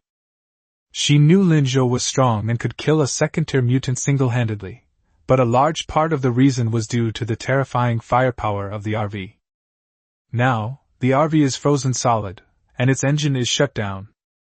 It's truly unexpected that, under such circumstances, when faced with an encirclement and attack by an elite squad from the Royal Society, the opponent not only managed to protect themselves but also managed to kill them all? Even including that troublesome Zhao Feng? This strength probably far exceeds the Chamber of Commerce's initial assessment. She suppressed her shock, tried to appear calm, took a few steps forward, and stopped at a safe distance of about 10 meters from Lin Zhou. This distance indicates a lack of hostility and also facilitates handling unexpected situations. She cleared her throat and spoke in as calm a tone as possible, her voice clear and composed. Hello, Mr. Lin Zhou. Let me introduce myself. My name is Ling Xuang, and I come from the Polaris Chamber of Commerce. Lin Zhou frowned slightly as he looked at the woman who had suddenly appeared out of nowhere. The Polaris Chamber of Commerce? Another major power? He had seen the name sporadically on the World Channel before. It seemed to be a relatively low-profile organization focused on business and intelligence. At this time, Are they friend or foe? His grip on the knife didn't loosen, and the vigilance in his eyes remained undiminished. He merely nodded slightly in response, without saying a word. He was waiting for the other party to continue. Ling Shuang was not surprised to see Lin Zhou so vigilant. Anyone would react the same way if they had just survived a deadly battle and were then approached by someone from another powerful force. Her gaze swept over the frozen RV. This might be the best way for the Chamber of Commerce to express its goodwill. She made no mention of the Royal Society's wanted notice, nor did she inquire about the details of the battle, as if those things were none of her concern. She simply looked at Lin Zhou and said sincerely, "It seems that Mr. Lin Zhou has encountered some trouble. Our Polaris Chamber of Commerce might be able to offer some small assistance." "Like your frozen RV?" Ling Shuang's voice was exceptionally clear in the cold wind, and her words went straight to the heart of the matter. Lin Zhou's heart did flutter. This RV is his most important asset and mobile base at the moment. With Xiao AI in hibernation and its power and firepower paralyzed, if it cannot be thawed and repaired as soon as possible, let alone cope with the upcoming escape and possible pursuit, even basic mobility will be a problem. The fact that the Polaris Chamber of Commerce offered to help solve this problem is undoubtedly a timely and much-needed assistance.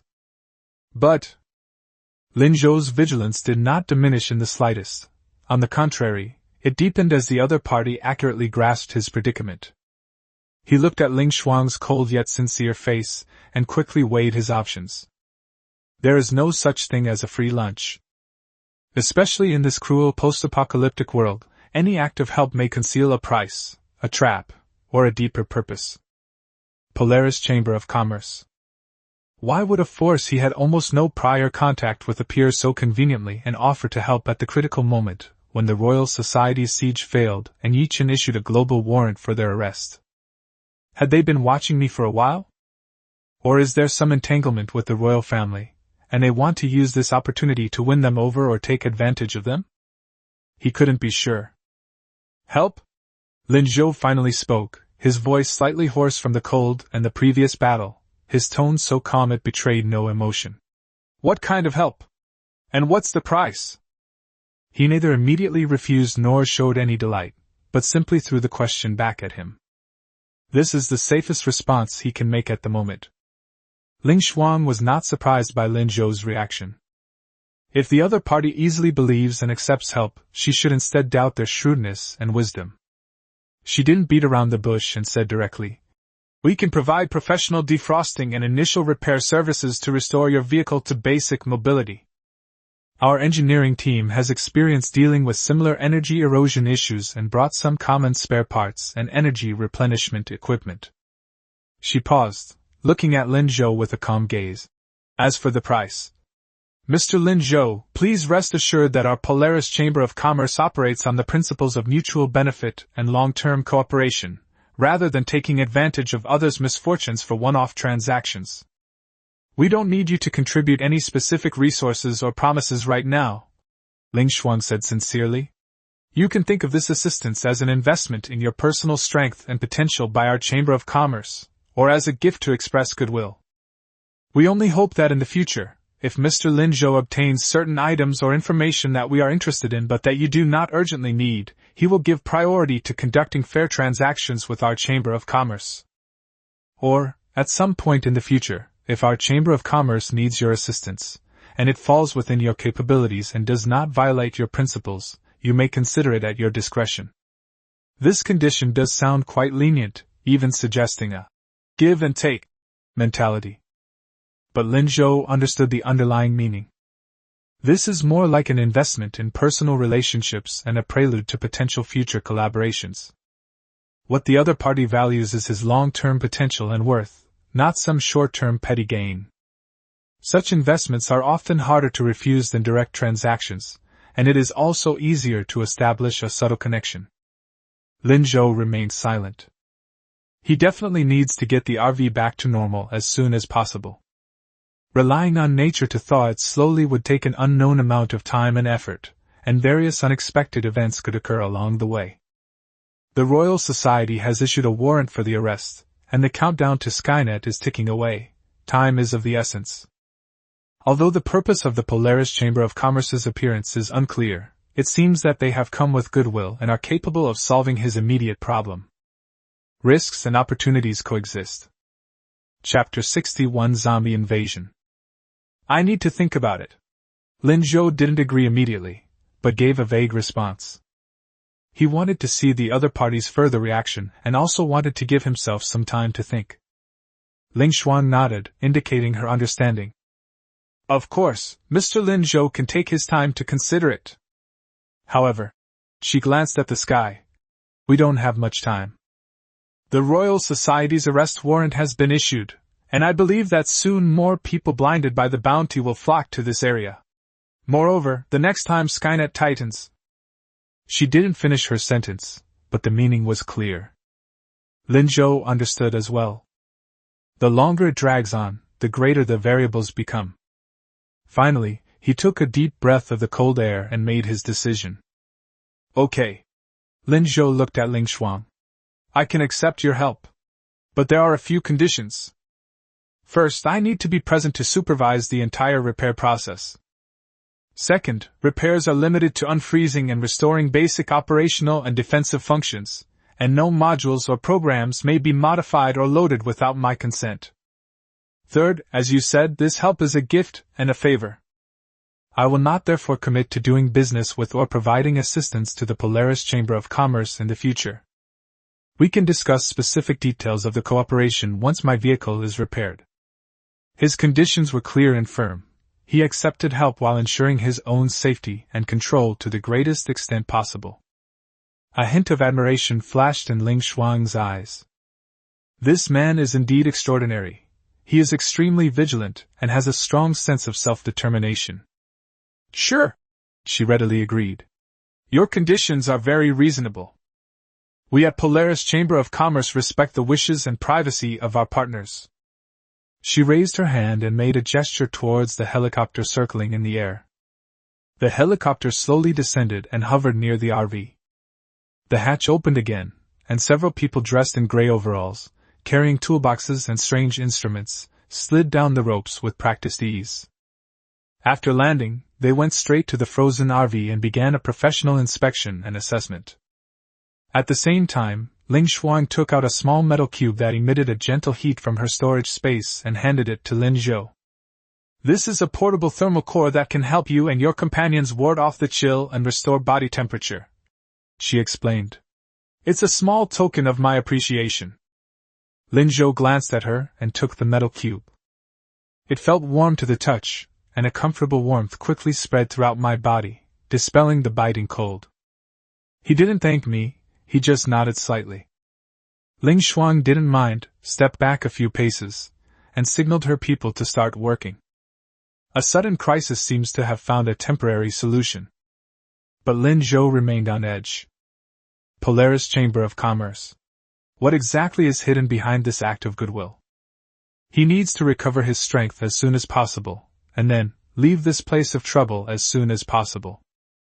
The defrosting and repair work has just begun. Several engineers from the Polaris Chamber of Commerce were busy around the RV, holding strange, buzzing instruments in their hands, trying to melt the ice on the vehicle's surface and check for internal damage. Lin Zhou and Ling Xuan, one in front and one behind, cautiously observed the surrounding movements. Time was of the essence, and no one wanted any unforeseen complications before the repairs were completed. However, what you fear most is what happens. Woo-ho-ho! A series of low, guttural roars could be faintly heard from the surrounding hills and even further away from the highway. The sound rapidly approached from afar, becoming increasingly dense and clearer. They're zombies. And there are definitely a lot of them. Lin Zhou and Ling Xuan looked up almost simultaneously, their faces darkening. Damn it! When it rains, it pours! Ling Xuan cursed under her breath. These damn things, they don't come when they should, but they all flock together when they shouldn't. Lin Zhou ignored her complaints, his gaze sweeping over the figures gradually appearing around him. At the same time, he asked Ling Xuan, who was directing the engineers beside him, in a deep voice. How much longer will the repairs take? Ling Xuan glanced at the work progress and quickly assessed. It will take at least half an hour. This is the minimum time frame for thawing and repairing the core circuit and replenishing basic energy. Half an hour. Lin Shou's heart sank. This means that for the next half hour, they must stay in the area to protect the repair work from being interfered with or even destroyed by the zombie horde. Hearing the increasingly close roars and sensing the life force of more than 100 beings, with a few even stronger fluctuations mixed in, Lin Zhou knew that this was going to be a tough battle. Without the fire support of the RV, it would be quite difficult for them to hold out for half an hour on their own. He took a deep breath, his eyes hardening with resolve. He could hold back no longer. He turned around, walked a few steps to the RV, and took out the 3 power potion, large, he had received from Xiao Feng's gift from his personal space. Without hesitation or doubt, he pulled out the stopper of the first test tube, tilted his head back, and poured the thick, scalding liquid directly into his mouth. An unimaginably violent surge of heat exploded within my body. It felt like swallowing a mouthful of magma. Muscles, bones, and meridians are all groaning in unbearable pain. But he didn't stop, and then came the second one, and the third one. 3 large strength potions were downed in quick succession. Boom! An unprecedented surge of energy, almost bursting his body, surged wildly within him. His skin instantly turned bright red, and wisps of white steam rose from its surface. His muscles bulged uncontrollably, and veins sprang out like dragons, making him appear to have swelled up. The bones emitted a dense series of crackling sounds, as if undergoing final tempering and reorganization. Excruciating pain. A tearing, agonizing pain swept through my entire body. On his personal panel, the number for his strength attribute began to jump wildly. 21, 23, 25, 27, 29. Finally, the number stopped at 29, flashed violently a few times as if trying to break through some invisible barrier, but ultimately failed and slowly stabilized. The 3 strength potion, large, combined with the previous gene enhancement, actually pushed his strength attribute from 14 points to 29 points. It has almost more than doubled. This is far beyond the scope of a normal mid-stage first tier, and even touches the threshold of the second tier. But the cost is also enormous. If it weren't for his passive ability, Resilient Life, which allowed him to frantically repair damaged cells and tissues as the excruciating pain struck, thus mitigating some of the damage from the violent energy, he would probably have been directly burst apart by this terrifying energy, or left with permanent internal injuries. Even so, he felt as if his whole body had fallen apart, every muscle aching terribly, as if he had just been repeatedly hammered. He was breathing heavily, his breath hot and scorching, but his eyes were even sharper and colder. Power, unprecedented power, surged and roared within him. Chapter 62 Man Lin Zhou unfolds a feast of slaughter. Ling Xuang, who was standing to the side, had witnessed Lin Zhou's almost insane behavior the whole time. Even with her personality, she couldn't help but open her mouth slightly, her eyes filled with disbelief and shock. 3 large bottles of power potion. You drank it all in one go? Is he out of his mind? Even someone with a peak first-tier physique wouldn't dare act so recklessly. At this moment, only 2 words were in her mind. Madman! At the same time, she also clearly felt a terrifying power emanating from Lin Zhou that far exceeded what she had experienced before. This man's ruthlessness and his uncompromising attitude towards himself raised her assessment of his strength and potential to a new level. Lin Zhou slowly moved his body, which was somewhat unaccustomed to the sudden surge in strength, and his bones made a series of cracking sounds like popping beans. Looking at the horde of zombies that had clearly appeared at the edge of their field of vision, roaring as they surged in from all directions, he casually tossed aside the empty test tube in his hand, and addressed Ling Xuang, his voice still slightly hoarse from the impact, yet carrying a resolute air. Looks like we're in for a lot of work. Ling Xuang quickly concealed the shock on her face, and regained her cold and capable demeanor. She glanced at the horde of corpses surging around her, then at the engineers busily repairing the damage, and nodded. Of course. A similarly defiant smile curved her lips. Me first, you second? How about that? She was referring to the division of labor. She led any potential Chamber of Commerce guards to hold off the enemy in the main direction, while Lin Zhou was responsible for the rear and flanks, protecting and repairing the core area. No problem, Lin Zhou said succinctly, drawing his standard longsword from his waist once more. This time, the blade felt as light as a feather in his hand. He glanced at Lin Wanqing, who had already gotten out of the car and was holding a gun warily. Stay close to the engineer, find cover, provide gun support, and protect yourself, Lin Zhou quickly instructed. Yes. Lin Wanqing nodded vigorously, without saying anything more. The howls of the zombies were already close at hand. A dark mass of figures, like a tide, emerged from every corner of the hills, rushing towards this area that shimmered with the light of repair and the presence of living people. Battle is imminent. Lin Zhou gripped his longsword, feeling the explosive power of the 29 points of strength within his body, as well as the intense fighting spirit brought about by his recent breakthrough. His cold eyes locked onto the mutated zombie charging at the forefront.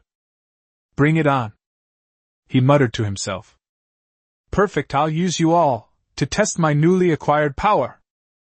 The moment the words left his mouth, Lin Zhou moved. Like a crossbow bolt fully charged, it was released with a roar. The ice beneath his feet exploded into a shallow crater the moment he stepped on it. His speed, fueled by the terrifying burst of 29 points of strength, reached an astonishing level. It even created a blurry afterimage and a piercing sound as it cut through the air. He didn't use any fancy techniques, or even deliberately swung the knife. Just charge. Like a maddened, savage beast, it crashed straight into a horde of corpses surging from the flank. The first ordinary zombie blocking his way didn't even see what was coming. It only felt a black shadow sweep past with a gust of wind, and then its rotting head exploded as if it had been hit head-on by a battering ram. Filthy blood and bone fragments sprayed backward in a fan shape. Lin Zhou's figure didn't stop, and he continued to charge forward. The second, the third, any zombie that blocked his path, whether it was a common type or a slightly stronger, fast-moving type, had only one fate. In the instant of contact, one's sternum might be shattered by a shoulder, one's neck might be snapped by an arm, or one might simply be swept to the ground by the gust of wind and then trampled into a bloody pulp by the footsteps that follow. Pure, overwhelming power. A brutal aesthetic of violence taken to its extreme. He hadn't even swung his long sword the first time. This scene caused Ling Xuan, who was guarding the front, to pause for a moment, her eyes filled with disbelief and shock. Is this even human? It's like a humanoid Tyrannosaurus Rex charging into a wheat field. Just then, a first-tier, warrior type, mutant, whose body was noticeably larger, and whose arms had mutated into bone hammers, seemed to be enraged by Lin Zhou's arrogant charge. It let out a furious roar, wielding its enormous bone hammer, and smashed it hard into Lin Zhou's back from the side. This hammer blow was powerful and heavy enough to dent an armored vehicle. Watch out! Ling Xuan couldn't help but exclaim. However, it seems that Lin Zhou has eyes in the back of its head. Just as the bone hammer was about to strike, his forward-rushing figure suddenly stopped, and using his left foot as a pivot, his body suddenly spun halfway to the side and back as if it were weightless. Not only did he avoid the fatal blow, he also managed to put himself in an open space next to the warrior, mutant. Only then did he truly wield the long sword in his hand for the first time. A backhand slash with the sword. The blade even faintly glowed with a dark red light due to the power infused into it and the high-speed friction with the air. Laugh. The sound of the blade cutting into flesh and bone was so faint as to be almost inaudible. But the effect was terrifying. The first-tier, strongman, mutant, who was over 2 meters tall and known for its defense and strength, suddenly froze. The next second, a smooth, mirror-like thin line appeared on its thick neck. Then, the enormous head slowly slid off the shoulders, landing on the ice with a thud and rolling a few times. The headless body swayed and then collapsed to the ground with a thud. Sold out instantly. Even a first-tier mutant can still be killed in one strike. The entire process was fluid and seamless, from dodging to striking the blade, and then backing down, so fast that it was dazzling. Lin Zhou didn't even glance at the fallen corpse. He kept walking, his long sword transforming into a whirlwind of death as he continued to slay the fallen bodies. With one slash, 2 zombies were cut in half at the waist. With a backhand flick, the speedy racer was split open from its jaw to its skull. He sidestepped and elbowed the zombie, smashing its chest cavity open. With another flash of light, the blade sliced off the head and spraying organs of a corrosive creature that was trying to spew acid. He was like a killing machine, moving freely through the horde of corpses. Ordinary zombies die instantly from a graze or a mere touch. First-order variant? They were just slightly tough grunts who could make him swing his sword one more time or adjust his angle a little. No zombie or mutant could stop him for even half a second. Wherever he went, corpses littered the ground, blood stained the ice, and bits of flesh and bone flew everywhere. He carved out a vacuum zone of blood and flesh in the surging tide of corpses. Ling Shuang, Lin Wanqin, and a group of maintenance engineers were completely stunned.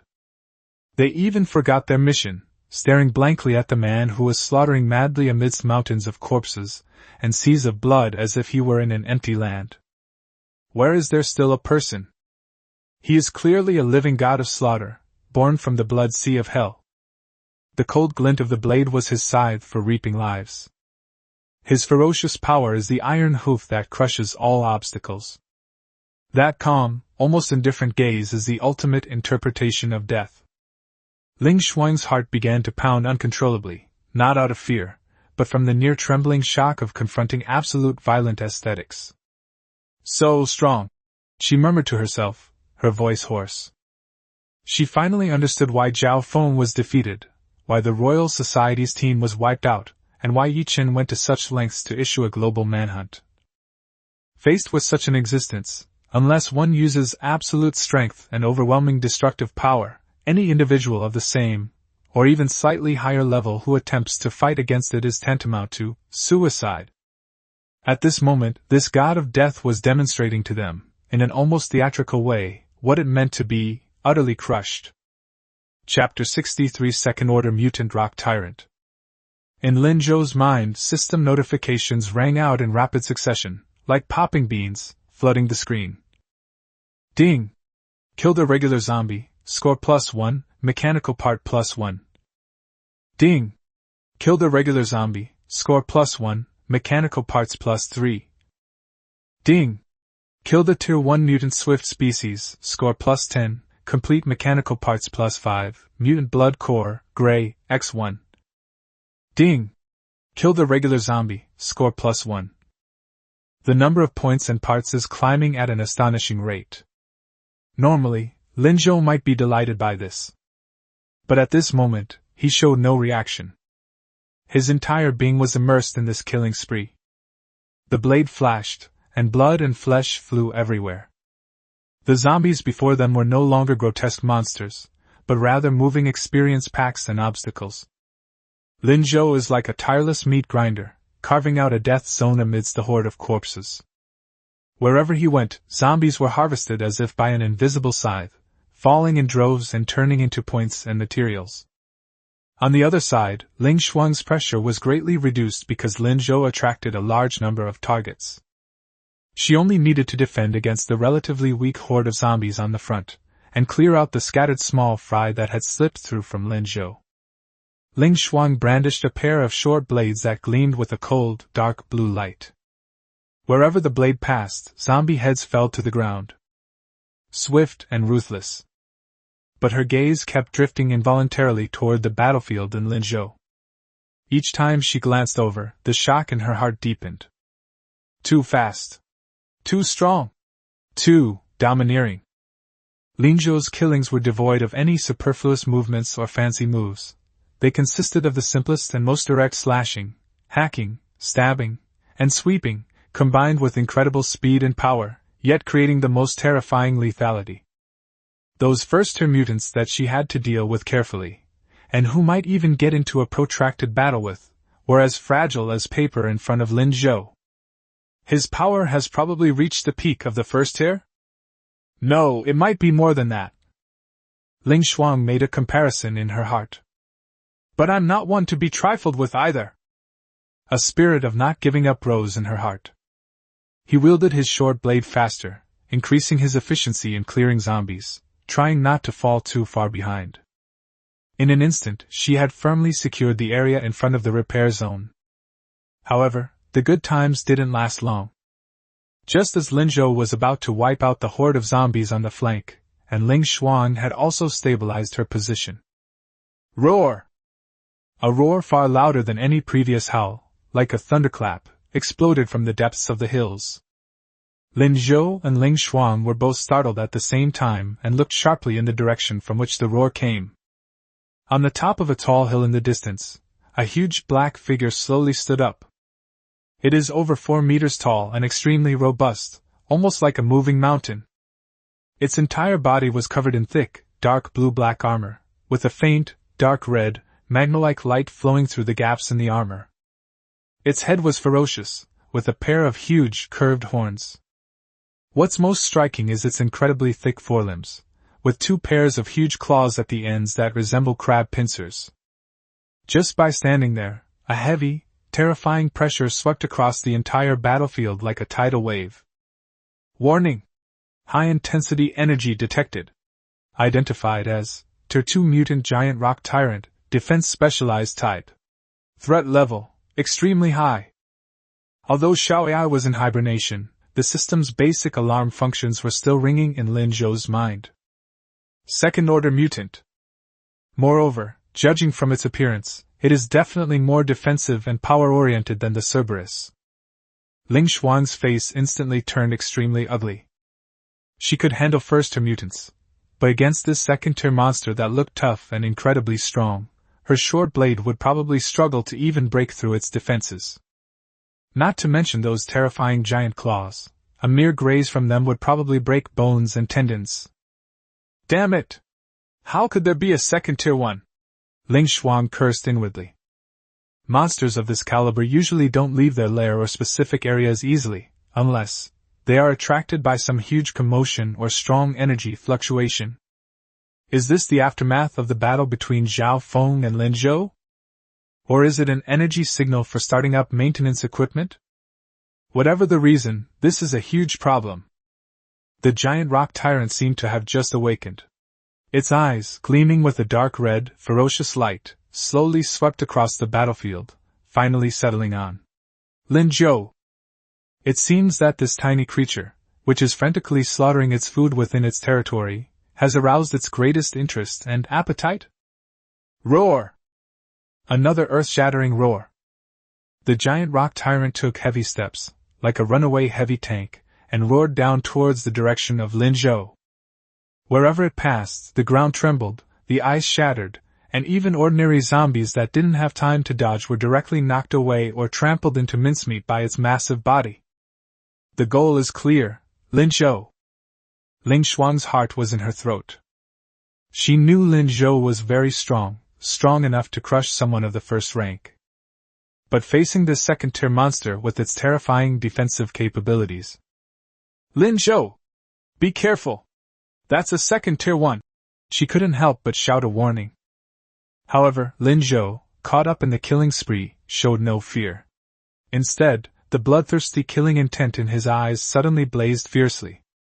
Second order? Perfect.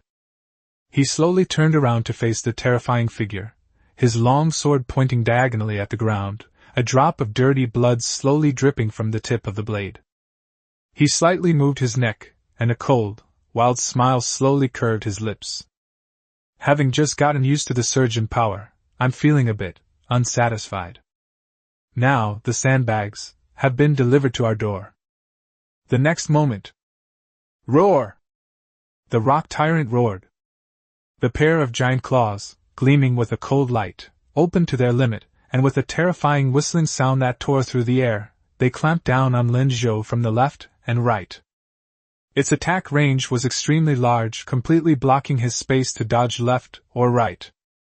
Any other Tier 1 player facing this fatal blow would likely only have the option of fleeing in disarray or waiting to die. But Lin Zhou did not retreat. His eyes burned with fighting spirit. The power of 29 points brought unprecedented confidence. Just as the giant claws were about to close and cut him in half, Lin Zhou has taken action. He suddenly took a step forward. This step shattered the solid ice beneath their feet. It also stepped into the most dangerous blind spot within the giant claw's attack range. At the critical moment, Lin Zhou's figure passed through the gap of less than half a meter with perfect precision. The giant claw, carrying a foul stench, almost grazed his back and chest.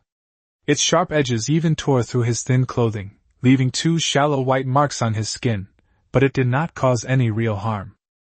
And he was already close to the chest of the giant rock tyrant. Roar! The giant rock tyrant was clearly surprised that this tiny prey dared to get so close, and let out a low growl filled with shock and anger. The massive head slammed down, while its thick hind legs rose, ready to crush Lin Zhou into a bloody pulp. However, Lin Zhou is even faster. The moment he passed through the gap in the giant claw, the long knife in his hand was already poised to strike. The dark red luster on the blade became dazzling due to the frenzied infusion of power, and even emitted a faint, deep hum. Die! A deep shout erupted from Lin Zhou's throat. Chapter 64: Slaughtering the Tyrant, the Ultimate Personal Performance. Die! A deep shout erupted from Lin Zhou's throat. The full power of 29 points of strength, combined with the power-generating techniques of melee mastery, concentrates all the strength, speed, and even the momentum of the charge into this one strike. The longsword transformed into a dark red lightning bolt, slashing upwards at an angle. Sizzle! The blade, driven to its limit, actually sliced through the relatively thin carapace in the groin area of the giant rock tyrant. The blade penetrated deep into the muscle, even severing some of the thick tendons and bone connections. Awoo! The giant rock tyrant let out a blood-curdling scream of extreme pain. The massive body stumbled violently due to the excruciating pain and the sudden loss of strength in one of its hind limbs. Its original stomping motion turned into a clumsy stagger, and its huge head also veered off course, crashing heavily into a nearby rock, sending shards of stone flying. Blood gushed out of the hideous wound like a small fountain. It instantly turned a large area of ice red. A devastating blow. Ling Shuang and the others stared in disbelief at the scene, even forgetting the scattered zombies around them. What did they see? Lin Zhou, the man who was just mowing the grass among the horde of zombies, actually faced off against the second-tier mutant head-on. Not only did he dodge the fatal blow, but he also instantly found an opening and inflicted such a heavy wound on his opponent. Is this really something a human could do? Holy crap! Who on earth is the monster? The bigwigs in Lin Zhou are amazing. They're role models for us all. I wish I had such an amazing start. Sigh, sometimes you have to admit that luck plays a big role. The engineers, who were repairing and observing the situation, were discussing it animatedly. On the other side, the giant rock tyrant is absolutely enraged. The excruciating pain and humiliation drove it mad. Ignoring the injury to its hind limbs, it forcibly steadied itself, and with its remaining 3 legs exerting force, its massive body slammed into Lin Zhou. At the same time, it suddenly raised its pair of giant claws and smashed them down towards Lin Zhou's location. Each strike was powerful and heavy, causing the ice surface to crack and sending pebbles flying everywhere.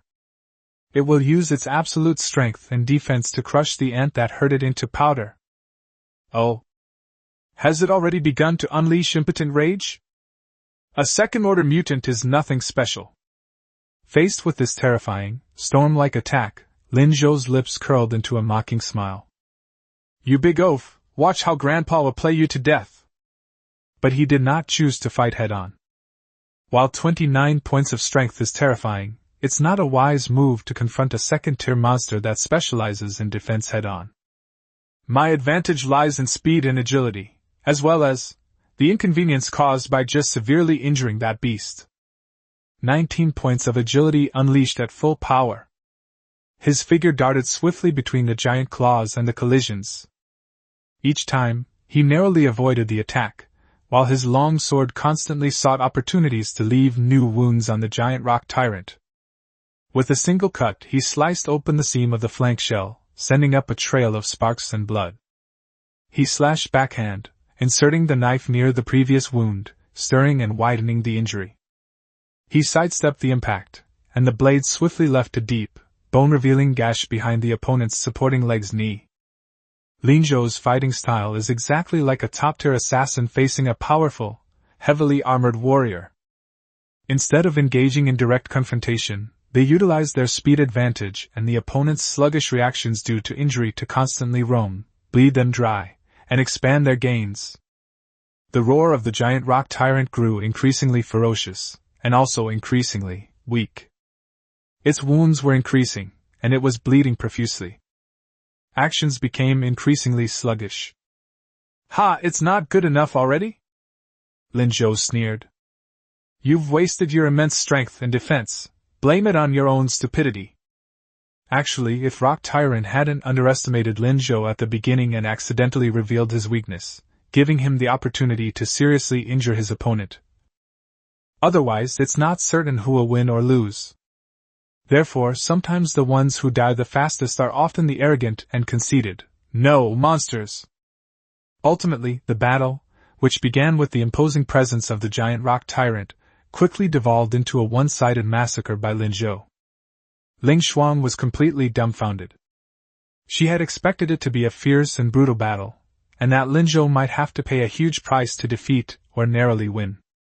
But the reality is, Lin Zhou, with his incredible personal abilities and wisdom, managed to manipulate this tough-skinned second-tier monster at will. This is no longer just a matter of strength. This is a way of elevating combat to the level of art. It is absolute control over one's own power. "Monster, he is the real monster," a maintenance engineer behind Ling Xuan couldn't help but mutter, expressing the thoughts of everyone. Finally, after Lin Zhou pierced the gap in the carapace on the side of its neck with another slash, the giant rock tyrant let out a final, unwilling howl, and collapsed to the ground with a thud, kicking up a cloud of ice dust.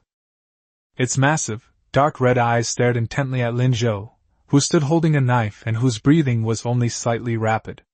The fierce light in its pupils quickly dimmed. Ding! Killed a Tier 2 mutant giant rock tyrant, defense specialized type.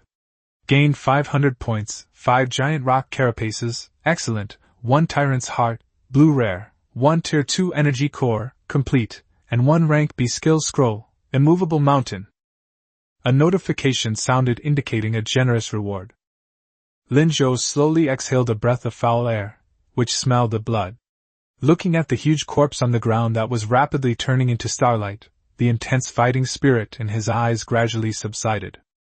He shook the blood off the knife and sheathed it. He turned around and looked at Ling Xuang and the maintenance area. Just then, the engineer over there looked up, wiped his sweat, and gave Ling Xuang a gesture indicating that he had completed the task. The thick ice on the RV's surface had mostly melted, and the faint rumble of the engine restarting could be heard from the vehicle, along with the flashing lights on the dashboard. Half an hour, just right. Then, Lin Zhou glanced at the remaining zombies around him. He charged forward suddenly, like a tiger among sheep, slashing once, twice. They quickly cleaned up the leftovers. Ding! Killed a regular zombie, score +1. Bite. Even a mosquito's leg, however small, is still meat. Little by little, it adds up. Seeing that his points had increased by several dozen points, Lin Zhou nodded in satisfaction. Ling Xuan, standing to the side, couldn't help but twitch her lips as she watched Lin Zhou's thrifty and hardworking manner. Good heavens, they really didn't leave her a single bit. They even looted all the points from ordinary zombies. However, she also knew that this battle was almost entirely due to Lin Zhou's efforts, so it was only natural for him to take all the spoils. A few minutes later, the battlefield was completely cleared. There was not a single enemy life standing. Lin Zhou sheathed his sword, his body inevitably stained with the filth and blood of zombies and the giant rock tyrant. He looked as if he had been pulled from a pool of blood, exuding a heavy aura of blood and malevolence. He walked up to the RV. Lin Wanqing kept a close eye on the battle. Seeing Lin Zhou return safely, she could no longer contain herself and ran up to him, looking him up and down carefully with concern in her eyes. "Lin Zhou, are you all right? Are you hurt? Are you in pain?" Seeing the genuine worry on the girl's face, Lin Zhou's hardened heartstrings twitched slightly. He smiled, reached out and gently ruffled Lin Wanqing's hair, his tone relaxed. "It's nothing. They're just a bunch of rabble. They can't do anything to me." Chapter 65 Ling Shuang's Gift, a Golden Treasure Chest. Lin Wanqing felt the touch on her head, her face flushed slightly, but the weight in her heart was finally lifted, and she nodded vigorously. At this moment, Ling Shuang also walked over, having already regained her usual cold and capable demeanor. However, the look in his eyes towards Lin Zhou now held a deeper sense of admiration and respect. "Congratulations, Mr. Lin Zhou." Ling Shuang's voice was sincere. "You have once again single-handedly killed a second-tier mutant. If this record gets out, it will probably make some people so angry they can't eat." She was clearly referring to Yi Qin and the Royal Society, who had just issued an arrest warrant. Lin Zhou remained noncommittal, but calmly looked at Ling Shuang and said earnestly, "This time, I thank Miss Ling Shuang and the Polaris Chamber of Commerce for their timely assistance. If you hadn't thawed and repaired my vehicle, things could have been much more complicated. I will remember this favor." He didn't mince words and directly pointed out the importance of human relationships. He dislikes being in debt, especially for investments with a specific purpose. Only by paying off debts as soon as possible and settling karmic ties can one maintain independence. He paused, then added, "As long as it doesn't violate my personal principles and is within my capabilities, I can help the Polaris Chamber of Commerce once. This is to repay the kindness shown to me today." Upon hearing this, Ling Shuang was overjoyed. One of her main purposes for this trip was to gain Lin Zhou's favor and establish a connection, wasn't it?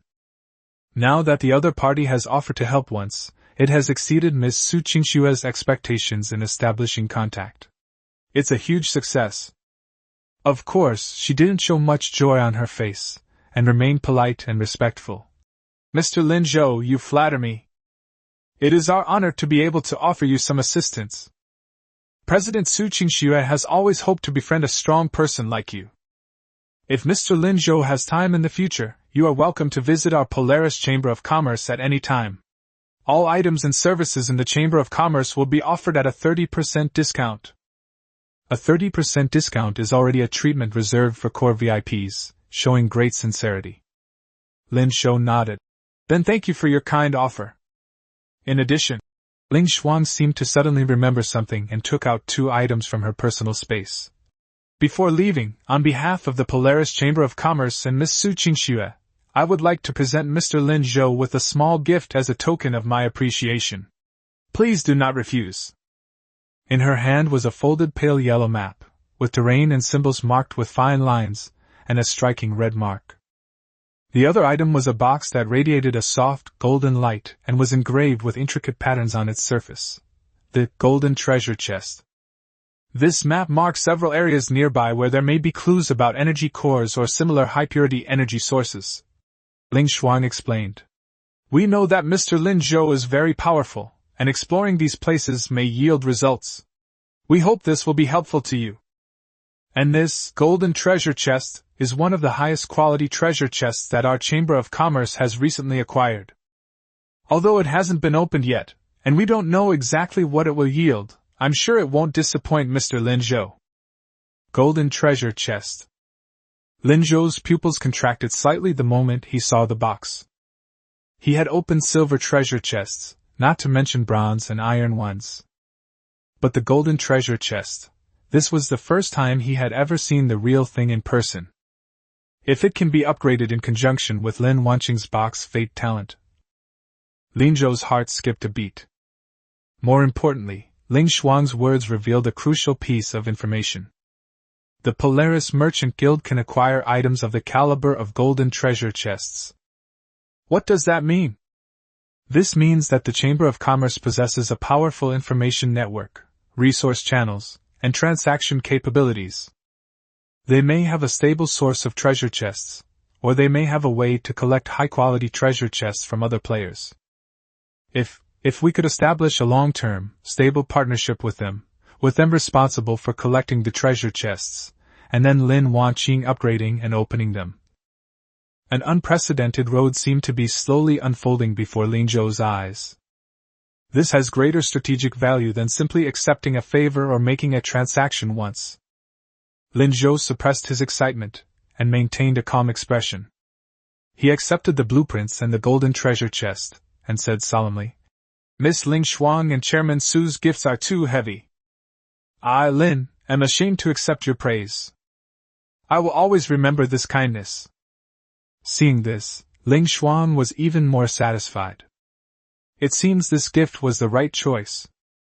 Indeed, for true powerhouses, resources that can enhance their strength are far more attractive than empty promises. "I'm glad Mr. Lin Zhou is pleased." Ling Shuang smiled. "All right, now that this matter is settled, I should return to report to the chairman." She paused for a moment, then suggested, "By the way, Mr. Lin Zhou, why don't we add each other as friends? It would be easier to keep in touch in the future. If Mr. Lin Zhou needs any assistance from the Chamber of Commerce, or if our Chamber of Commerce has information on items suitable for you, please feel free to contact us." The Again Friend system is a relatively private and convenient way to communicate. After a moment's thought, Lin Zhou nodded in agreement. "Okay." The two added each other as friends through the system. "Well then, Mr. Lin Zhou, until we meet again." Ling Shuang clasped her hands in a respectful bow, her gesture clean and crisp. "Until we meet again." Lin Zhou returned the greeting. Ling Shuang said no more and turned to walk towards her subordinates and the helicopter that had already landed on the ground. The group quickly boarded the helicopter, its rotors spun rapidly, and it soon took off, flying into the distance. Watching the helicopter disappear into the horizon, Lin Zhou withdrew his gaze, looked at the heavy, golden treasure chest in his hand, and then glanced at the energy core mark on the map next to it, his eyes gleaming. Polaris Chamber of Commerce. Su Qingxue. It seems that the waters of this apocalypse are deeper than he imagined. And the path to becoming stronger seems to have a tempting, pay-to-win shortcut. He carefully put away the treasure chest and blueprints, brushed the blood off his clothes, and said to Lin Wanqing, "Get in the car, we have to go." "Yes." Lin Wanqing nodded vigorously, her face showing relief and anticipation. The RV door was closed, completely isolating it from the stench of blood and the biting cold wind. The car was warm and quiet, with only the steady hum of the engine and the subtle sounds of the instruments running. Buzz! System self-check complete. Core data restored. Power system, repaired and operating normally. Defense system, repair complete, operating normally. Firepower system, under repair. Core components have been thawed and the energy circuit has been reconnected. Full functionality is expected to be restored in 15 minutes. Energy reserves, replenished to 45%. Commander, Xiao AI has logged back in. Thank you for waiting. The familiar electronic female voice rang out again. You've worked hard, Xiao AI. Lin Zhou leaned back in the driver's seat, feeling a wave of fatigue wash over him, but more than that, he felt a sense of relief that everything had finally settled down. Activate autonomous driving mode. Destination, Safety Zone 4. Follow the original planned route and be careful to avoid large threats and complex terrain. Command confirmed. Autopilot mode activated. Route planning in progress. We expect to arrive at the outer perimeter of Safe Zone 4 in 1 hour and 40 minutes. The RV once again proved to be a reliable travel companion, carrying them steadily across the wilderness. Chapter 66 Loaded with Hellfangs, Diamond Treasure Chest. Next, it's time to take stock of the harvest. Lin Zhou first took out several items that had been dropped from the giant rock tyrant. Giant rock shell, fine, X5, thick and hard, an excellent defensive material that can be used to reinforce vehicle armor or to manufacture heavy armor. Tyrant's heart, blue rare, X1, a rare material that can be used for high-level potions, special equipment forging, or as a medium for certain powerful skills/talents. Second Order Energy Core, Complete, X1, a precious energy source that can be used to load advanced blueprints, power powerful equipment, or be absorbed directly, with risks. Rank B Skill Scroll, Immovable as a Mountain. After use, you can learn the skill. Immovable as a Mountain, Beginner. Effects: greatly increases one's defense and impact resistance for a short period of time, reduces physical and energy damage received, significantly decreases movement speed, and consumes stamina and mental energy. There are quite a few good things. Lin Zhou's eyes lit up. The Second Order Crystal Core is complete, perfect for loading, Hell Fang. Giant Rock Shell and Tyrant Heart are also rare materials and may be of great use in the future.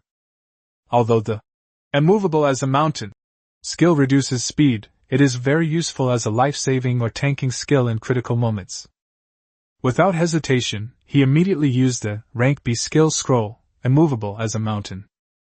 The scroll transformed into a stream of light and merged into his body, while techniques flooded into his mind, becoming part of his combat skills. Next, he brought up the vehicle panel and selected the Hellfawn Vehicle RAM blueprint. Loading requires 2 Cerberus Fangs, 1 complete Tier 2 Energy Core, 100 points, 200 mechanical parts. All materials are complete. Load now? Loading! Lin Zhou confirmed. Resource deduction. A low, rumbling sound of mechanical transmission and metal clanging came from the front of the car. The RV's originally smooth front bumper area had its armor plates slid open to the sides. A menacing, massive ramming horn slowly extends and locks in from within. The ram is dark red with an extremely sharp tip. The surface has faint lava-like patterns flowing on it, exuding a bloody aura that blends perfectly with the overall character of the car, adding to its ferocity. Hellfangs loaded successfully. Currently available. Active ability: Hellfire Charge, manual activation required, consumes energy, greatly increases burst power for a short period. The fangs on the front of the vehicle are inflicted with hellfire burning and armor-piercing effects, dealing massive damage to targets hit.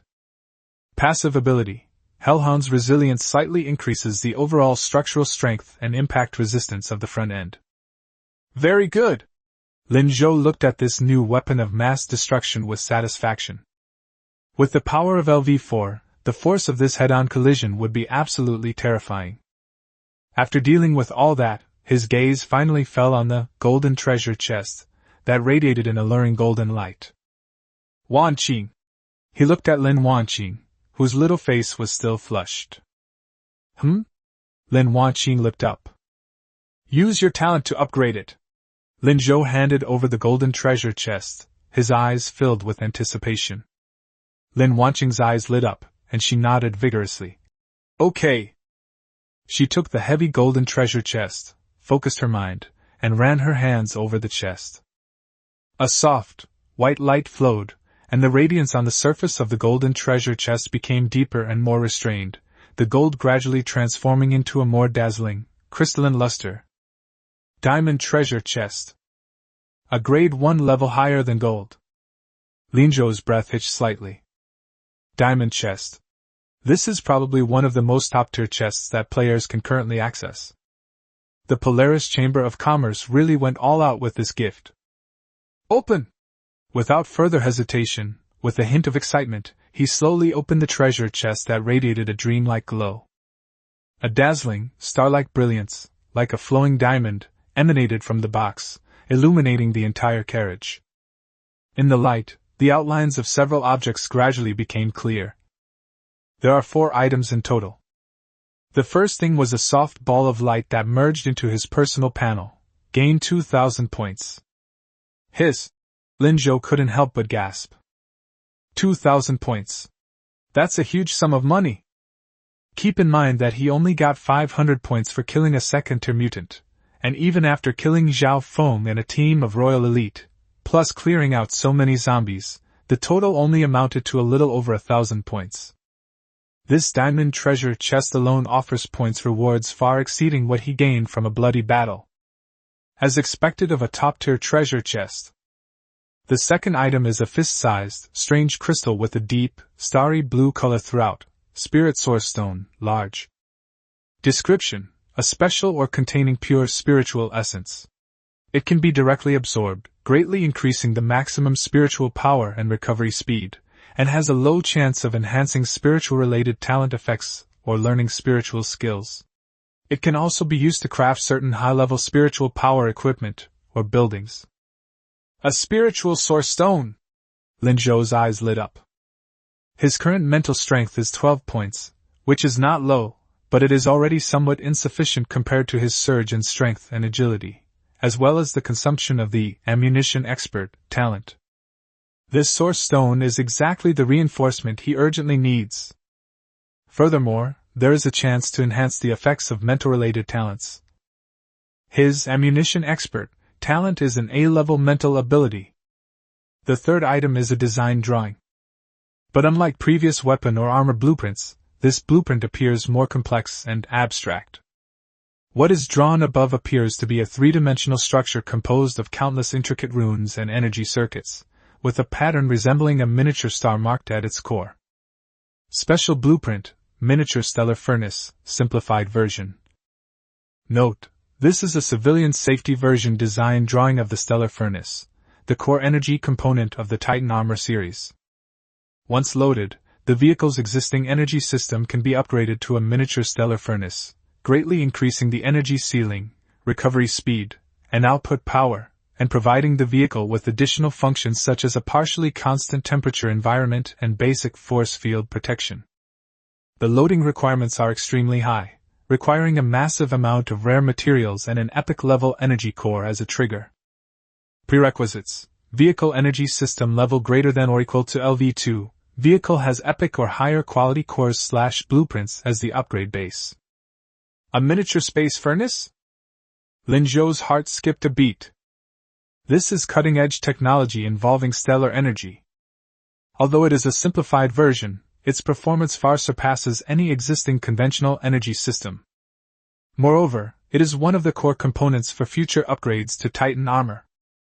The value of this blueprint is simply immeasurable. However, the terrifying material requirements and prerequisites are daunting. An epic-level energy core. He had never even seen one before. Lin Zhou took a deep breath and looked at the last item.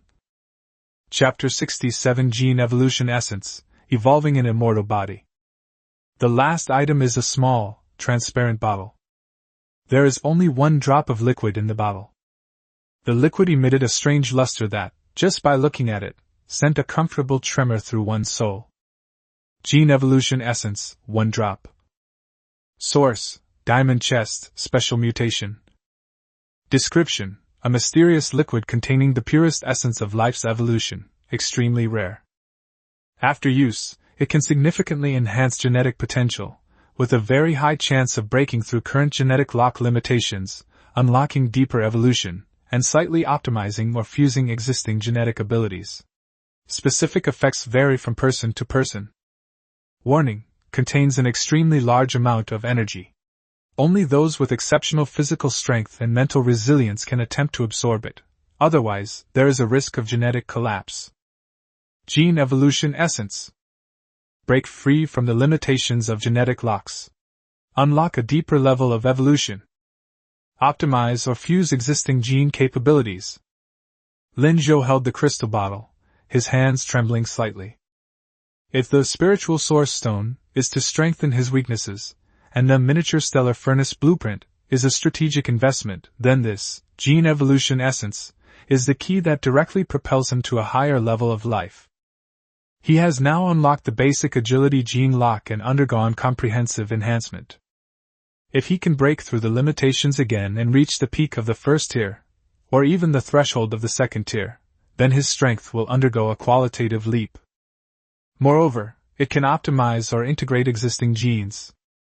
His passive ability, Tenacious Life, comes from Hellhound crystals. If it could be optimized or even fused with other abilities. Just thinking about it gets my blood pumping.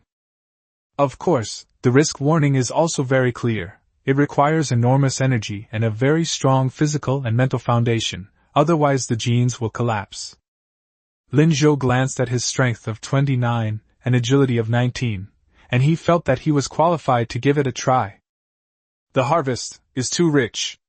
Lin Zhou took a few deep breaths to barely calm his excited emotions. The gift from the Polaris Chamber of Commerce is simply an amazing gift package. He made a decision immediately. Xiao AI, keep autopilot on, highest alert level. Wan Qing, pay attention to your surroundings. If anything seems unusual, alert me immediately. Time is of the essence.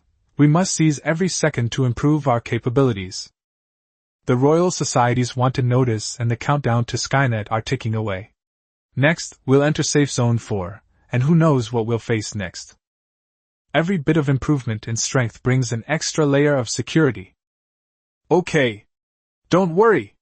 Lin Wanqi nodded emphatically, picked up the pistol Lin Zhou had given her, sat down in the passenger seat with a serious expression, and cautiously observed the outside of the car. Without further hesitation, Lin Zhou picked up the spiritual source stone, large, first.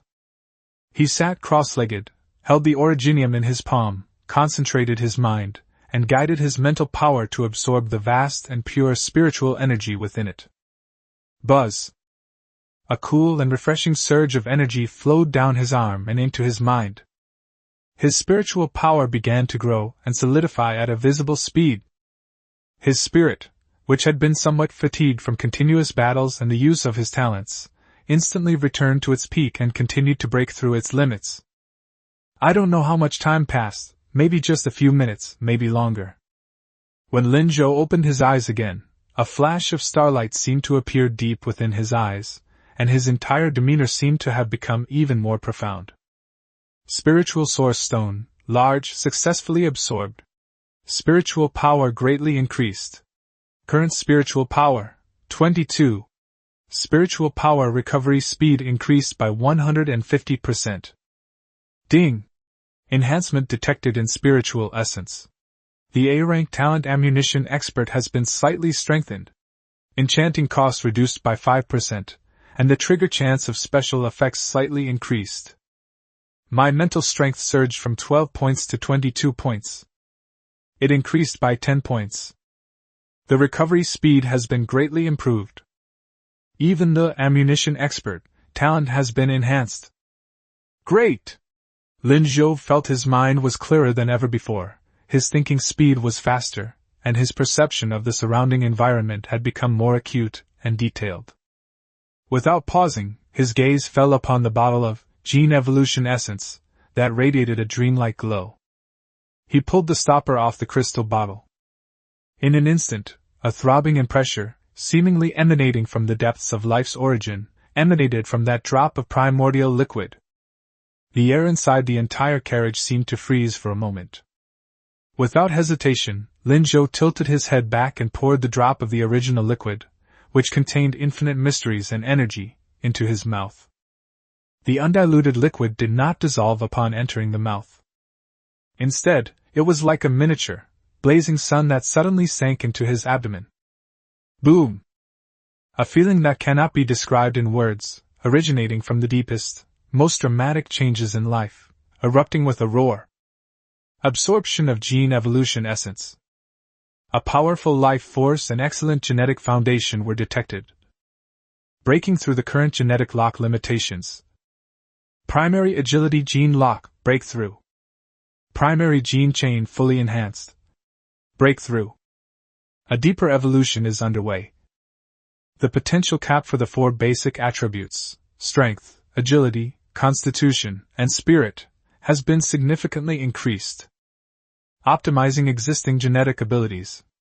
Resilient life, Hellhound, passively fuses with its own life essence. Optimization in progress. Fusion successful. New passive ability gained, Immortal Body, Beginner. Undying Body, basic life recovery speed plus 500%, can quickly heal severe injuries, including internal organ damage, bone shattering, significantly improves the speed and success rate of limb regeneration, extremely strong resistance to toxins, diseases, and energy erosion, and possesses extremely tenacious vitality. Energy consumption, low for passive maintenance, increased for active repair. Ding!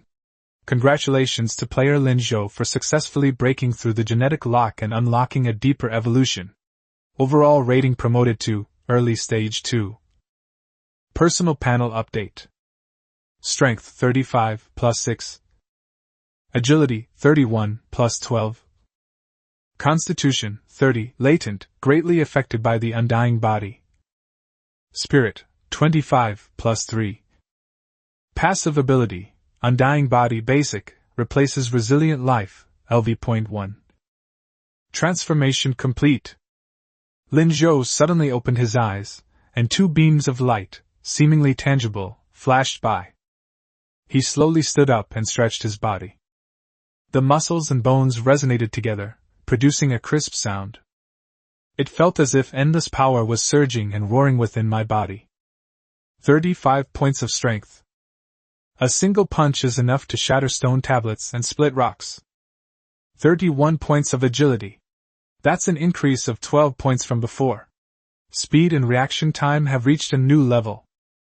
Although his physique was latent, the 30 points combined with the terrifying effect of Undying Body made him feel like he was an unkillable cockroach. 25 points of spirit. Combined with the enhancement of Ammunition Expert, his control and application of his talent has reached a new level. Early stage of Tier 2. He has finally officially entered the second tier realm. This is a leap in the level of life, a qualitative leap in strength. More importantly, it's an immortal body. This is no longer just a simple ability to recover, it's a step towards the concept of immortality. As long as he is not completely annihilated in an instant, he has a very high chance of recovering. This survival ability is simply incredible. This feeling is wonderful. Lin Zhou clenched his fist, feeling the unprecedented power within his body, and couldn't help but smile. The slight pressure he had previously felt from being wanted by the Royal Society, and the unknown safe zone was now replaced by overwhelming confidence. Chapter 68 The Troubles of Wealth, a First Try. Lin Zhou, you... Lin Wanqing turned her head and looked at Lin Zhou, whose temperament was obviously different.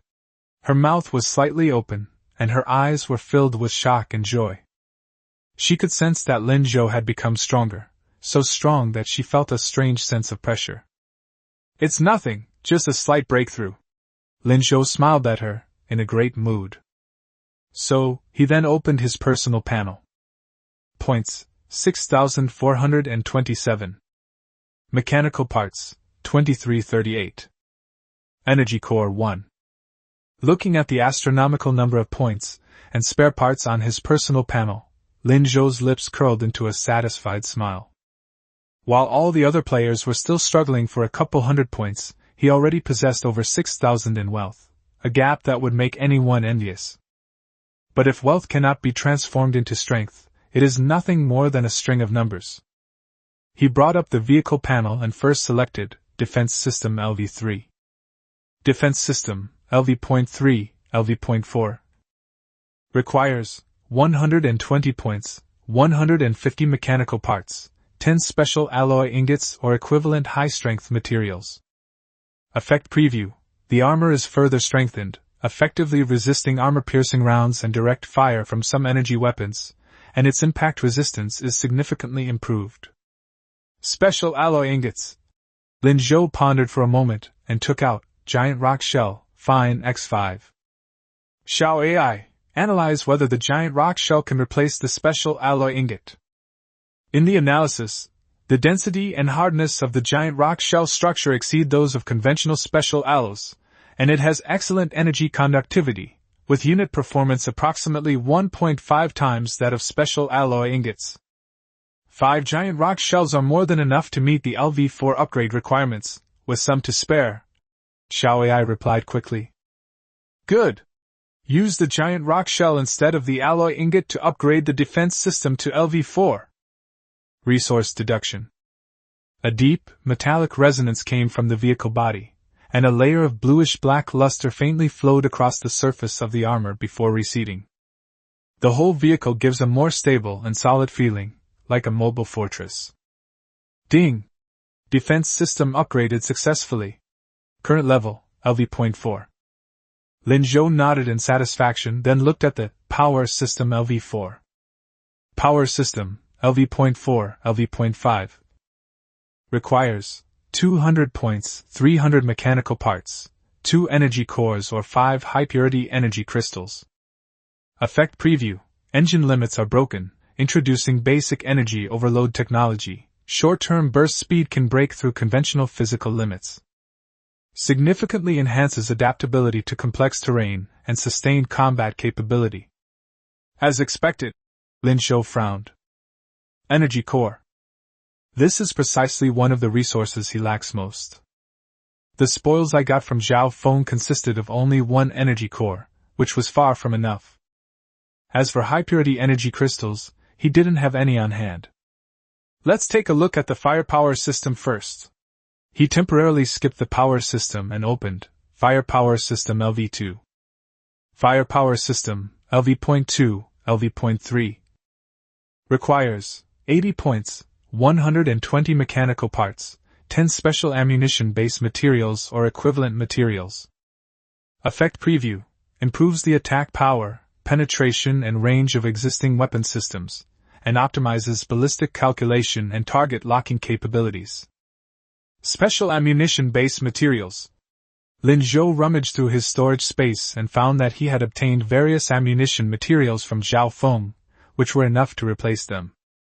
Upgrade the firepower system to LV3. Resources are deducted again. A subtle mechanical adjustment sound came from inside the vehicle. The barrel of the Gatling gun on the roof seemed to have become thicker and deeper, and the firing port of the round array at the rear of the vehicle had also been optimized and reorganized. Ding! Firepower system upgraded successfully. Current level, LV.3. Finally, Lin Zhou looked at the energy system that had remained unactivated. Energy system, inactive, LV.1. Requires 50 points, 3 energy cores. Preview of effects. Activates the basic energy management module, optimizes energy allocation efficiency, and slightly improves energy recovery speed.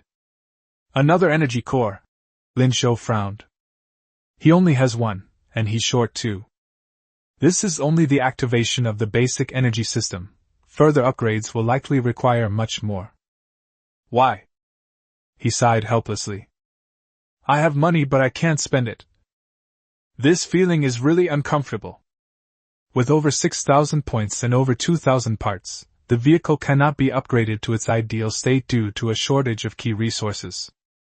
The energy points marked on the map Ling Shuang provided were too far away, making it unrealistic to rush there. Let's go to the safe zone and see if there are any trading channels, he decided. Just then, Xiao Ai's voice rang out. Commander, radar scans show a large number of zombies gathered about 1 kilometer ahead, numbering approximately 80. 3 players' life signals were detected simultaneously. We are surrounded, and the signal strength continues to weaken. Lin Zhou looked up at the red dot distribution map on the screen, a slight smile playing on his lips. Perfect, let's test the second-tier body and the upgraded firepower. Just practicing and clearing the road while I'm at it. Xiao AI, keep autopilot on and move toward the signal point. Once within range, fire freely to clear out the surrounding zombies. Command confirmed. The RV accelerated, and a kilometer was covered in the blink of an eye. Ahead lay an abandoned gas station, with 3 modified jeeps forming a makeshift defensive line, but they had been decimated by the horde of zombies. Among the 70 or 80 zombies were 5 or 6 Tier 1 Swift-type zombies, who were attacking frantically. The 3 players stood back to back, holding their ground. One used a machete, another a bow and arrow, and the third seemed to have a leg injury and could only fire pistol shots, with his ammunition running low. What's that, a motorhome? The man with the knife exclaimed with a mixture of surprise and hope as he caught sight of the silver-gray behemoth approaching. The next second, the Vulcan cannon on the roof of the car suddenly spun. Rat-a-tat-tat-tat.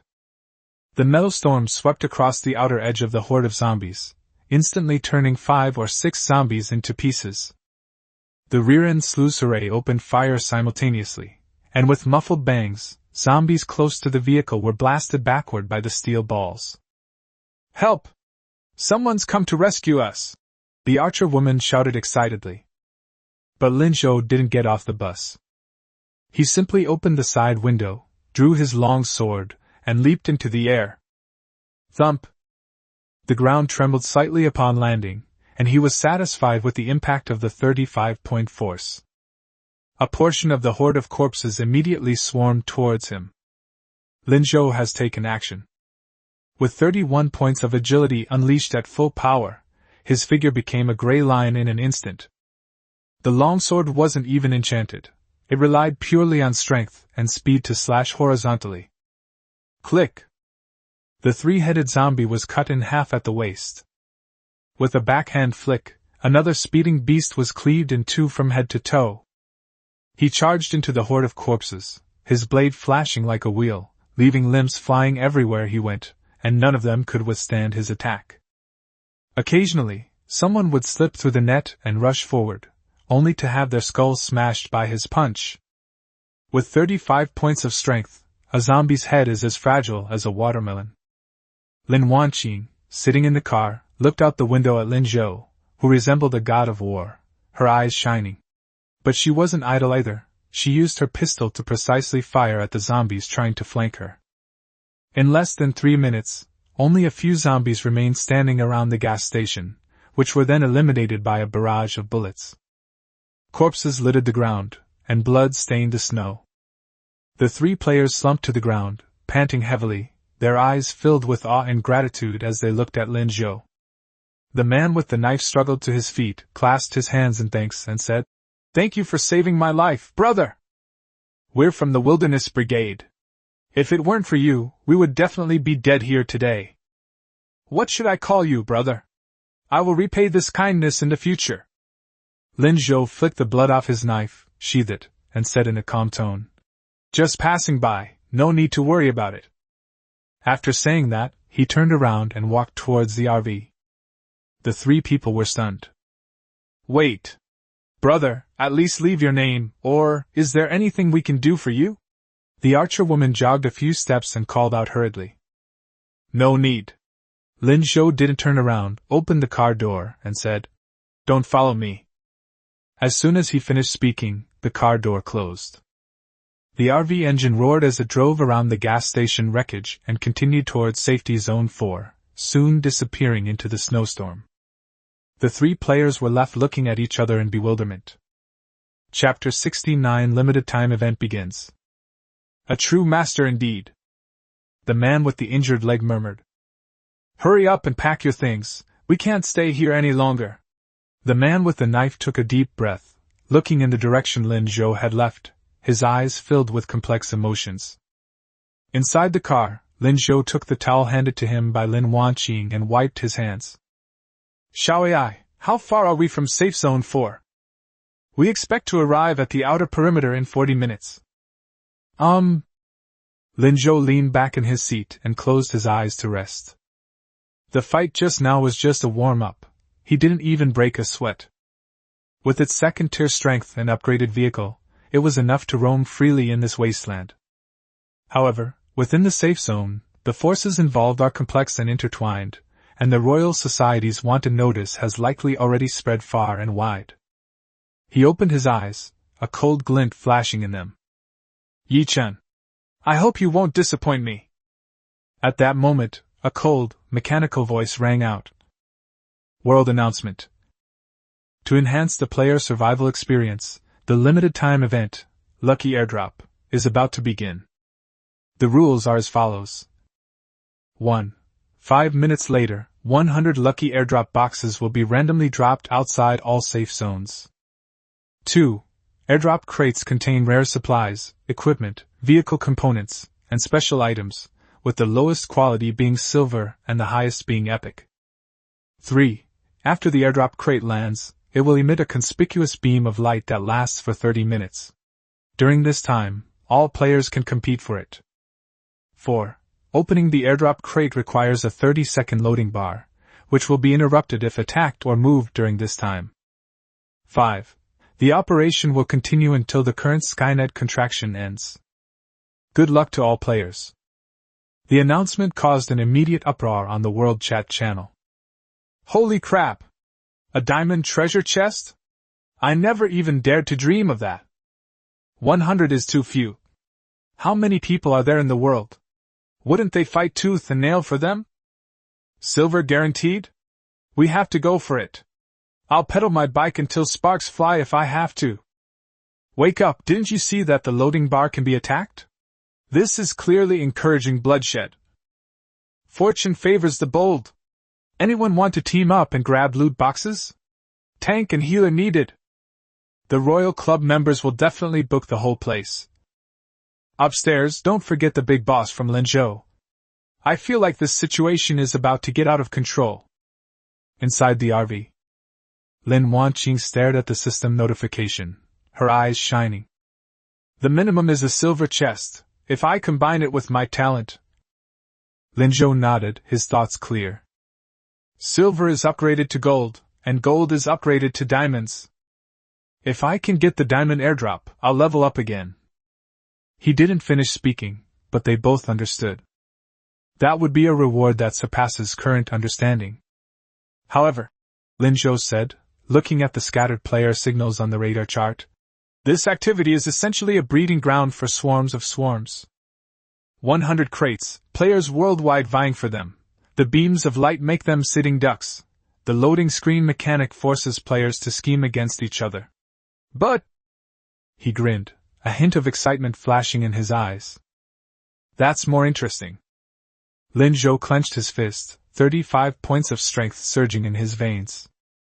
A second-tier body, LV4 defense, LV3 firepower, plus Lin Wanqing's box fate talent. He not only wants to participate in this lucky game. We must win completely. Countdown, 3 minutes and 22 seconds. On the desolate wilderness, the wind grew stronger. 100 beams of light are about to pierce the sky. Lucky airdrop countdown, 00:00:10:05:01. A low, rumbling sound came from the sky. Immediately afterwards, 100 thick golden beams of light pierced the gray-yellow sky without warning, falling vertically from the sky like a dazzling chain connecting heaven and earth. The light was so intense that it was clearly visible even from tens of kilometers away.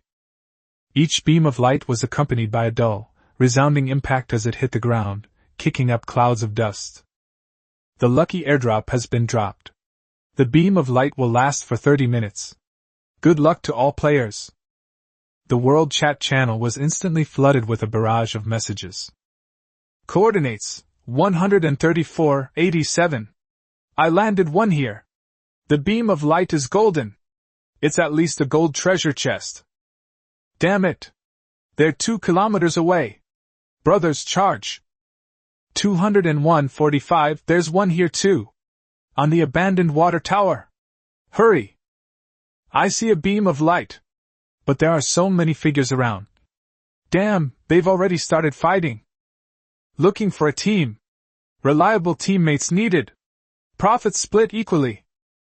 Chaos, greed, and murderous intent rapidly spread around each beam of light. Inside the RV. Commander, the nearest airdrop location has been detected, 2.7 kilometers away, in the backyard of an abandoned auto repair shop. The light beam is a pale gold color, initially identified as a gold-level treasure chest. Xiao Ai calmly reported. However, at least 4 groups of player signals have been detected rapidly approaching, with the closest group only 400 meters from the airdrop. Gold level. Linzhou stared sharply at the flashing dot on the screen. Upgrading 1 level is diamond. Worth fighting for. But the competition will be fierce. Lin Wanqing looked at the dense red dots on the radar with some worry. That's what we want, intense. Linzhou's lips curled into a cold smile. Xiao Ai, full speed ahead, target, the auto repair shop. Switch to silent stealth mode when you reach 500 meters from the outer perimeter, and use the terrain to approach covertly. Command confirmed. Power system fully engaged, expected to arrive in 1 minute and 15 seconds. The RV engine roared, like a silver-gray cheetah speeding across the wilderness. The LV4's powertrain gives it amazing acceleration capabilities, yet the car remains exceptionally stable. Lin Zhou simultaneously opened the regional map and quickly analyzed. The repair shop has a complex terrain with workshops, scrap heaps, and vehicle wreckage, making it suitable for personal concealment and surprise attacks, but not for close-quarters combat with vehicles. The airdrop is in the backyard, where the field of vision is relatively open, but you can approach it from the side of the workshop roof or the waste pile. He looked at Lin Wanqing and instructed her. Stay in the car, lock the doors, and don't get out unless I call you. Are you going alone? Lin Wanqing asked, her heart aching. Having too many people would be inconvenient. Lin Zhou checked the equipment. He carried a long knife, an M4 assault rifle, several grenades, and finally, a Barrett anti-material sniper rifle on his back. My goal is to seize the position quickly and withdraw swiftly, not to engage in prolonged fighting. He paused, then added, If the situation changes, I will take you to the backup rendezvous point. Believe me. Looking into Lin Zhou's calm eyes, Lin Wanqing nodded vigorously. Be careful. 1 minute and 10 seconds later, outside the repair shop. The RV silently glided into the shadow of a half-collapsed wall. Lin Zhou pushed open the car door, his figure disappearing into the shadows of the ruins like a ghost. He lay hidden behind a broken wall, observing the situation inside the auto repair shop. A golden beam of light stood silently in the center of the backyard, illuminating the mountains of discarded tires and car frames around it. Within the beam of light, a metal box, about half a person's height, with ornate patterns flowing across its surface, floated silently, half a meter off the ground. At this moment, the backyard has become a small battlefield. 3 groups are engaged in a fierce firefight. A group of people occupied the second-floor office on the east side and used rifles to fire through the windows. Another group of people took cover behind a pile of rusty containers on the west side and returned fire with grenades and submachine guns. Another group of about 4 people were trying to circle around from behind the pile of wrecked cars on the south side, hoping to reach the airdrop crate. Gunshots, explosions, and roars mingled together, and the air was filled with the smell of gunpowder and blood. 5 or 6 corpses lay on the ground, gradually turning into specks of starlight and disappearing. A bunch of rabble. Lin Zhou thought to himself with a cold laugh. The fact that these people were keeping each other in check actually gave him an opportunity. He noticed that among the 4 people trying to outflank him, one woman was particularly quick and had already silently crept up behind a bulldozer less than 30 meters from the airdrop crate. She held a silenced pistol in her hand, her eyes cautiously observing the battlefield. Interesting. Lin Zhou did not act immediately. He needs to wait for an opportunity. Either these groups will suffer heavy losses, or someone will be unable to resist opening the box first and become the target of everyone's criticism. He, on the other hand, reaped the benefits. Chapter 70. Snatch the treasure chest and upgrade your diamonds. Sure enough, the people in the east office seemed to have exhausted their ammunition, and their firepower began to wane. Upon seeing this, the group of people in the west container immediately split into 2, one firing to suppress the enemy while the other crouched low and rushed quickly toward the airdrop container. Now! Lin Zhou has taken action.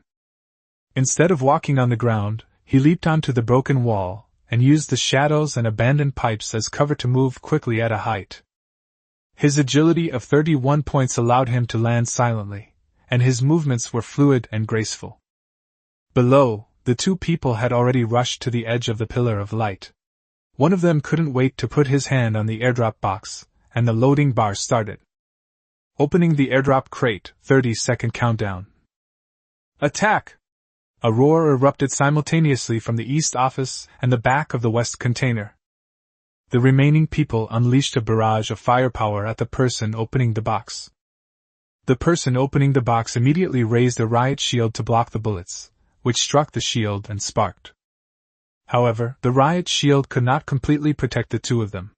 The person who opened the box was shot in the leg, screamed and fell to his knees, and the loading bar was interrupted. Amidst the chaos, the woman who had been lurking behind the bulldozer made her move. She suddenly darted out, rolled a few times, and rushed to the other side of the airdrop crate, reaching out and pressing it. A new loading bar has begun. Damn it! There's another one! Shoot him down! Several groups of men turned their guns around, and bullets rained down on the woman's location. The woman seemed to have been prepared. She suddenly kicked a nearby abandoned oil drum, which crashed to the ground and rolled toward the charging enemy, temporarily obstructing their view. At the same time, she pressed her body against the airdrop crate, using the crate itself as cover. Smart, but not enough. Lin Zhou had already quietly circled around to the top of a ventilation duct on the north side of the backyard, where he had a commanding view. Loading bar 15 seconds. 10 seconds. The bunker around the woman was riddled with bullet holes, and a stray bullet grazed her arm, leaving a bloody mark. She gritted her teeth and persevered, her eyes fixed on the scrolling text. 5 seconds. From the window of the east-facing office, a man grinned maliciously as he raised a rocket launcher. Oh no! The woman's pupils contracted sharply. Just as the rocket was about to leave the barrel. Bang! A deep, thunderous gunshot ripped through the noise. Barrett anti-material sniper rifle. The 12.7mm armor-piercing incendiary round, with its terrifying supersonic kinetic energy, precisely pierced through the brick wall of the office, blasting the upper body of the man carrying the rocket launcher into a burst of blood mist. The bullet, still blasted with force, even tore open the shoulder of another person behind them, along with the wall. The firepower in the office instantly went out. Everyone was stunned by the sudden and terrifying sniper attack. Damn!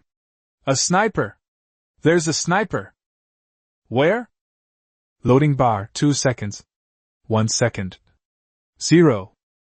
Airdrop successfully opened. Without hesitation, the woman grabbed a shimmering golden box that had fallen from the beam of light, stuffed it into her backpack without even looking at it, and then ran for her life in the opposite direction from where she had come from, north, the direction where Lin Zhou was located. Quick, after her! She took the box! The remaining men reacted and roared in pursuit, bullets flying up dust as they chased after the woman. Lin Zhou leaped off the pipe and landed precisely 5 meters in front of the woman, blocking her path. The woman abruptly stopped, raised her pistol, and looked at the man who had suddenly appeared with a mixture of surprise and uncertainty. But the imposing, steady aura emanating from the other person made her instantly understand. This is the true hunter. The box. Lin Zhou stretched out his hand, his tone calm but carrying an undeniable air of authority. The woman hesitated for a moment, glancing at the pursuers behind her, then at the unfathomable man in front of her. She gritted her teeth and actually pulled the golden airdrop crate out of her backpack and tossed it over. Here you go! Let me go! She said urgently. Lin Zhou took the box. It felt heavy in his hand. The system notification confirmed that it was indeed a lucky airdrop box, gold. He stepped aside to clear the way, and at the same time raised his M4, firing a precise burst at the men chasing after the woman. Duh. The 2 men at the front fell to the ground. The woman gave Lin Zhou a deep look, then without further hesitation, turned and rushed towards the gap in the ruins on the other side, disappearing after a few undulations. Lin Zhou didn't pursue him. He had already achieved his goal. He shoved the gold airdrop crate into his large-capacity tactical backpack, then darted into the nearby maintenance tunnel and used the complex terrain to quickly escape the battlefield. He heard angry shouts and sporadic gunshots behind him, but they posed no threat to him. 2 minutes later, Lin Zhou returned to the hidden RV, opened the door, and slipped inside. You got it?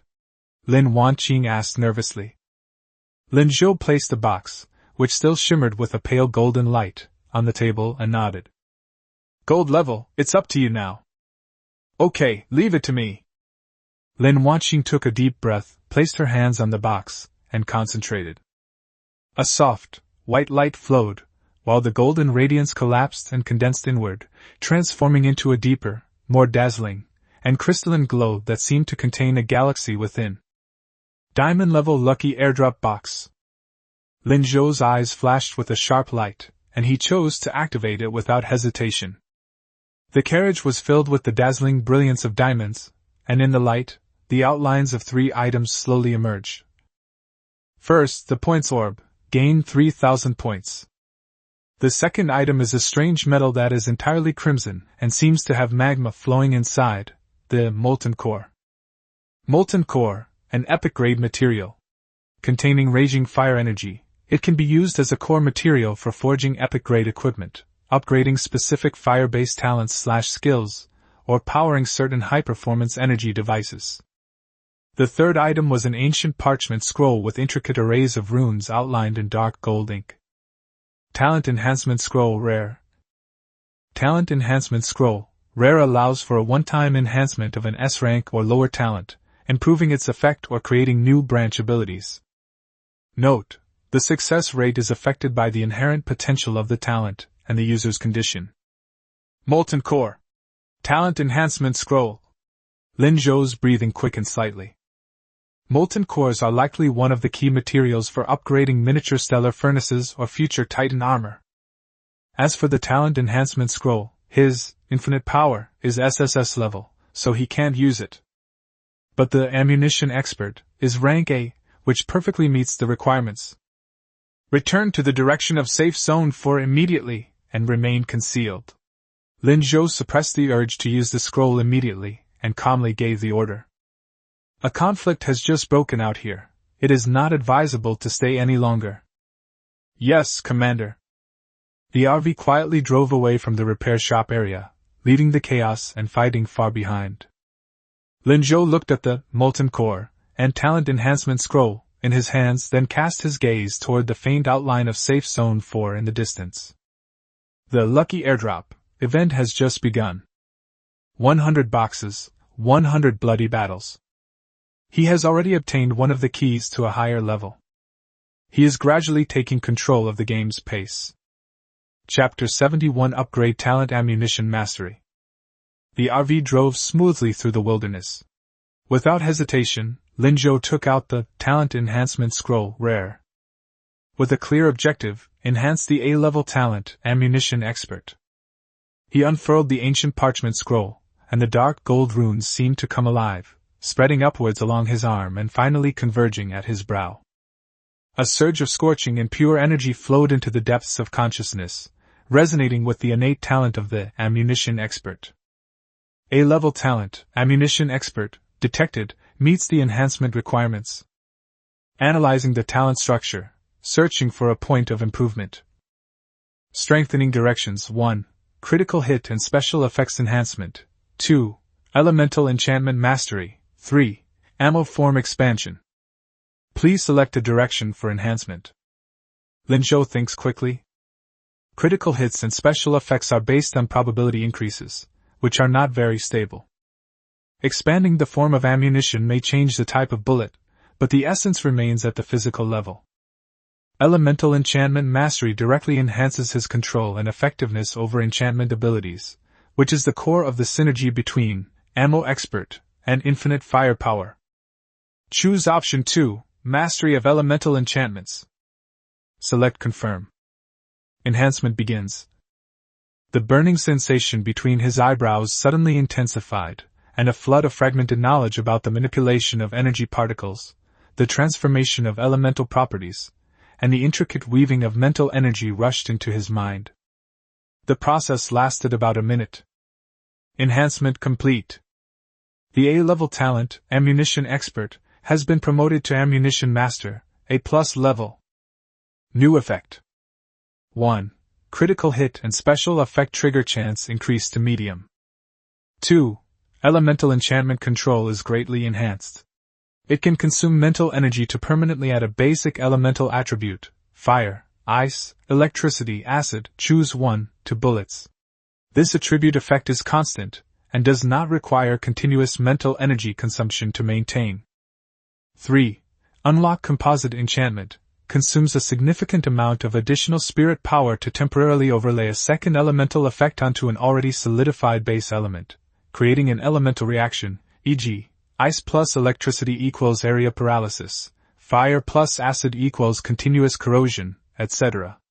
The effect lasts until spirit power is depleted or the effect is manually cancelled. 4. Overall mental energy consumption reduced by 15%. Lin Zhou opened his eyes, and a faint spark seemed to flash and disappear deep in his pupils. He stretched out his hand, and with a slight thought, a wisp of azure lightning silently danced at his fingertips, radiating a chilling aura of destruction. Solidify the lightning element, and superimpose the fire element, he muttered to himself, a look of satisfaction flashing in his eyes. This means that every bullet he fires will have lightning damage, with a significant paralyzing effect. When necessary, it can also instantly erupt in flames, creating a double destructive strike of lightning and fire. A+ level talent, Ammo Mastery. With the SSS level, unlimited firepower, his range damage and tactical versatility have reached a terrifying level. Very good. Lin Zhou clenched his fist and said excitedly. With this talent, my attack methods have reached a new level. He turned on the World Channel to see how things were going. Fellow family members, who would understand? I was hiding in a cave, and an airdrop landed right in my face. A diamond treasure chest. And there wasn't a soul around. That was awesome. Holy crap! A diamond treasure chest? Let's absorb some of that good luck. I envy the people upstairs. My 3 groups are already going crazy. 2 teammates died before we even got to the crate. Want to sell your suitcases, bro? I'll pay a high price. Brothers, the royal family is disgusting. They've taken over 2 of our airdrop sites and wiped us out. Anyone who dares to come near will be killed. Sai, what can you do when you have more people and more power? I heard Yichin personally led a team to snatch a gold airdrop. Polaris Chamber of Commerce announcement. Long-term purchase of airdrop crates, regardless of quality, fair prices, secure transactions. Inside the RV. Lin Wanqing looked at the channel flooded with messages and said with some worry. Both the Royal Club and Polaris have entered the fray, making the competition even fiercer. What do we do next? Lin Zhou's gaze fell on the regional map, where a dazzling golden dot was marked, very close to them. What are we doing? He pointed to the glowing dot with his finger. Grabbing the airdrop. The spot of light is located inside Safe Zone 4, near the Central Plaza. Moreover, judging from the color of the light beam, it was a diamond-level airdrop crate that has not been opened yet. The airdrop inside the safe zone. Lin Wanqing was somewhat surprised. There are more people and things are more complicated inside. It might be difficult to get it. Lin Zhou started the engine. Let's go take a look first. The RV drove towards the entrance to the safe zone. Surprisingly, there was no scene of large forces setting up checkpoints and collecting tolls at the entrance as expected. There were only a few scattered players wandering around. When they saw the huge silver-gray RV driving by, they all respectfully made way for it. It wasn't until they entered the safe zone that Lin Zhou understood the reason. The safe zone is far larger and more complex than it appears from the outside. It is built on an abandoned industrial area, with crisscrossing streets, dilapidated factories, and makeshift shantytowns within concrete walls. The population density was very high, with all sorts of players moving around. Some were in a hurry, some were setting up stalls to trade, and many more were gathered together, all looking in the same direction, the central square. In the center of the square, a dazzling, diamond-colored beam of light shot into the sky, clearly visible even in daylight. Beneath the beam of light, a magnificent treasure chest with intricate nebula patterns flowing across its surface floated silently. However, strangely enough, a vacuum zone was formed within a radius of 100 meters centered on the beam of light. Hundreds of players gathered at the edge, whispering and pointing, but none dared to step into the area. The arrival of the RV caused a minor stir. Holy crap! What a huge vehicle! Is it a converted motorhome? This vehicle type, this armor, could it be Lin Zhou? Is he really a big shot from Lin Zhou? What's he doing in our District 4? Get out of the way! Didn't you see the Royal Society's wanted poster? A wanted poster is a wanted poster, but you need to be alive to spend the money. Look at that car roof, isn't that a Gatling gun? The crowd spontaneously parted to create a path. Looking at the dense crowd outside, Lin Wanqing said in a low voice. Why aren't they grabbing anything? They're just watching? Lin Zhou frowned slightly. The situation was indeed strange. He slowed down, rolled down the window, and waved to the nearest young player who looked fairly clever. Hey handsome, can I ask you something? The young man was flattered and quickly moved closer, saying, Boss Lin Zhou. Please speak. What's going on with this box? Nobody's touched it? Lin Zhou pointed to the beam of light. The young man looked around and lowered his voice. Boss, there are bad guys among the crowd. At first, a few hotheads rushed up to try and open the box, but before they could even touch it, they were taken down by sniper shots that came out of nowhere. 3 dead, 5 or 6 wounded. Later, everyone discovered that there were at least 3 or 4 snipers watching from the shadows. Anyone who got close to the beam of light was given a warning shot.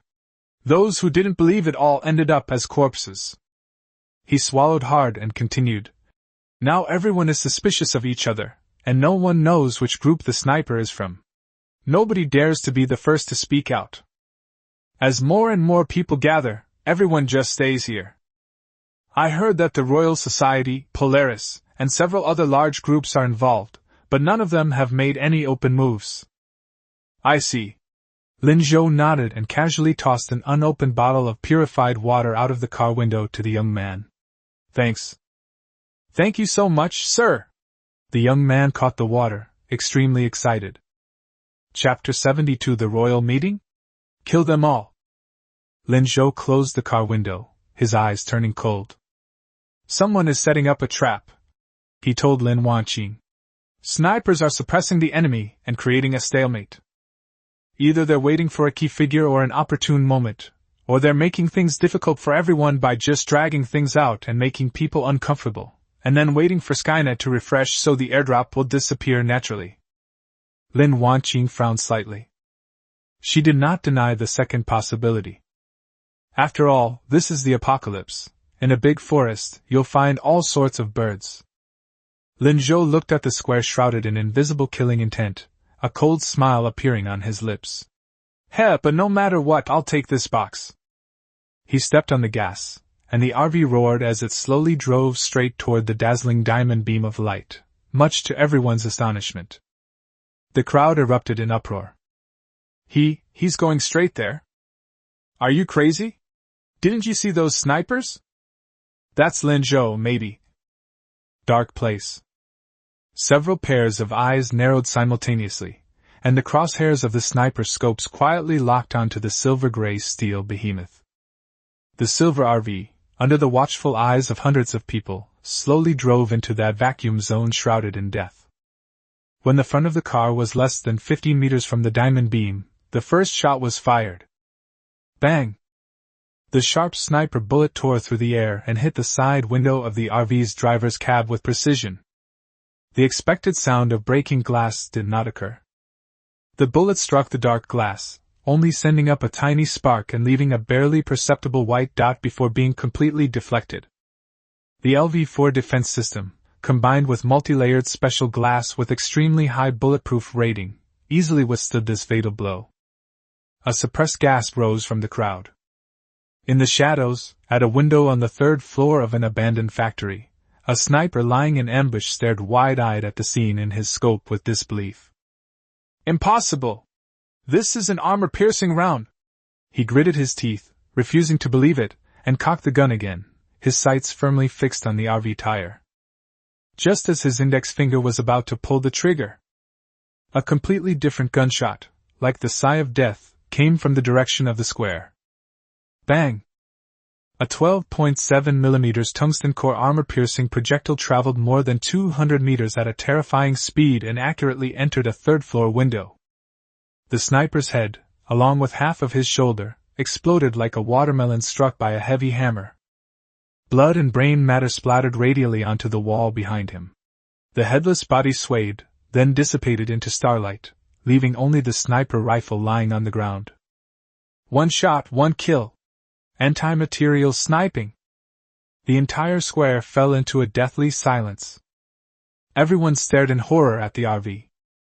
The side window had already rolled down, and a menacing black gun barrel slowly retracted. Then, the driver's side door opened. Lin Zhou jumped out of the car, carrying the terrifying Barrett M82A1 anti-material sniper rifle in his hand. He walked steadily to the front of the car, his gaze calmly sweeping over the dark mass of people around him, finally settling on the diamond airdrop crate in the center. He raised his hand and casually pointed the Barrett's thick barrel at the treasure chest in the beam of light. His voice wasn't loud, but it clearly reached the ears of everyone present, carrying an undeniable calmness. Everyone. This diamond treasure chest. I, Lin Zhou, will take it. You. He paused, a faint smile curving his lips, but his eyes swept across the room with a cold, icy gaze. No objections, right? After a brief silence, the crowd erupted in chaos. What a joke! A burly man with a face full of scars roared, brandishing his shotgun. This box doesn't belong to you. Why should you just take it as you please? Exactly. Everyone's been waiting for this long, and you come here and try to take it all for yourself? Lin Zhou, don't be so arrogant. Even if you're powerful, there are so many of us. The Royal Society and the Polaris are both here. Who gave you a chance? Voices of discontent, anger, and jealousy rose and fell, and many people gripped their weapons tightly, their eyes gleaming. Lin Zhou's reputation and that shot just now were indeed awe-inspiring, but the allure of the diamond treasure chest was enough to make people take the risk. More importantly, the mentality that the law does not punish the masses began to spread. No matter how strong he is, can he kill everyone here? Lin Zhou remained completely unmoved by the scene of the crowd's outrage. He didn't even raise the gun again, but simply rested the Barrett on the ground as if it were not a weapon, but a cane. Why should I? He said, as if talking to himself, yet also as if answering everyone's questions. The next moment, a thought flickered in his mind. Boom! A deep rumble of mechanical transmission came from the roof of the car. The once silent M134 Vulcan Gatling gun began to slowly rotate its 6 barrels, faster and faster, emitting a chilling death screech. The dark muzzle of the gun, like the eye of a giant beast, coldly surveyed the crowd. At the same time, the rear armor plate slid open, and the multiple-barreled anti-tank missile array popped out, locking onto the flank of the crowd. The terrifying war machine has entered pre-attack mode. The chilling killing intent, like a tangible cold wave, instantly swept across the entire square. The once noisy crowd suddenly fell silent, as if someone had grabbed them by the throat. Everyone stared pale-faced at the 2 weapon platforms that represented absolute annihilation, their backs instantly soaked with cold sweat. They finally came to their senses. The man in front of you, and his steel monster, possessed terrifying firepower capable of instantly tearing most of the people present to shreds. Just because of this. Lin Zhou's voice rang out again, still calm, but even colder than before. Now, does anyone still have any objections? A deathly silence. Only the hum of the Vulcan cannon's rotating barrel, like a death knell, pounded in everyone's heart. The burly man who had been shouting earlier turned pale, and the shotgun in his hand unconsciously dropped to his side. Under the overwhelming threat of firepower, greed was temporarily overwhelmed by the instinct for survival. Lin Zhou stopped looking at them, turned around, and strode towards the dazzling diamond beam. His shadow stretched long in the beam of light. Like a monarch walking toward his throne. No one dared to stop them. However, some fearless individuals still emerged. Lin Zhou! Don't be so arrogant! Just as Lin Zhou was about to touch the pillar of light, a roar filled with hatred and bravado suddenly erupted from the crowd. A man wearing a dark red leather jacket with the Royal Society badge pinned to his chest stepped forward, pointed at Lin Zhou, his voice trembling with excitement and fear. We have already reported your presence here to our superiors. Our Royal Society's main force will be there soon. His words came to an abrupt end. A faint yet sharp sound of something cutting through the air rang out. Pfft! A bloody hole instantly exploded between the man's eyebrows. The edges of the wound had an eerie charred appearance, and fine blue arcs of electricity crackled and jumped on it for half a second before dissipating. His expression froze between anger and shock. He swayed, then fell backward, splattering blood and brain matter all over those around him. The entire room fell silent. No one saw clearly how Lin Zhou fired the shot. He didn't even turn around. His hand, holding the seemingly ordinary M4 assault rifle, seemed to twitch slightly. Lin Zhou slowly turned around, his gaze sweeping over the blood-stained, pale-faced crowd before finally settling on the spot where the Royal Club emblem had fallen. His eyes were like polar ice, and his voice, though not loud, carried a chilling killing intent that clearly reached everyone's ears. Royal Club? One comes, one I kill. Give me a pair. He paused, a smile that seemed to come from a demon in hell curling at the corner of his mouth. I'll kill a pair. Chapter 73 The overbearing Lin Zhou crushes the Netherfire squad. Hiss. A collective gasp of shock filled the entire square. Mad. That's insane. In front of hundreds of people, he brazenly killed a member of the Royal Society and made such ruthless remarks. This is not just a declaration of war, but a blatant act of contempt. But this time, no one dared to utter a word of rebuttal or clamor. The corpse, still twitching slightly and emitting a burnt smell, was the most direct warning. This man killed without hesitation, without any regard for consequences. Ignoring the horrified looks on everyone's faces, Lin Zhou turned around and placed his hand on the diamond airdrop crate. Opening the airdrop crate, 30-second countdown. Loading bar begins. This time, the surroundings were eerily quiet. The only sounds were the low, spinning hum of the Vulcan cannon and the suppressed breathing of the people. In the shadows, the faint reflections from sniper scopes that had been visible before had now vanished without a trace. No one dared to gamble on whether Lin Zhou would find out, nor did anyone dare to gamble on whether they would be the next one to be shot in the head. 30 seconds passed in the blink of an eye. Diamond airdrop crate successfully opened. The dazzling beam of light suddenly contracted and disappeared into the box. The box opened automatically, revealing the items inside. Lin Zhou didn't even glance at it, and directly put the entire box into his personal space. Now was not the time to check it. He carried the gun and walked steadily back to the RV, opened the door, and got in. The car door closed. Engine starts. The silver-gray behemoth slowly turned around and, under the watchful eyes of hundreds of people, drove away from the central square and quickly disappeared into the intricate streets. The tense atmosphere in the square only suddenly eased when the RV was completely out of sight. The discussion erupted like a tidal wave. That's too ruthless, a direct headshot. The Royal Society has lost face big time this time. The diamond treasure chest, he just took it. What else? You go and rob it? However, he has offended the Royal Society to the extreme, Yichen will definitely not let him off. What does that have to do with us? It's like gods fighting. In the shadows, several people wearing Polaris Chamber of Commerce uniforms exchanged glances.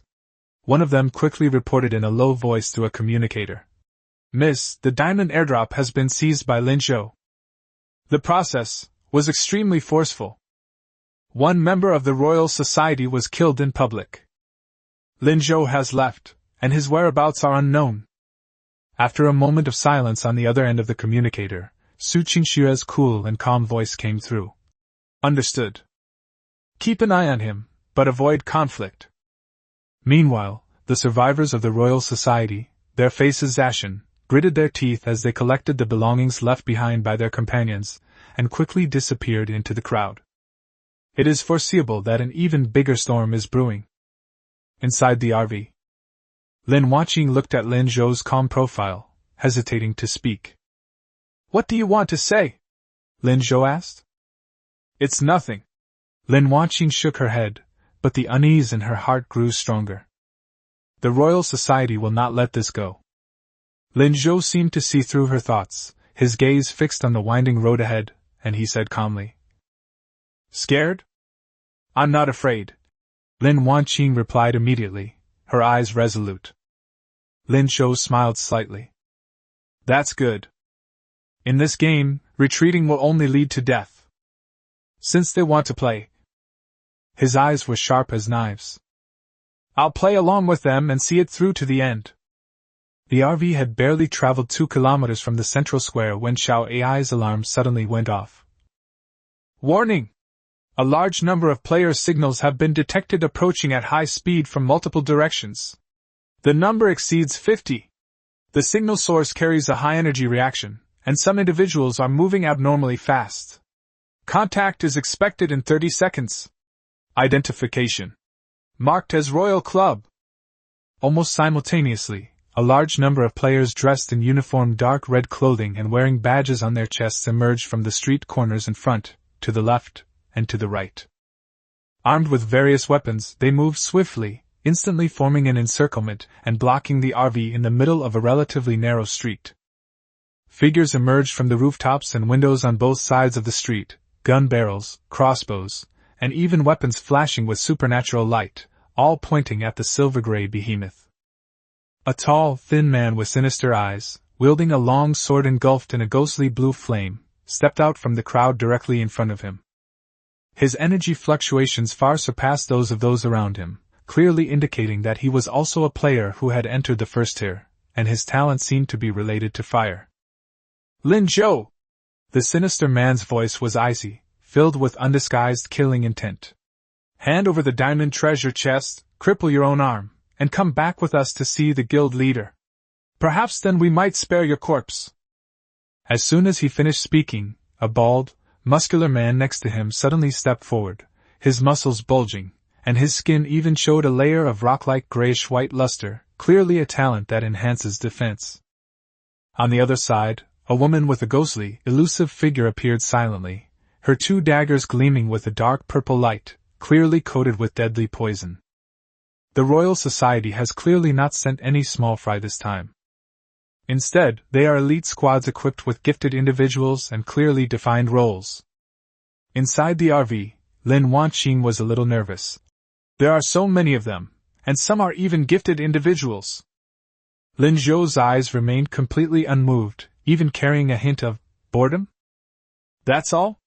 He glanced through the car window at the Royal Society members who were standing by in a tense atmosphere outside, his tone indifferent to the point of contempt. Lin Zhou! Don't push your luck! The sinister man was enraged by his attitude, and the blue flames of his flaming longsword surged. I know you're powerful, capable of killing Zhao Feng. But today, our entire Ghostfire squad is here, plus 50 elite soldiers. No matter how tough your vehicle is, can it withstand our concentrated fire? If you don't want to become scrap metal, you'd better behave. He was once again left speechless. Because Lin Zhou took action. He didn't even get out of the car. It was just a slight thought. On the roof of the vehicle, the M134 Vulcan Gatling gun, which had been preheated, suddenly stopped rotating, and then... boom! A metal storm, more violent, intense, and prolonged than ever before, erupted with a deafening roar. Infinite firepower, ammo domination, A+, base enchantment, lightning. In an instant, countless bullets wrapped in fine, azure arcs of electricity, like Thor's raging fury, rained down on the Royal Guild formation directly in front of them at a terrifying rate of thousands of rounds per minute. Fire! Block them! The sinister man roared, his eyes bloodshot, as he slashed his sword, unleashing a wall of blue fire. However, the lightning bullet easily tore through the wall of fire. The accompanying paralyzing effect disrupted even the flame energy. Puff puff puff puff puff. The 7 or 8 Royal Society members standing at the very front, including the bald, burly man who had activated his petrification talent, were instantly torn apart by this futuristic torrent of metal before they could even scream. The petrified skin was like paper in front of the enchanted armor-piercing bullets, and the strong man was instantly reduced to a cloud of blood, mist, and debris. Scatter! Find cover! The sinister man retreated in terror, moving extremely fast and narrowly avoiding the main barrage of fire, but his left arm was still grazed by several stray bullets, instantly turning it black and paralyzing it. On the left, the woman from the Ghostfire squad seized the moment when the Gatling gun was turning, her figure drifting like a wisp of smoke toward the side of the RV, her poisoned dagger aimed straight at the tire. However, the rear-end missile array had already locked onto the vehicle. Bang bang bang bang. Several shotgun shells, equipped with the basic enhancement burst effect, were fired with a deafening roar. The coverage area was extremely large. No matter how unpredictable a woman's movements are, she cannot completely avoid area attacks. She was hit in the back by 2 shotgun shells, and the accompanying explosion blasted her forward, causing her to drop her dagger and leaving her back a bloody mess. Snipers and crossbowmen on the right-hand roof attempted to aim at the vehicle windows or the rooftop weapons station. But they had only just begun to emerge. Bang! Bang! 2 precise shots came from the lowered car window. 2 bullets, one crackled with electricity, the other engulfed in flames. Stacked composite enchantments, electricity plus fire. The arc bullet pinned the sniper, gun and all, to the rooftop water tank, his body convulsing. The incendiary bullets struck the oil drums behind the crossbowmen's cover, causing them to explode with a deafening roar. Flames engulfed the area. Crush them. A complete and utter crushing defeat. The Royal Society's meticulously planned ambush appeared utterly laughable and fragile in the face of Lin Zhou's heavily armed RV, whose talents were enhanced to an abnormal degree. They may have good talent, and their teamwork is quite good. But it's no match for Lin Zhou today. In particular, the sustained suppression provided by unlimited firepower makes any attempt to form a defensive formation or charge into battle suicidal. The street instantly transformed into a bloody slaughterhouse. Limbs and severed arms flew about, and the air was thick with the stench of burnt flesh and blood. Chapter 74 Legendary Treasure Chest, World Stone Fragment. Soon. In less than 10 seconds of sweeping and burst fire, the Royal Club's formation completely collapsed, with more than 20 dead or wounded. The rest were terrified and hid behind cover, not daring to show their faces. Captain Ghostfire hid behind an abandoned car, looking at the hellish scene around him, his hand holding the flaming longsword trembling. He finally understood why the higher-ups were so wary of Lin Zhou, even going so far as to issue a global arrest warrant. This is a monster. One person is an army. Retreat, retreat! He roared hoarsely, no longer caring about face or mission. But it was too late. The RV door is open. Lin Zhou's figure appeared beside the car as if by teleportation. He wasn't carrying the conspicuous barret, he was simply holding a standard-issue longsword. But at this moment, in the eyes of the Royal Society survivors, he was more terrifying than any gun or cannon. He stood there, like a humanoid beast awakening. Come and go as you please? Lin Zhou's voice was icy, reaching the ears of every member of the Royal Society like the whisper of death. Where do I think I am? He moved. His figure left a trail of afterimages as he instantly cut into the route of the enemy. The longsword was swung out, unenchanted, relying solely on pure strength and speed. With a flash of light, 3 Royal Society members who were trying to escape were cut in half at the waist. With a backhand slash, he sent an enemy who had raised a pistol flying, hand and gun at the same time. He sidestepped and kicked the shield of another burly man who was blocking with his shield. The terrifying burst of 35 points of strength directly dented the shield and sent the man and shield flying, crashing into half of the brick wall. Like a tiger among sheep, they are invincible. There are no tricks involved, it's all about crushing the opponent. The difference between Tier 1 and Tier 2, between ordinary talents and those with dual top-tier talents and genetic evolution, is now clearly revealed. Captain Yohua watched his men being harvested like wheat, his eyes turning bloodshot. He roared, his entire body erupting with intense blue flames. Gripping his swords with both hands, he lunged at Lin Zhou from behind, the flames on the blades coalescing into a venomous python ready to devour its prey. Die! Lin Zhou didn't even look back. He simply flicked his left hand behind him casually. An energy bullet, flashing with crimson and azure light, shot from his fingertip. The ammunition mastery, talent allows him to disengage from firearms and briefly condense and fire low-power ammunition using his mental energy. The energy bullet, fired later, struck first, precisely hitting the center of the fiery blade that the ghostly fire was slashing at. Boom! The blazing flames and the raging lightning energy collided and erupted with a deafening roar. Captain Ghostfire screamed and flew backward, his flaming longsword shattering into pieces. His entire body was charred black from the explosion, and he crashed heavily to the ground, barely alive. The battle, from start to finish, lasted less than a minute.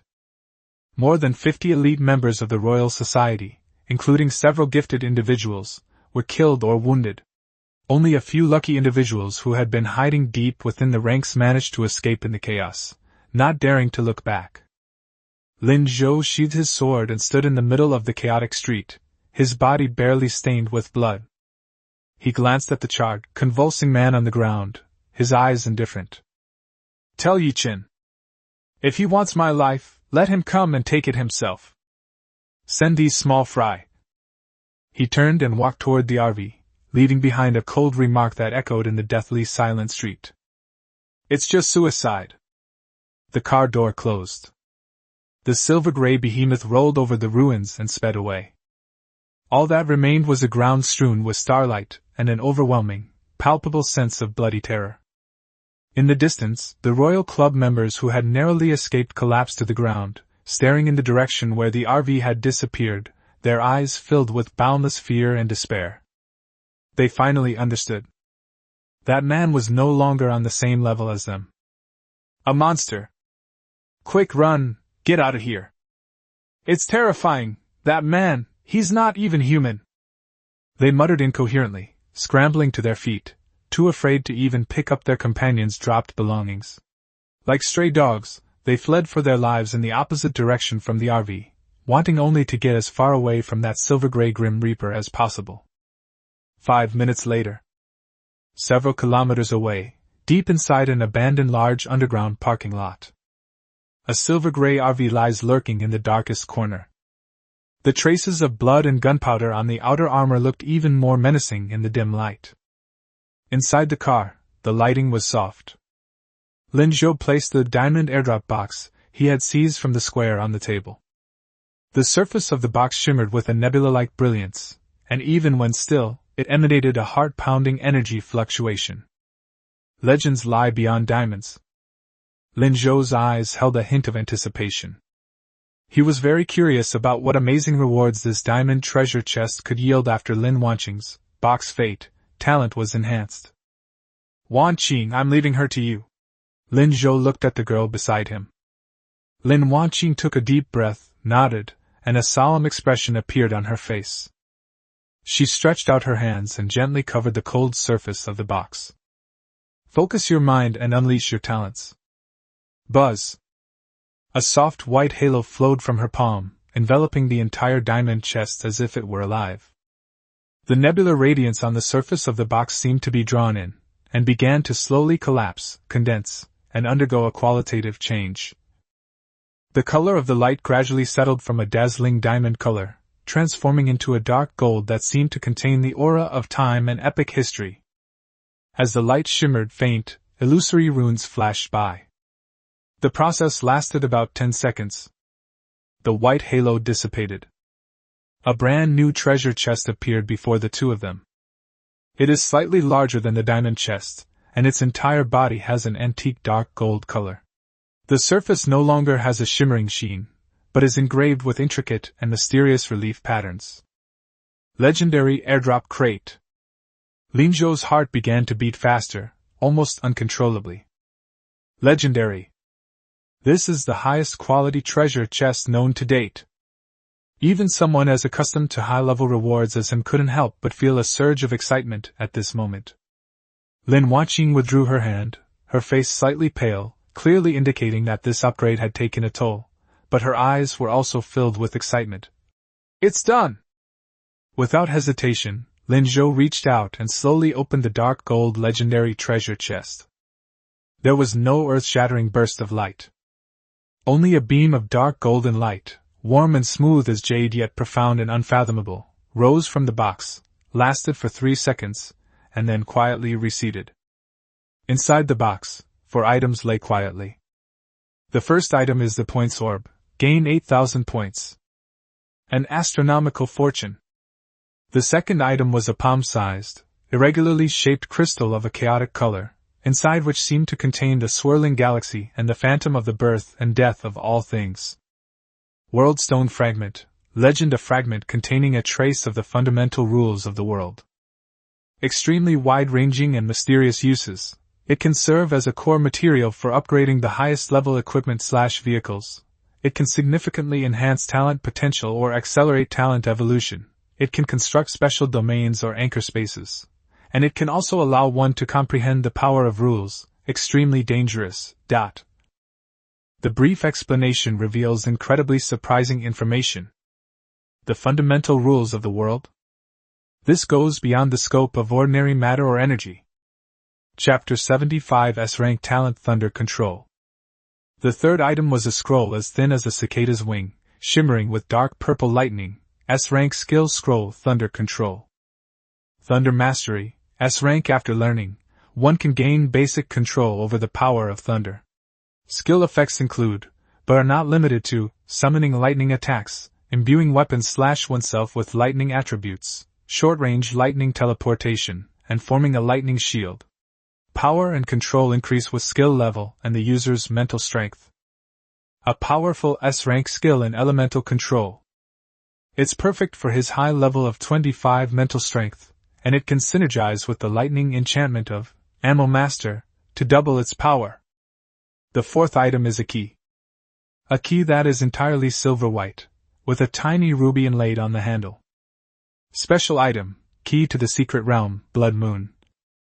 Use this key to unlock a special, one-time dungeon entrance, the Blood Moon Realm. The Secret Realm is extremely dangerous, but the rewards are also extremely rich, containing a large number of rare resources, special blueprints, and possible ancient heritage. Once opened, the entrance to the Secret Realm will remain open for 24 hours, and entry is limited to the key holder and their designated teammates, no more than 3 people. A hidden realm. A dungeon key. This means exploration opportunities and exclusive resources outside the main game world. 4 rewards, each one enough to drive any top player crazy. Points, rule fragments, S-Rank skills, and secret realm keys. A legendary treasure chest, truly deserving of its name. Lin Zhou slowly exhaled a breath of stale air, suppressing the shock and elation in his heart. He first picked up the S-Rank Skill Scroll Thunder Control. With a thought, the scroll transformed into a dark purple lightning bolt and entered his brow. In an instant, a wealth of knowledge and insights about the nature of lightning flooded into my mind. Ding!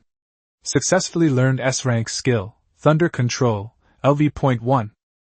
He opened his palm, a thought stirring in his mind. Sizzle! A thin arc of purple electricity danced at his fingertips, radiating a thunderous pressure far more violent than the previous enchanted bullets. Good! Lin Zhou's eyes flashed with a sharp light. With this skill, his attack methods and self-defense capabilities will reach a new level. Then, he carefully put away the Whirlstone fragment and the key to the secret realm, Blood Moon. These 2 items are not needed for the time being, but their value is immeasurable and they are important trump cards for the future. Xiao AI, check the safety of the surrounding environment. We'll rest here for half an hour then leave, Lin Zhou ordered. Environmental scan in progress. No large-scale life signals detected approaching. Safe. Lin Zhou leaned back in his seat, feeling the power of his new skill and the sense of accomplishment from the legendary reward. A royal ambush? Global arrest warrant? Faced with absolute strength and ever-accumulating foundation, these are merely minor noises on the road ahead. His gaze had already turned to a more distant place. Blood Moon's secret realm. And there are deeper secrets hidden behind the game. Royal Club headquarters, within a certain safe zone. The air pressure in the luxurious and spacious conference hall was terrifyingly low. Yuchen sat in the main seat, his fingers gently tapping on the smooth obsidian tabletop, producing a rhythmic sound. His face was expressionless, but the cold rage surging in his narrow eyes made the survivors kneeling below tremble. Captain Yohua was killed in battle. Of the more than 50 men in the squad, only 7 escaped. Lin Zhou, his vehicle firepower was too fierce, and his personal strength far exceeded expectations. He is suspected to have broken through to the second tier. The reporter's voice trembled, and he could hardly continue. Second tier? Yichin stopped tapping his fingers on the table, a chilling smile curving his lips. A bunch of trash. With all the resources, I couldn't even take down a lone wolf, and they killed my men and stole my boxes in front of hundreds of people. He slowly stood up, walked to the huge floor-to-ceiling window, and looked down at the bustling safe zone below. You have completely disgraced the Royal Society. President, please forgive me, the reporter kowtowed. Yichin didn't turn around, but simply said, Get down and go to the punishment hall to receive your punishment. Yes, yes. The man felt as if he had been granted a pardon and scrambled out of the room. Yichin remained silent for a moment, then spoke to the empty space behind him. Shadow Fang, it's your turn to make a move. In the shadows, the air distorted slightly, and 6 ghostly figures silently emerged. They were dressed plainly, even somewhat old-fashioned, but each of them exuded a refined and dangerous aura, their eyes sharp as knives, devoid of any superfluous emotion. The leader was a man of ordinary appearance and medium build, codenamed Shadow. His aura was restrained, yet he subtly exuded a mountain-like sense of oppression. He was clearly a second-tier powerhouse. Behind him were 5 people. 3 of them had powerful auras and had reached the peak of the first rank. The other 2 were slightly weaker, but were also at the mid-stage of the first rank, though their eyes were equally fierce. President, Ying's voice was hoarse and flat. The location of Lin Zhou has been roughly determined. The diamonds were airdropped into his hands, and there seem to be other high-value items as well.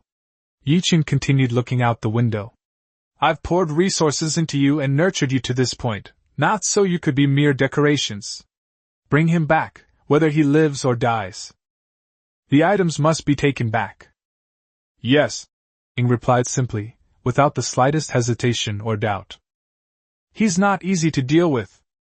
Zhao Feng and Yohua are both dead, don't underestimate them. Yichin turned around, his gaze sweeping over the 6 people. If necessary, we can use that. Ying's pupils contracted almost imperceptibly before returning to calm. Understood. Go. Don't disappoint me again. Yichin waved his hand.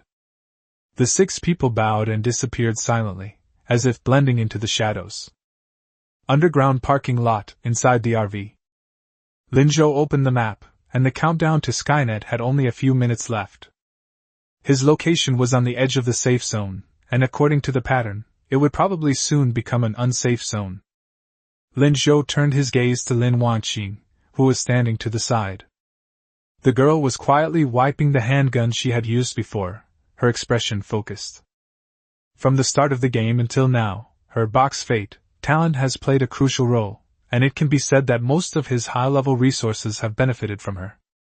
However, her own strength improved relatively slowly. It's time to give some tangible rewards and improvements. A powerful support character must also have a certain degree of self-protection ability in order to play a better role. Although he had a lot of points, he was very short of potions that could directly enhance his physical abilities. He had already used up all the strength potions he had obtained earlier. Oh right, the Polaris Chamber of Commerce. Lin Zhou suddenly remembered. Given the Chamber of Commerce's strength and organizational capabilities, this lucky airdrop event is bound to yield substantial results. They must have hoarded a large number of treasure chests, which may contain various enhancement potions or equipment suitable for Lin Wanqing. Just as I was pondering how to initiate the transaction, a world announcement sounded at the perfect moment. The limited-time Lucky Drop event has officially ended. Thank you for your participation. To facilitate the flow of resources among players, we are now officially launching an online remote trading system. Players can use the system interface to remotely trade designated items with other players using points as the universal currency. A trading channel will be opened simultaneously. Please trade responsibly and beware of scams. Perfect timing. Lin Zhou immediately opened his friend list, found Ling Shuang, and sent a call request. A few seconds later, the communication was established. Mr. Lin Zhou? Ling Shuang's voice came through, tinged with a hint of surprise. You were looking for me? Chapter 76. The deal begins, acquiring the box. Miss Ling Shuang, I would like to make a deal with the Chamber of Commerce.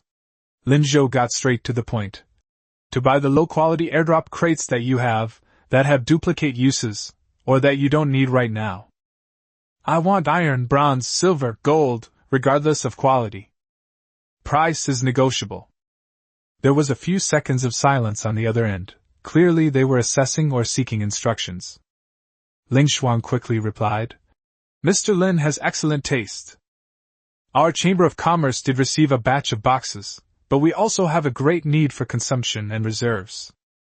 The quantity available for sale at present is limited. After a brief negotiation, a deal was reached. 10 black iron chests. Bronze treasure chest X5. Silver treasure chest X2. Golden treasure chest X1. Total price, 1,850 points, including premium. For Lin Zhou's current points reserves, it's just a drop in the ocean. He readily paid and completed the transaction through the newly launched trading platform. Several phantom images of treasure chests of different colors appeared inside the vehicle, then solidified. Wan Qing, the usual rules, Lin Zhou gestured. Lin Wanqing's eyes lit up as she used her talent on each of the treasure chests in turn. Iron bronze, 10 pieces. Bronze silver, 5 pieces. Silver gold, 2. Gold diamond, 1. A moment later, 10 bronze boxes, 5 silver boxes, 2 gold boxes, and 1 dazzling diamond box appeared inside the car. Open! The two divided the tasks and quickly got to work. The following are the findings. 10 bronze chests.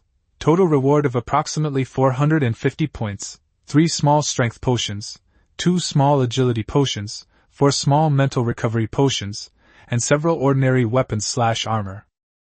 5 silver chests. Total points approximately 600, strength potion, medium, X2, agility potion, medium, X1, constitution potion, medium, X1, excellent concentration necklace, X1, wearing it slowly restores mental power, and 1, vehicle solar panel expansion blueprint. 2 gold chests. Total points approximately 800, strength potion, large, X1, rare black king longsword, X1, intermediate vehicle repair kit, X1. 1 diamond chest. Total points X 1500, special material, vibranium flake, X3, rank A skill scroll, swift step, X1. Lin Wanqing looked at the black king longsword that had been obtained. The blade is long and slender, entirely black with a subtle glint of light. The edge is incredibly sharp, and the handle is wrapped in non-slip leather. It feels heavy in the hand and exudes a chilling aura. This is clearly a close combat weapon. She bit her lip, held the knife in both hands, and handed it to Lin Zhou. This knife, it's too wasteful for me to use. You need it more. Lin Zhou glanced at the knife, then at her determined eyes, and did not refuse. His standard longsword had worn down from numerous intense battles, so the Black King arrived just in time. He took it, casually swung it twice, and the sound of it cutting through the air was sharp. A fine knife. He handed the concentration necklace to Lin Wanqing. Wear this. It will speed up the recovery of your mental strength and help you use your talent. He then pushed all the prescribed constitution and agility potions, except for the large strength potion he kept for himself, and some spirit recovery potions, in front of her. Use these as soon as possible to improve basic attributes. Things are probably not going to be peaceful from now on. Lin Wanqing nodded emphatically, without any politeness. She knew that improving her strength was the only way to avoid holding others back. She immediately began taking the medicine, feeling the subtle changes in her body. Lin Zhou then learned the A-level skill scroll, Swift Step. This skill enhances movement speed and evasion. Its effect is even better when combined with his 31 points of agility. Vibranium sheets are rare defensive materials. Keep them safe. Car solar panel expansion blueprint. Simply let Xiao AI load it to slightly improve energy acquisition efficiency. Having done all this, it's time to move on. Lin Zhou looked calmly at the wilderness outside the car, which was gradually being eroded by the dark red light of the Skynet. Will the royal family let this go? The new safe zone is a mixed bag. He has now completed his resupply and reinforcement. He placed the Black King's longsword beside him, feeling the surge of power within his body and the new skills he had acquired. Bring it on. Let me see what's next. The dark red light that marked the end of the Skynet refresh receded slowly from the horizon like a tide, revealing vast stretches of wilderness once again under the gray-yellow sky. The area where Lin Zhou is located has been designated as a non-safe zone. The map shows that the next safe zone, number 5, is located to the northwest, about 500 kilometers away in a straight line. Skynet's next refresh countdown, 5 hours. The RV traveled steadily across the undulating wilderness. Lin Zhou cut off a piece of pan-fried beef and put it in his mouth. The meat was tender and juicy, providing plenty of energy. He casually opened the World Chat channel and browsed the rapidly refreshing messages without paying much attention. The opening of the trading system completely activated players' commercial instincts. The channels were flooded with all sorts of information. Looking to buy a medium strength potion at a high price. Can be exchanged for a medium agility potion, or purchased with points. Selling superior ironclad blueprint, in exchange for ranged weapons or materials of equal value. Buying energy cores, price negotiable. Has anyone experienced in running the contaminated mine dungeon? We'd split the loot 30/70ths. Suddenly, a message with a picture caught Lin Zhou's attention. ID Su Qiao. Image, a bronze key with an antique design. Recruiting raiding teammates. A new ancient ruins dungeon, team-based, maximum 4 players, has been discovered. This key is required to unlock it. We are looking for 2 strong teammates. Requirements: mid-stage tier 1 or above, with priority given to those with dungeon experience or strong talents. Dungeon rewards are distributed based on contribution, with key providers receiving an extra 10%. Serious inquiries only, please contact me privately. A bunch of replies immediately followed. Girl! Me! Mid-tier 1, with the talent, rapid healing, I can tank and heal. Su Qiao? Seems to be from the Polaris Chamber of Commerce? With a bigwig from the Chamber of Commerce leading the team, it's a sure thing. Ancient Ruins Dungeon? The name alone sounds like it'll be good. Take me with you, a tier 1 peak fire mage. Where did you get the key? You're so lucky. A copy? Lin Zhou's heart skipped a beat. The rewards from the C-rank elite dungeon, Slaughterhouse, that he opened and cleared last time were pretty good. Team-based dungeons usually mean greater difficulty, but they can also mean richer rewards and the possibility of special mechanics or story information. Is this Su Qiao a member of the Polaris Chamber of Commerce? Lin Zhou thought of Ling Shuang. The Chamber of Commerce operates in a relatively reliable manner, at least on the surface. It adheres to rules and maintains credibility. He hesitated for a moment, then tapped his finger to send a friend request to the ID. Su Qiao, along with a short message. Lin Zhou. Level 1 or above, with dungeon clearing experience, interested. After submitting the request, he turned off the channel and continued to focus on driving and eating. He spared a sliver of his attention to sense the energy flow of the newly learned, swift step, skill, as well as the violent power contained within his body by thunder control. Both A-level and S-level skills require extensive practice and real-world application to improve proficiency. About 5 minutes later, a system notification sounded. Friend request accepted. Su Qiao, Polaris Chamber of Commerce, has become your friend. Immediately afterwards, a private message popped up. Su Qiao. Mr. Lin Zhou? Is it really you? Surprised expression, Sister Ling Shuang mentioned you to me. I didn't expect you to be interested in this instance. Lin Zhou. What are the specifics of the instance? Where do you get the keys? What are the expected risks and rewards? The other person seemed taken aback by his barrage of direct questions, and only replied after a moment. Suchiaur. The key was found by the Chamber of Commerce's exploration team in a ruin. It was identified as the Ancient Training Camp Ruins Key. After use, it opens an independent space, which is suspected to be a place used by an ancient civilization to select or train warriors. Based on the fragmented information, the instance type is a team challenge/survival, and it may contain guards, environmental traps, and some kind of ancient trial mechanism. The risk level is estimated to be between C+ and B-. The rewards may include ancient technology blueprints, special materials, attribute enhancement opportunities, and potential information about ancient legacies. Ancient civilization? Training camp? Passing on information? Lin Zhou's interest grew even stronger. This sounds more valuable than simply defeating monsters and getting loot. Chapter 77 Blackrock Gorge, Dungeon Run. Suchiaur continued. Currently, we have confirmed 2 people on our side, myself and another guard captain from the Merchant Guild. Both of us are at the peak of the first rank. We were originally looking for 2 more reliable teammates, but if you, Mr. Lin, are willing to join us, we would be more than happy to do so. With you here, the safety and the chances of clearing customs will be much greater. The profit distribution can be renegotiated.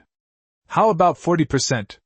The captain of the guard and I will each take 25%, and the remaining 10% will go to a potential 4th teammate? Or do you have any other options? The terms are very favorable, which shows the Chamber of Commerce's sincerity and recognition of his capabilities. Lin Zhou thought for a few seconds and replied. Can. But I'll find the 4th one. When does the instance open? Where is it located? Suchiaur. Great! After the key is activated, the entrance will remain at the designated coordinates for 24 hours. We plan to meet at the entrance of Black Rock Canyon, 70 kilometers southeast of Safe Zone 5, in 4 hours. It is relatively hidden there. Mr. Lin, is your time convenient? Lin Zhou thought for a while, and 4 hours later, he arrived at Blackstone Canyon. It wasn't too far from his current route. Can. I will be there on time, and we will stay in touch. After ending the communication, Lin Zhou glanced at Lin Wanqing beside him, who had just absorbed the medicinal power, and whose aura had become noticeably more solid. Wanqing, get ready. We'll move on to the next instance in 4 hours. A copy? Lin Wanqing asked curiously. Yes, including us, there are 2 people from the Polaris Chamber of Commerce. Lin Zhou explained. You'll be in charge of opening the boxes and providing assistance when necessary. The fighting will be handled by me and them. Is there a problem? Lin Wanqing's eyes widened slightly, then she shook her head vigorously. No! I will do what I can. She knew this was Lin Zhou's trust in her, and also an acknowledgement of her talent and value. A warm feeling and a sense of responsibility welled up in my heart. Very good. Lin Zhou nodded. Use this time before you arrive to adapt to your improved physical attributes as soon as possible, and get familiar with the pistol and those little gadgets for self-defense. The situation in dungeons is unpredictable. The more prepared you are, the safer you are. Understood. Lin Wanqing immediately straightened up and began to focus more intently on moving her hands and feet, feeling the changes brought about by the improvement in agility and physique, and repeatedly practicing drawing her gun quickly and aiming. Lin Zhou then pulled up a map, set the destination as Blackstone Canyon, and asked Xiao Ai to plan the optimal route, avoiding several red zones marked as high risk on the map. Xiao Ai, estimate the arrival time. Route planning is complete. The total length is approximately 340 kilometers. Estimated travel time, 3 hours and 25 minutes. We can arrive at the assembly point ahead of time for rest and reconnaissance. Okay. Stay alert and proceed at full speed. Command confirmed. The RV engine emitted a deep, powerful roar, and the speed increased again, leaving a trail of dust in the wilderness. Lin Zhou leaned back in his seat, closed his eyes to rest, but began to simulate possible dungeon scenarios in his mind. guardian machines, environmental traps, ancient trials. These keywords combined mean that dungeons may test not only brute force, but also puzzle solving, observation, and even teamwork skills. He recalled his existing skill set. Melee, Black King's Longsword, 35 Strength, 31 Agility, Melee Mastery, Swift Step, Thunder Control. Long Range, Infinite Firepower, SSS, Ammo Mastery, Barrett, M4, Gun Mastery. Defense/Survival, Undying Body, Basic, Terror Recovery, RV with Defense LV4, External Support. Support, Lin Wanqing. Vehicle Firepower, Vulcan Gatling Gun, Enchanted, Rainbow Barrage, Hellfang Ram. The configuration is luxurious, with virtually no shortcomings. The only thing to be careful about is ensuring Lin Wanqing's survival, and the possibility of restrictions on vehicles or specific abilities within the instance. If vehicles are not allowed to enter the instance, or the space is too narrow, Lin Zhou thought to himself, then I will be the core, Wanqing will follow closely, and Su Qiao and the others will be on the flanks. There shouldn't be any major problems. Time slowly passed as we traveled. 3 hours later, the terrain began to change. The flat wasteland was gradually replaced by rugged black rocks, and the air became dry and cold. In the distance, a huge, deep canyon fissure, like a scar on the earth, stretches across the horizon. We've arrived at Black Rock Canyon. Shall I find a concealed spot to park 2 kilometers from the eastern entrance of the canyon? Activate optical camouflage and full band silence, Lin Zhou ordered. Yes. After the RV silently glided into the shadow of a weathered giant rock, the color of the vehicle's surface began to slowly synchronize with the environment, and the engine noise was reduced to a minimum. Lin Zhou glanced at the time. There were still more than 40 minutes until the agreed meeting time. I'm going out to scout out the surrounding area. Stay in the car and keep communication open. Don't come out unless you get my signal, Lin Zhou instructed Lin Wanqing, handing her a small communication headset he had obtained from Zhao Feng. Okay, be careful. Lin Wanqing took the headset and put it on. Lin Zhou pushed open the car door and silently sped away, disappearing into the shadows. They soon climbed to a nearby high, black rocky hill. He crouched down, took out a high-powered telescope, and carefully observed the canyon entrance and surrounding area. The valley entrance is open and covered with black stones of varying sizes. No other figures or unusual movements have been seen so far. However, thanks to his heightened senses after being enhanced to the second level, he could vaguely detect extremely subtle traces of residual energy in several rock crevices or shady spots. That was left behind after the player's activity, and the time was no more than half a day. Has someone already been here? Or did Su Qiao and the others set up reconnaissance points in advance? Lin Zhou noted down these locations in his mind. He then observed the interior of the canyon. The entrance is narrow, allowing only 2 or 3 cars to pass side by side. It gradually widens as you go in, but the light is dim, and you can't see what's inside. The steep cliffs on both sides, riddled with wind-eroded holes, make for an excellent ambush location. The terrain is complex, easy to defend but difficult to attack, and also easy to ambush, Lin Zhou assessed. By choosing this location as their meeting point, Su Qiao and her group had clearly considered both secrecy and safety. After confirming that there was no immediate threat, Lin Zhou whispered to Lin Wanqing through his earpiece. It's safe around here for now. Get ready, we'll be walking to the assembly point at the valley entrance in 10 minutes. Bring only the necessary items and travel light. Receive. Lin Zhou slid down the rocky hill and quickly returned to the RV. 10 minutes later, the two left the hidden RV. Lin Zhou carried a black king-shaped longsword on his back and an M4 at his waist. Lin Wanqing wore light armor and carried a pistol, dagger, medical kit, and several small props for special purposes. A concentration necklace hung from her waist. They followed the shadows of the rocks toward the entrance to Black Rock Canyon. There are still 20 minutes until the agreed time. Chapter 78 Trial begins. At the entrance to Black Rock Canyon, the weathered black rocks gleamed with a cold luster in the gray-white sunlight.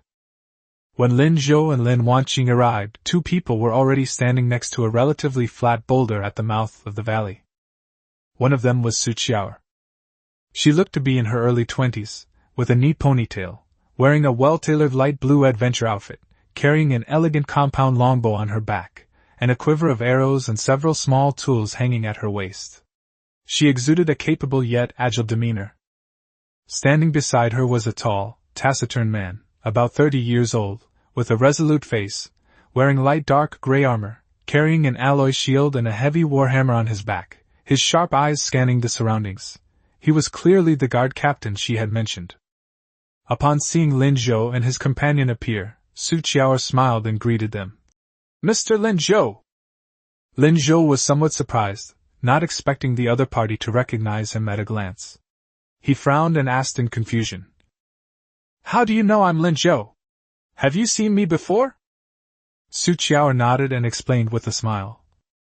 "Sister Ling Xuan sent your picture to the entire Polaris Chamber of Commerce a long time ago, just to prevent any member from offending you, boss." "So?" Upon hearing this, Lin Zhou appeared to be deep in thought. "Ling Xuan is quite sensible." "Is this your teammate?" Su Qiao asked curiously, her gaze falling on Lin Wanqing. "Lin Wanqing," Lin Zhou introduced simply. "My companion." "Hello, Miss Lin." Su Qiao nodded in a friendly manner, then introduced the man beside her. "This is Taizan, the captain of our Chamber of Commerce's guard. Peak of Tier 1, with the talent, Iron Wall, specializing in defense." Taizan nodded slightly to Lin Zhou as a greeting, his gaze lingering for a moment on the Black King longsword on Lin Zhou's back, a hint of solemnity flashing in his eyes. "How is the situation?" Lin Zhou asked directly. "We arrived an hour early and conducted basic reconnaissance." Su Qiao's expression turned serious as she pointed into the canyon. "No recent traces of other players or monsters were found near the entrance. But the energy readings deep in the canyon are somewhat abnormal. The fluctuation frequency resonates slightly with the key to the ruins, so the entrance should be not far inside. Additionally, we found some unnatural markings halfway up the eastern rock face, resembling some kind of guidance or warning, not belonging to modern writing or any known ancient language." "Engravings?" Lin Zhou raised an eyebrow. "Yes, Captain Taizan made a rubbing." Su Qiao took out a piece of animal skin from her bag. Several twisted symbols were clearly drawn on it with charcoal pencil. It looked like an abstract sketch, depicting a human figure, some kind of machine, and a staircase leading downwards. "It looks a bit like a simplified instruction map," Lin Wanqing said softly as she leaned closer to take a look. Lin Zhou nodded and handed the parchment back. "You mentioned the dungeon details before.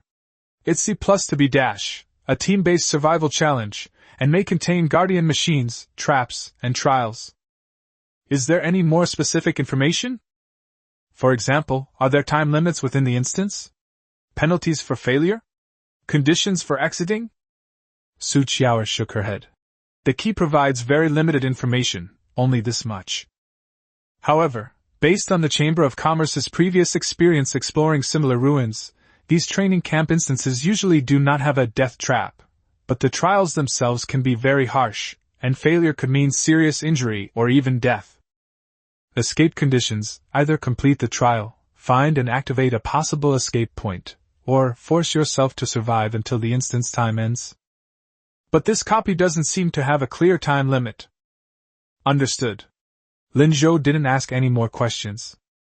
The unknown is part of the exploration process. "Where's the key? Shall we open it now?" Su Qiao took out the bronze key that gleamed with a faint blue light from her bosom. "Let's begin here. Once the key is activated, the entrance will remain open for 24 hours.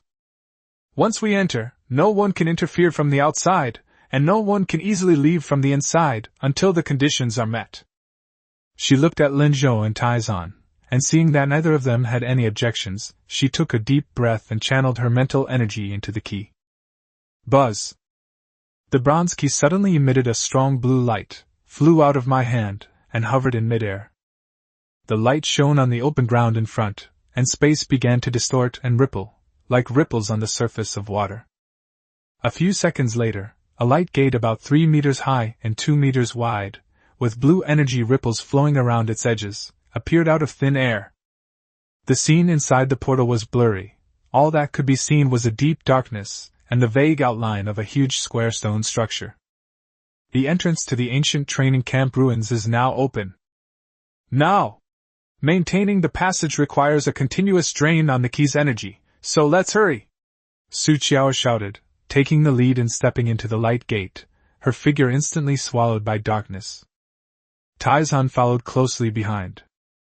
Lin Zhou glanced at Lin Wanqing and said in a low voice, "Stay close to me." He then stepped into the portal. Lin Wanqing followed without hesitation. A brief sensation of weightlessness and spatial displacement came over me. The next moment, stand firmly on the ground. The view before us suddenly opened up, but it wasn't the deep canyon we had imagined. Instead, it was a huge and awe-inspiring enclosed space. They stood on a high platform, with smooth, black rock beneath their feet. In front of the platform was a huge staircase that stretched downwards and seemed to have no end. Each step is 10 meters wide and half a meter high, made of either gold nor stone, and gleams with a cold metallic luster. On either side of the staircase are magnificent walls tens of meters high, inlaid with countless fist-sized crystals that emit white light, illuminating the entire space as if it were daytime. What's even more awe-inspiring is that the stairs don't descend vertically, but rather spiral and twist, plunging into the bottomless darkness below. The air was filled with an ancient atmosphere, which also carried a cold, metallic feel. "Where is this?" Lin Wanqing murmured, stunned by the scene before her. "Welcome to the ancient training camp, the path of 1,000 forges." A cold, mechanical, and emotionless voice suddenly echoed throughout the space. The sound seemed to come from all directions, and it seemed to resonate directly in everyone's mind. "There are 4 trial participants. Meets the minimum entry standards. Trial objective, reach the finish line. The rules are as follows. First, any trickery involving flight or space is prohibited. Second, the steps are filled with trials. They may be traps, guard puppets, or illusionary puzzles. Deal with them on your own. Third, you will receive points for each step you take. Points can be used to redeem temporary buffs or repair injuries at specific rest points. 4. Penalties for failure, death, or permanent disappearance. Escape conditions, reach the destination, or collect 4 abandonment marks to activate the escape array. No reward will be given, and some points will be deducted. The trial shall begin now. The cold voice abruptly stopped. At the same time, complex energy patterns suddenly lit up on the surface of the first wide metal staircase in front of Lin Zhou, and the other 3. The test has begun. Chapter 79 Ancient Guardian Puppets. The moment the cold, mechanical voice disappeared, the energy patterns that lit up on the first step suddenly became dazzling. The interwoven patterns instantly formed a circular magic circle with a diameter of 5 meters. With a flash of light, 4 humanoid silhouettes materialized from the magic array. They are about 2 meters tall, made entirely of dark gray metal, with spherical joints. They have no facial features, except for a crystal that flashes red light at the head. Holding a standard metal longsword, his movements were slightly stiff, but his steps were steady as he approached the 4 people on the high platform in a fan shape. "It's an ancient guardian puppet! It's at the initial stage of the first tier," Su Qiao said quickly, already drawing her bow and nocking an arrow. Taizan gave a low shout, raised his shield, and stood at the forefront. Lin Zhou's eyes were indifferent, and he didn't even draw his sword. "Save time." He raised his right hand, fingers spread, and a thought flickered in his mind. Ammo Master, Basic Enchantment, Lightning. Composite Enchantment, Lightning plus Burst. For fist-sized energy orbs, their surfaces crackling with azure arcs of electricity, yet their cores compressed with crimson bursting energy, instantly coalesced at his fingertips. Go! The energy blast was fired silently, as fast as lightning, and accurately hit the red crystals on the chests of the 4 puppets. Boom, boom, boom, boom. 4 booming sounds rang out almost simultaneously. The paralysis and penetration of the thunder, combined with the secondary impact of the internal explosion. The 4 Tier 1 beginner metal puppets didn't even have time to raise their swords before their cores exploded. Broken metal parts, mixed with sparks of electricity, scattered everywhere. The puppet's body stiffened for a moment, then crashed to the ground, turning into pure energy that was absorbed by the stairs. Sold out instantly.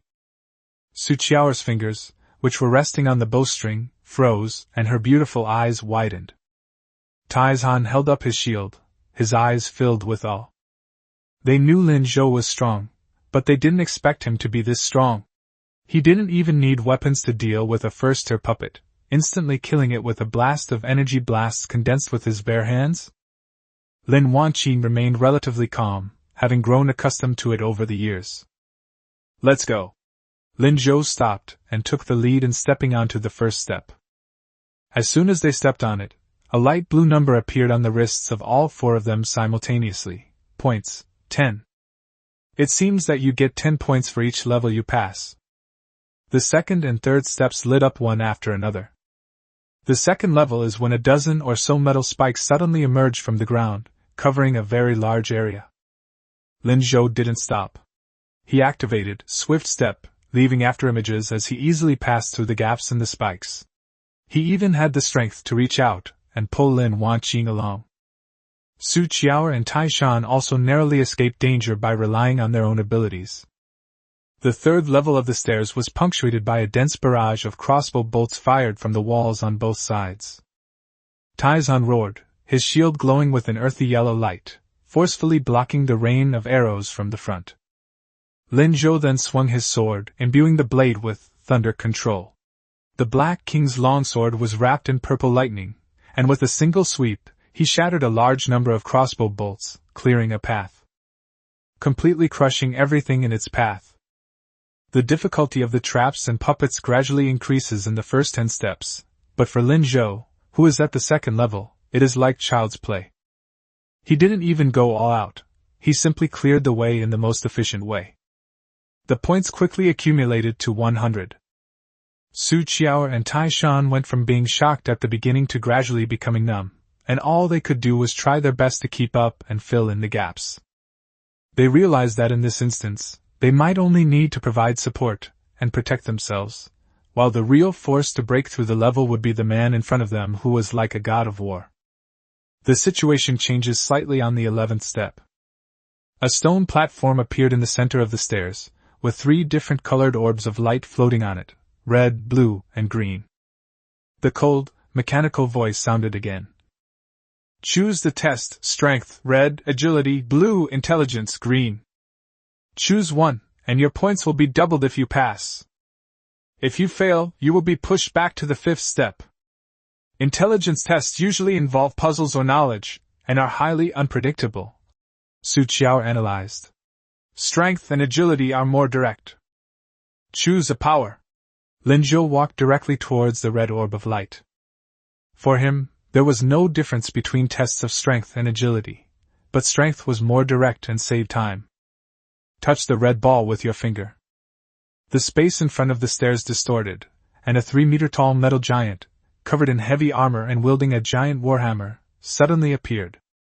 His aura had clearly reached the peak of the first tier. Then, the voice rang out again. Task rules.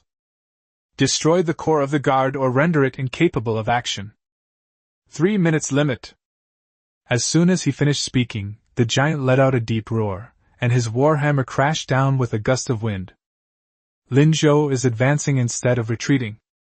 35 points of power unleashed. Purple lightning surged from the Black King's long sword.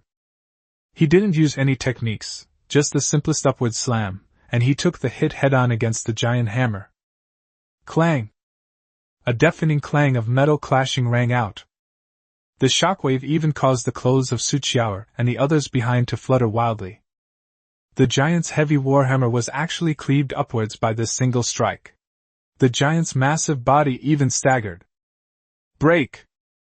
Lin Zhou moved like lightning, taking advantage of the opponent's unsteady center of gravity, and instantly rushed to the giant's chest. The tip of his blade was wrapped with highly compressed lightning and fire energy, and he stabbed it hard into the gap in the armor. Sizzle, boom! Thunder and flames erupted inside the giant. The thick armor was torn apart from the inside and melted. The giant froze, the red light in its eyes flashed violently a few times, then suddenly went out, and it collapsed to the ground, turning into energy. Time taken, 28 seconds. Points plus 200. The number on the wrist print changed to 300. Su Qiao and Tai Shan were speechless. A first-tier peak defensive puppet, defeated in 28 seconds. This combat power is probably already approaching the threshold of second tier, right? This is way too exaggerated. Lin Zhou remained unfazed and continued downwards. The following steps present a variety of challenges: areas where gravity suddenly doubles, hallucinatory fog, energy nets that require stepping on specific stone slabs to pass through, and even a small puppet army simulating ancient battle formations. But faced with Lin Zhou's absolute strength and calm judgment, these obstacles were crushed one by one. Lightning clears the way, blades break through obstacles, and when puzzles are needed, Su Qiao's extensive knowledge and Lin Wanqing's meticulousness can also come in handy. Points are steadily increasing. After descending more than 200 steps and defeating dozens of waves of guards and traps, a small platform appeared ahead. At the center of the platform stands a pillar emitting a soft white light, displaying the available redeemable items. Temporary strength plus 5, lasts 10 minutes 50 points. Temporary agility plus 5, lasts 10 minutes 50 points. Repairing minor injuries, 30 points. Restores 30% of mental strength, 40 points. It's a rest stop. Su Qiao breathed a sigh of relief. The continuous high-intensity descent and combat took a toll on both her and Tai Zhan. Lin Zhou glanced at his points, 1250. He spent 100 points to exchange for 2 orbs that could restore 50% of mental energy. He absorbed one himself and handed the other to Lin Wanqing. Su Qiao and Tai Shan also exchanged for repair and recovery items respectively. After a 5-minute break, all 4 of them were fully recovered. Continue. Lin Zhou took the lead and walked to the next step. Chapter 80: A Relentless Crushing Victory, The Terrifying Lin Zhou. As the depth increases, the challenges on the steps become increasingly difficult. The puppet's strength is approaching the peak of the first tier, the traps are more concealed and deadly, and there are even combination levels that require dealing with multiple challenges at the same time.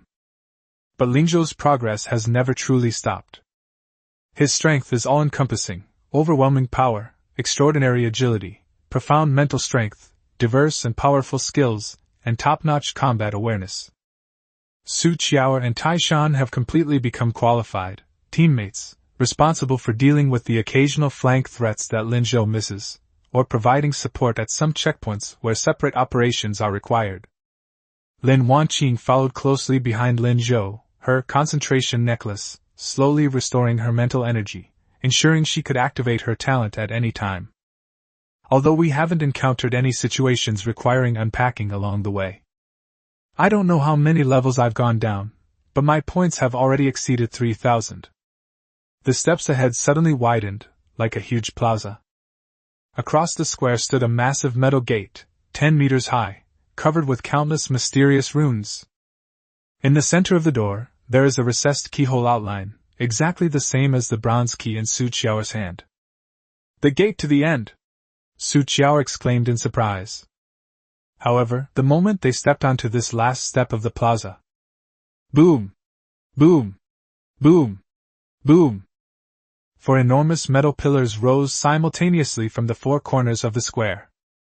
At the top of the pillar, 4 giant puppets, each with a different shape but all possessing an aura that had reached the peak of the first tier or even faintly touched the edge of the second tier, slowly stood up. One wields a 2-handed greatsword, another holds a spear and shield, one carries a bow and arrows on its back, and the last one is empty-handed, but its arms have an unusually complex structure, as if they contain multiple attack modes. The cold, mechanical voice rang out one last time, carrying a hint of chilling solemnity unlike anything before. Final trial, defeat the 4 guardians. Time limit, 10 minutes. Only by defeating them all can you open the gate to the end and obtain the final reward. Failure, annihilation. The 4 guardian puppets' eyes blazed red as they locked onto the 4 people and launched an attack simultaneously. The giant sword slashed, the spear thrust, and arrows rained down. The arms of the unarmed puppet even deformed, shooting out several scorching high-energy rays. The pressure has increased dramatically. Su Qiao and Tai Shan's expressions changed drastically. Any one of these 4 puppets was comparable to the giants who had previously tested strength, and they were working together seamlessly. Lin Zhou's eyes lit up slightly. Finally, it's starting to get interesting. He stepped forward and stood at the very front. The Black King's longsword hummed, and purple gold lightning coiled upwards like an angry dragon. S-rank skill, thunder control, unleash full power. You all, take good care of yourselves. As soon as he finished speaking, his figure was engulfed by the violent lightning, transforming into a streak of purple gold lightning that charged fiercely toward the 4 ancient guards representing the final trial. A thunderbolt suddenly appeared over the square. Lin Zhou's figure transformed into a streak of purple gold lightning, almost instantly cutting into the gap in the attacks of the 4 guardian puppets. His first target was the ranged puppet carrying a bow and arrow. He had to eliminate this biggest threat first. The bow and arrow puppet reacted extremely quickly, its eyes locking onto the target with a red light. The bowstring was instantly drawn taut, and 3 arrows, shimmering with energy, shot out in a triangular formation, blocking all angles from which Lin Zhou could advance. However, Lin Zhou's speed is even faster. With 31 points of agility combined with swift step, he made incredible turns in the air, gliding through the gaps between the 3 arrows like a fish. At the same time, spread the 5 fingers of your left hand and make a grasping motion in the air. Ammo Master, solidified lightning enchantment. Composite stacking, penetration.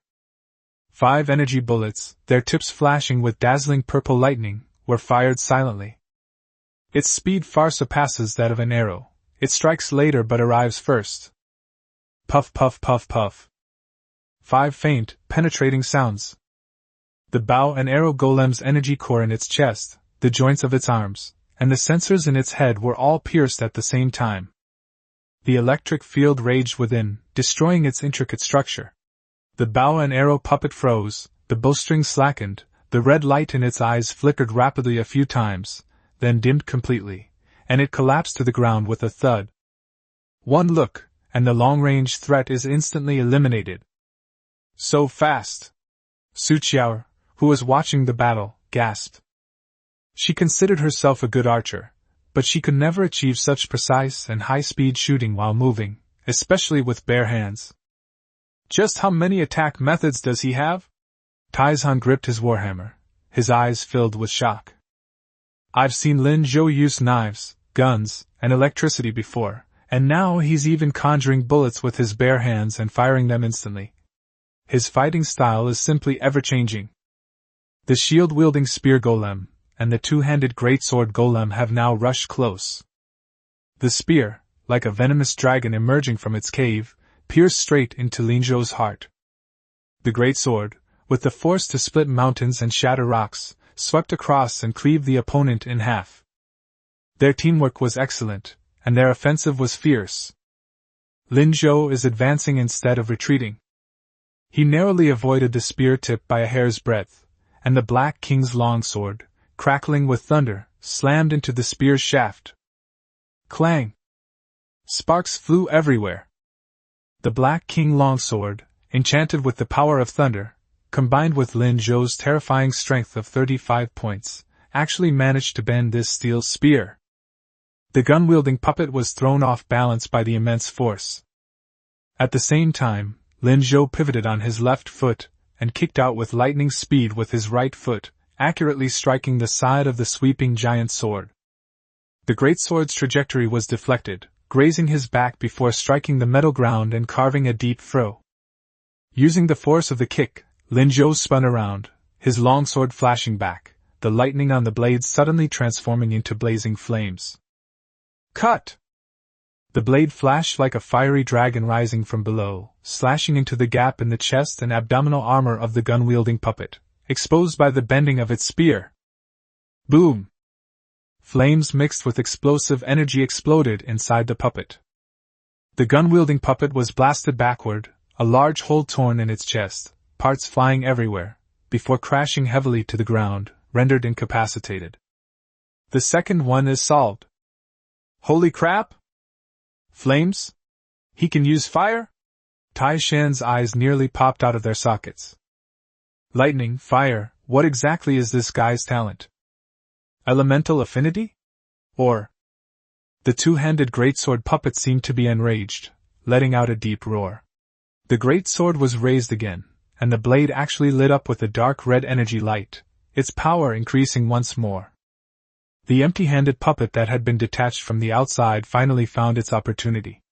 Its arms deformed, and dozens of scorching red rays intertwined to form a net of death, covering Lin Zhou. Faced with the giant sword slashes and the ray net's blockade, Lin Zhou suddenly sheathed his sword and stood still. He raised his left hand palm up. The next moment, a scene that Su Qiao, Tai Shan, and even Lin Wanqing would never forget appeared. In front of Lin Zhou's palm, the air distorted violently. Countless tiny, shimmering, multicolored bullet-shaped phantoms, red, blue, purple, and gold, appeared out of thin air, densely packed, numbering in the hundreds. They are not physical bullets, but highly compressed energy aggregates. Unlimited power, concept projection. Ammunition domination, full power drive.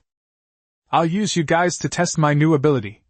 Lin Zhou muttered to himself, a cold glint in his eyes. With your palm facing forward, give a gentle push.